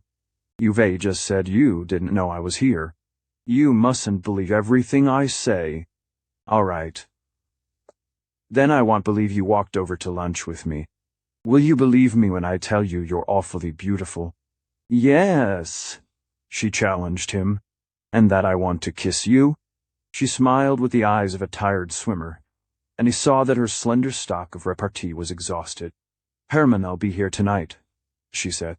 "Then let's make the most of today. But I've asked some people to lunch at the club. Then you'll chuck them, and come off and lunch with me somewhere else." "Oh, well, shall I?" She laughed, and he saw her breast rise on her shortened breath. He caught her to him and planted a kiss in the middle of her laughter. "Now will you?" She was a rich armful, and he remembered how splendid he had thought plump rosy women in his youth, before money and fashion impose their artificial standard. When he re-entered the doors of Cedar Ledge, the cold spring sunset was slanting in through the library windows on the tea-table at which his wife and Nona sat. Of Lita there was no sign, Manfred heard with indolent amusement, that she was reported to be just getting up. His sentiment about Lita had settled into fatherly indulgence. He no longer thought the epithet inappropriate, but underneath the superficial kindliness he felt for her, as for all the world, he was aware of a fundamental indifference to most things but his own comfort and convenience. Such was the salutary result of fresh air and recovered leisure. How absurd to work oneself into a state of fluster about this or that money or business or women, especially women. As he looked back on the last weeks, he saw what a fever of fatigue he must have been in to take such an exaggerated view of his own emotions. After 3 days at Cedar Lodge, serenity had descended on him like a benediction. Gladys Toy's cheeks were as smooth as nectarines, and the keen morning light had shown him that she wasn't in the least made up. He recalled the fact with a certain pleasure, and then dismissed her from his mindor. Rather, she dropped out of herself. He wasn't in the humor to think long about anybody or anything. He reveled in his own laziness and indifference. Tea? Yes. And a buttered muffin by all means. Several of them. I'm as hungry as the devil. Went for a long tramp this morning before any of you were up. Mrs. Toy ran across me and brought me back in her new 2-seater. A regular beautified car. I'll have to have one like it, Nona. Jove, how good the fire feels. And what is it that smells so sweet? Carnations, why, they're giants. We must go over the greenhouses tomorrow, Pauline, and all the rest of it. I want to take stock of all your innovations. At that moment he felt able to face even the tour of inspection, and all the facts and calculations it would evoke. Everything seemed easy now that he had found he could shake off his moonlight obsession by spending a few hours with a pretty woman who didn't mind being kissed. He was to meet Mrs. Toy again the day after tomorrow, and in the interval she would suffice to occupy his mind when he had nothing more interesting to think of. As he was putting a match to his pipe, Lita came into the room with her long glide. Her boy was perched on her shoulder, and she looked like one of Corvellis' enigmatic Madonnas carrying a little red-haired Jesus. Gracious! Is this breakfast or tea? I seem to have overslept myself after our joyride, she said, addressing a lazy smile to Manfred. She dropped to her knees before the fire and held up the boy to Pauline. Kiss his granny, she commanded in her faintly derisive voice. It was very pretty, very cleverly staged, but Manfred said to himself that she was too self-conscious and that her lips were too much painted. Besides, he had always hated women with prominent cheekbones and hollows under them. He settled back comfortably into the afternoon's reminiscences. 23. Decidedly, there was a different time measure for life in town and in the country. The dinner for Amalasuntha organized and the toys secured for it. There was still 2 days left in that endless inside of a week, which was to have passed so rapidly. Yet everything had gone according to Pauline's wishes. Dexter had really made the promised round of house and grounds, and had extended his inspection to dairy, poultry yard, and engine house. And he had approved of everything approved almost too promptly and uncritically. Was it because he had not been sufficiently interested to note defects, or at any rate to point them out? The suspicion, which stirred in his wife when she observed that he walked through the cow stables, without making any comment on the defective working of the new ventilating system, became a certainty when, on their return to the house, she suggested their going over the accounts together. Oh, as long as the architect has okayed him. Besides, it's too late now to do anything, isn't it? And your results are so splendid that I don't see how they could be overpaid. Everything seems to be perfect. Not the ventilating system in the Alderney stable, Dexter. Oh, well, can't that be arranged? If it can't, put it down to profit and loss. I never enjoyed anything more than my swim this morning in the pool. You've managed to get the water warm to exactly the right temperature. He slipped out to join Nona on the putting green below the terrace. Yes, everything was all right. He was evidently determined that everything should be. It had been the same about Michelangelo's debts. At first he had resisted his wife's suggestion that they should help to pay them off, in order to escape the young man's presence. In New York, then, he had suddenly promised the Marchesa to settle the whole amount, without so much as a word to Pauline. It was as if he were engrossed in some deep and secret purpose, and resolved to clear away whatever threatened to block his obstinate advance. She had seen him thus absorbed when a big case possessed him.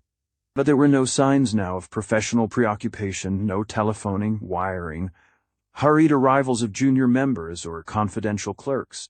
He seemed to have shaken off the office with all his other cares. There was something about his serene good humor that obscurely frightened her. Once she might have ascribed it to an exaggerated interest in his stepson's wife. That idea had already crossed Pauline's mind. She remembered its cold brush on the evening when her husband had come home unexpectedly to see her, and had talked so earnestly and sensibly about bringing Lita and her boy to Cedarledge. The mere flit of a doubt no more, and even then Pauline had felt its preposterousness, and banished it in disgust and fear. Now she smiled at the fear. Her husband's manner to Lita was perfect, you see. Good-humored but slightly ironic. At the time of Jim's marriage, Dexter had had that same smile. He had thought the bride silly, pretentious. He had even questioned her good looks. And now the first week at Cedarledge showed that, if his attitude had grown kindlier, it was for Jim's sake, not Lida's. Nona and Lita were together all day long when Manfred joined them. He treated both in the same way, as a man treats two indulged and amusing daughters. What was he thinking of, then? Lida's toy again, perhaps? Pauline had imagined that was over. Even if it were not, it no longer worried her. Dexter had had similar flare-ups before, and they hadn't lasted. Besides, Pauline had gradually acquired a certain wifely philosophy, and was prepared to be more lenient to her second husband than to the first. As wives grew older, they had to realize that husbands didn't always keep pace with them. Not that she felt herself too old for Manfred's love all her early illusions, had rushed back to her the night he had made her give up the Rivington dinner. But her dream had not survived that evening. She had understood then that he meant they should be only friends, that was all the future was to hope for her. Well, for a grandmother, it ought to be enough. She had no patience with the silly old women who expected that sort of nonsense to last. Still, she meant, on her return to town, to consult a new Russian who had invented a radium treatment which absolutely wiped out wrinkles. He called himself a scientific initiate. The name fascinated her. From these perplexities she was luckily distracted by the urgent business of the Cardinal's reception. Even without Maisie she could do a good deal of preparatory writing and telephoning, but she was mortified to find how much her handwriting had suffered from the long habit of dictation. She never wrote a note in her own hand nowadays except to distinguished foreigners, since Amalasuntha had explained that they thought typed communications ill-bred. And her unpracticed script was so stiff and yet slovenly that she decided she must have her hands treated as she did her other unemployed muscles. But how find time for this new and indispensable cure? Her spirits rose with the invigorating sense of being once more in a hurry. Nona sat on the south terrace in the sun. The Cedarledge experiment had lasted 8 days now, and she had to own that it had turned out better than she would have thought possible. Lita was giving them wonderfully little trouble. After the first flight to Greenwich, she had shown no desire for cabarets and nightclubs, but had plunged into the alternative. Excitement of violent outdoor sports relapsing, after hours of hard exercise, into a dreamy lassitude unruffled by outward events. She never spoke of her husband, and Nona did not know if Jim's frequent letters were answered or even read. Lita smiled vaguely when he was mentioned, and merely remarked, "When her mother-in-law once risked an allusion to the future, I thought we were here to be cured of plans." And Pauline effaced her blunder with a smile. Nona herself felt more and more like one of the trench watchers pictured in the wartime papers. There she sat in the darkness on her narrow perch, her eyes glued to the observation slit, which looked out over seeming emptiness. She'd often wondered what those men thought about during the endless hours of watching.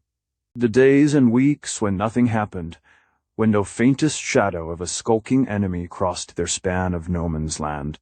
What kept them from falling asleep, or from losing themselves in waking dreams, and failing to give warning when the attack impended? She could imagine a man let out to be shot in the Flanders mud because, at such a moment, he had believed himself to be dozing on a daisy bank at home.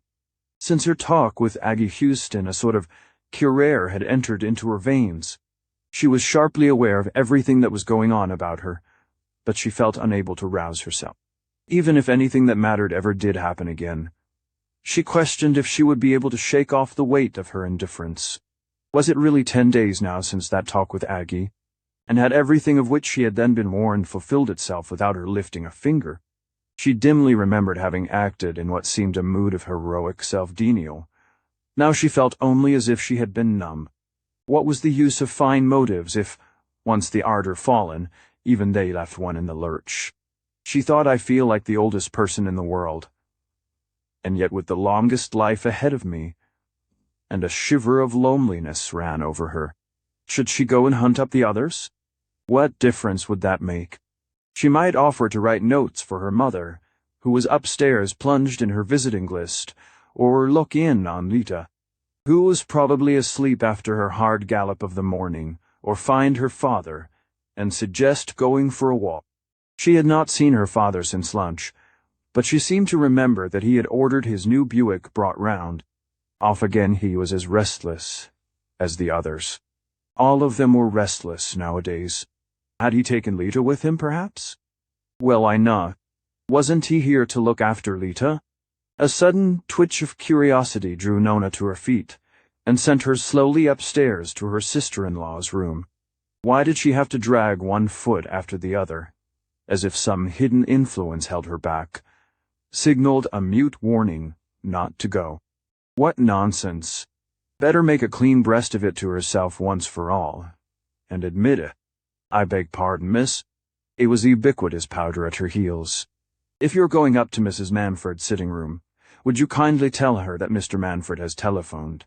He won't be back from Greystop till late, and she's please not to wait dinner? Powder looked a little, as if he would rather not give that particular message himself. Greystop. Oh, all right. I'll tell her. Golf again, golf, and Gladys toy. Nona gave her clinging preoccupations a last shake.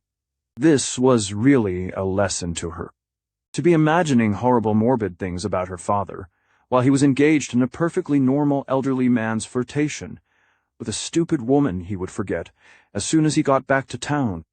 A real Easter holiday diversion. After all, he gave up his tarpon fishing to come here, and Gladys isn't a bad substitute, far as weight goes, but a good deal less exciting as sport. A dreary gleam of amusement crossed her mind. Softly she pushed open the door of one of the perfectly appointed spare rooms, a room so studiously equipped with every practical convenience from the smoothly hung window ventilators to the jointed dressing-table lights, from the little portable telephone and the bettable with folding legs, to the tall threefold mirror which lost no curve of the beauty it reflected that, even lightest careless ways seemed subdued to the prevailing order. Lita was on the lounge, one long arm drooping, the other folded behind her in the immemorial attitude of sleeping beauty. Sleep lay on her lightly, as it does on those who summon it at will. It was her habitual escape from the boredom between thrills, and in such intervals of existence as she was now traversing, she plunged back into it after every bout of outdoor activity. Nona tiptoed forward and looked down on her. Who said that sleep revealed people's true natures? It only made them the more enigmatic by the added veil of its own mystery. Lita's head was nested in the angle of a thin arm, her lids rounded heavily above the sharp cheekbones just swept by their golden fringe. The pale bow of the mouth relaxed, the slight steel-strong body half shown in the parting of a flowered dressing gown. Thus exposed, with gaze extinct and loosened muscles, she seemed a mere bundle of contradictory whims, tied together by a frail thread of beauty. The hand of the downward arm hung open, palm up. In its little hollow lay the fate of 3 lives. What would she do with them? How could one conceive of her knowing, or planning, or imagining conceive of her in any sort of durable human relations to anyone or anything? Her eyes opened, and a languid curiosity floated up through them. That you? I must have fallen asleep. I was trying to count up the number of months we've been here, and numbers always make me go to sleep. Nona laughed and sat down at the foot of the lounge. Dear Mayused, as I thought you were beginning to be happy. Well, isn't this what you call being happy in the country? Lying on your back and wondering how many months there are in a week. A week? Is it only a week? How on earth can you be sure when one day's so exactly like another? Tomorrow won't be. There's the blowout for Amelasantha, and dancing afterward. Mother's idea of the simple life. Well, all your mother's ideas are simple. Lita yawned, her pale pink mouth drooping like a faded flower. Besides, it's ages till tomorrow. Where's your father? He was going to take me for a spin in the new Buick. Has broken his promise then. Deserted us all, and sneaked off to Greystock on his loan. A faint redness rose to Lida's cheekbones. Greystock and Gladys Toy. Is that his idea of the simple life? About on a par with your mother's. Did you ever notice the toy ankles? Nona smiled. They're not unnoticeable. But you forget that father's getting to be an old gentleman. Fathers mustn't be choosers. Lita made a slight grimace. Oh, he could do better than that. There's old Cosby, who looks heaps older. Didn't he want to marry you? Nona, you darling, let's take the Ford and run over to Greenwich for dinner. Would your mother so very much mind? Does she want us here the whole blessed time? I'll go and ask her. But on a Friday night, the country club will be as dead as the moon. Only a few old ladies playing bridge. Well, then we'll have the floor to ourselves. I want a good practice, and it's a ripping floor. We can dance with the waiters. It'll be fun to shock the old ladies. I noticed one of the waiters the other day must be an Italian built rather like Tommy Ardwin. I'm sure he dances. That was all life meant to Lita whatever mean. Good floors to practice new dance steps on. Men any mento dance with, and be flattered by. Women any womento stare and envy one. Dull people to startle. Stupid people to shock but never anyone. Nona questioned, whom one wanted neither to startle nor shock, neither to be envied nor flattered by, but just to lose one's self in for good and all. Lita lose herself? Why, all she wanted was to keep on finding herself, immeasurably magnified, in every pair of eyes she met. And here were Nona and her father and mother fighting to preserve this brittle plaything for Jim, when somewhere in the world there might be a real human woman for him. What was the sense of it all? 24. The Marquesa de San Fidelis' ideas about the country were perfectly simple, in fact. She had only one. She regarded it as a place in which there was more time to play bridge than in town. Thank God for that. And the rest one simply bore with. Of course there was the obligatory going the rounds with host or hostess gardens, glass, dairy, chicken hatchery, and heaven knew what besides stables. Thank goodness, we're out of fashion even if people rode they no longer. Unless they kept hounds, dragged one between those dreary rows of box stalls, or made one admire the lustrous steel and leather of the harness room, or the monogram stenciled in blue and red on the coach-house floor. The Marquesa's life had always been made up of doing things as dull as going over model dairies in order to get the chance, or the money, to do others as thrilling to her as dancing was to Lita. It was part of the game one had to pay for what one got. The thing was to try and get a great deal more than the strict equivalent. Not that I don't marvel at your results, Pauline, we all do. But they make me feel so useless and incapable. All this wonderful creation baths and swimming pools and hatcheries and fire engines, and everything so perfect, indoors and out. Sometimes I'm glad you've never been to our poor old San Fedele. But of course bathrooms will have to be put in at San Fedele if Michelangelo finds an American bride when he comes over. Pauline laid down the pen she had taken up to record the exact terms in which she was to address the cardinal's secretary. Personal note. Dear, yes. In your own writing they don't yet understand your new American ways. At the Vatican? When Michelangelo comes over, Pauline echoed. The Marchese's face was sharper than a knife. It's my little surprise. I didn't mean you or Dexter to know till the contract was signed. What contract? My boys to do Cesar Borgia in a new film. Clawhammer cabled a definite offer the day you left for the country. And of course, I insisted on Michelangelo sailing instantly, though had planned to spend the spring in Paris and was rather cross at having to give it up.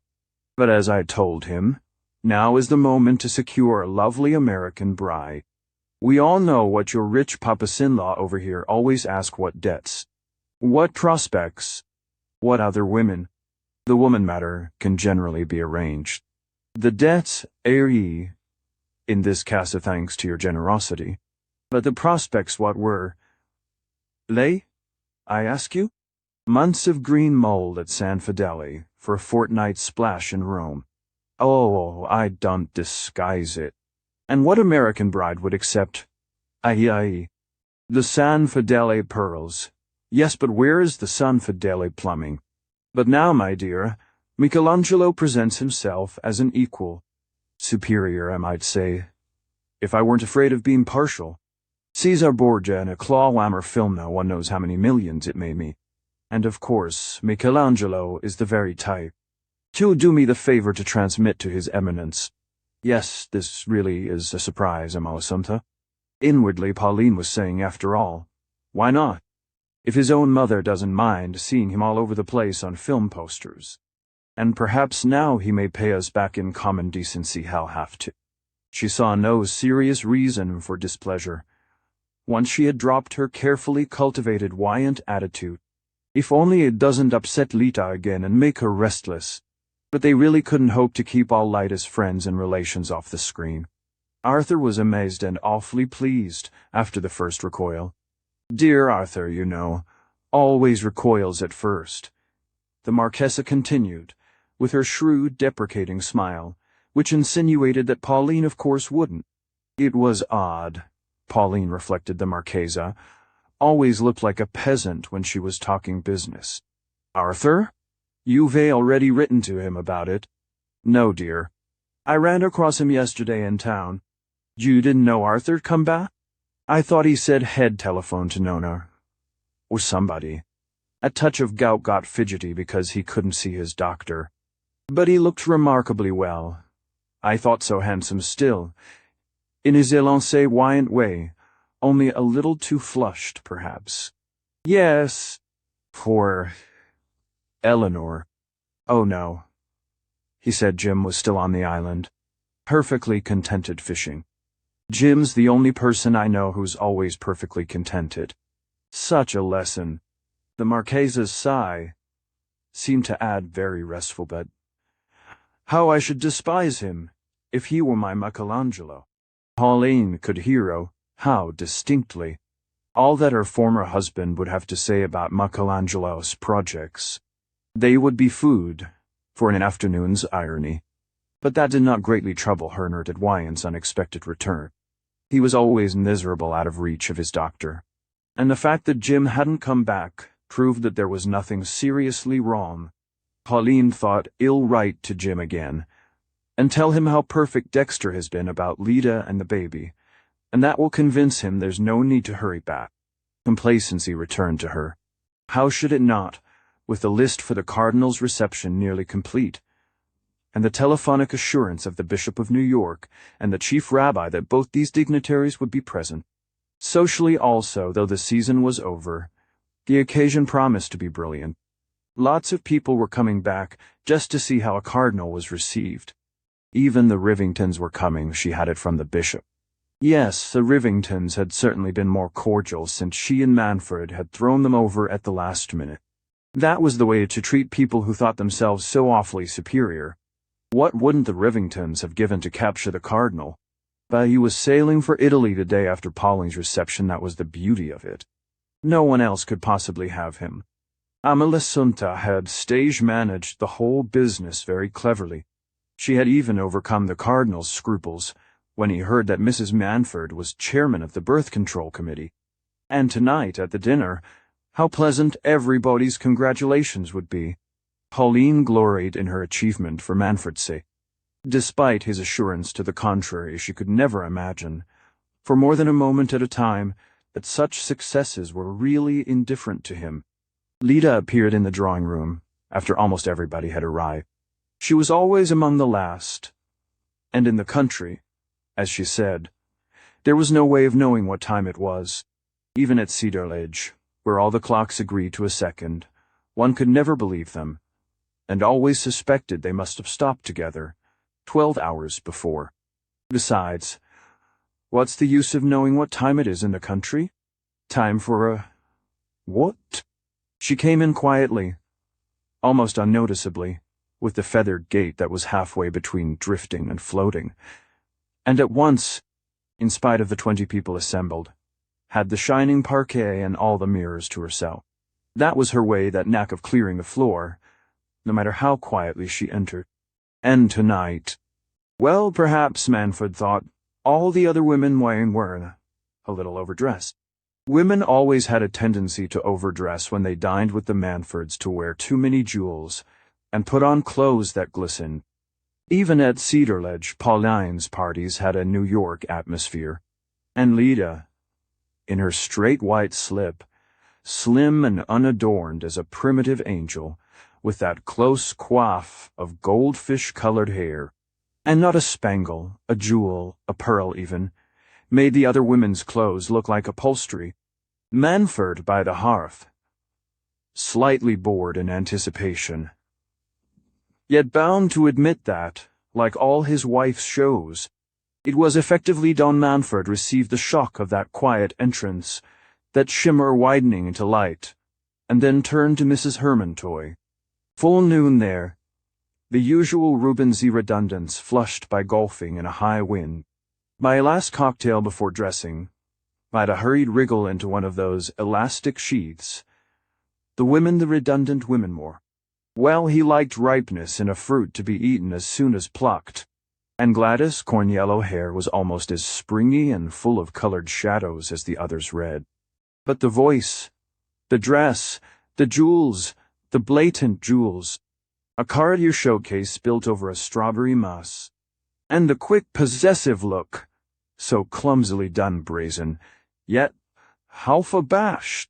When a woman's first business was to make up her mind which it was to be, chances were the man didn't care, as long as her ogling didn't make him ridiculous. Why couldn't some women always be in golf clubs, if any? Gala get-up wasn't in everybody's line. There was Lida speaking to Gladys now with auburn eyebrows lifted just a thread. The contrast. And Gladys, purpler and more self-conscious God. Why did she have her clothes so tight? And that drawing-room drawl. Why couldn't she just sing out "Hallo," as she did in the open? The Marchesaho, many times more, was he to hear Pauline say, "Amalasuntha, on your right, dear." Oh, to get away to a world where nobody gave dinners, and there were no marquisas on one's right. He knew by heart the very look of the little cheese soufflés, light as cherub's feathers, that were being handed around before the soup on silver-gilt dishes with Kotso farms. Everything at Cedarledge was silver-gilt. Pauline, as usual, had managed to transplant the party to New York, when all he wanted was to be quiet, smoke his pipe, and ride or tramp with Nona and Lida. Why couldn't she see it? Her vigilant eye sought his wasset for approval or admonition. What was she saying? The Cardinal. Oh, yes. It's all settled. So sweet of him. Of course, he must all promise to come. But I've got another little surprise for you after dinner. No, not a word beforehand, not if you would have put me on the rack. What on earth did she mean? A surprise? Is a surprise party? It was Amalasuntha now.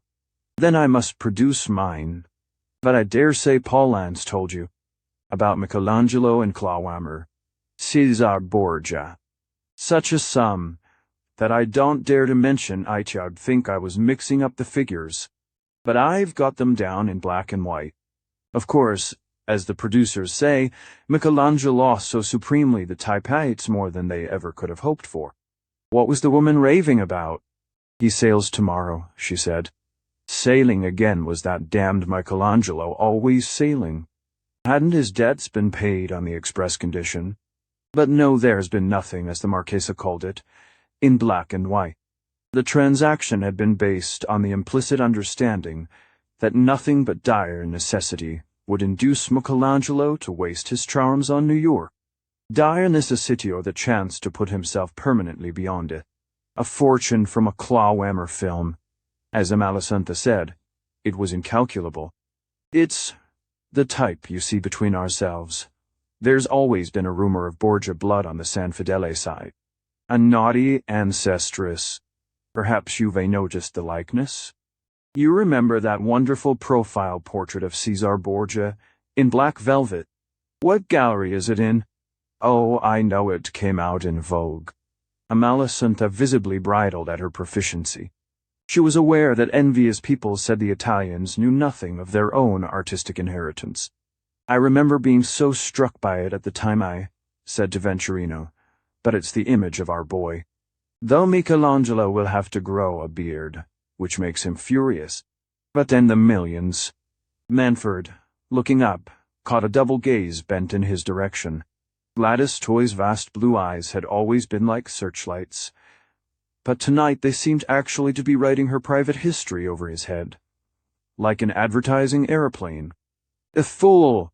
But was the other look also meant for him? That half-shaded glint of Latas, was it not rather attached to the Marchesa, strung like a telephone wire to her lips? Clawhammer. Michelangelo. A Borgia film. Those listening eyes missed not a syllable. The offers those fellows make right, and left nobody takes much account of them. Wait till I see your contract, as you call it. If you really think it's a job for a gentleman, Manfred growled. But my friend, gentlemen can't be choosers. Who are the real working class today? Our old aristocracies, alas. And besides, is it ever degrading to create a work of art? I thought in America you made so much of creativeness, constructiveness. What do you call it? Is it less creative to turn a film than to manufacture bathtubs? Can there be a nobler mission than to teach history to the millions by means of beautiful pictures? Yes. I see Lita listening, and I know she agrees with me. And Lita, what a Lucrezia for his Caesar. But why look shocked, dear Dexter? Of course you know that Lucrezia Borgia has been entirely rehabilitated. I saw that also in Vogue. She was a perfectly pure woman, and her hair was exactly the color of Lightus. They were finishing coffee in the drawing-room, the doors standing open into the tall library, where the men always smoked there. Library which, as Stanley Houston had once remarked, Pauline's incorruptible honesty had actually caused her to fill with books. Oh, what is it? Not a fire? 999. A chimney in the house? No. But it's actually here.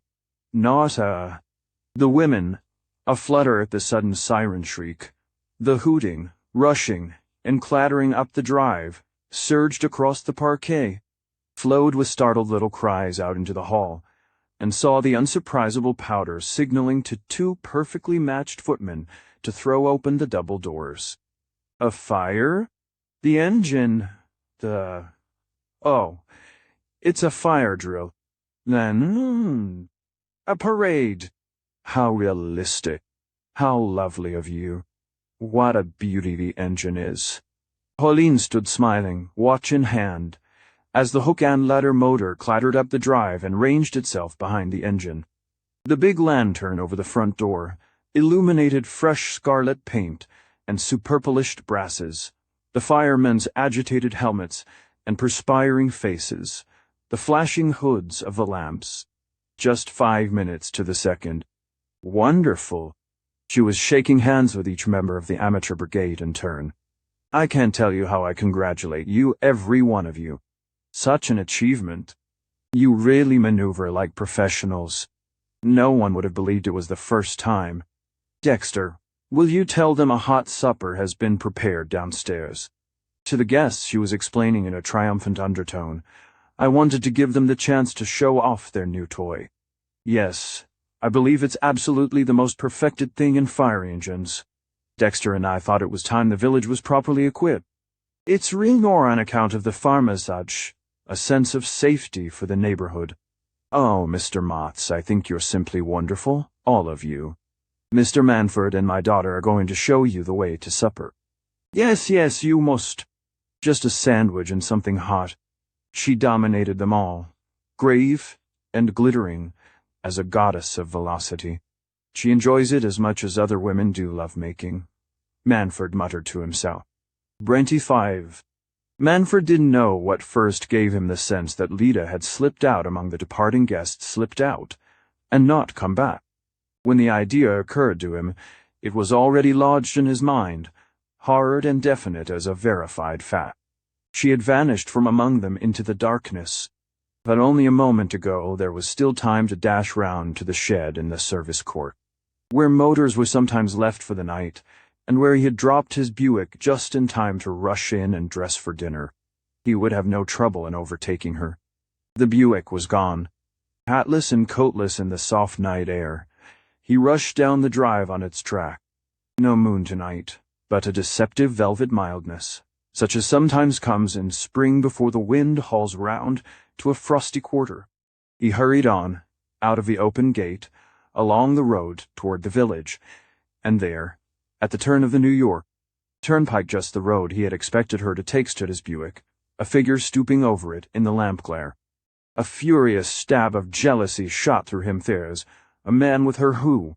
But the man was only his own overcoat, which he had left on the seat of the car when he dashed home for dinner, and which was now drawn over Lida's shoulders. It was she who stood in the night, bent over the mysteries of the car's insides. She looked up and called out, "Oh, look here, give me a hand, will you?" The things stuck. Manfred moved around within lamp range, and she stared a moment, her little face springing out at him uncannily from the darkness. Then she broke into a laugh. "You? Were you asking a total stranger to repair your motor? Rather risky, on a country road in the middle of the night." She shrugged and smiled.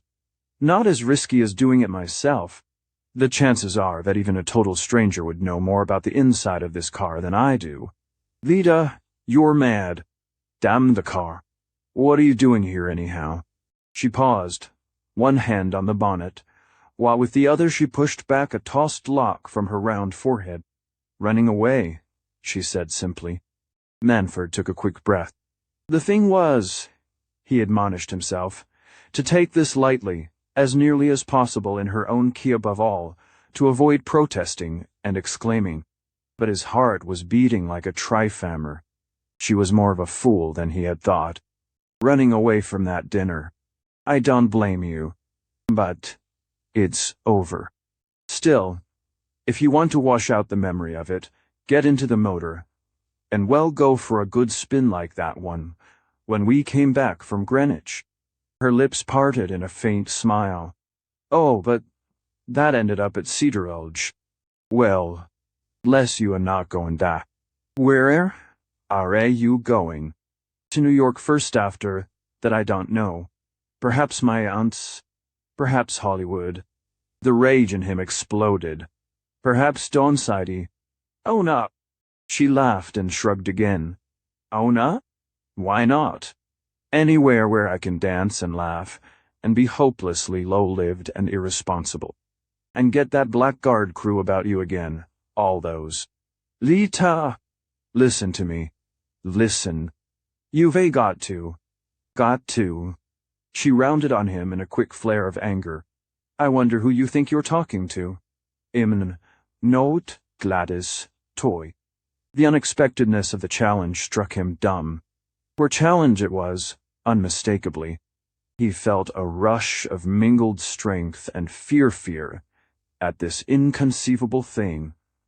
and the strength her self-betrayal gave him.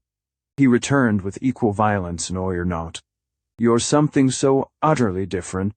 "Oh," she burst in, "don't tell me I'm too sacred and all that. I'm fed up with the sanctities, that's the trouble with me. Just own up you like am artificially fattened. Why, that woman's ankles are half a yard round. Can't you see it? Or is that really the way you admire em? I thought you wanted to be with me. Nor. And see, I thought that was why you were here. Do you suppose I'd have come all this way just to be taught to love fresh air and family life? The hypocrisy." Her little face was flashing on him furiously. Red lips parted on a glitter of bright teeth. She must have a sausage machine to cram her into that tube she had on tonight. No human maid could do it. Utterly different? I should hope so. I'd like to see. Here, get a job with Clawhammer Runless. He means to do a Barnum. And wants a fat woman. Lita! You're stupid. You're stupider than anything on God's earth. Lita. He put his hand over hers. Let the whole world crash after this. Pauline sat in her upstairs sitting room, full of that sense of repose which comes of duties performed and rewards laid up. How could it be otherwise at the close of a day so rich in moral satisfactions? She scanned it again, from the vantage of her midnight vigil in the sleeping-house, and saw that all was well in the little world she had created. Yes, all was well. From the fire drill which had given a rather languishing dinner, its requisite wind-up of excitement to the arrangements for the cardinal's reception. Amalasuntha's skillful turning of that birth-control obstacle, and the fact that Jim was philosophically remaining in the South, in spite of his father's unexpected return. The only shadow on the horizon was Michelangelo Dexter. Would certainly be angry about that. But she was not going to let Michelangelo darken her holiday, when everything else in life was so smooth and sunshiny. She remembered her resolve to write to Jim, and took up her pen with a smile. I can guess what heavenly weather you must be having from the delicious taste of spring. We're having here. The baby is out in the sunshine all day, has gained nearly a pound, and is getting almost as brown as if it were summer. Lita looks ever so much better, too, though she'd never forgive my suggesting that she had put on even an ounce. But I don't believe she has, for she and Nona and Dexter are riding or golfing, or racing over the country from morning to night, like a pack of children. You can't think how jolly and hungry and sleepy they all are when they get home for tea. It was a wonderful invention of Dexter's to bring Lita and the baby here while you were having your holiday. And you'll agree that it has worked miracles when you see them. Amalasuntha tells me your father is back. I expected to hear that he had got restless away from his own quarters, but she says he's looking very well. Nona will go in and see him next week and report. Meanwhile, I'm so glad you're staying on and making the most of your holiday. Do get all the rest and sunshine you can, and trust your treasures a little longer to your loving old mother. There, that would certainly reassure him. It had reassured her merely to write it, given her the feeling, to which she always secretly inclined, that a thing was so if one said it was, and doubly so if one wrote it down. She sealed the letter, pushed back her chair, and glanced at the little clock on her writing table. 1:45. She had a right to feel sleepy, and even to curtail her relaxing exercises. The country stillness was so deep and soothing that she hardly needed them. She opened the window and stood drinking in the hush. The spring night was full of an underlying rustle and murmur that was a part of the silence. But suddenly a sharp sound broke on her, the sound of a motor coming up the drive. In the stillness she caught it a long way off, probably just after the car turned in at the gate. The sound was so unnatural, breaking in on the deep nocturnal dumbness of dim trees and starlit sky, that she drew back startled. She was not a nervous woman, but she thought irritably of a servant's escapadisomething that the chauffeur would have to be spoken to about the next day. Queer. though the motor did not turn off toward the garage. Standing in the window, she followed its continued approach, then heard it slow down and stop somewhere near the service court. She conjectured. Could it be that Lita and Nona had been off on one of their crazy trips since the guests had left? She must really protest at such imprudence. She felt angry, nervous, uncertain. It was uncanny, hearing that invisible motor come so near the house and stop. She hesitated a moment, and then crossed to her own room, opened the door of the little anteroom beyond, and stood listening at her husband's bedroom door. It was ajar, all dark within. She hesitated to speak, half fearing to wake him, but at length she said in a low voice, "Dexter." No answer. She pronounced his name again, a little louder, and then cautiously crossed the threshold and switched on the light. The room was empty, the bed undisturbed. It was evident that Manfred had not been up to his room since their guests had left. It was he, then, who had come back in the motor. She extinguished the light and turned back into her own room. On her dressing table stood the little telephone, which communicated with the servants' quarters, with Maisie Bruss' office, and with Nona's room. She stood wavering before the instrument. Why shouldn't she call up Nona and ask? Ask what? If the girls had been off on a lark, they would be sure to tell her in the morning. And if it was Dexter alone, then...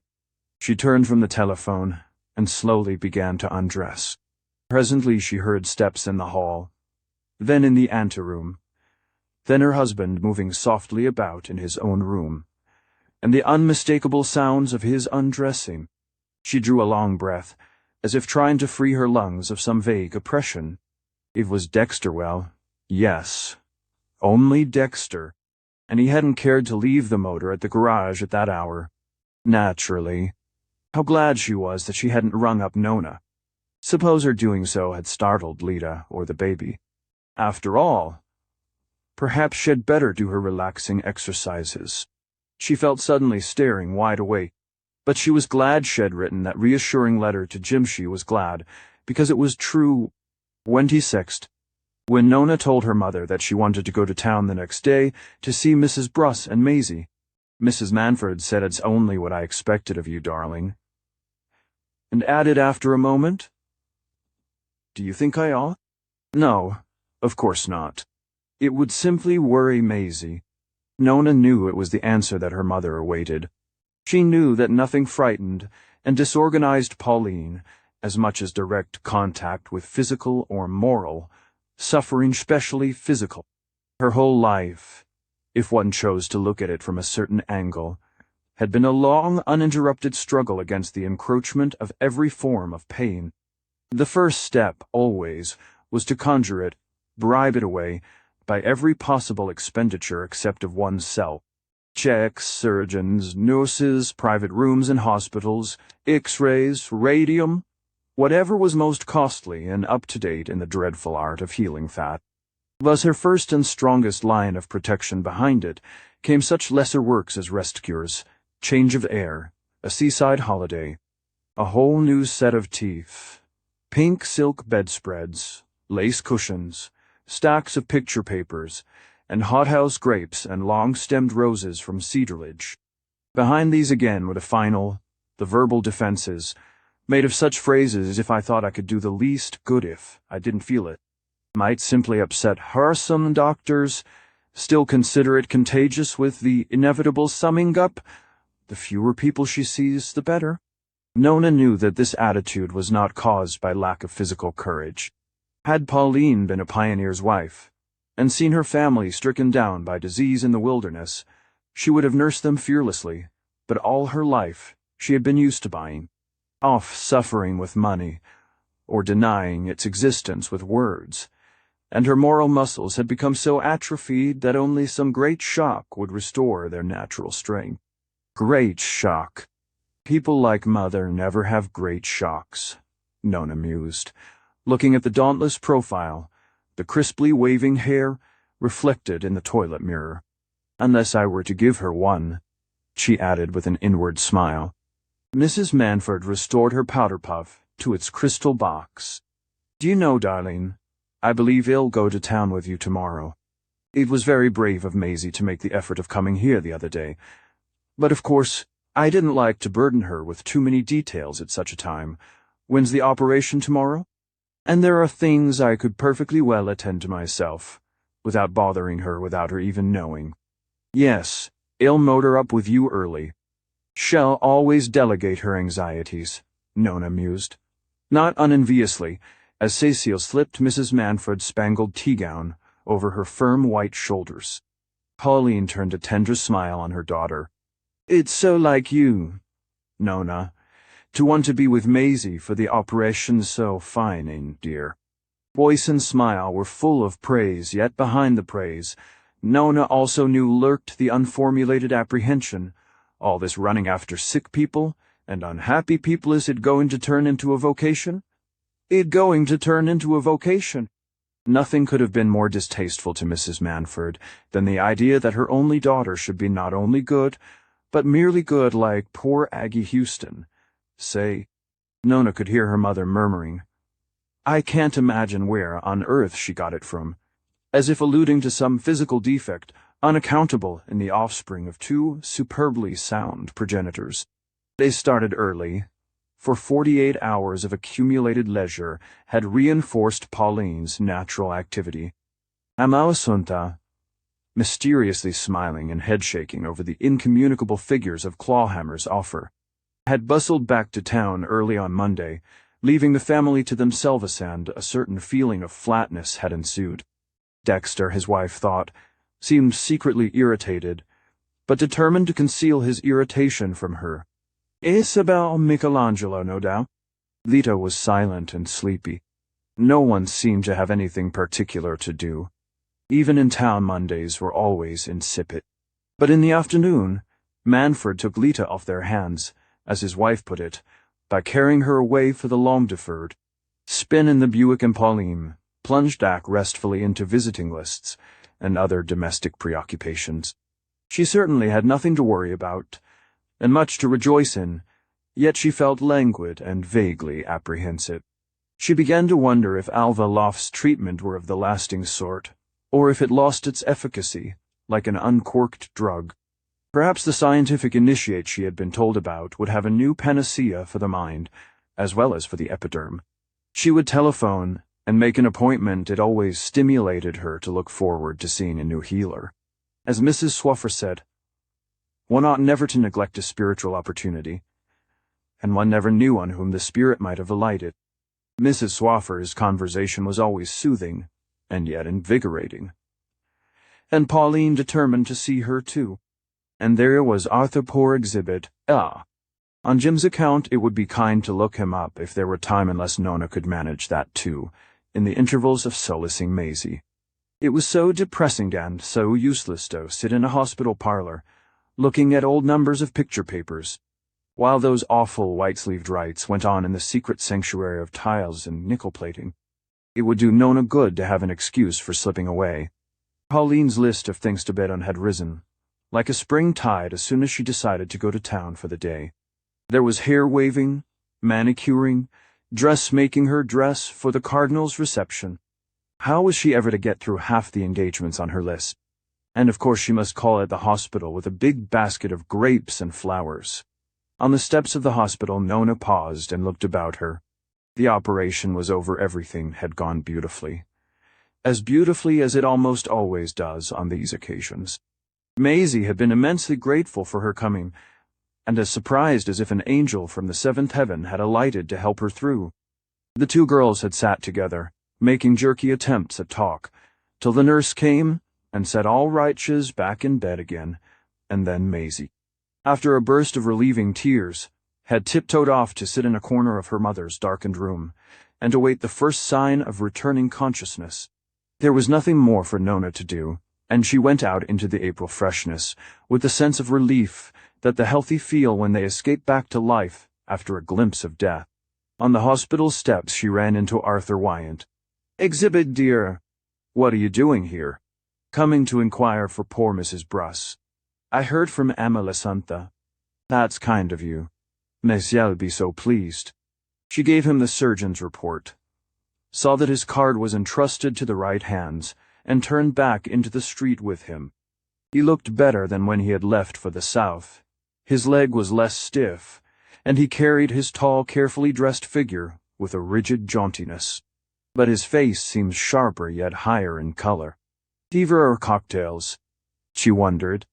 It was lucky that their meeting would save her going to the other end of the town to see him. Just like you, Exhibit. To remember poor Maisie. He raised ironic eyebrows. Is inquiring about ill people obsolete? I see you still keep up the tradition. Oh, I've been seeing it through with Maisie. Someone had to. Exactly. And your mother held aloof, but financed the whole business. Splendidly. She always does. He frowned and stood hesitating, and tapping his long boot tip with his stick. I rather want to have a talk with your mother. With mother? Nona was on the point of saying she's in town today then. Remembering Pauline's crowded list, she checked the impulse. Won't I do as a proxy? I was going to suggest you're carrying me off to lunch. No, my dear, you want as a proxy, but it'll carry you off to lunch. The choice of a restaurant would have been laborious for Wyant. When taken out of his rut, became a mass of manias, prejudices, and inhibitions, but Nona luckily remembered a new bachelor girls' club, the Singleton, which she had lately joined, and packed him into a taxi, still protesting. They found a quiet corner in a sociable, low-studded dining room, and she leaned back, listening to his disconnected monologue, and smoking one cigarette after another in the nervous inability to eat. The 10 days on the island? Oh, glorious, of course hot sanchinia, good baking for his old joints. Awfully kind of her father to invite him. Had appreciated it immensely. Was going to write a line of thanks. Jim, too, had appreciated his father's being included. Only, no, really. He couldn't stay in the circumstances he couldn't. What circumstances, Exhibit? Getting the morning papers 24 hours late? Wyant frowned, looked at her sharply, and then laughed an uneasy, wrinkled laugh. Impertinent chit. Own up. Now you were bored stiff. Communion with nature was too much for you. You couldn't stick it. You can. I don't say I'm as passive as Jim. Jim's just loving it down there, isn't he? I'm so glad you persuaded him to stay. Wyant frowned again, and stared past her at some invisible antagonist. It was about the only thing I could persuade him to do. Nona's hand hung back from the lighting of another cigarette. What else did you try to? What else? Why'd a hacked, damn it, take a line. Face things, face the music. He stopped in a splutter of metaphors and dipped his bristling mustache toward his coffee. What things? Why is he going to keep his wife? Or isn't he? He thinks that's for Lita to decide. For Lita to decide. A pretext for his damned sentimental inertness. A mammy's son. God. What's happened to the young men? Sit by and see. See? Nona, couldn't I manage to have a talk with your mother? You're having one with me. Isn't that enough for the moment? He gave another vague laugh, and took a light from her extended cigarette. She knew that.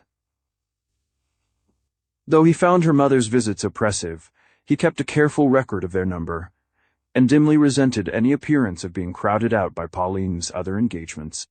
I suppose she comes up to town sometimes, doesn't she? Sometimes, but in such a rush. And well, be back soon now. She's got to get ready for the Cardinal's reception. Great doings, I hear. Amalasuntha dropped in on me yesterday. She says Lida's all agog again, since that rotten Michelangelo's got a film contract. And your father's in an awful state about it. Is he?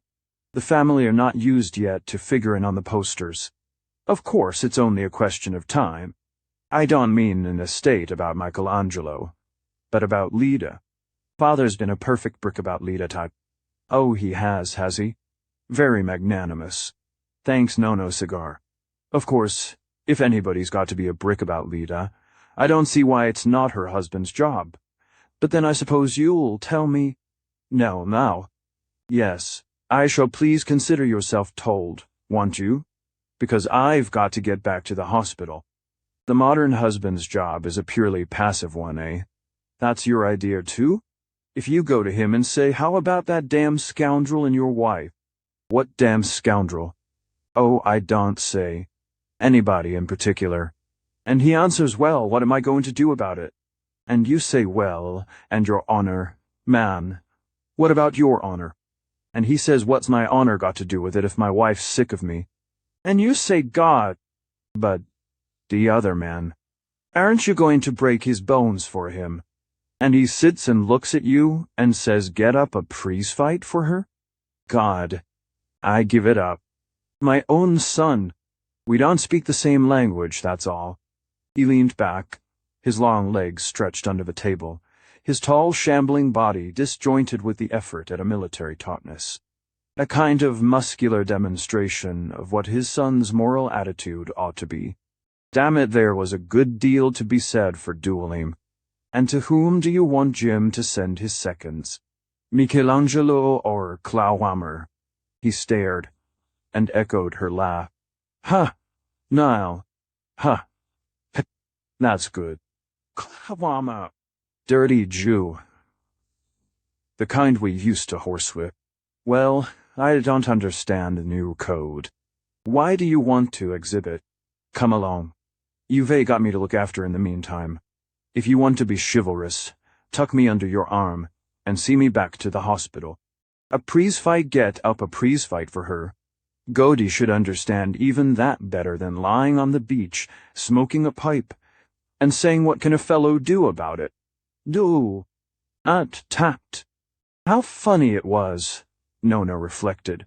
As she remounted the hospital steps, the people who talked most of acting seldom did more than talk.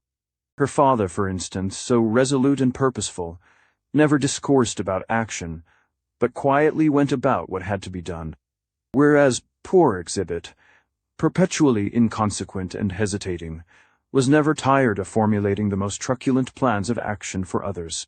Poor Exhibit, indeed incorrigible amateur, she thought, understanding how such wordy dilettantism must have bewildered and irritated the young and energetic Pauline, fresh from the buzzing motorworks at Exploit. Nona felt a sudden exasperation against Wyant for trying to poison Jim's holiday by absurd insinuations and silly swagger. It was lucky that he had got bored and come back, leaving the poor boy to bask on the sands with his pipe and his philosophy. After all, it was to be supposed that Jim knew what he wanted, and how to take care of it. Now he had it. At all events, Nona concluded, I'm glad he didn't get hold of Mother and bother her with his foolish talk. She shot up in the lift to the white carbolic breathing passage, where, with a heavy whiff of ether, Mrs. Brust's door opened to receive her. 27 now. The restorative effect of a day away from the country was visible in Pauline's face and manner. When she dawned on the breakfastable the next morning, the mere tone in which she murmured how lovely it is to get back showed how lovely it had been to get away, and she lingered over the new-laid eggs, the golden cream, all the country freshnesses and succulences, with the sense of having richly earned them by a long day spent in arduous and agreeable labors. When there are tiresome things to be done, the great thing is to do them at once, she announced to Nona across the whole wheat toast and scrambled eggs. I simply hated to leave all this loveliness yesterday, but how much more I'm going to enjoy it today because I did. Her day in town had in truth been exceptionally satisfactory. All had gone well from her encounter at Amalasunthis with one of the cardinal's secretaries to the belated glimpse of Maisie Bruss, haggard but hopeful on the hospital steps, receiving the hamper of fruit and flowers with grateful exclamations, and assurances that the surgeon was perfectly satisfied, and that there was no reason why the dreadful thing should ever reappear. In a wave of sympathetic emotion, Pauline had leaned from the motor to kiss her and say, "Your mother must have a good rest at Atlantic City. As soon as she can be moved, you'll arrange it. Sea air is such a tonic." And Maisie had thanked and wept again. It was pleasant to be able, in a few words, to make anyone so happy. She had found Mrs. Swafford, too, found her in a super-terrestrial mood, beaming through inspired eyeglasses and pouring out new torrents of stimulation. Yes, Alva Loft was a great man, Mrs. Swaffer said. She, for her part, had never denied it for a moment. How could Pauline have imagined that her faith in Alva Loft had failed her? No, but there were periods of spiritual aridity which the brightest souls had to traverse, and she had lately had reason to suspect, from her own experience and from Pauline's, that perhaps Alva Loft was at present engaged in such a desert. Certainly to charge $100 for a triple treatment, which was only 3 minutes longer than the plain one, and then produce no more lasting results, well, Mrs. Swaffer preferred not to say anything uncharitable. Then again, she sometimes suspected that Alva Loft's doctrine might be only for beginners. That was what Sacha Gobin, the new Russian initiate, plainly intimated. Of course, there were innumerable degrees in the spiritual life, and it might be that sometimes Alva Loft's patience got beyond his level, got above it, without his being aware of the fact. Frankly, that was what Gobin thought from Mrs. Swaffer's report must have happened in the case of Pauline. I believe your friend has reached a higher plane, that was the way the initiate put it. She's been at the gate he called a Mahatma, and Alva Loft, gatekeepers. And now the gate has opened, and she has entered into... But Mrs. Swaffer said she'd rather not try to quote him, because she couldn't put it as beautifully as he did, and she wanted Pauline to hear it in his own mystical language.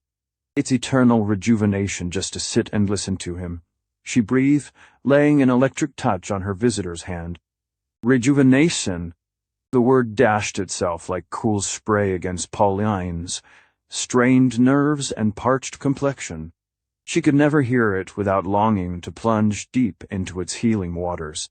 Between manicure and hair waver, she was determined to squeeze in a moment with Gobin, and the encounter, as she told Nona, had been like a religious experience, apparently forgetful of the fact that every other meeting with a new prophet had presented itself to her in identical terms. You see, my dear, it's something so entirely new, so completely different, so emotional. Yes, emotional, that's the word. The Russians, of course, are emotional, it's their peculiar quality. Alva Lofton, you understand that I don't, in the least, suggest any loss of faith in him. But Alva Loft has a mind which speaks to the small mind. There is no appeal to the feelings. Whereas in Gobin's teaching there is a mystic strain, a kind of immediacy, as Mrs. Swaffer calls it. Immediacy. Pauline lingered on the term. It captivated her, as any word did when she first heard it used in a new connection. I don't know how one could define the sensation better. Zulunveiling is Gobin's expression, but he insists on time, on plenty of time. He says we are all parching our souls by too much hurry. Of course, I always felt that with Alva Loft. I felt like one of those cash boxes they shoot along over your head in the department stores. Number 1, number 2, so on, always somebody treading on your heels. Whereas Gobin absolutely refuses to be hurried. Sometimes he sees only one patient a day. When I left him, he told me he thought he would not see anyone else till the next morning. I don't want to mingle your soul with any other. Rather beautiful, wasn't it? And he does give one a wonderful, dreamy sense of rest. She closed her eyes and leaned back, evoking the gaunt, bearded face and heavy-lidded eyes of the new prophet, and the moist, adhesive palm he had laid in benediction on her forehead. How different from the thick-lipped, oily Mahatma, and from the thin, dry Alva Loft, who seemed more like an implement in a laboratory than a human being. Perhaps one needs them all in turn, Pauline murmured half aloud, with the self-indulgence of the woman who has never had to do over an out-of-fashion garment. Why not to be able to pass on last year's healers to one's poor relations? Oughtn't one, mother? Nona softly mocked, but her mother disarmed her with an unresentful smile. Darling, I know you don't understand these things, Utenly, child. I do want you to be a little on your guard against becoming bitter, won't you? There, you don't mind your old mothers. Just suggesting. Really, Nona worried her at times sore would, if Gobin hadn't shed over her this perfumed veil of peace. Yes, peace. That was what she had always needed. Perfect confidence that everything would always come right in the end. Of course, the other healers had taught that too. Some people might say that Gobin's evangel was only the Mahatma's doctrine of the higher harmony, but the resemblance was merely superficial, as the scientific initiate had been careful to explain to her. Her previous guides had not been initiates, and had no scientific training. They could only guess, whereas he, Kanu, that was the meaning of immediacy, direct contact with the soul of the invisible. How clear and beautiful he made it all. How all the little daily problems shriveled up and vanished like a puff of smoke to eyes cleared by that initiation. And he had seen at once that Pauline was one of the few who could be initiated, who were worthy to be drawn out of the senseless modern rush and taken in beyond the veil. She closed her eyes again and felt herself there with him. Of course he treats hardly anybody. Mrs. Swaffer had assured her not 1 in 100. He says he'd rather starve than waste his time on the unmystical. He saw at once that you were mystical. Because he takes time, I must have it. Days, weeks, if necessary. Our crowded engagements mean nothing to him. He won't have a clock in the house. And he doesn't care whether he's paid or not. He says he's paid in Solgra. Marvelous, isn't it? Marvelous indeed. And how different from Alvaloft's tailorized treatments, his rapidly rising scale of charges, and the unbroken stream of patients succeeding each other under his bony touch. And how one came back from communion with the invisible longing to help others. To draw all one's dear ones, with one beyond the veil. Pauline had gone to town with an unavowed burden on her mind.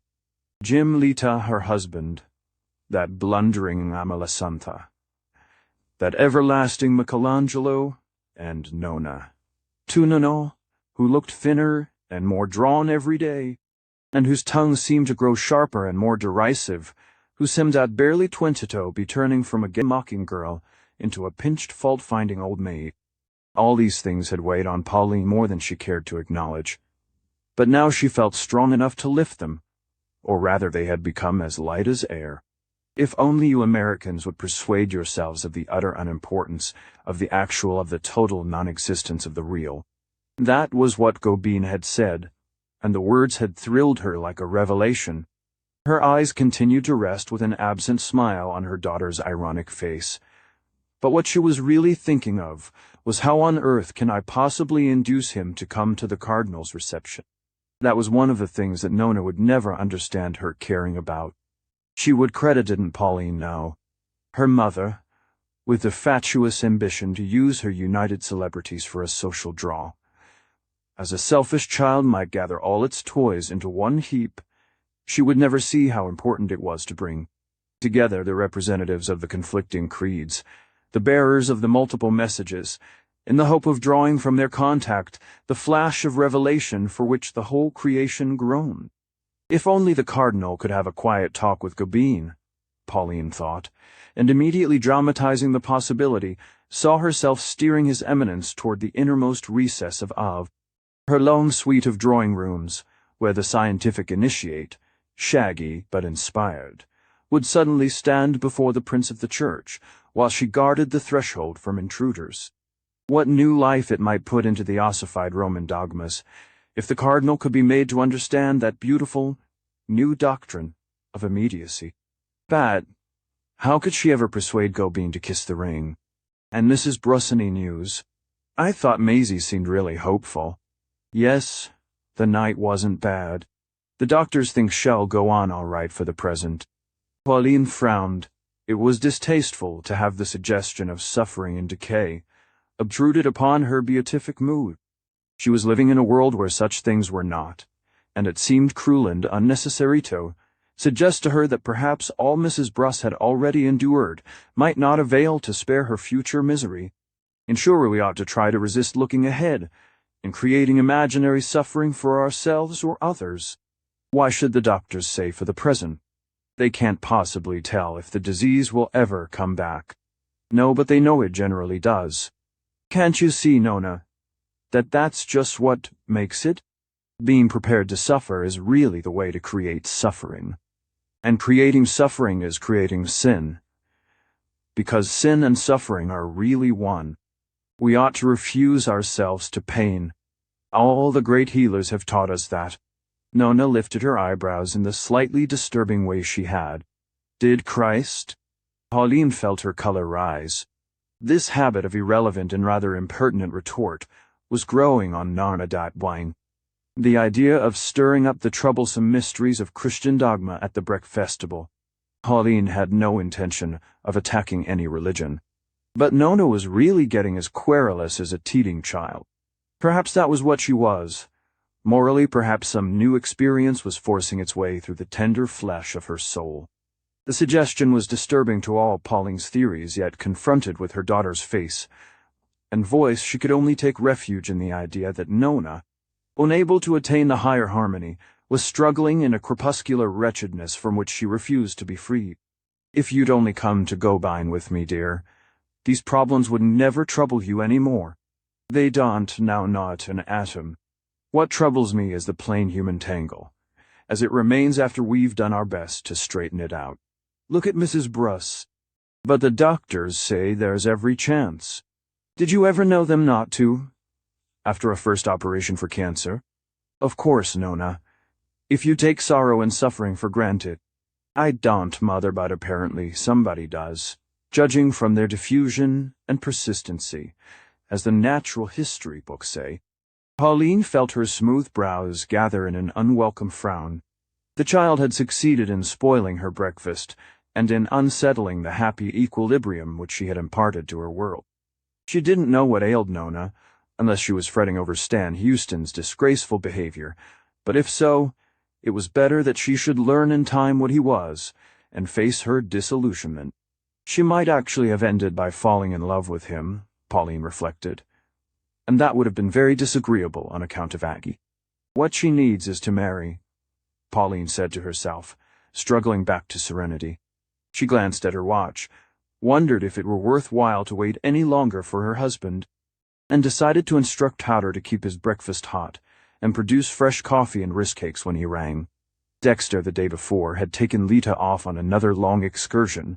They had turned up so late that dinner had to be postponed for them, and had been so silent and remote all the evening that Pauline had ventured a jest on the soporific effects of country air, and suggested that everyone should go to bed early.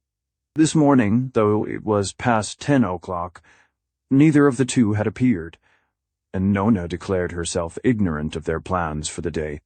It's a mercy Lita is so satisfied here, Pauline sighed, resigning herself to another dull day at the thought of the miracle Manford was accomplishing. She had felt rather nervous when Amalasuntha had appeared with her incredible film stories, and her braggings about the irresistible Michelangelo, but Lita did not seem to have been unsettled by them. Jim will have a good deal to be grateful for when he gets home. Pauline smiled to her daughter. I do hope he'll appreciate what your father has done. His staying on the island seems to show that he does.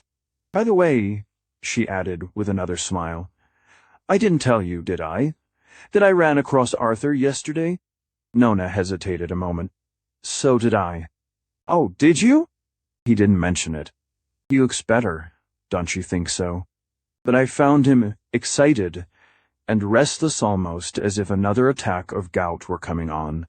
He was annoyed because I wouldn't go and see him then and there, though it was after 6, and I should have had to dine in town.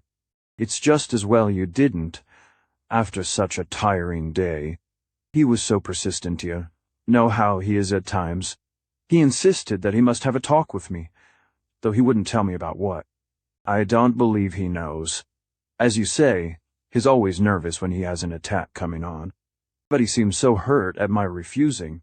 He wanted me to promise to go back today, and when I told him I couldn't, he said that if I didn't, he'd come out here.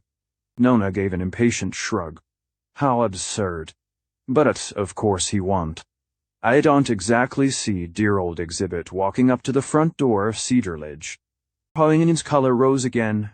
She too had pictured the same possibility, only to reject it. Wyant had always refused to cross her threshold in New York. Though she lived in a house bought after her second marriage, surely he would be still more reluctant to enter Cedarledge, where he and she had spent their early life together. and their son had been born. There were certain things, as he was always saying, that a man didn't do, that was all. Nona was still pondering.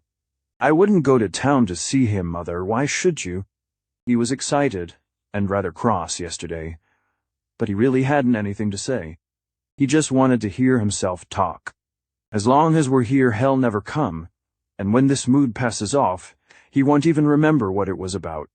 If you like, he'll write, and tell him that you'll see him as soon as we get back. Thank you, dear. I wish you would. How sensible the child could be when she chose.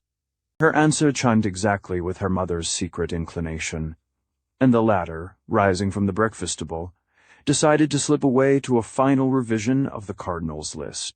It was pleasant for once to have time to give so important a matter all the attention it deserved. When Nona came down the next morning, it was raining cold, blustery rain, lashing the branches about and driving the startled spring back into its secret recesses. It was the first rain since their arrival at Cedarledge, and it seemed to thrust them back into the wintry world of town, of dripping streets, early lamplight, and crowded places of amusement. Mrs. Manfred had already breakfasted and left the dining room, but her husband's plate was still untouched. He came in as Nona was finishing, and after an absent-minded nod and smile dropped silently into his place. He sat opposite the tall rain-striped windows, and as he stared out into the grayness, it seemed as if some of it, penetrating into the room in spite of the red sparkle of the fire, had tinged his face and hair. Lately Nona had been struck by his ruddiness and the vigor of the dark waves crisping about his yellow-brown temples, but now he had turned sallow and autumnal. What people call looking one's age, I suppose he is if we didn't have a dozen or 100 ages, all of us. Her father had withdrawn his stare from the outer world and turned it toward the morning paper on the book-stand beside his plate. With lids lowered and fixed lips, he looked strangely different again, rather like his own memorial bust in bronze. She shivered a little. Father, your coffee's getting cold. He pushed aside the paper, glanced at the letters piled by his plate, and lifted his eyes to Nona's. The twinkle she always woke seemed to struggle up to her from a long way off. I missed my early tramp and don't feel particularly enthusiastic about breakfast. It's not enthusiastic weather. No. He had grown absent-minded again. Pity when we've so few days left. It may clear, though. What stupid things they were saying. Much either he or she cared about the weather, when they were in the country, and had the prospect of a good tramp or a hard gallop together. Not that they had had many such lately, but then she had been busy with her mother, trying to make up for Maisie's absence, and there had been the interruption caused by the weekend party, and he had been helping to keep Lita amused with success, apparently. Yes, I shouldn't wonder if it cleared. He frowned out toward the sky again. Round about midday, he paused, and added, I thought of running Lita over to Greystock. She nodded. They would no doubt stay and dine, and Lita would get her dance. Probably Mrs. Manfred wouldn't mind, though she was beginning to show signs of wearying of tete-a-tete dinners with her daughter. But they could go over the reception list again, and Pauline could talk about her new messiah. Nona glanced down at her own letters. She often forgot to look at them till the day was nearly over, now that she knew the one writing her eyes thirsted for would not be on any of the envelopes. Stanley Hoyston had made no sign since they had parted that night on the doorstep. The door opened, and Lita came in. It was the first time since their arrival that she had appeared at breakfast. She faced Manfred as she entered, and Nona saw her father's expression change. It was like those funny old portraits in the picture restore's windows, with a veil of age and dust removed from one half to show the real surface underneath. Lita's entrance did not make him look either younger or happier. It simply removed from his face the soul-disguising veil which life interposes between a man's daily world and himself. He looked stripped, exposed. Exposed. That was it. Nona glanced at Lita, not to surprise her off her guard, but simply to look away from her father. Lita's face was what it always was, something so complete and accomplished, that one could not imagine its being altered by any interior disturbance. It was like a delicate porcelain vase, or a smooth, heavy flower that a shifting of light might affect, but nothing from within would alter. She smiled in her round-eyed, unseeing way, as a little golden ivory goddess might smile down on her worshippers, and said I got up early because there wasn't any need to. The reason was one completely satisfying to herself, but its effect on her hearers was perhaps disappointing. Nona made no comment, and Manfred merely laughed a vague laugh addressed. One could see, less to her words, which he appeared not to have noticed, than to the mere luminous fact of her presence, the kind of laugh, evoked by the sight of a dazzling fringed fish or flower, suddenly offered to one's admiration. I think the rain will hold off before lunch, he said, communicating the fact impartially to the room. Oh, what a pity it wanted to get my hair thoroughly drenched. It's beginning to uncurl with the long drought, Lita said, her hand wavering uncertainly between the dishes Powder had placed in front of her. Grapefruit. I think, though, it's so awfully ocean voyagey. Promise me, Nona. She turned to her sister-in-law. Promise you what? Not to send me a basket of grapefruit when I sail. Manfred looked up at her impenetrable porcelain face. His lips half parted on an unspoken word, then he pushed back his chair and got up. I'll order the car at 11, he said, in a tone of aimless severity. Lita was scooping a spoonful of juice out of the golden bowl of the grapefruit. She seemed neither to heed nor to hear. Manfred laid down his napkin and walked out of the room. Lita threw back her head to let the liquid slip slowly down between her lips. Her gold-fringed lids fluttered a little, as if the fruit juice were a kiss. When are you sailing? Nona asked, reaching for the cigarette lighter. Dons. No. Next week, I shouldn't wonder. For any particular part of the globe? Lita's head descended, and she turned, her chestnut-colored eyes softly on her sister-in-law. Yes, but I can't remember what it's called. Nona was looking at her in silence. It was simply that she was so beautiful. A vase? No alarm now. There was a glow from the interior, as if her red corpuscles had turned into millions of fairy lamps. Her glance left Nona's and returned to her plate. Letters, tea. What a bore. Why on earth don't people telephone? She did not often receive letters, her congenital inability to answer them having gradually cooled the zeal of her correspondents of all.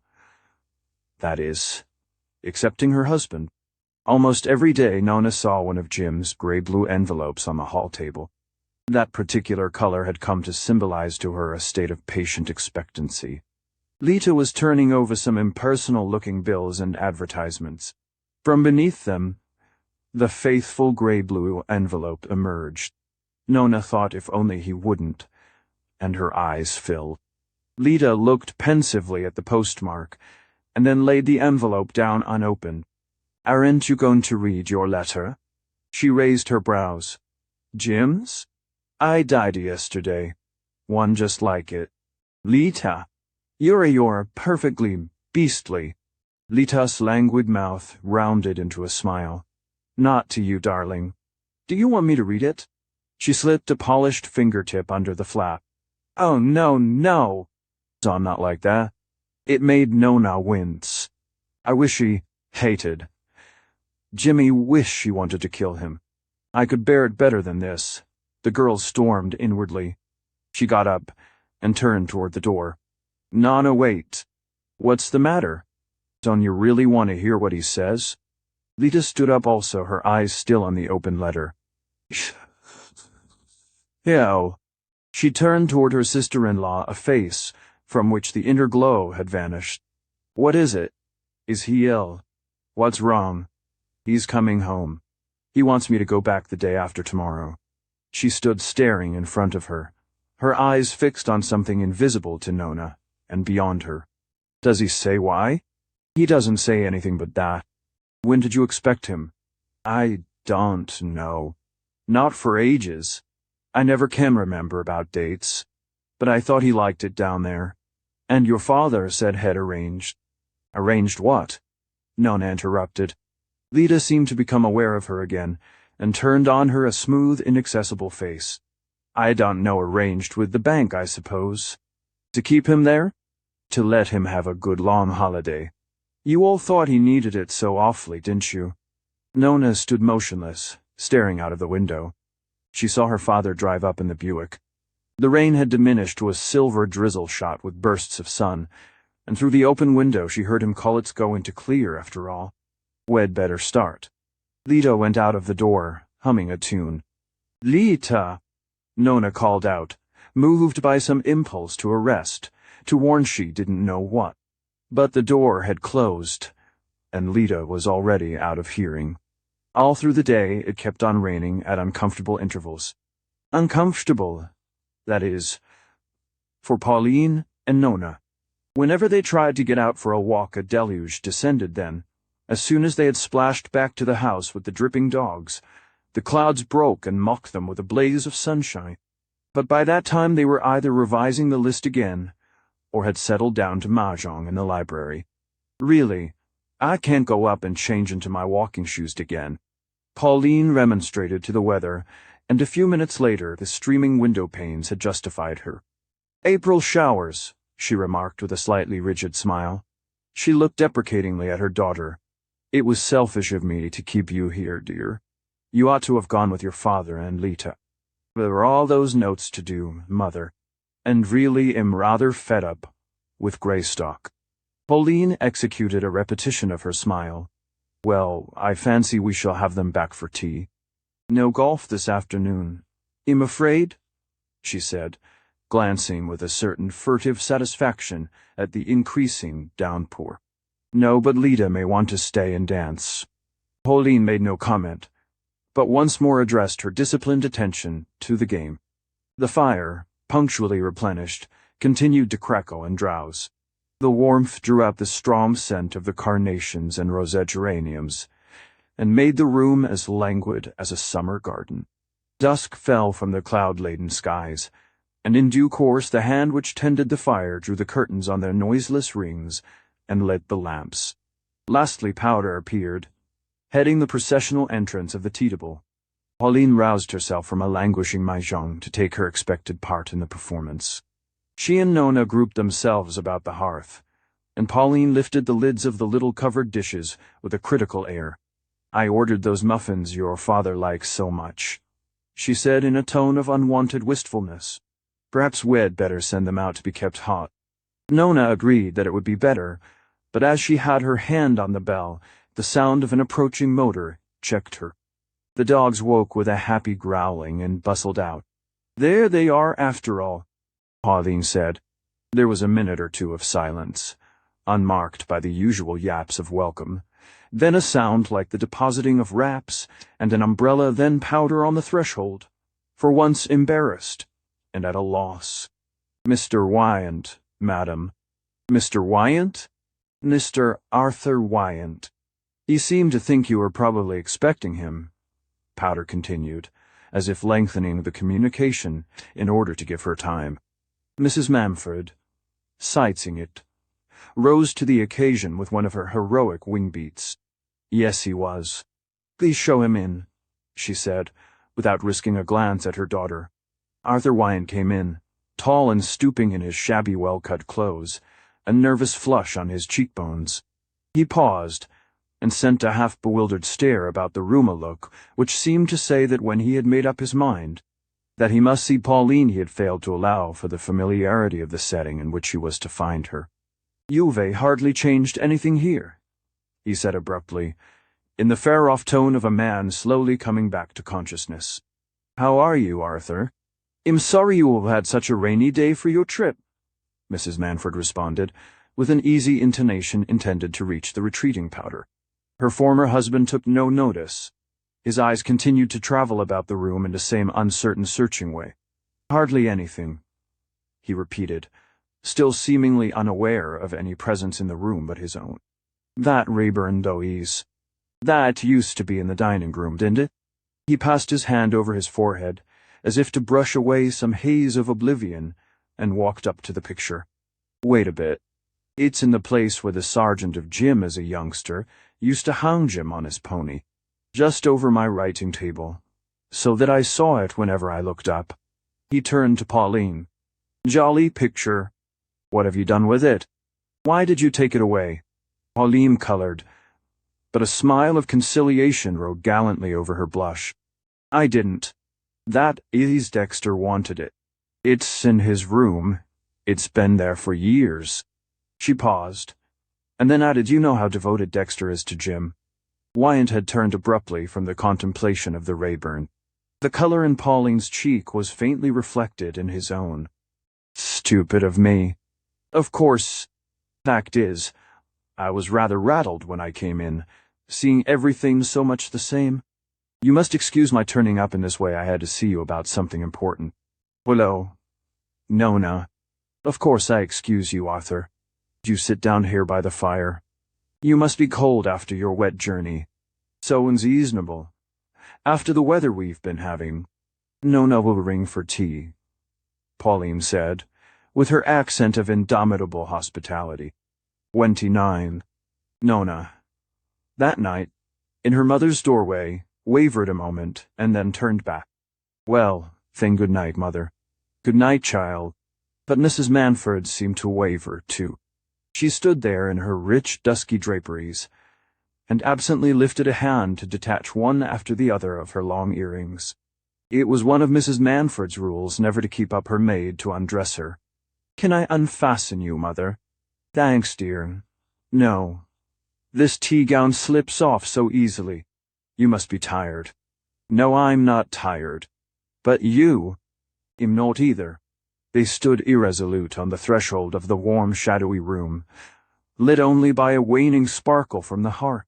Pauline switched on the lamps. Come in then, dear.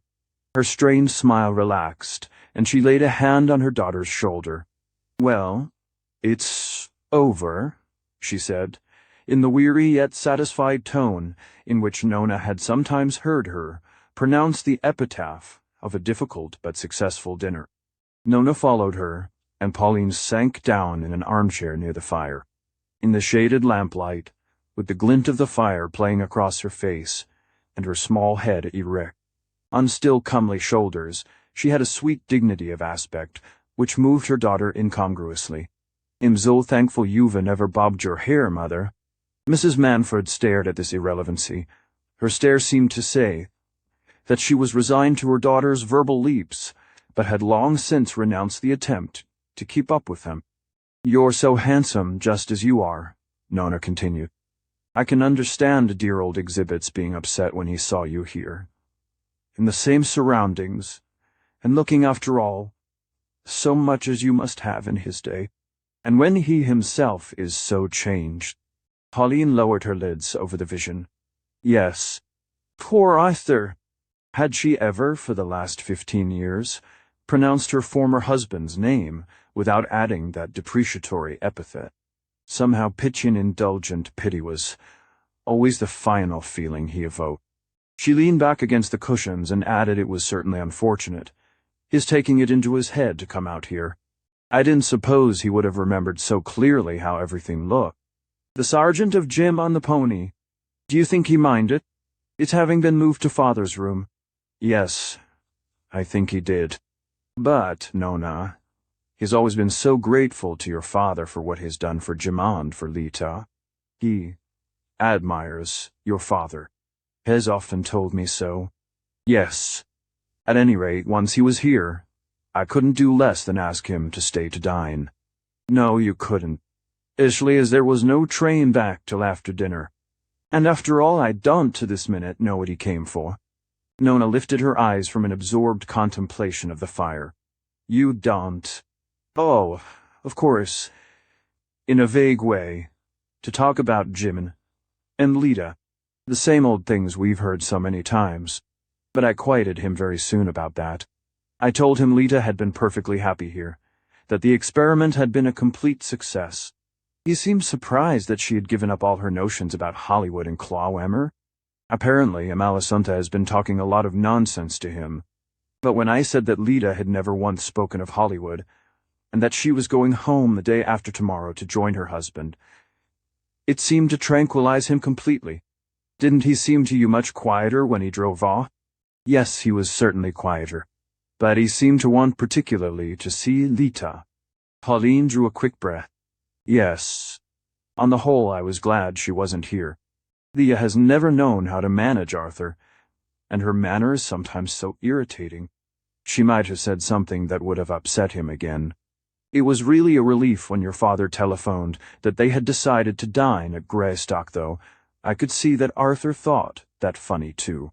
His ideas have never progressed, and Inch has always remained as old-fashioned as his mother. She paused a moment, and then went on. I saw you were a little startled when I asked him if he wouldn't like to spend the night, but I didn't want to appear inhospitable.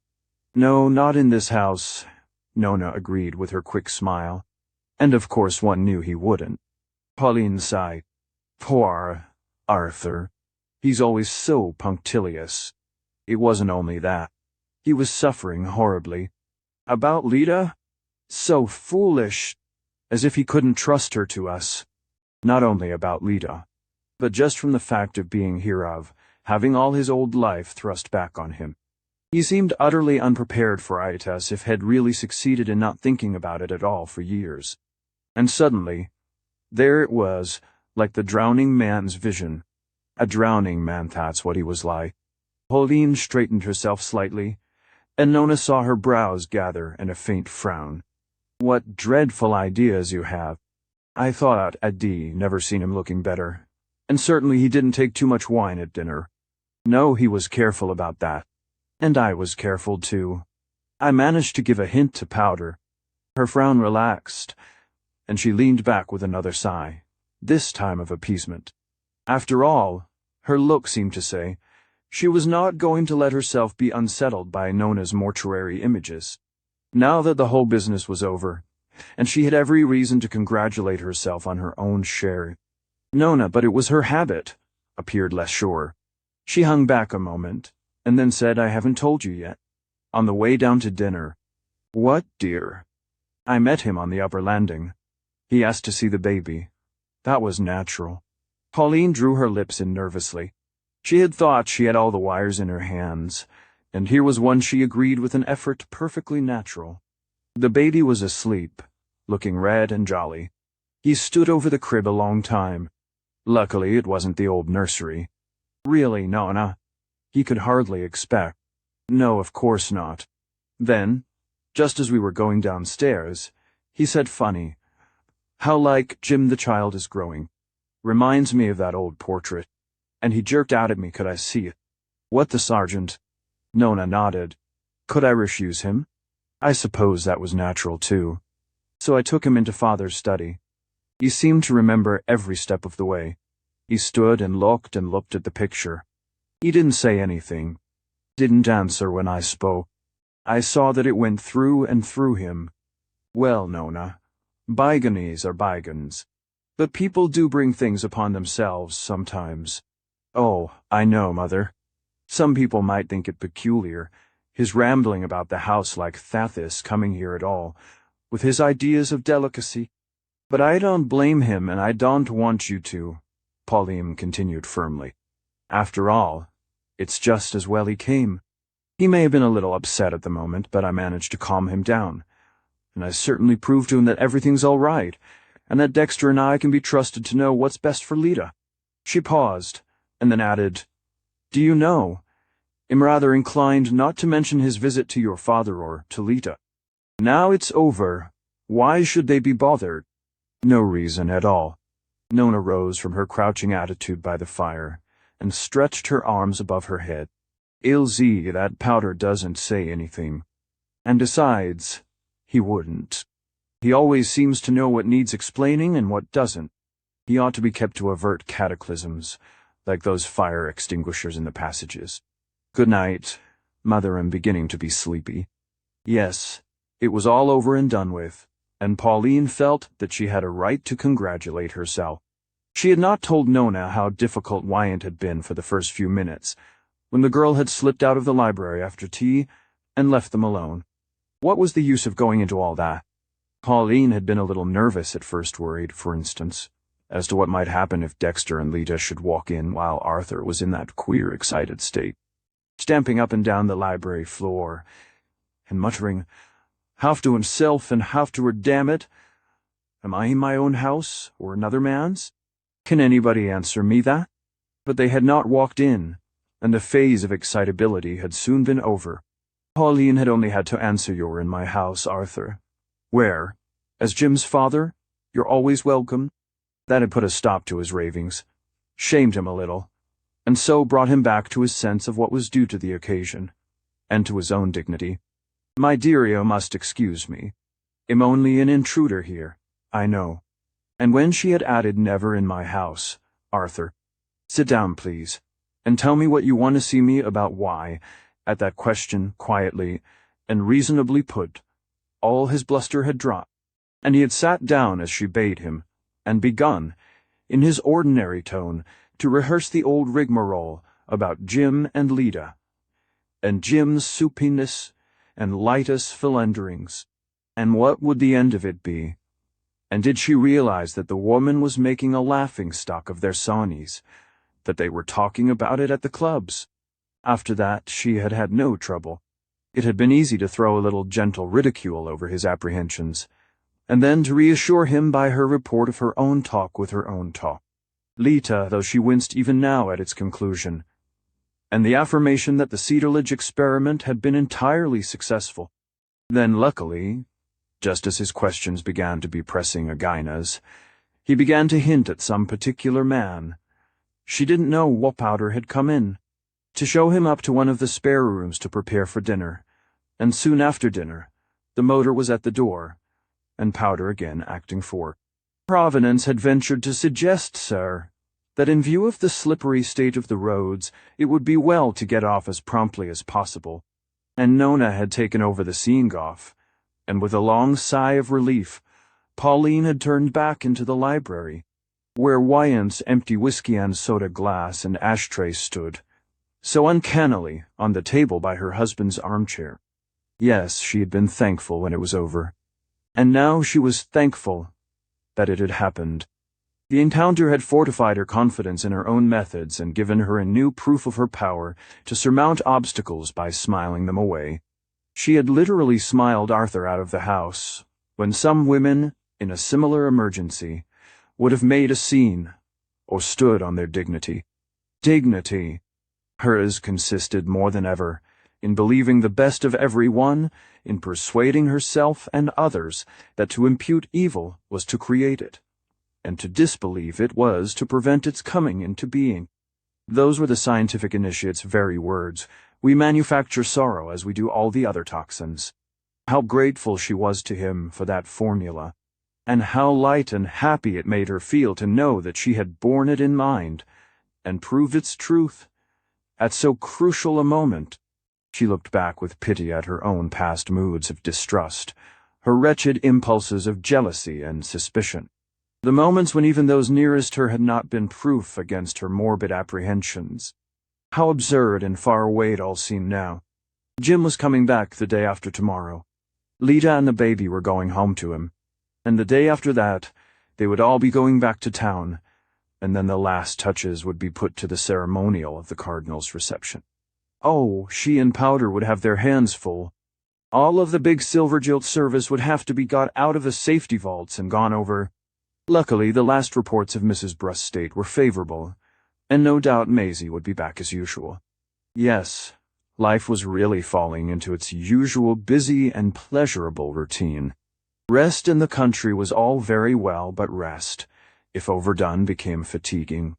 She found herself in bed, the lights turned off, and sleep descending on her softly.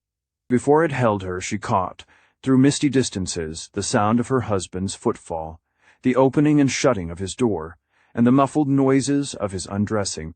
Well, so he was back. And Lita. Silly Lita. No harm. Really. Just as well they hadn't met poor Arthur. Everything was all right. The Cardinal. Next evening. Pauline sat up suddenly in bed. It was as if an invisible hand had touched a spring in her spinal column, and set her upright in the darkness before she was aware of any reason for it. No doubt she had heard something through her sleep. But what? She listened for a repetition of the sound. All was silence. She stretched out her hand to an onyx knob on the table by her bed, and instantly the face of a miniature clock was illuminated, and the hour chimed softly 2 strokes followed by 1. 2:30, silentest hour of the night, and in the vernal hush of Cedarledge. Yet certainly there had been a sound, a sharp, explosive sound. Again. There it was, a revolver shot. Somewhere in the house. Burglars. Her feet were in her slippers, her hand on the electric light switch. All the while she continued to listen intently. Dead silence everywhere. But how had burglars got in without starting the alarm? She remembered. Powder had orders never to set it while anyone was out of the house. It was Dexter who should have seen that it was connected when he got back from Greystock with Lita. And naturally he had forgotten to. Pauline was on her feet. Her hair smoothed back under her fillet-shaped cap of silver lace. Her rest gown of silvery silk slipped over her nightdress. This emergency garb always lay at her bedside in case of nocturnal alarms, and she was equipped in an instant, and had already reconnected the burglar alarm and sounded the general summons for Powder, the footmen, the gardeners, and chauffeurs. Her hand played irresolutely over the complicated knobs of the glittering switchboard, which filled a panel of her dressing room. Then she pressed the button marked Engine House. Why not? There had been a series of bad suburban burglaries lately, and one never knew. It was just as well to rouse the neighborhood. Dexter was so careless. Very likely he had left the front door open. Silence still profounder than ever. Not a sound since that second shot, if shot it was. Very softly she opened her door and paused in the anteroom between her room and her husband's. "Dexter," she called. No answer, no responding flash of light. Men slept so heavily. She opened, lighted Dexter. The room was empty, her husband's bed unslept in. But then what? Those sounds of his return? Had she been dreaming when she thought she heard them? Or was it the burglars she had heard, looting his room, a few feet off from where she lay? In spite of her physical courage, a shiver ran over her. But if Dexter and Lita were not yet back, whence had the sound of the shot come, and who had fired it? She trembled at the thought of Nonna and the baby. They were alone with the baby's nurse on the farther side of the house. And the house seemed suddenly so immense, so resonant, so empty. In the shadowy corridor outside her room, she paused again for a second, straining her ears for a guiding sound. Then she sped on, pushing back the swinging door which divided the farther wing from hers, turning on the lights with a flying hand as she ran. On the deeply carpeted floors, her footfall made no sound, and she had the sense of skimming over the ground inaudibly, like something ghostly, disembodied, which had no power to break the hush and make itself heard. Halfway down the passage, she was startled to see the door of Lida's bedroom open. Sounds at last sounds low, confused, and terrified issued from it. What kind of sounds? Pauline could not tell. They were rushing together in a vortex in her brain. She heard herself scream, "Help!" with the strangled voice of a nightmare, and was comforted to feel the rush of other feet behind her. Powder, the menservants, the maids. Thank God the system were. Whatever she was coming to, at least they would be there to help. She reached the door, pushed it, and it unexpectedly resisted. Someone was clinging to it on the inner side, struggling to hold it shut, to prevent her entering. She threw herself against it with all her strength, and saw her husband's arm and hand in the gap. "Dexter!" Oh, God! He fell back, and the door with him. Pauline went in. All the lights were on. The room was a glare. Another man stood shivering and staring in a corner. But Pauline hardly noticed him, for before her on the floor lay Lida's long body, in a loose spangled robe, flung sobbing over another body. "Nonna!" the mother screamed, rushing forward to where they lay. She swept past her husband, dragged Lita back, was on her knees on the floor, her child pressed to her, Nonna's fallen head against her breast, Nonna's blood spattering the silvery folds of the rest gown. destroying it forever as a symbol of safety and repose. Nona killed. What's happened? Are you hurt? Dexter, for pity's sake. Nona, look at me. It's Mother, darling, Mother. Nona's eyes opened with a flutter. Her face was ashen white and empty as a baby's. Slowly, she met her mother's agonized stare. All right. Only winged me. Her gaze wavered about the disordered room, lifting and dropping in a butterfly's bewildered flight. Lita lay huddled on the couch in her spangles, twisted and emptied, like a festal garment flung off by its wearer. Manfred stood between, his face a ruin. In the corner stood that other man, shrinking, motionless. Pauline's eyes, following her child's, traveled onto him. Arthur, she gasped out, and felt Nona's feeble pressure on her arm. Don't? It was an accident. Father, an accident. Father. The door of the room was wide now, and Powder stood there, unnaturally thin and gaunt, in his improvised colorless garb, marshalling the gaping footmen, with gardeners, chauffeurs and maids crowding the corridor behind them. It was really marvelous how Pauline's system had worked. Manfred turned to Arthur Wyant, his stony face white with revenge. Wyant still stood motionless, his arms hanging down, his body emptied of all its strength, a broken word that sounded like honor stumbling from his bedraggled lips. Father. At Nona's faint cry, Manfred's arm fell to his side also, and he stood there as powerless and motionless as the other. All an accident, breathed from the white lips against Pauline. Powder had stepped forward. His staccato orders rang back over his shoulder. Ring up the doctor. Have a car ready. Scour the gardens. One of the women here. Madame's maid. Manfred suddenly roused himself and swung about with dazed eyes on the disheveled group in the doorway. Damn you. What are you doing here, all of you? Get out, the lot of you. Get out, I say. Can't you hear me? Powder bent a respectful but controlling eye on his employer. Yes, sir, certainly, sir. I only wish to state that the burglar's mode of entrance has already been discovered. Manfred met this with an unseeing stare. But the butler continued imperturbably. Thanks to the rain, sir. He got in through the pantry window, the latch was forced. And there's muddy footprints on my linoleum, sir. A tramp was noticed hanging about this afternoon. I can give evidence. He darted swiftly between the two men, bent to the floor, and picked up something which he slipped quickly and secretly into his pocket. A moment later he had cleared his underlings from the threshold, and the door was shut on them and him. Dexter, Pauline cried, help me to lift her to the bed. Outside, through the watchful hush of the night, a rattle and roar came up the drive. It filled the silence with an unnatural clamor, immense, mysterious and menacing. It was the Cedar Ledge Fire Brigade, arriving double-quick in answer to their benefactor's summons. Pauline, bending over her daughter's face, fancied she caught a wan smile on it. Wendy, Nona Manfred's room, was full of spring flowers.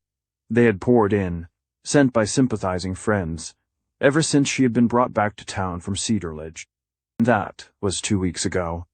It was full spring now, and her windows stood wide to the May sunset slanting across the room, and giving back to the tall branches of blossoming plum and cherry something of their native scent and freshness. The reminder of Cedar Lodge would once have doubled their beauty. Now it made her shut her eyes sharply. In the inner recoil from all the name brought back, she was still confined to her room, for the shot which had fractured her arm near the shoulder had also grazed her lung, and her temperature remained obstinately high. Shock, the doctor said chiefly, the appalling sight of a masked burglar in her sister-in-law's bedroom, and being twice fired at Weiss. Nita corroborated the story. She had been asleep when her door was softly opened, and she had started up to see a man in a mask with a dark lantern. Yes, she was almost sure he had a mask. At any rate, she couldn't see his face. The police had found the track of muddy feet on the pantry linoleum, and up the back stairs.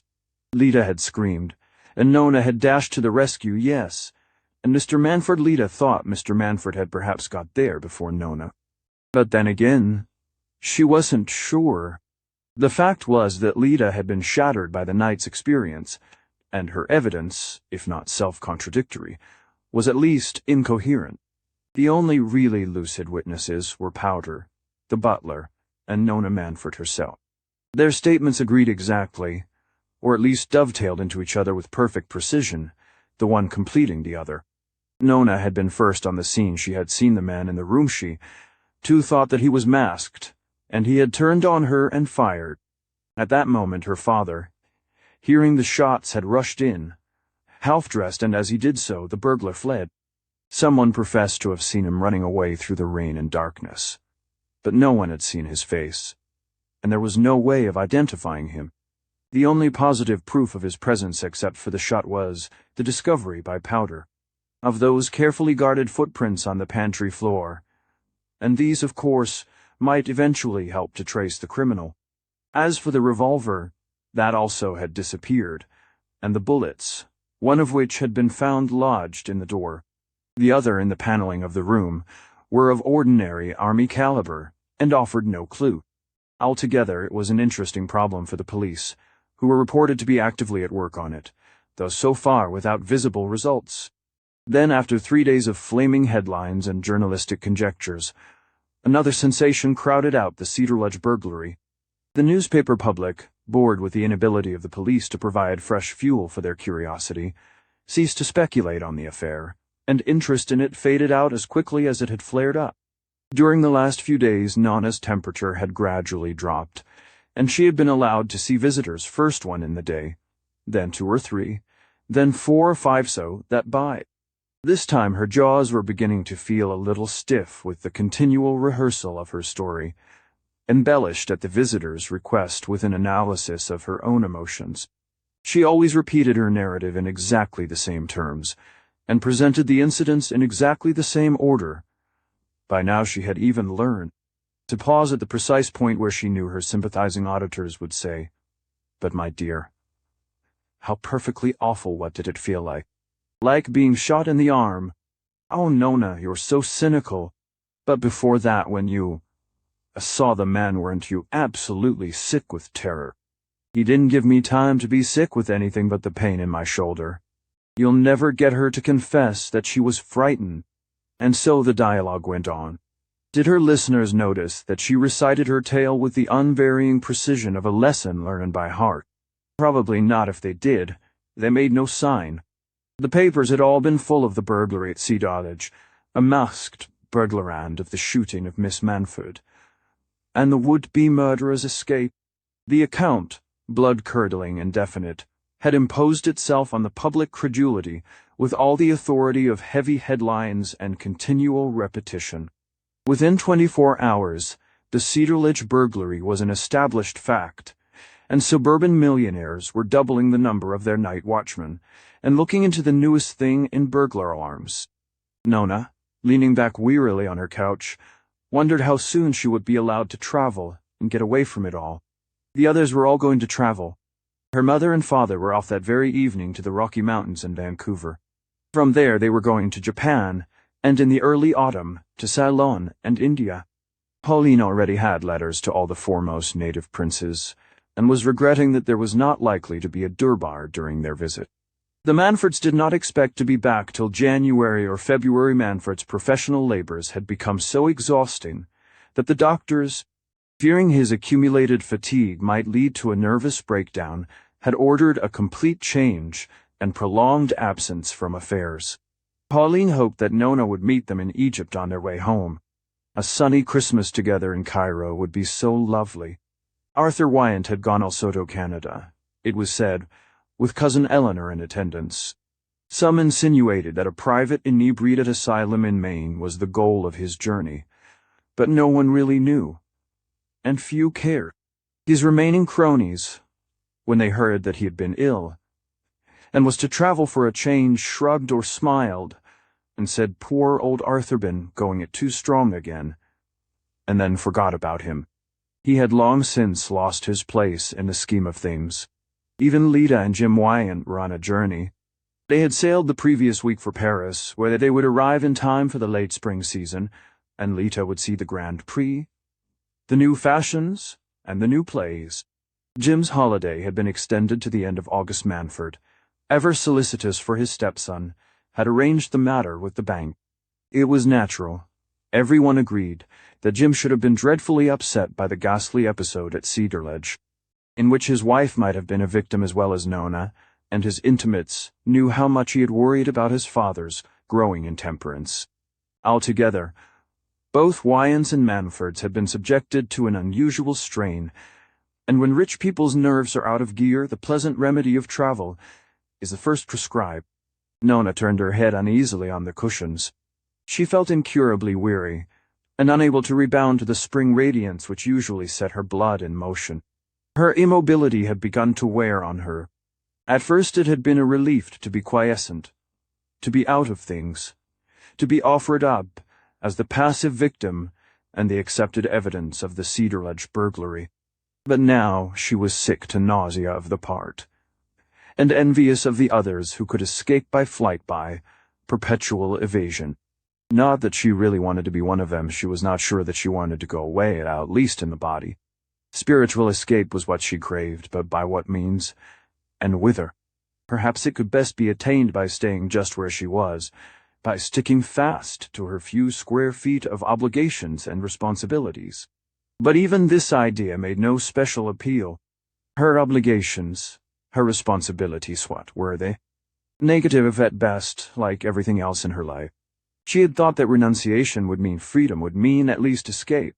But today it seemed to mean only a closer self-imprisonment. She was tired, no doubt. There was a tap on the door, and her mother entered. Nona raised her listless eyes curiously. She always looked at her mother with curiosity. Now curiosity not so much as to what had changed in her, but as to what had remained the same. And it was extraordinary how Pauline, the old Pauline, was coming to the surface again through the new one, the haggard and stricken apparition of the Cedarledge midnight. My broken arm saved her, Nona thought, remembering, with a sort of ironical admiration, how that disheveled spectre had become Pauline Manford again, in command of herself and the situation, as soon as she could seize on its immediate, its practical sides, could grasp those handles of reality to which she always clung. Now even that stern and disciplined figure had vanished, giving way, as the days passed and reassurance grew, to the usual, the everyday Pauline, smilingly confident in herself, and in the general security of things. Had that dreadful night at Cedarledge ever been a reality to her? If it had, Nona was sure, it had already faded into the realms of fable, since its one visible result had been her daughter's injury, and that was on the way to healing.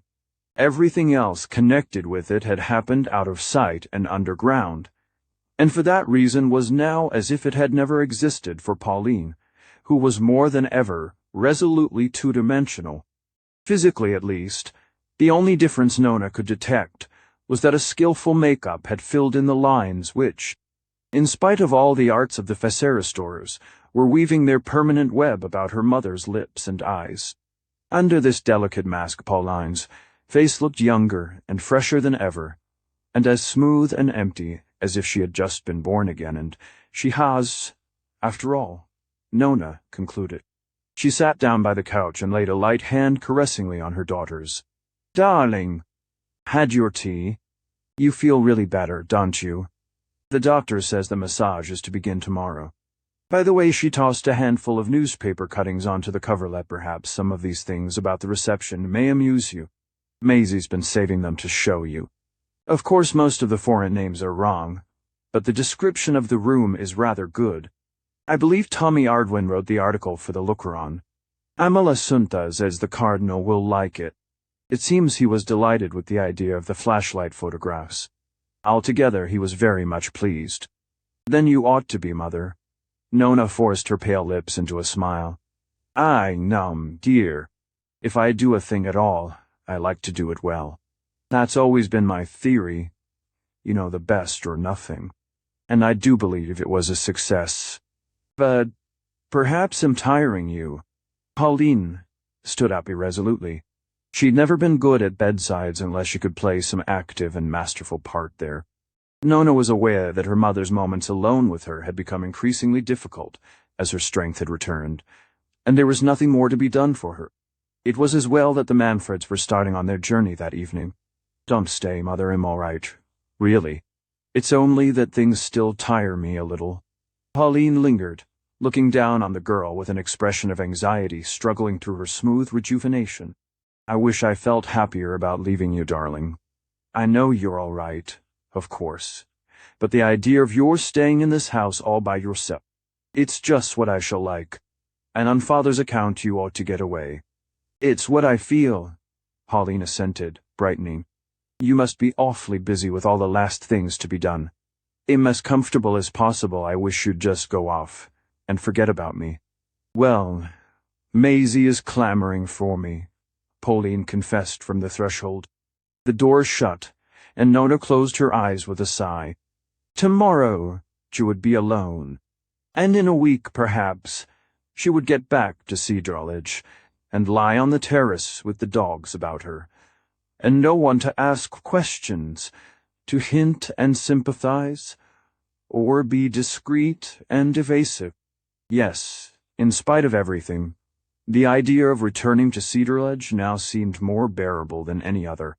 In a restless attempt to ease her position, she stretched her hand out, and it came in contact with the bundle of newspaper cuttings. She shrank back with a little grimace. Then she smiled. After the night at Cedarledge, everyone had supposed even Maisie and Powder had that. The Cardinal's reception would have to be given up since, owing to His Eminence's impending departure, it could not be deferred. But it had come off on the appointed day in May the 4th, after the burglary, and Pauline had made it a success. The girl really admired her mother for that.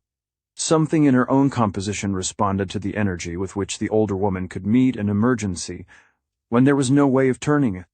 The party had been not only brilliant but entertaining. Everyone had been there, all the official and ecclesiastical dignitaries, including the Bishop of New York and the chief rabbis, even the scientific initiate, looking colossal in Siberia, in some half-priestly dress that added its note to the general picturesqueness. And yet, there had been no crush, no confusion, nothing to detract from the dignity and amenity of the evening. Nona suspected her mother of longing to invite the Mahatma, whose oriental garb would have been so effective, and who would have been so flattered, poor man. But she had not risked it, and her chief lion, after the great ecclesiastics, had turned out to be Michelangelo, the newly arrived, with the film glamour enhancing his noble Roman beauty, and his mother at his side, explaining and parading him. "The pity is that dear Jim and Lita have sailed," the Marchesa declared to all who would give ear. "That's really a great disappointment. I did hope Lita would have been here tonight. She and Michelangelo would have made such a glorious couple, the old world and the new. Or, as Antony and Cleopatrinly fancy. My boy tells me that Clawhammer is looking for a Cleopatra, but dear Lita will be back before long," and she mingled her hopes and regrets with Mrs. Percy Landish's. 22. Nona shut her eyes again. Ever since that intolerable night she had ached with the incessant weariness of not being able to sleep, and of trying to hide from those about her how brief her intervals of oblivion had been.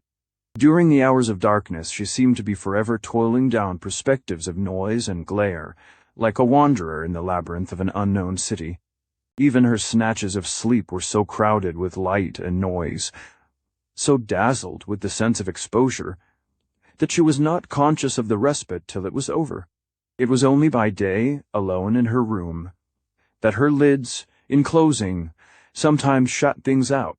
Such a respite came to her now, and she started up out of nothingness to find her father at her side. She had not expected to see him alone before they parted.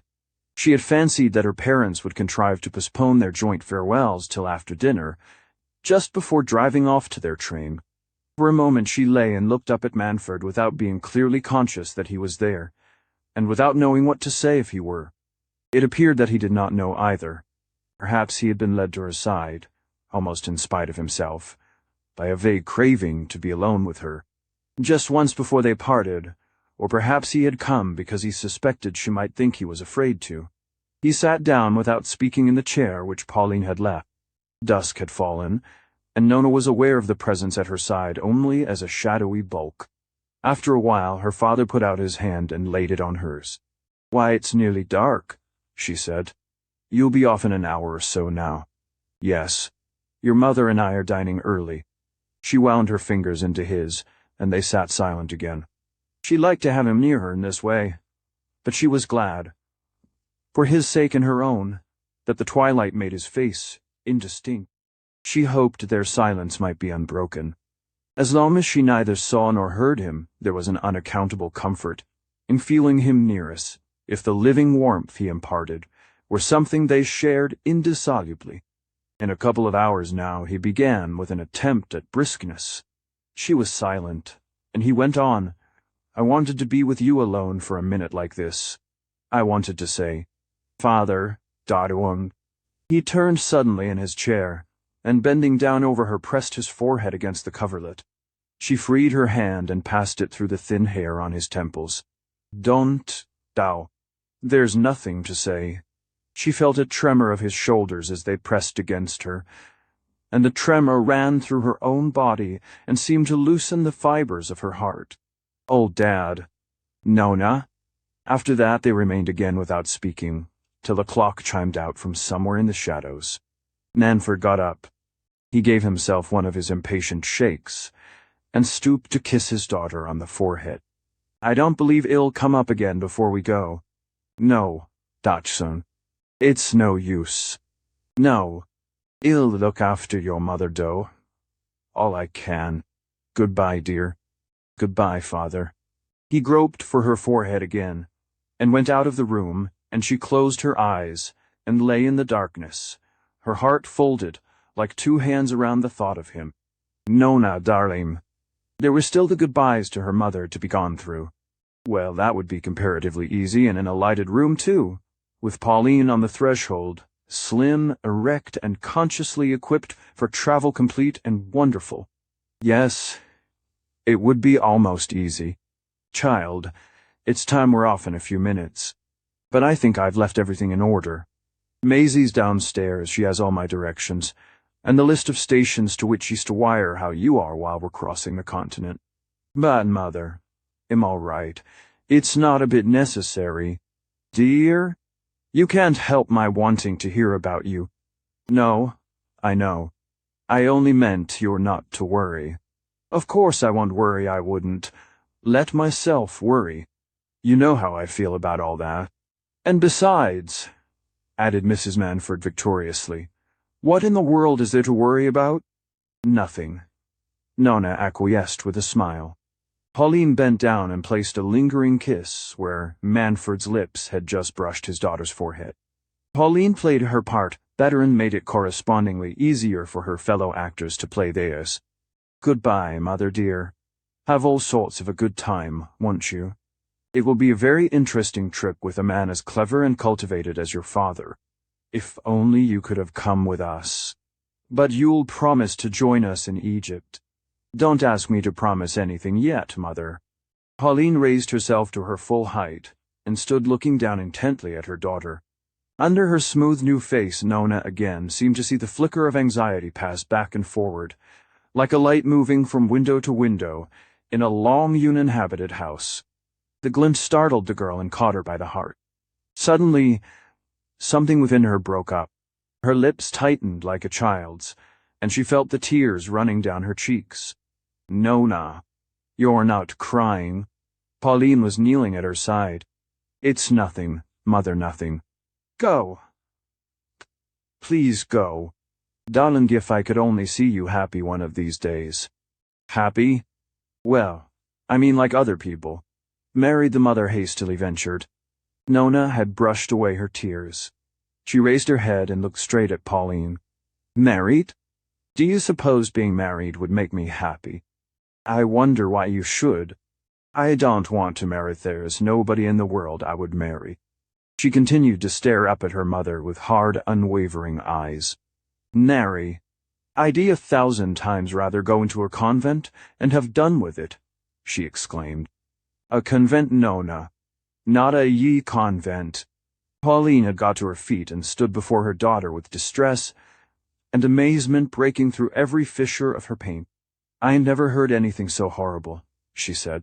Deeper than all her eclectic religiosity, deeper than her pride in receiving the cardinal, deeper than the superficial contradictions and accommodations of a conscience grown. Elastic from too much use. Nona watched, with a faint smile, the old Puritan terror of gliding priests and incense and idolatry rise to the surface of her mother's face. Perhaps that terror was the only solid fiber left in her. "I sometimes think you want to break my heart, Nona. To tell me this now. Ding now." "Bunny, go into a convent," the mother groaned. The girl let her head drop back among the cushions. "Oh, but I mean a convent where nobody believes in anything," she said. "The end."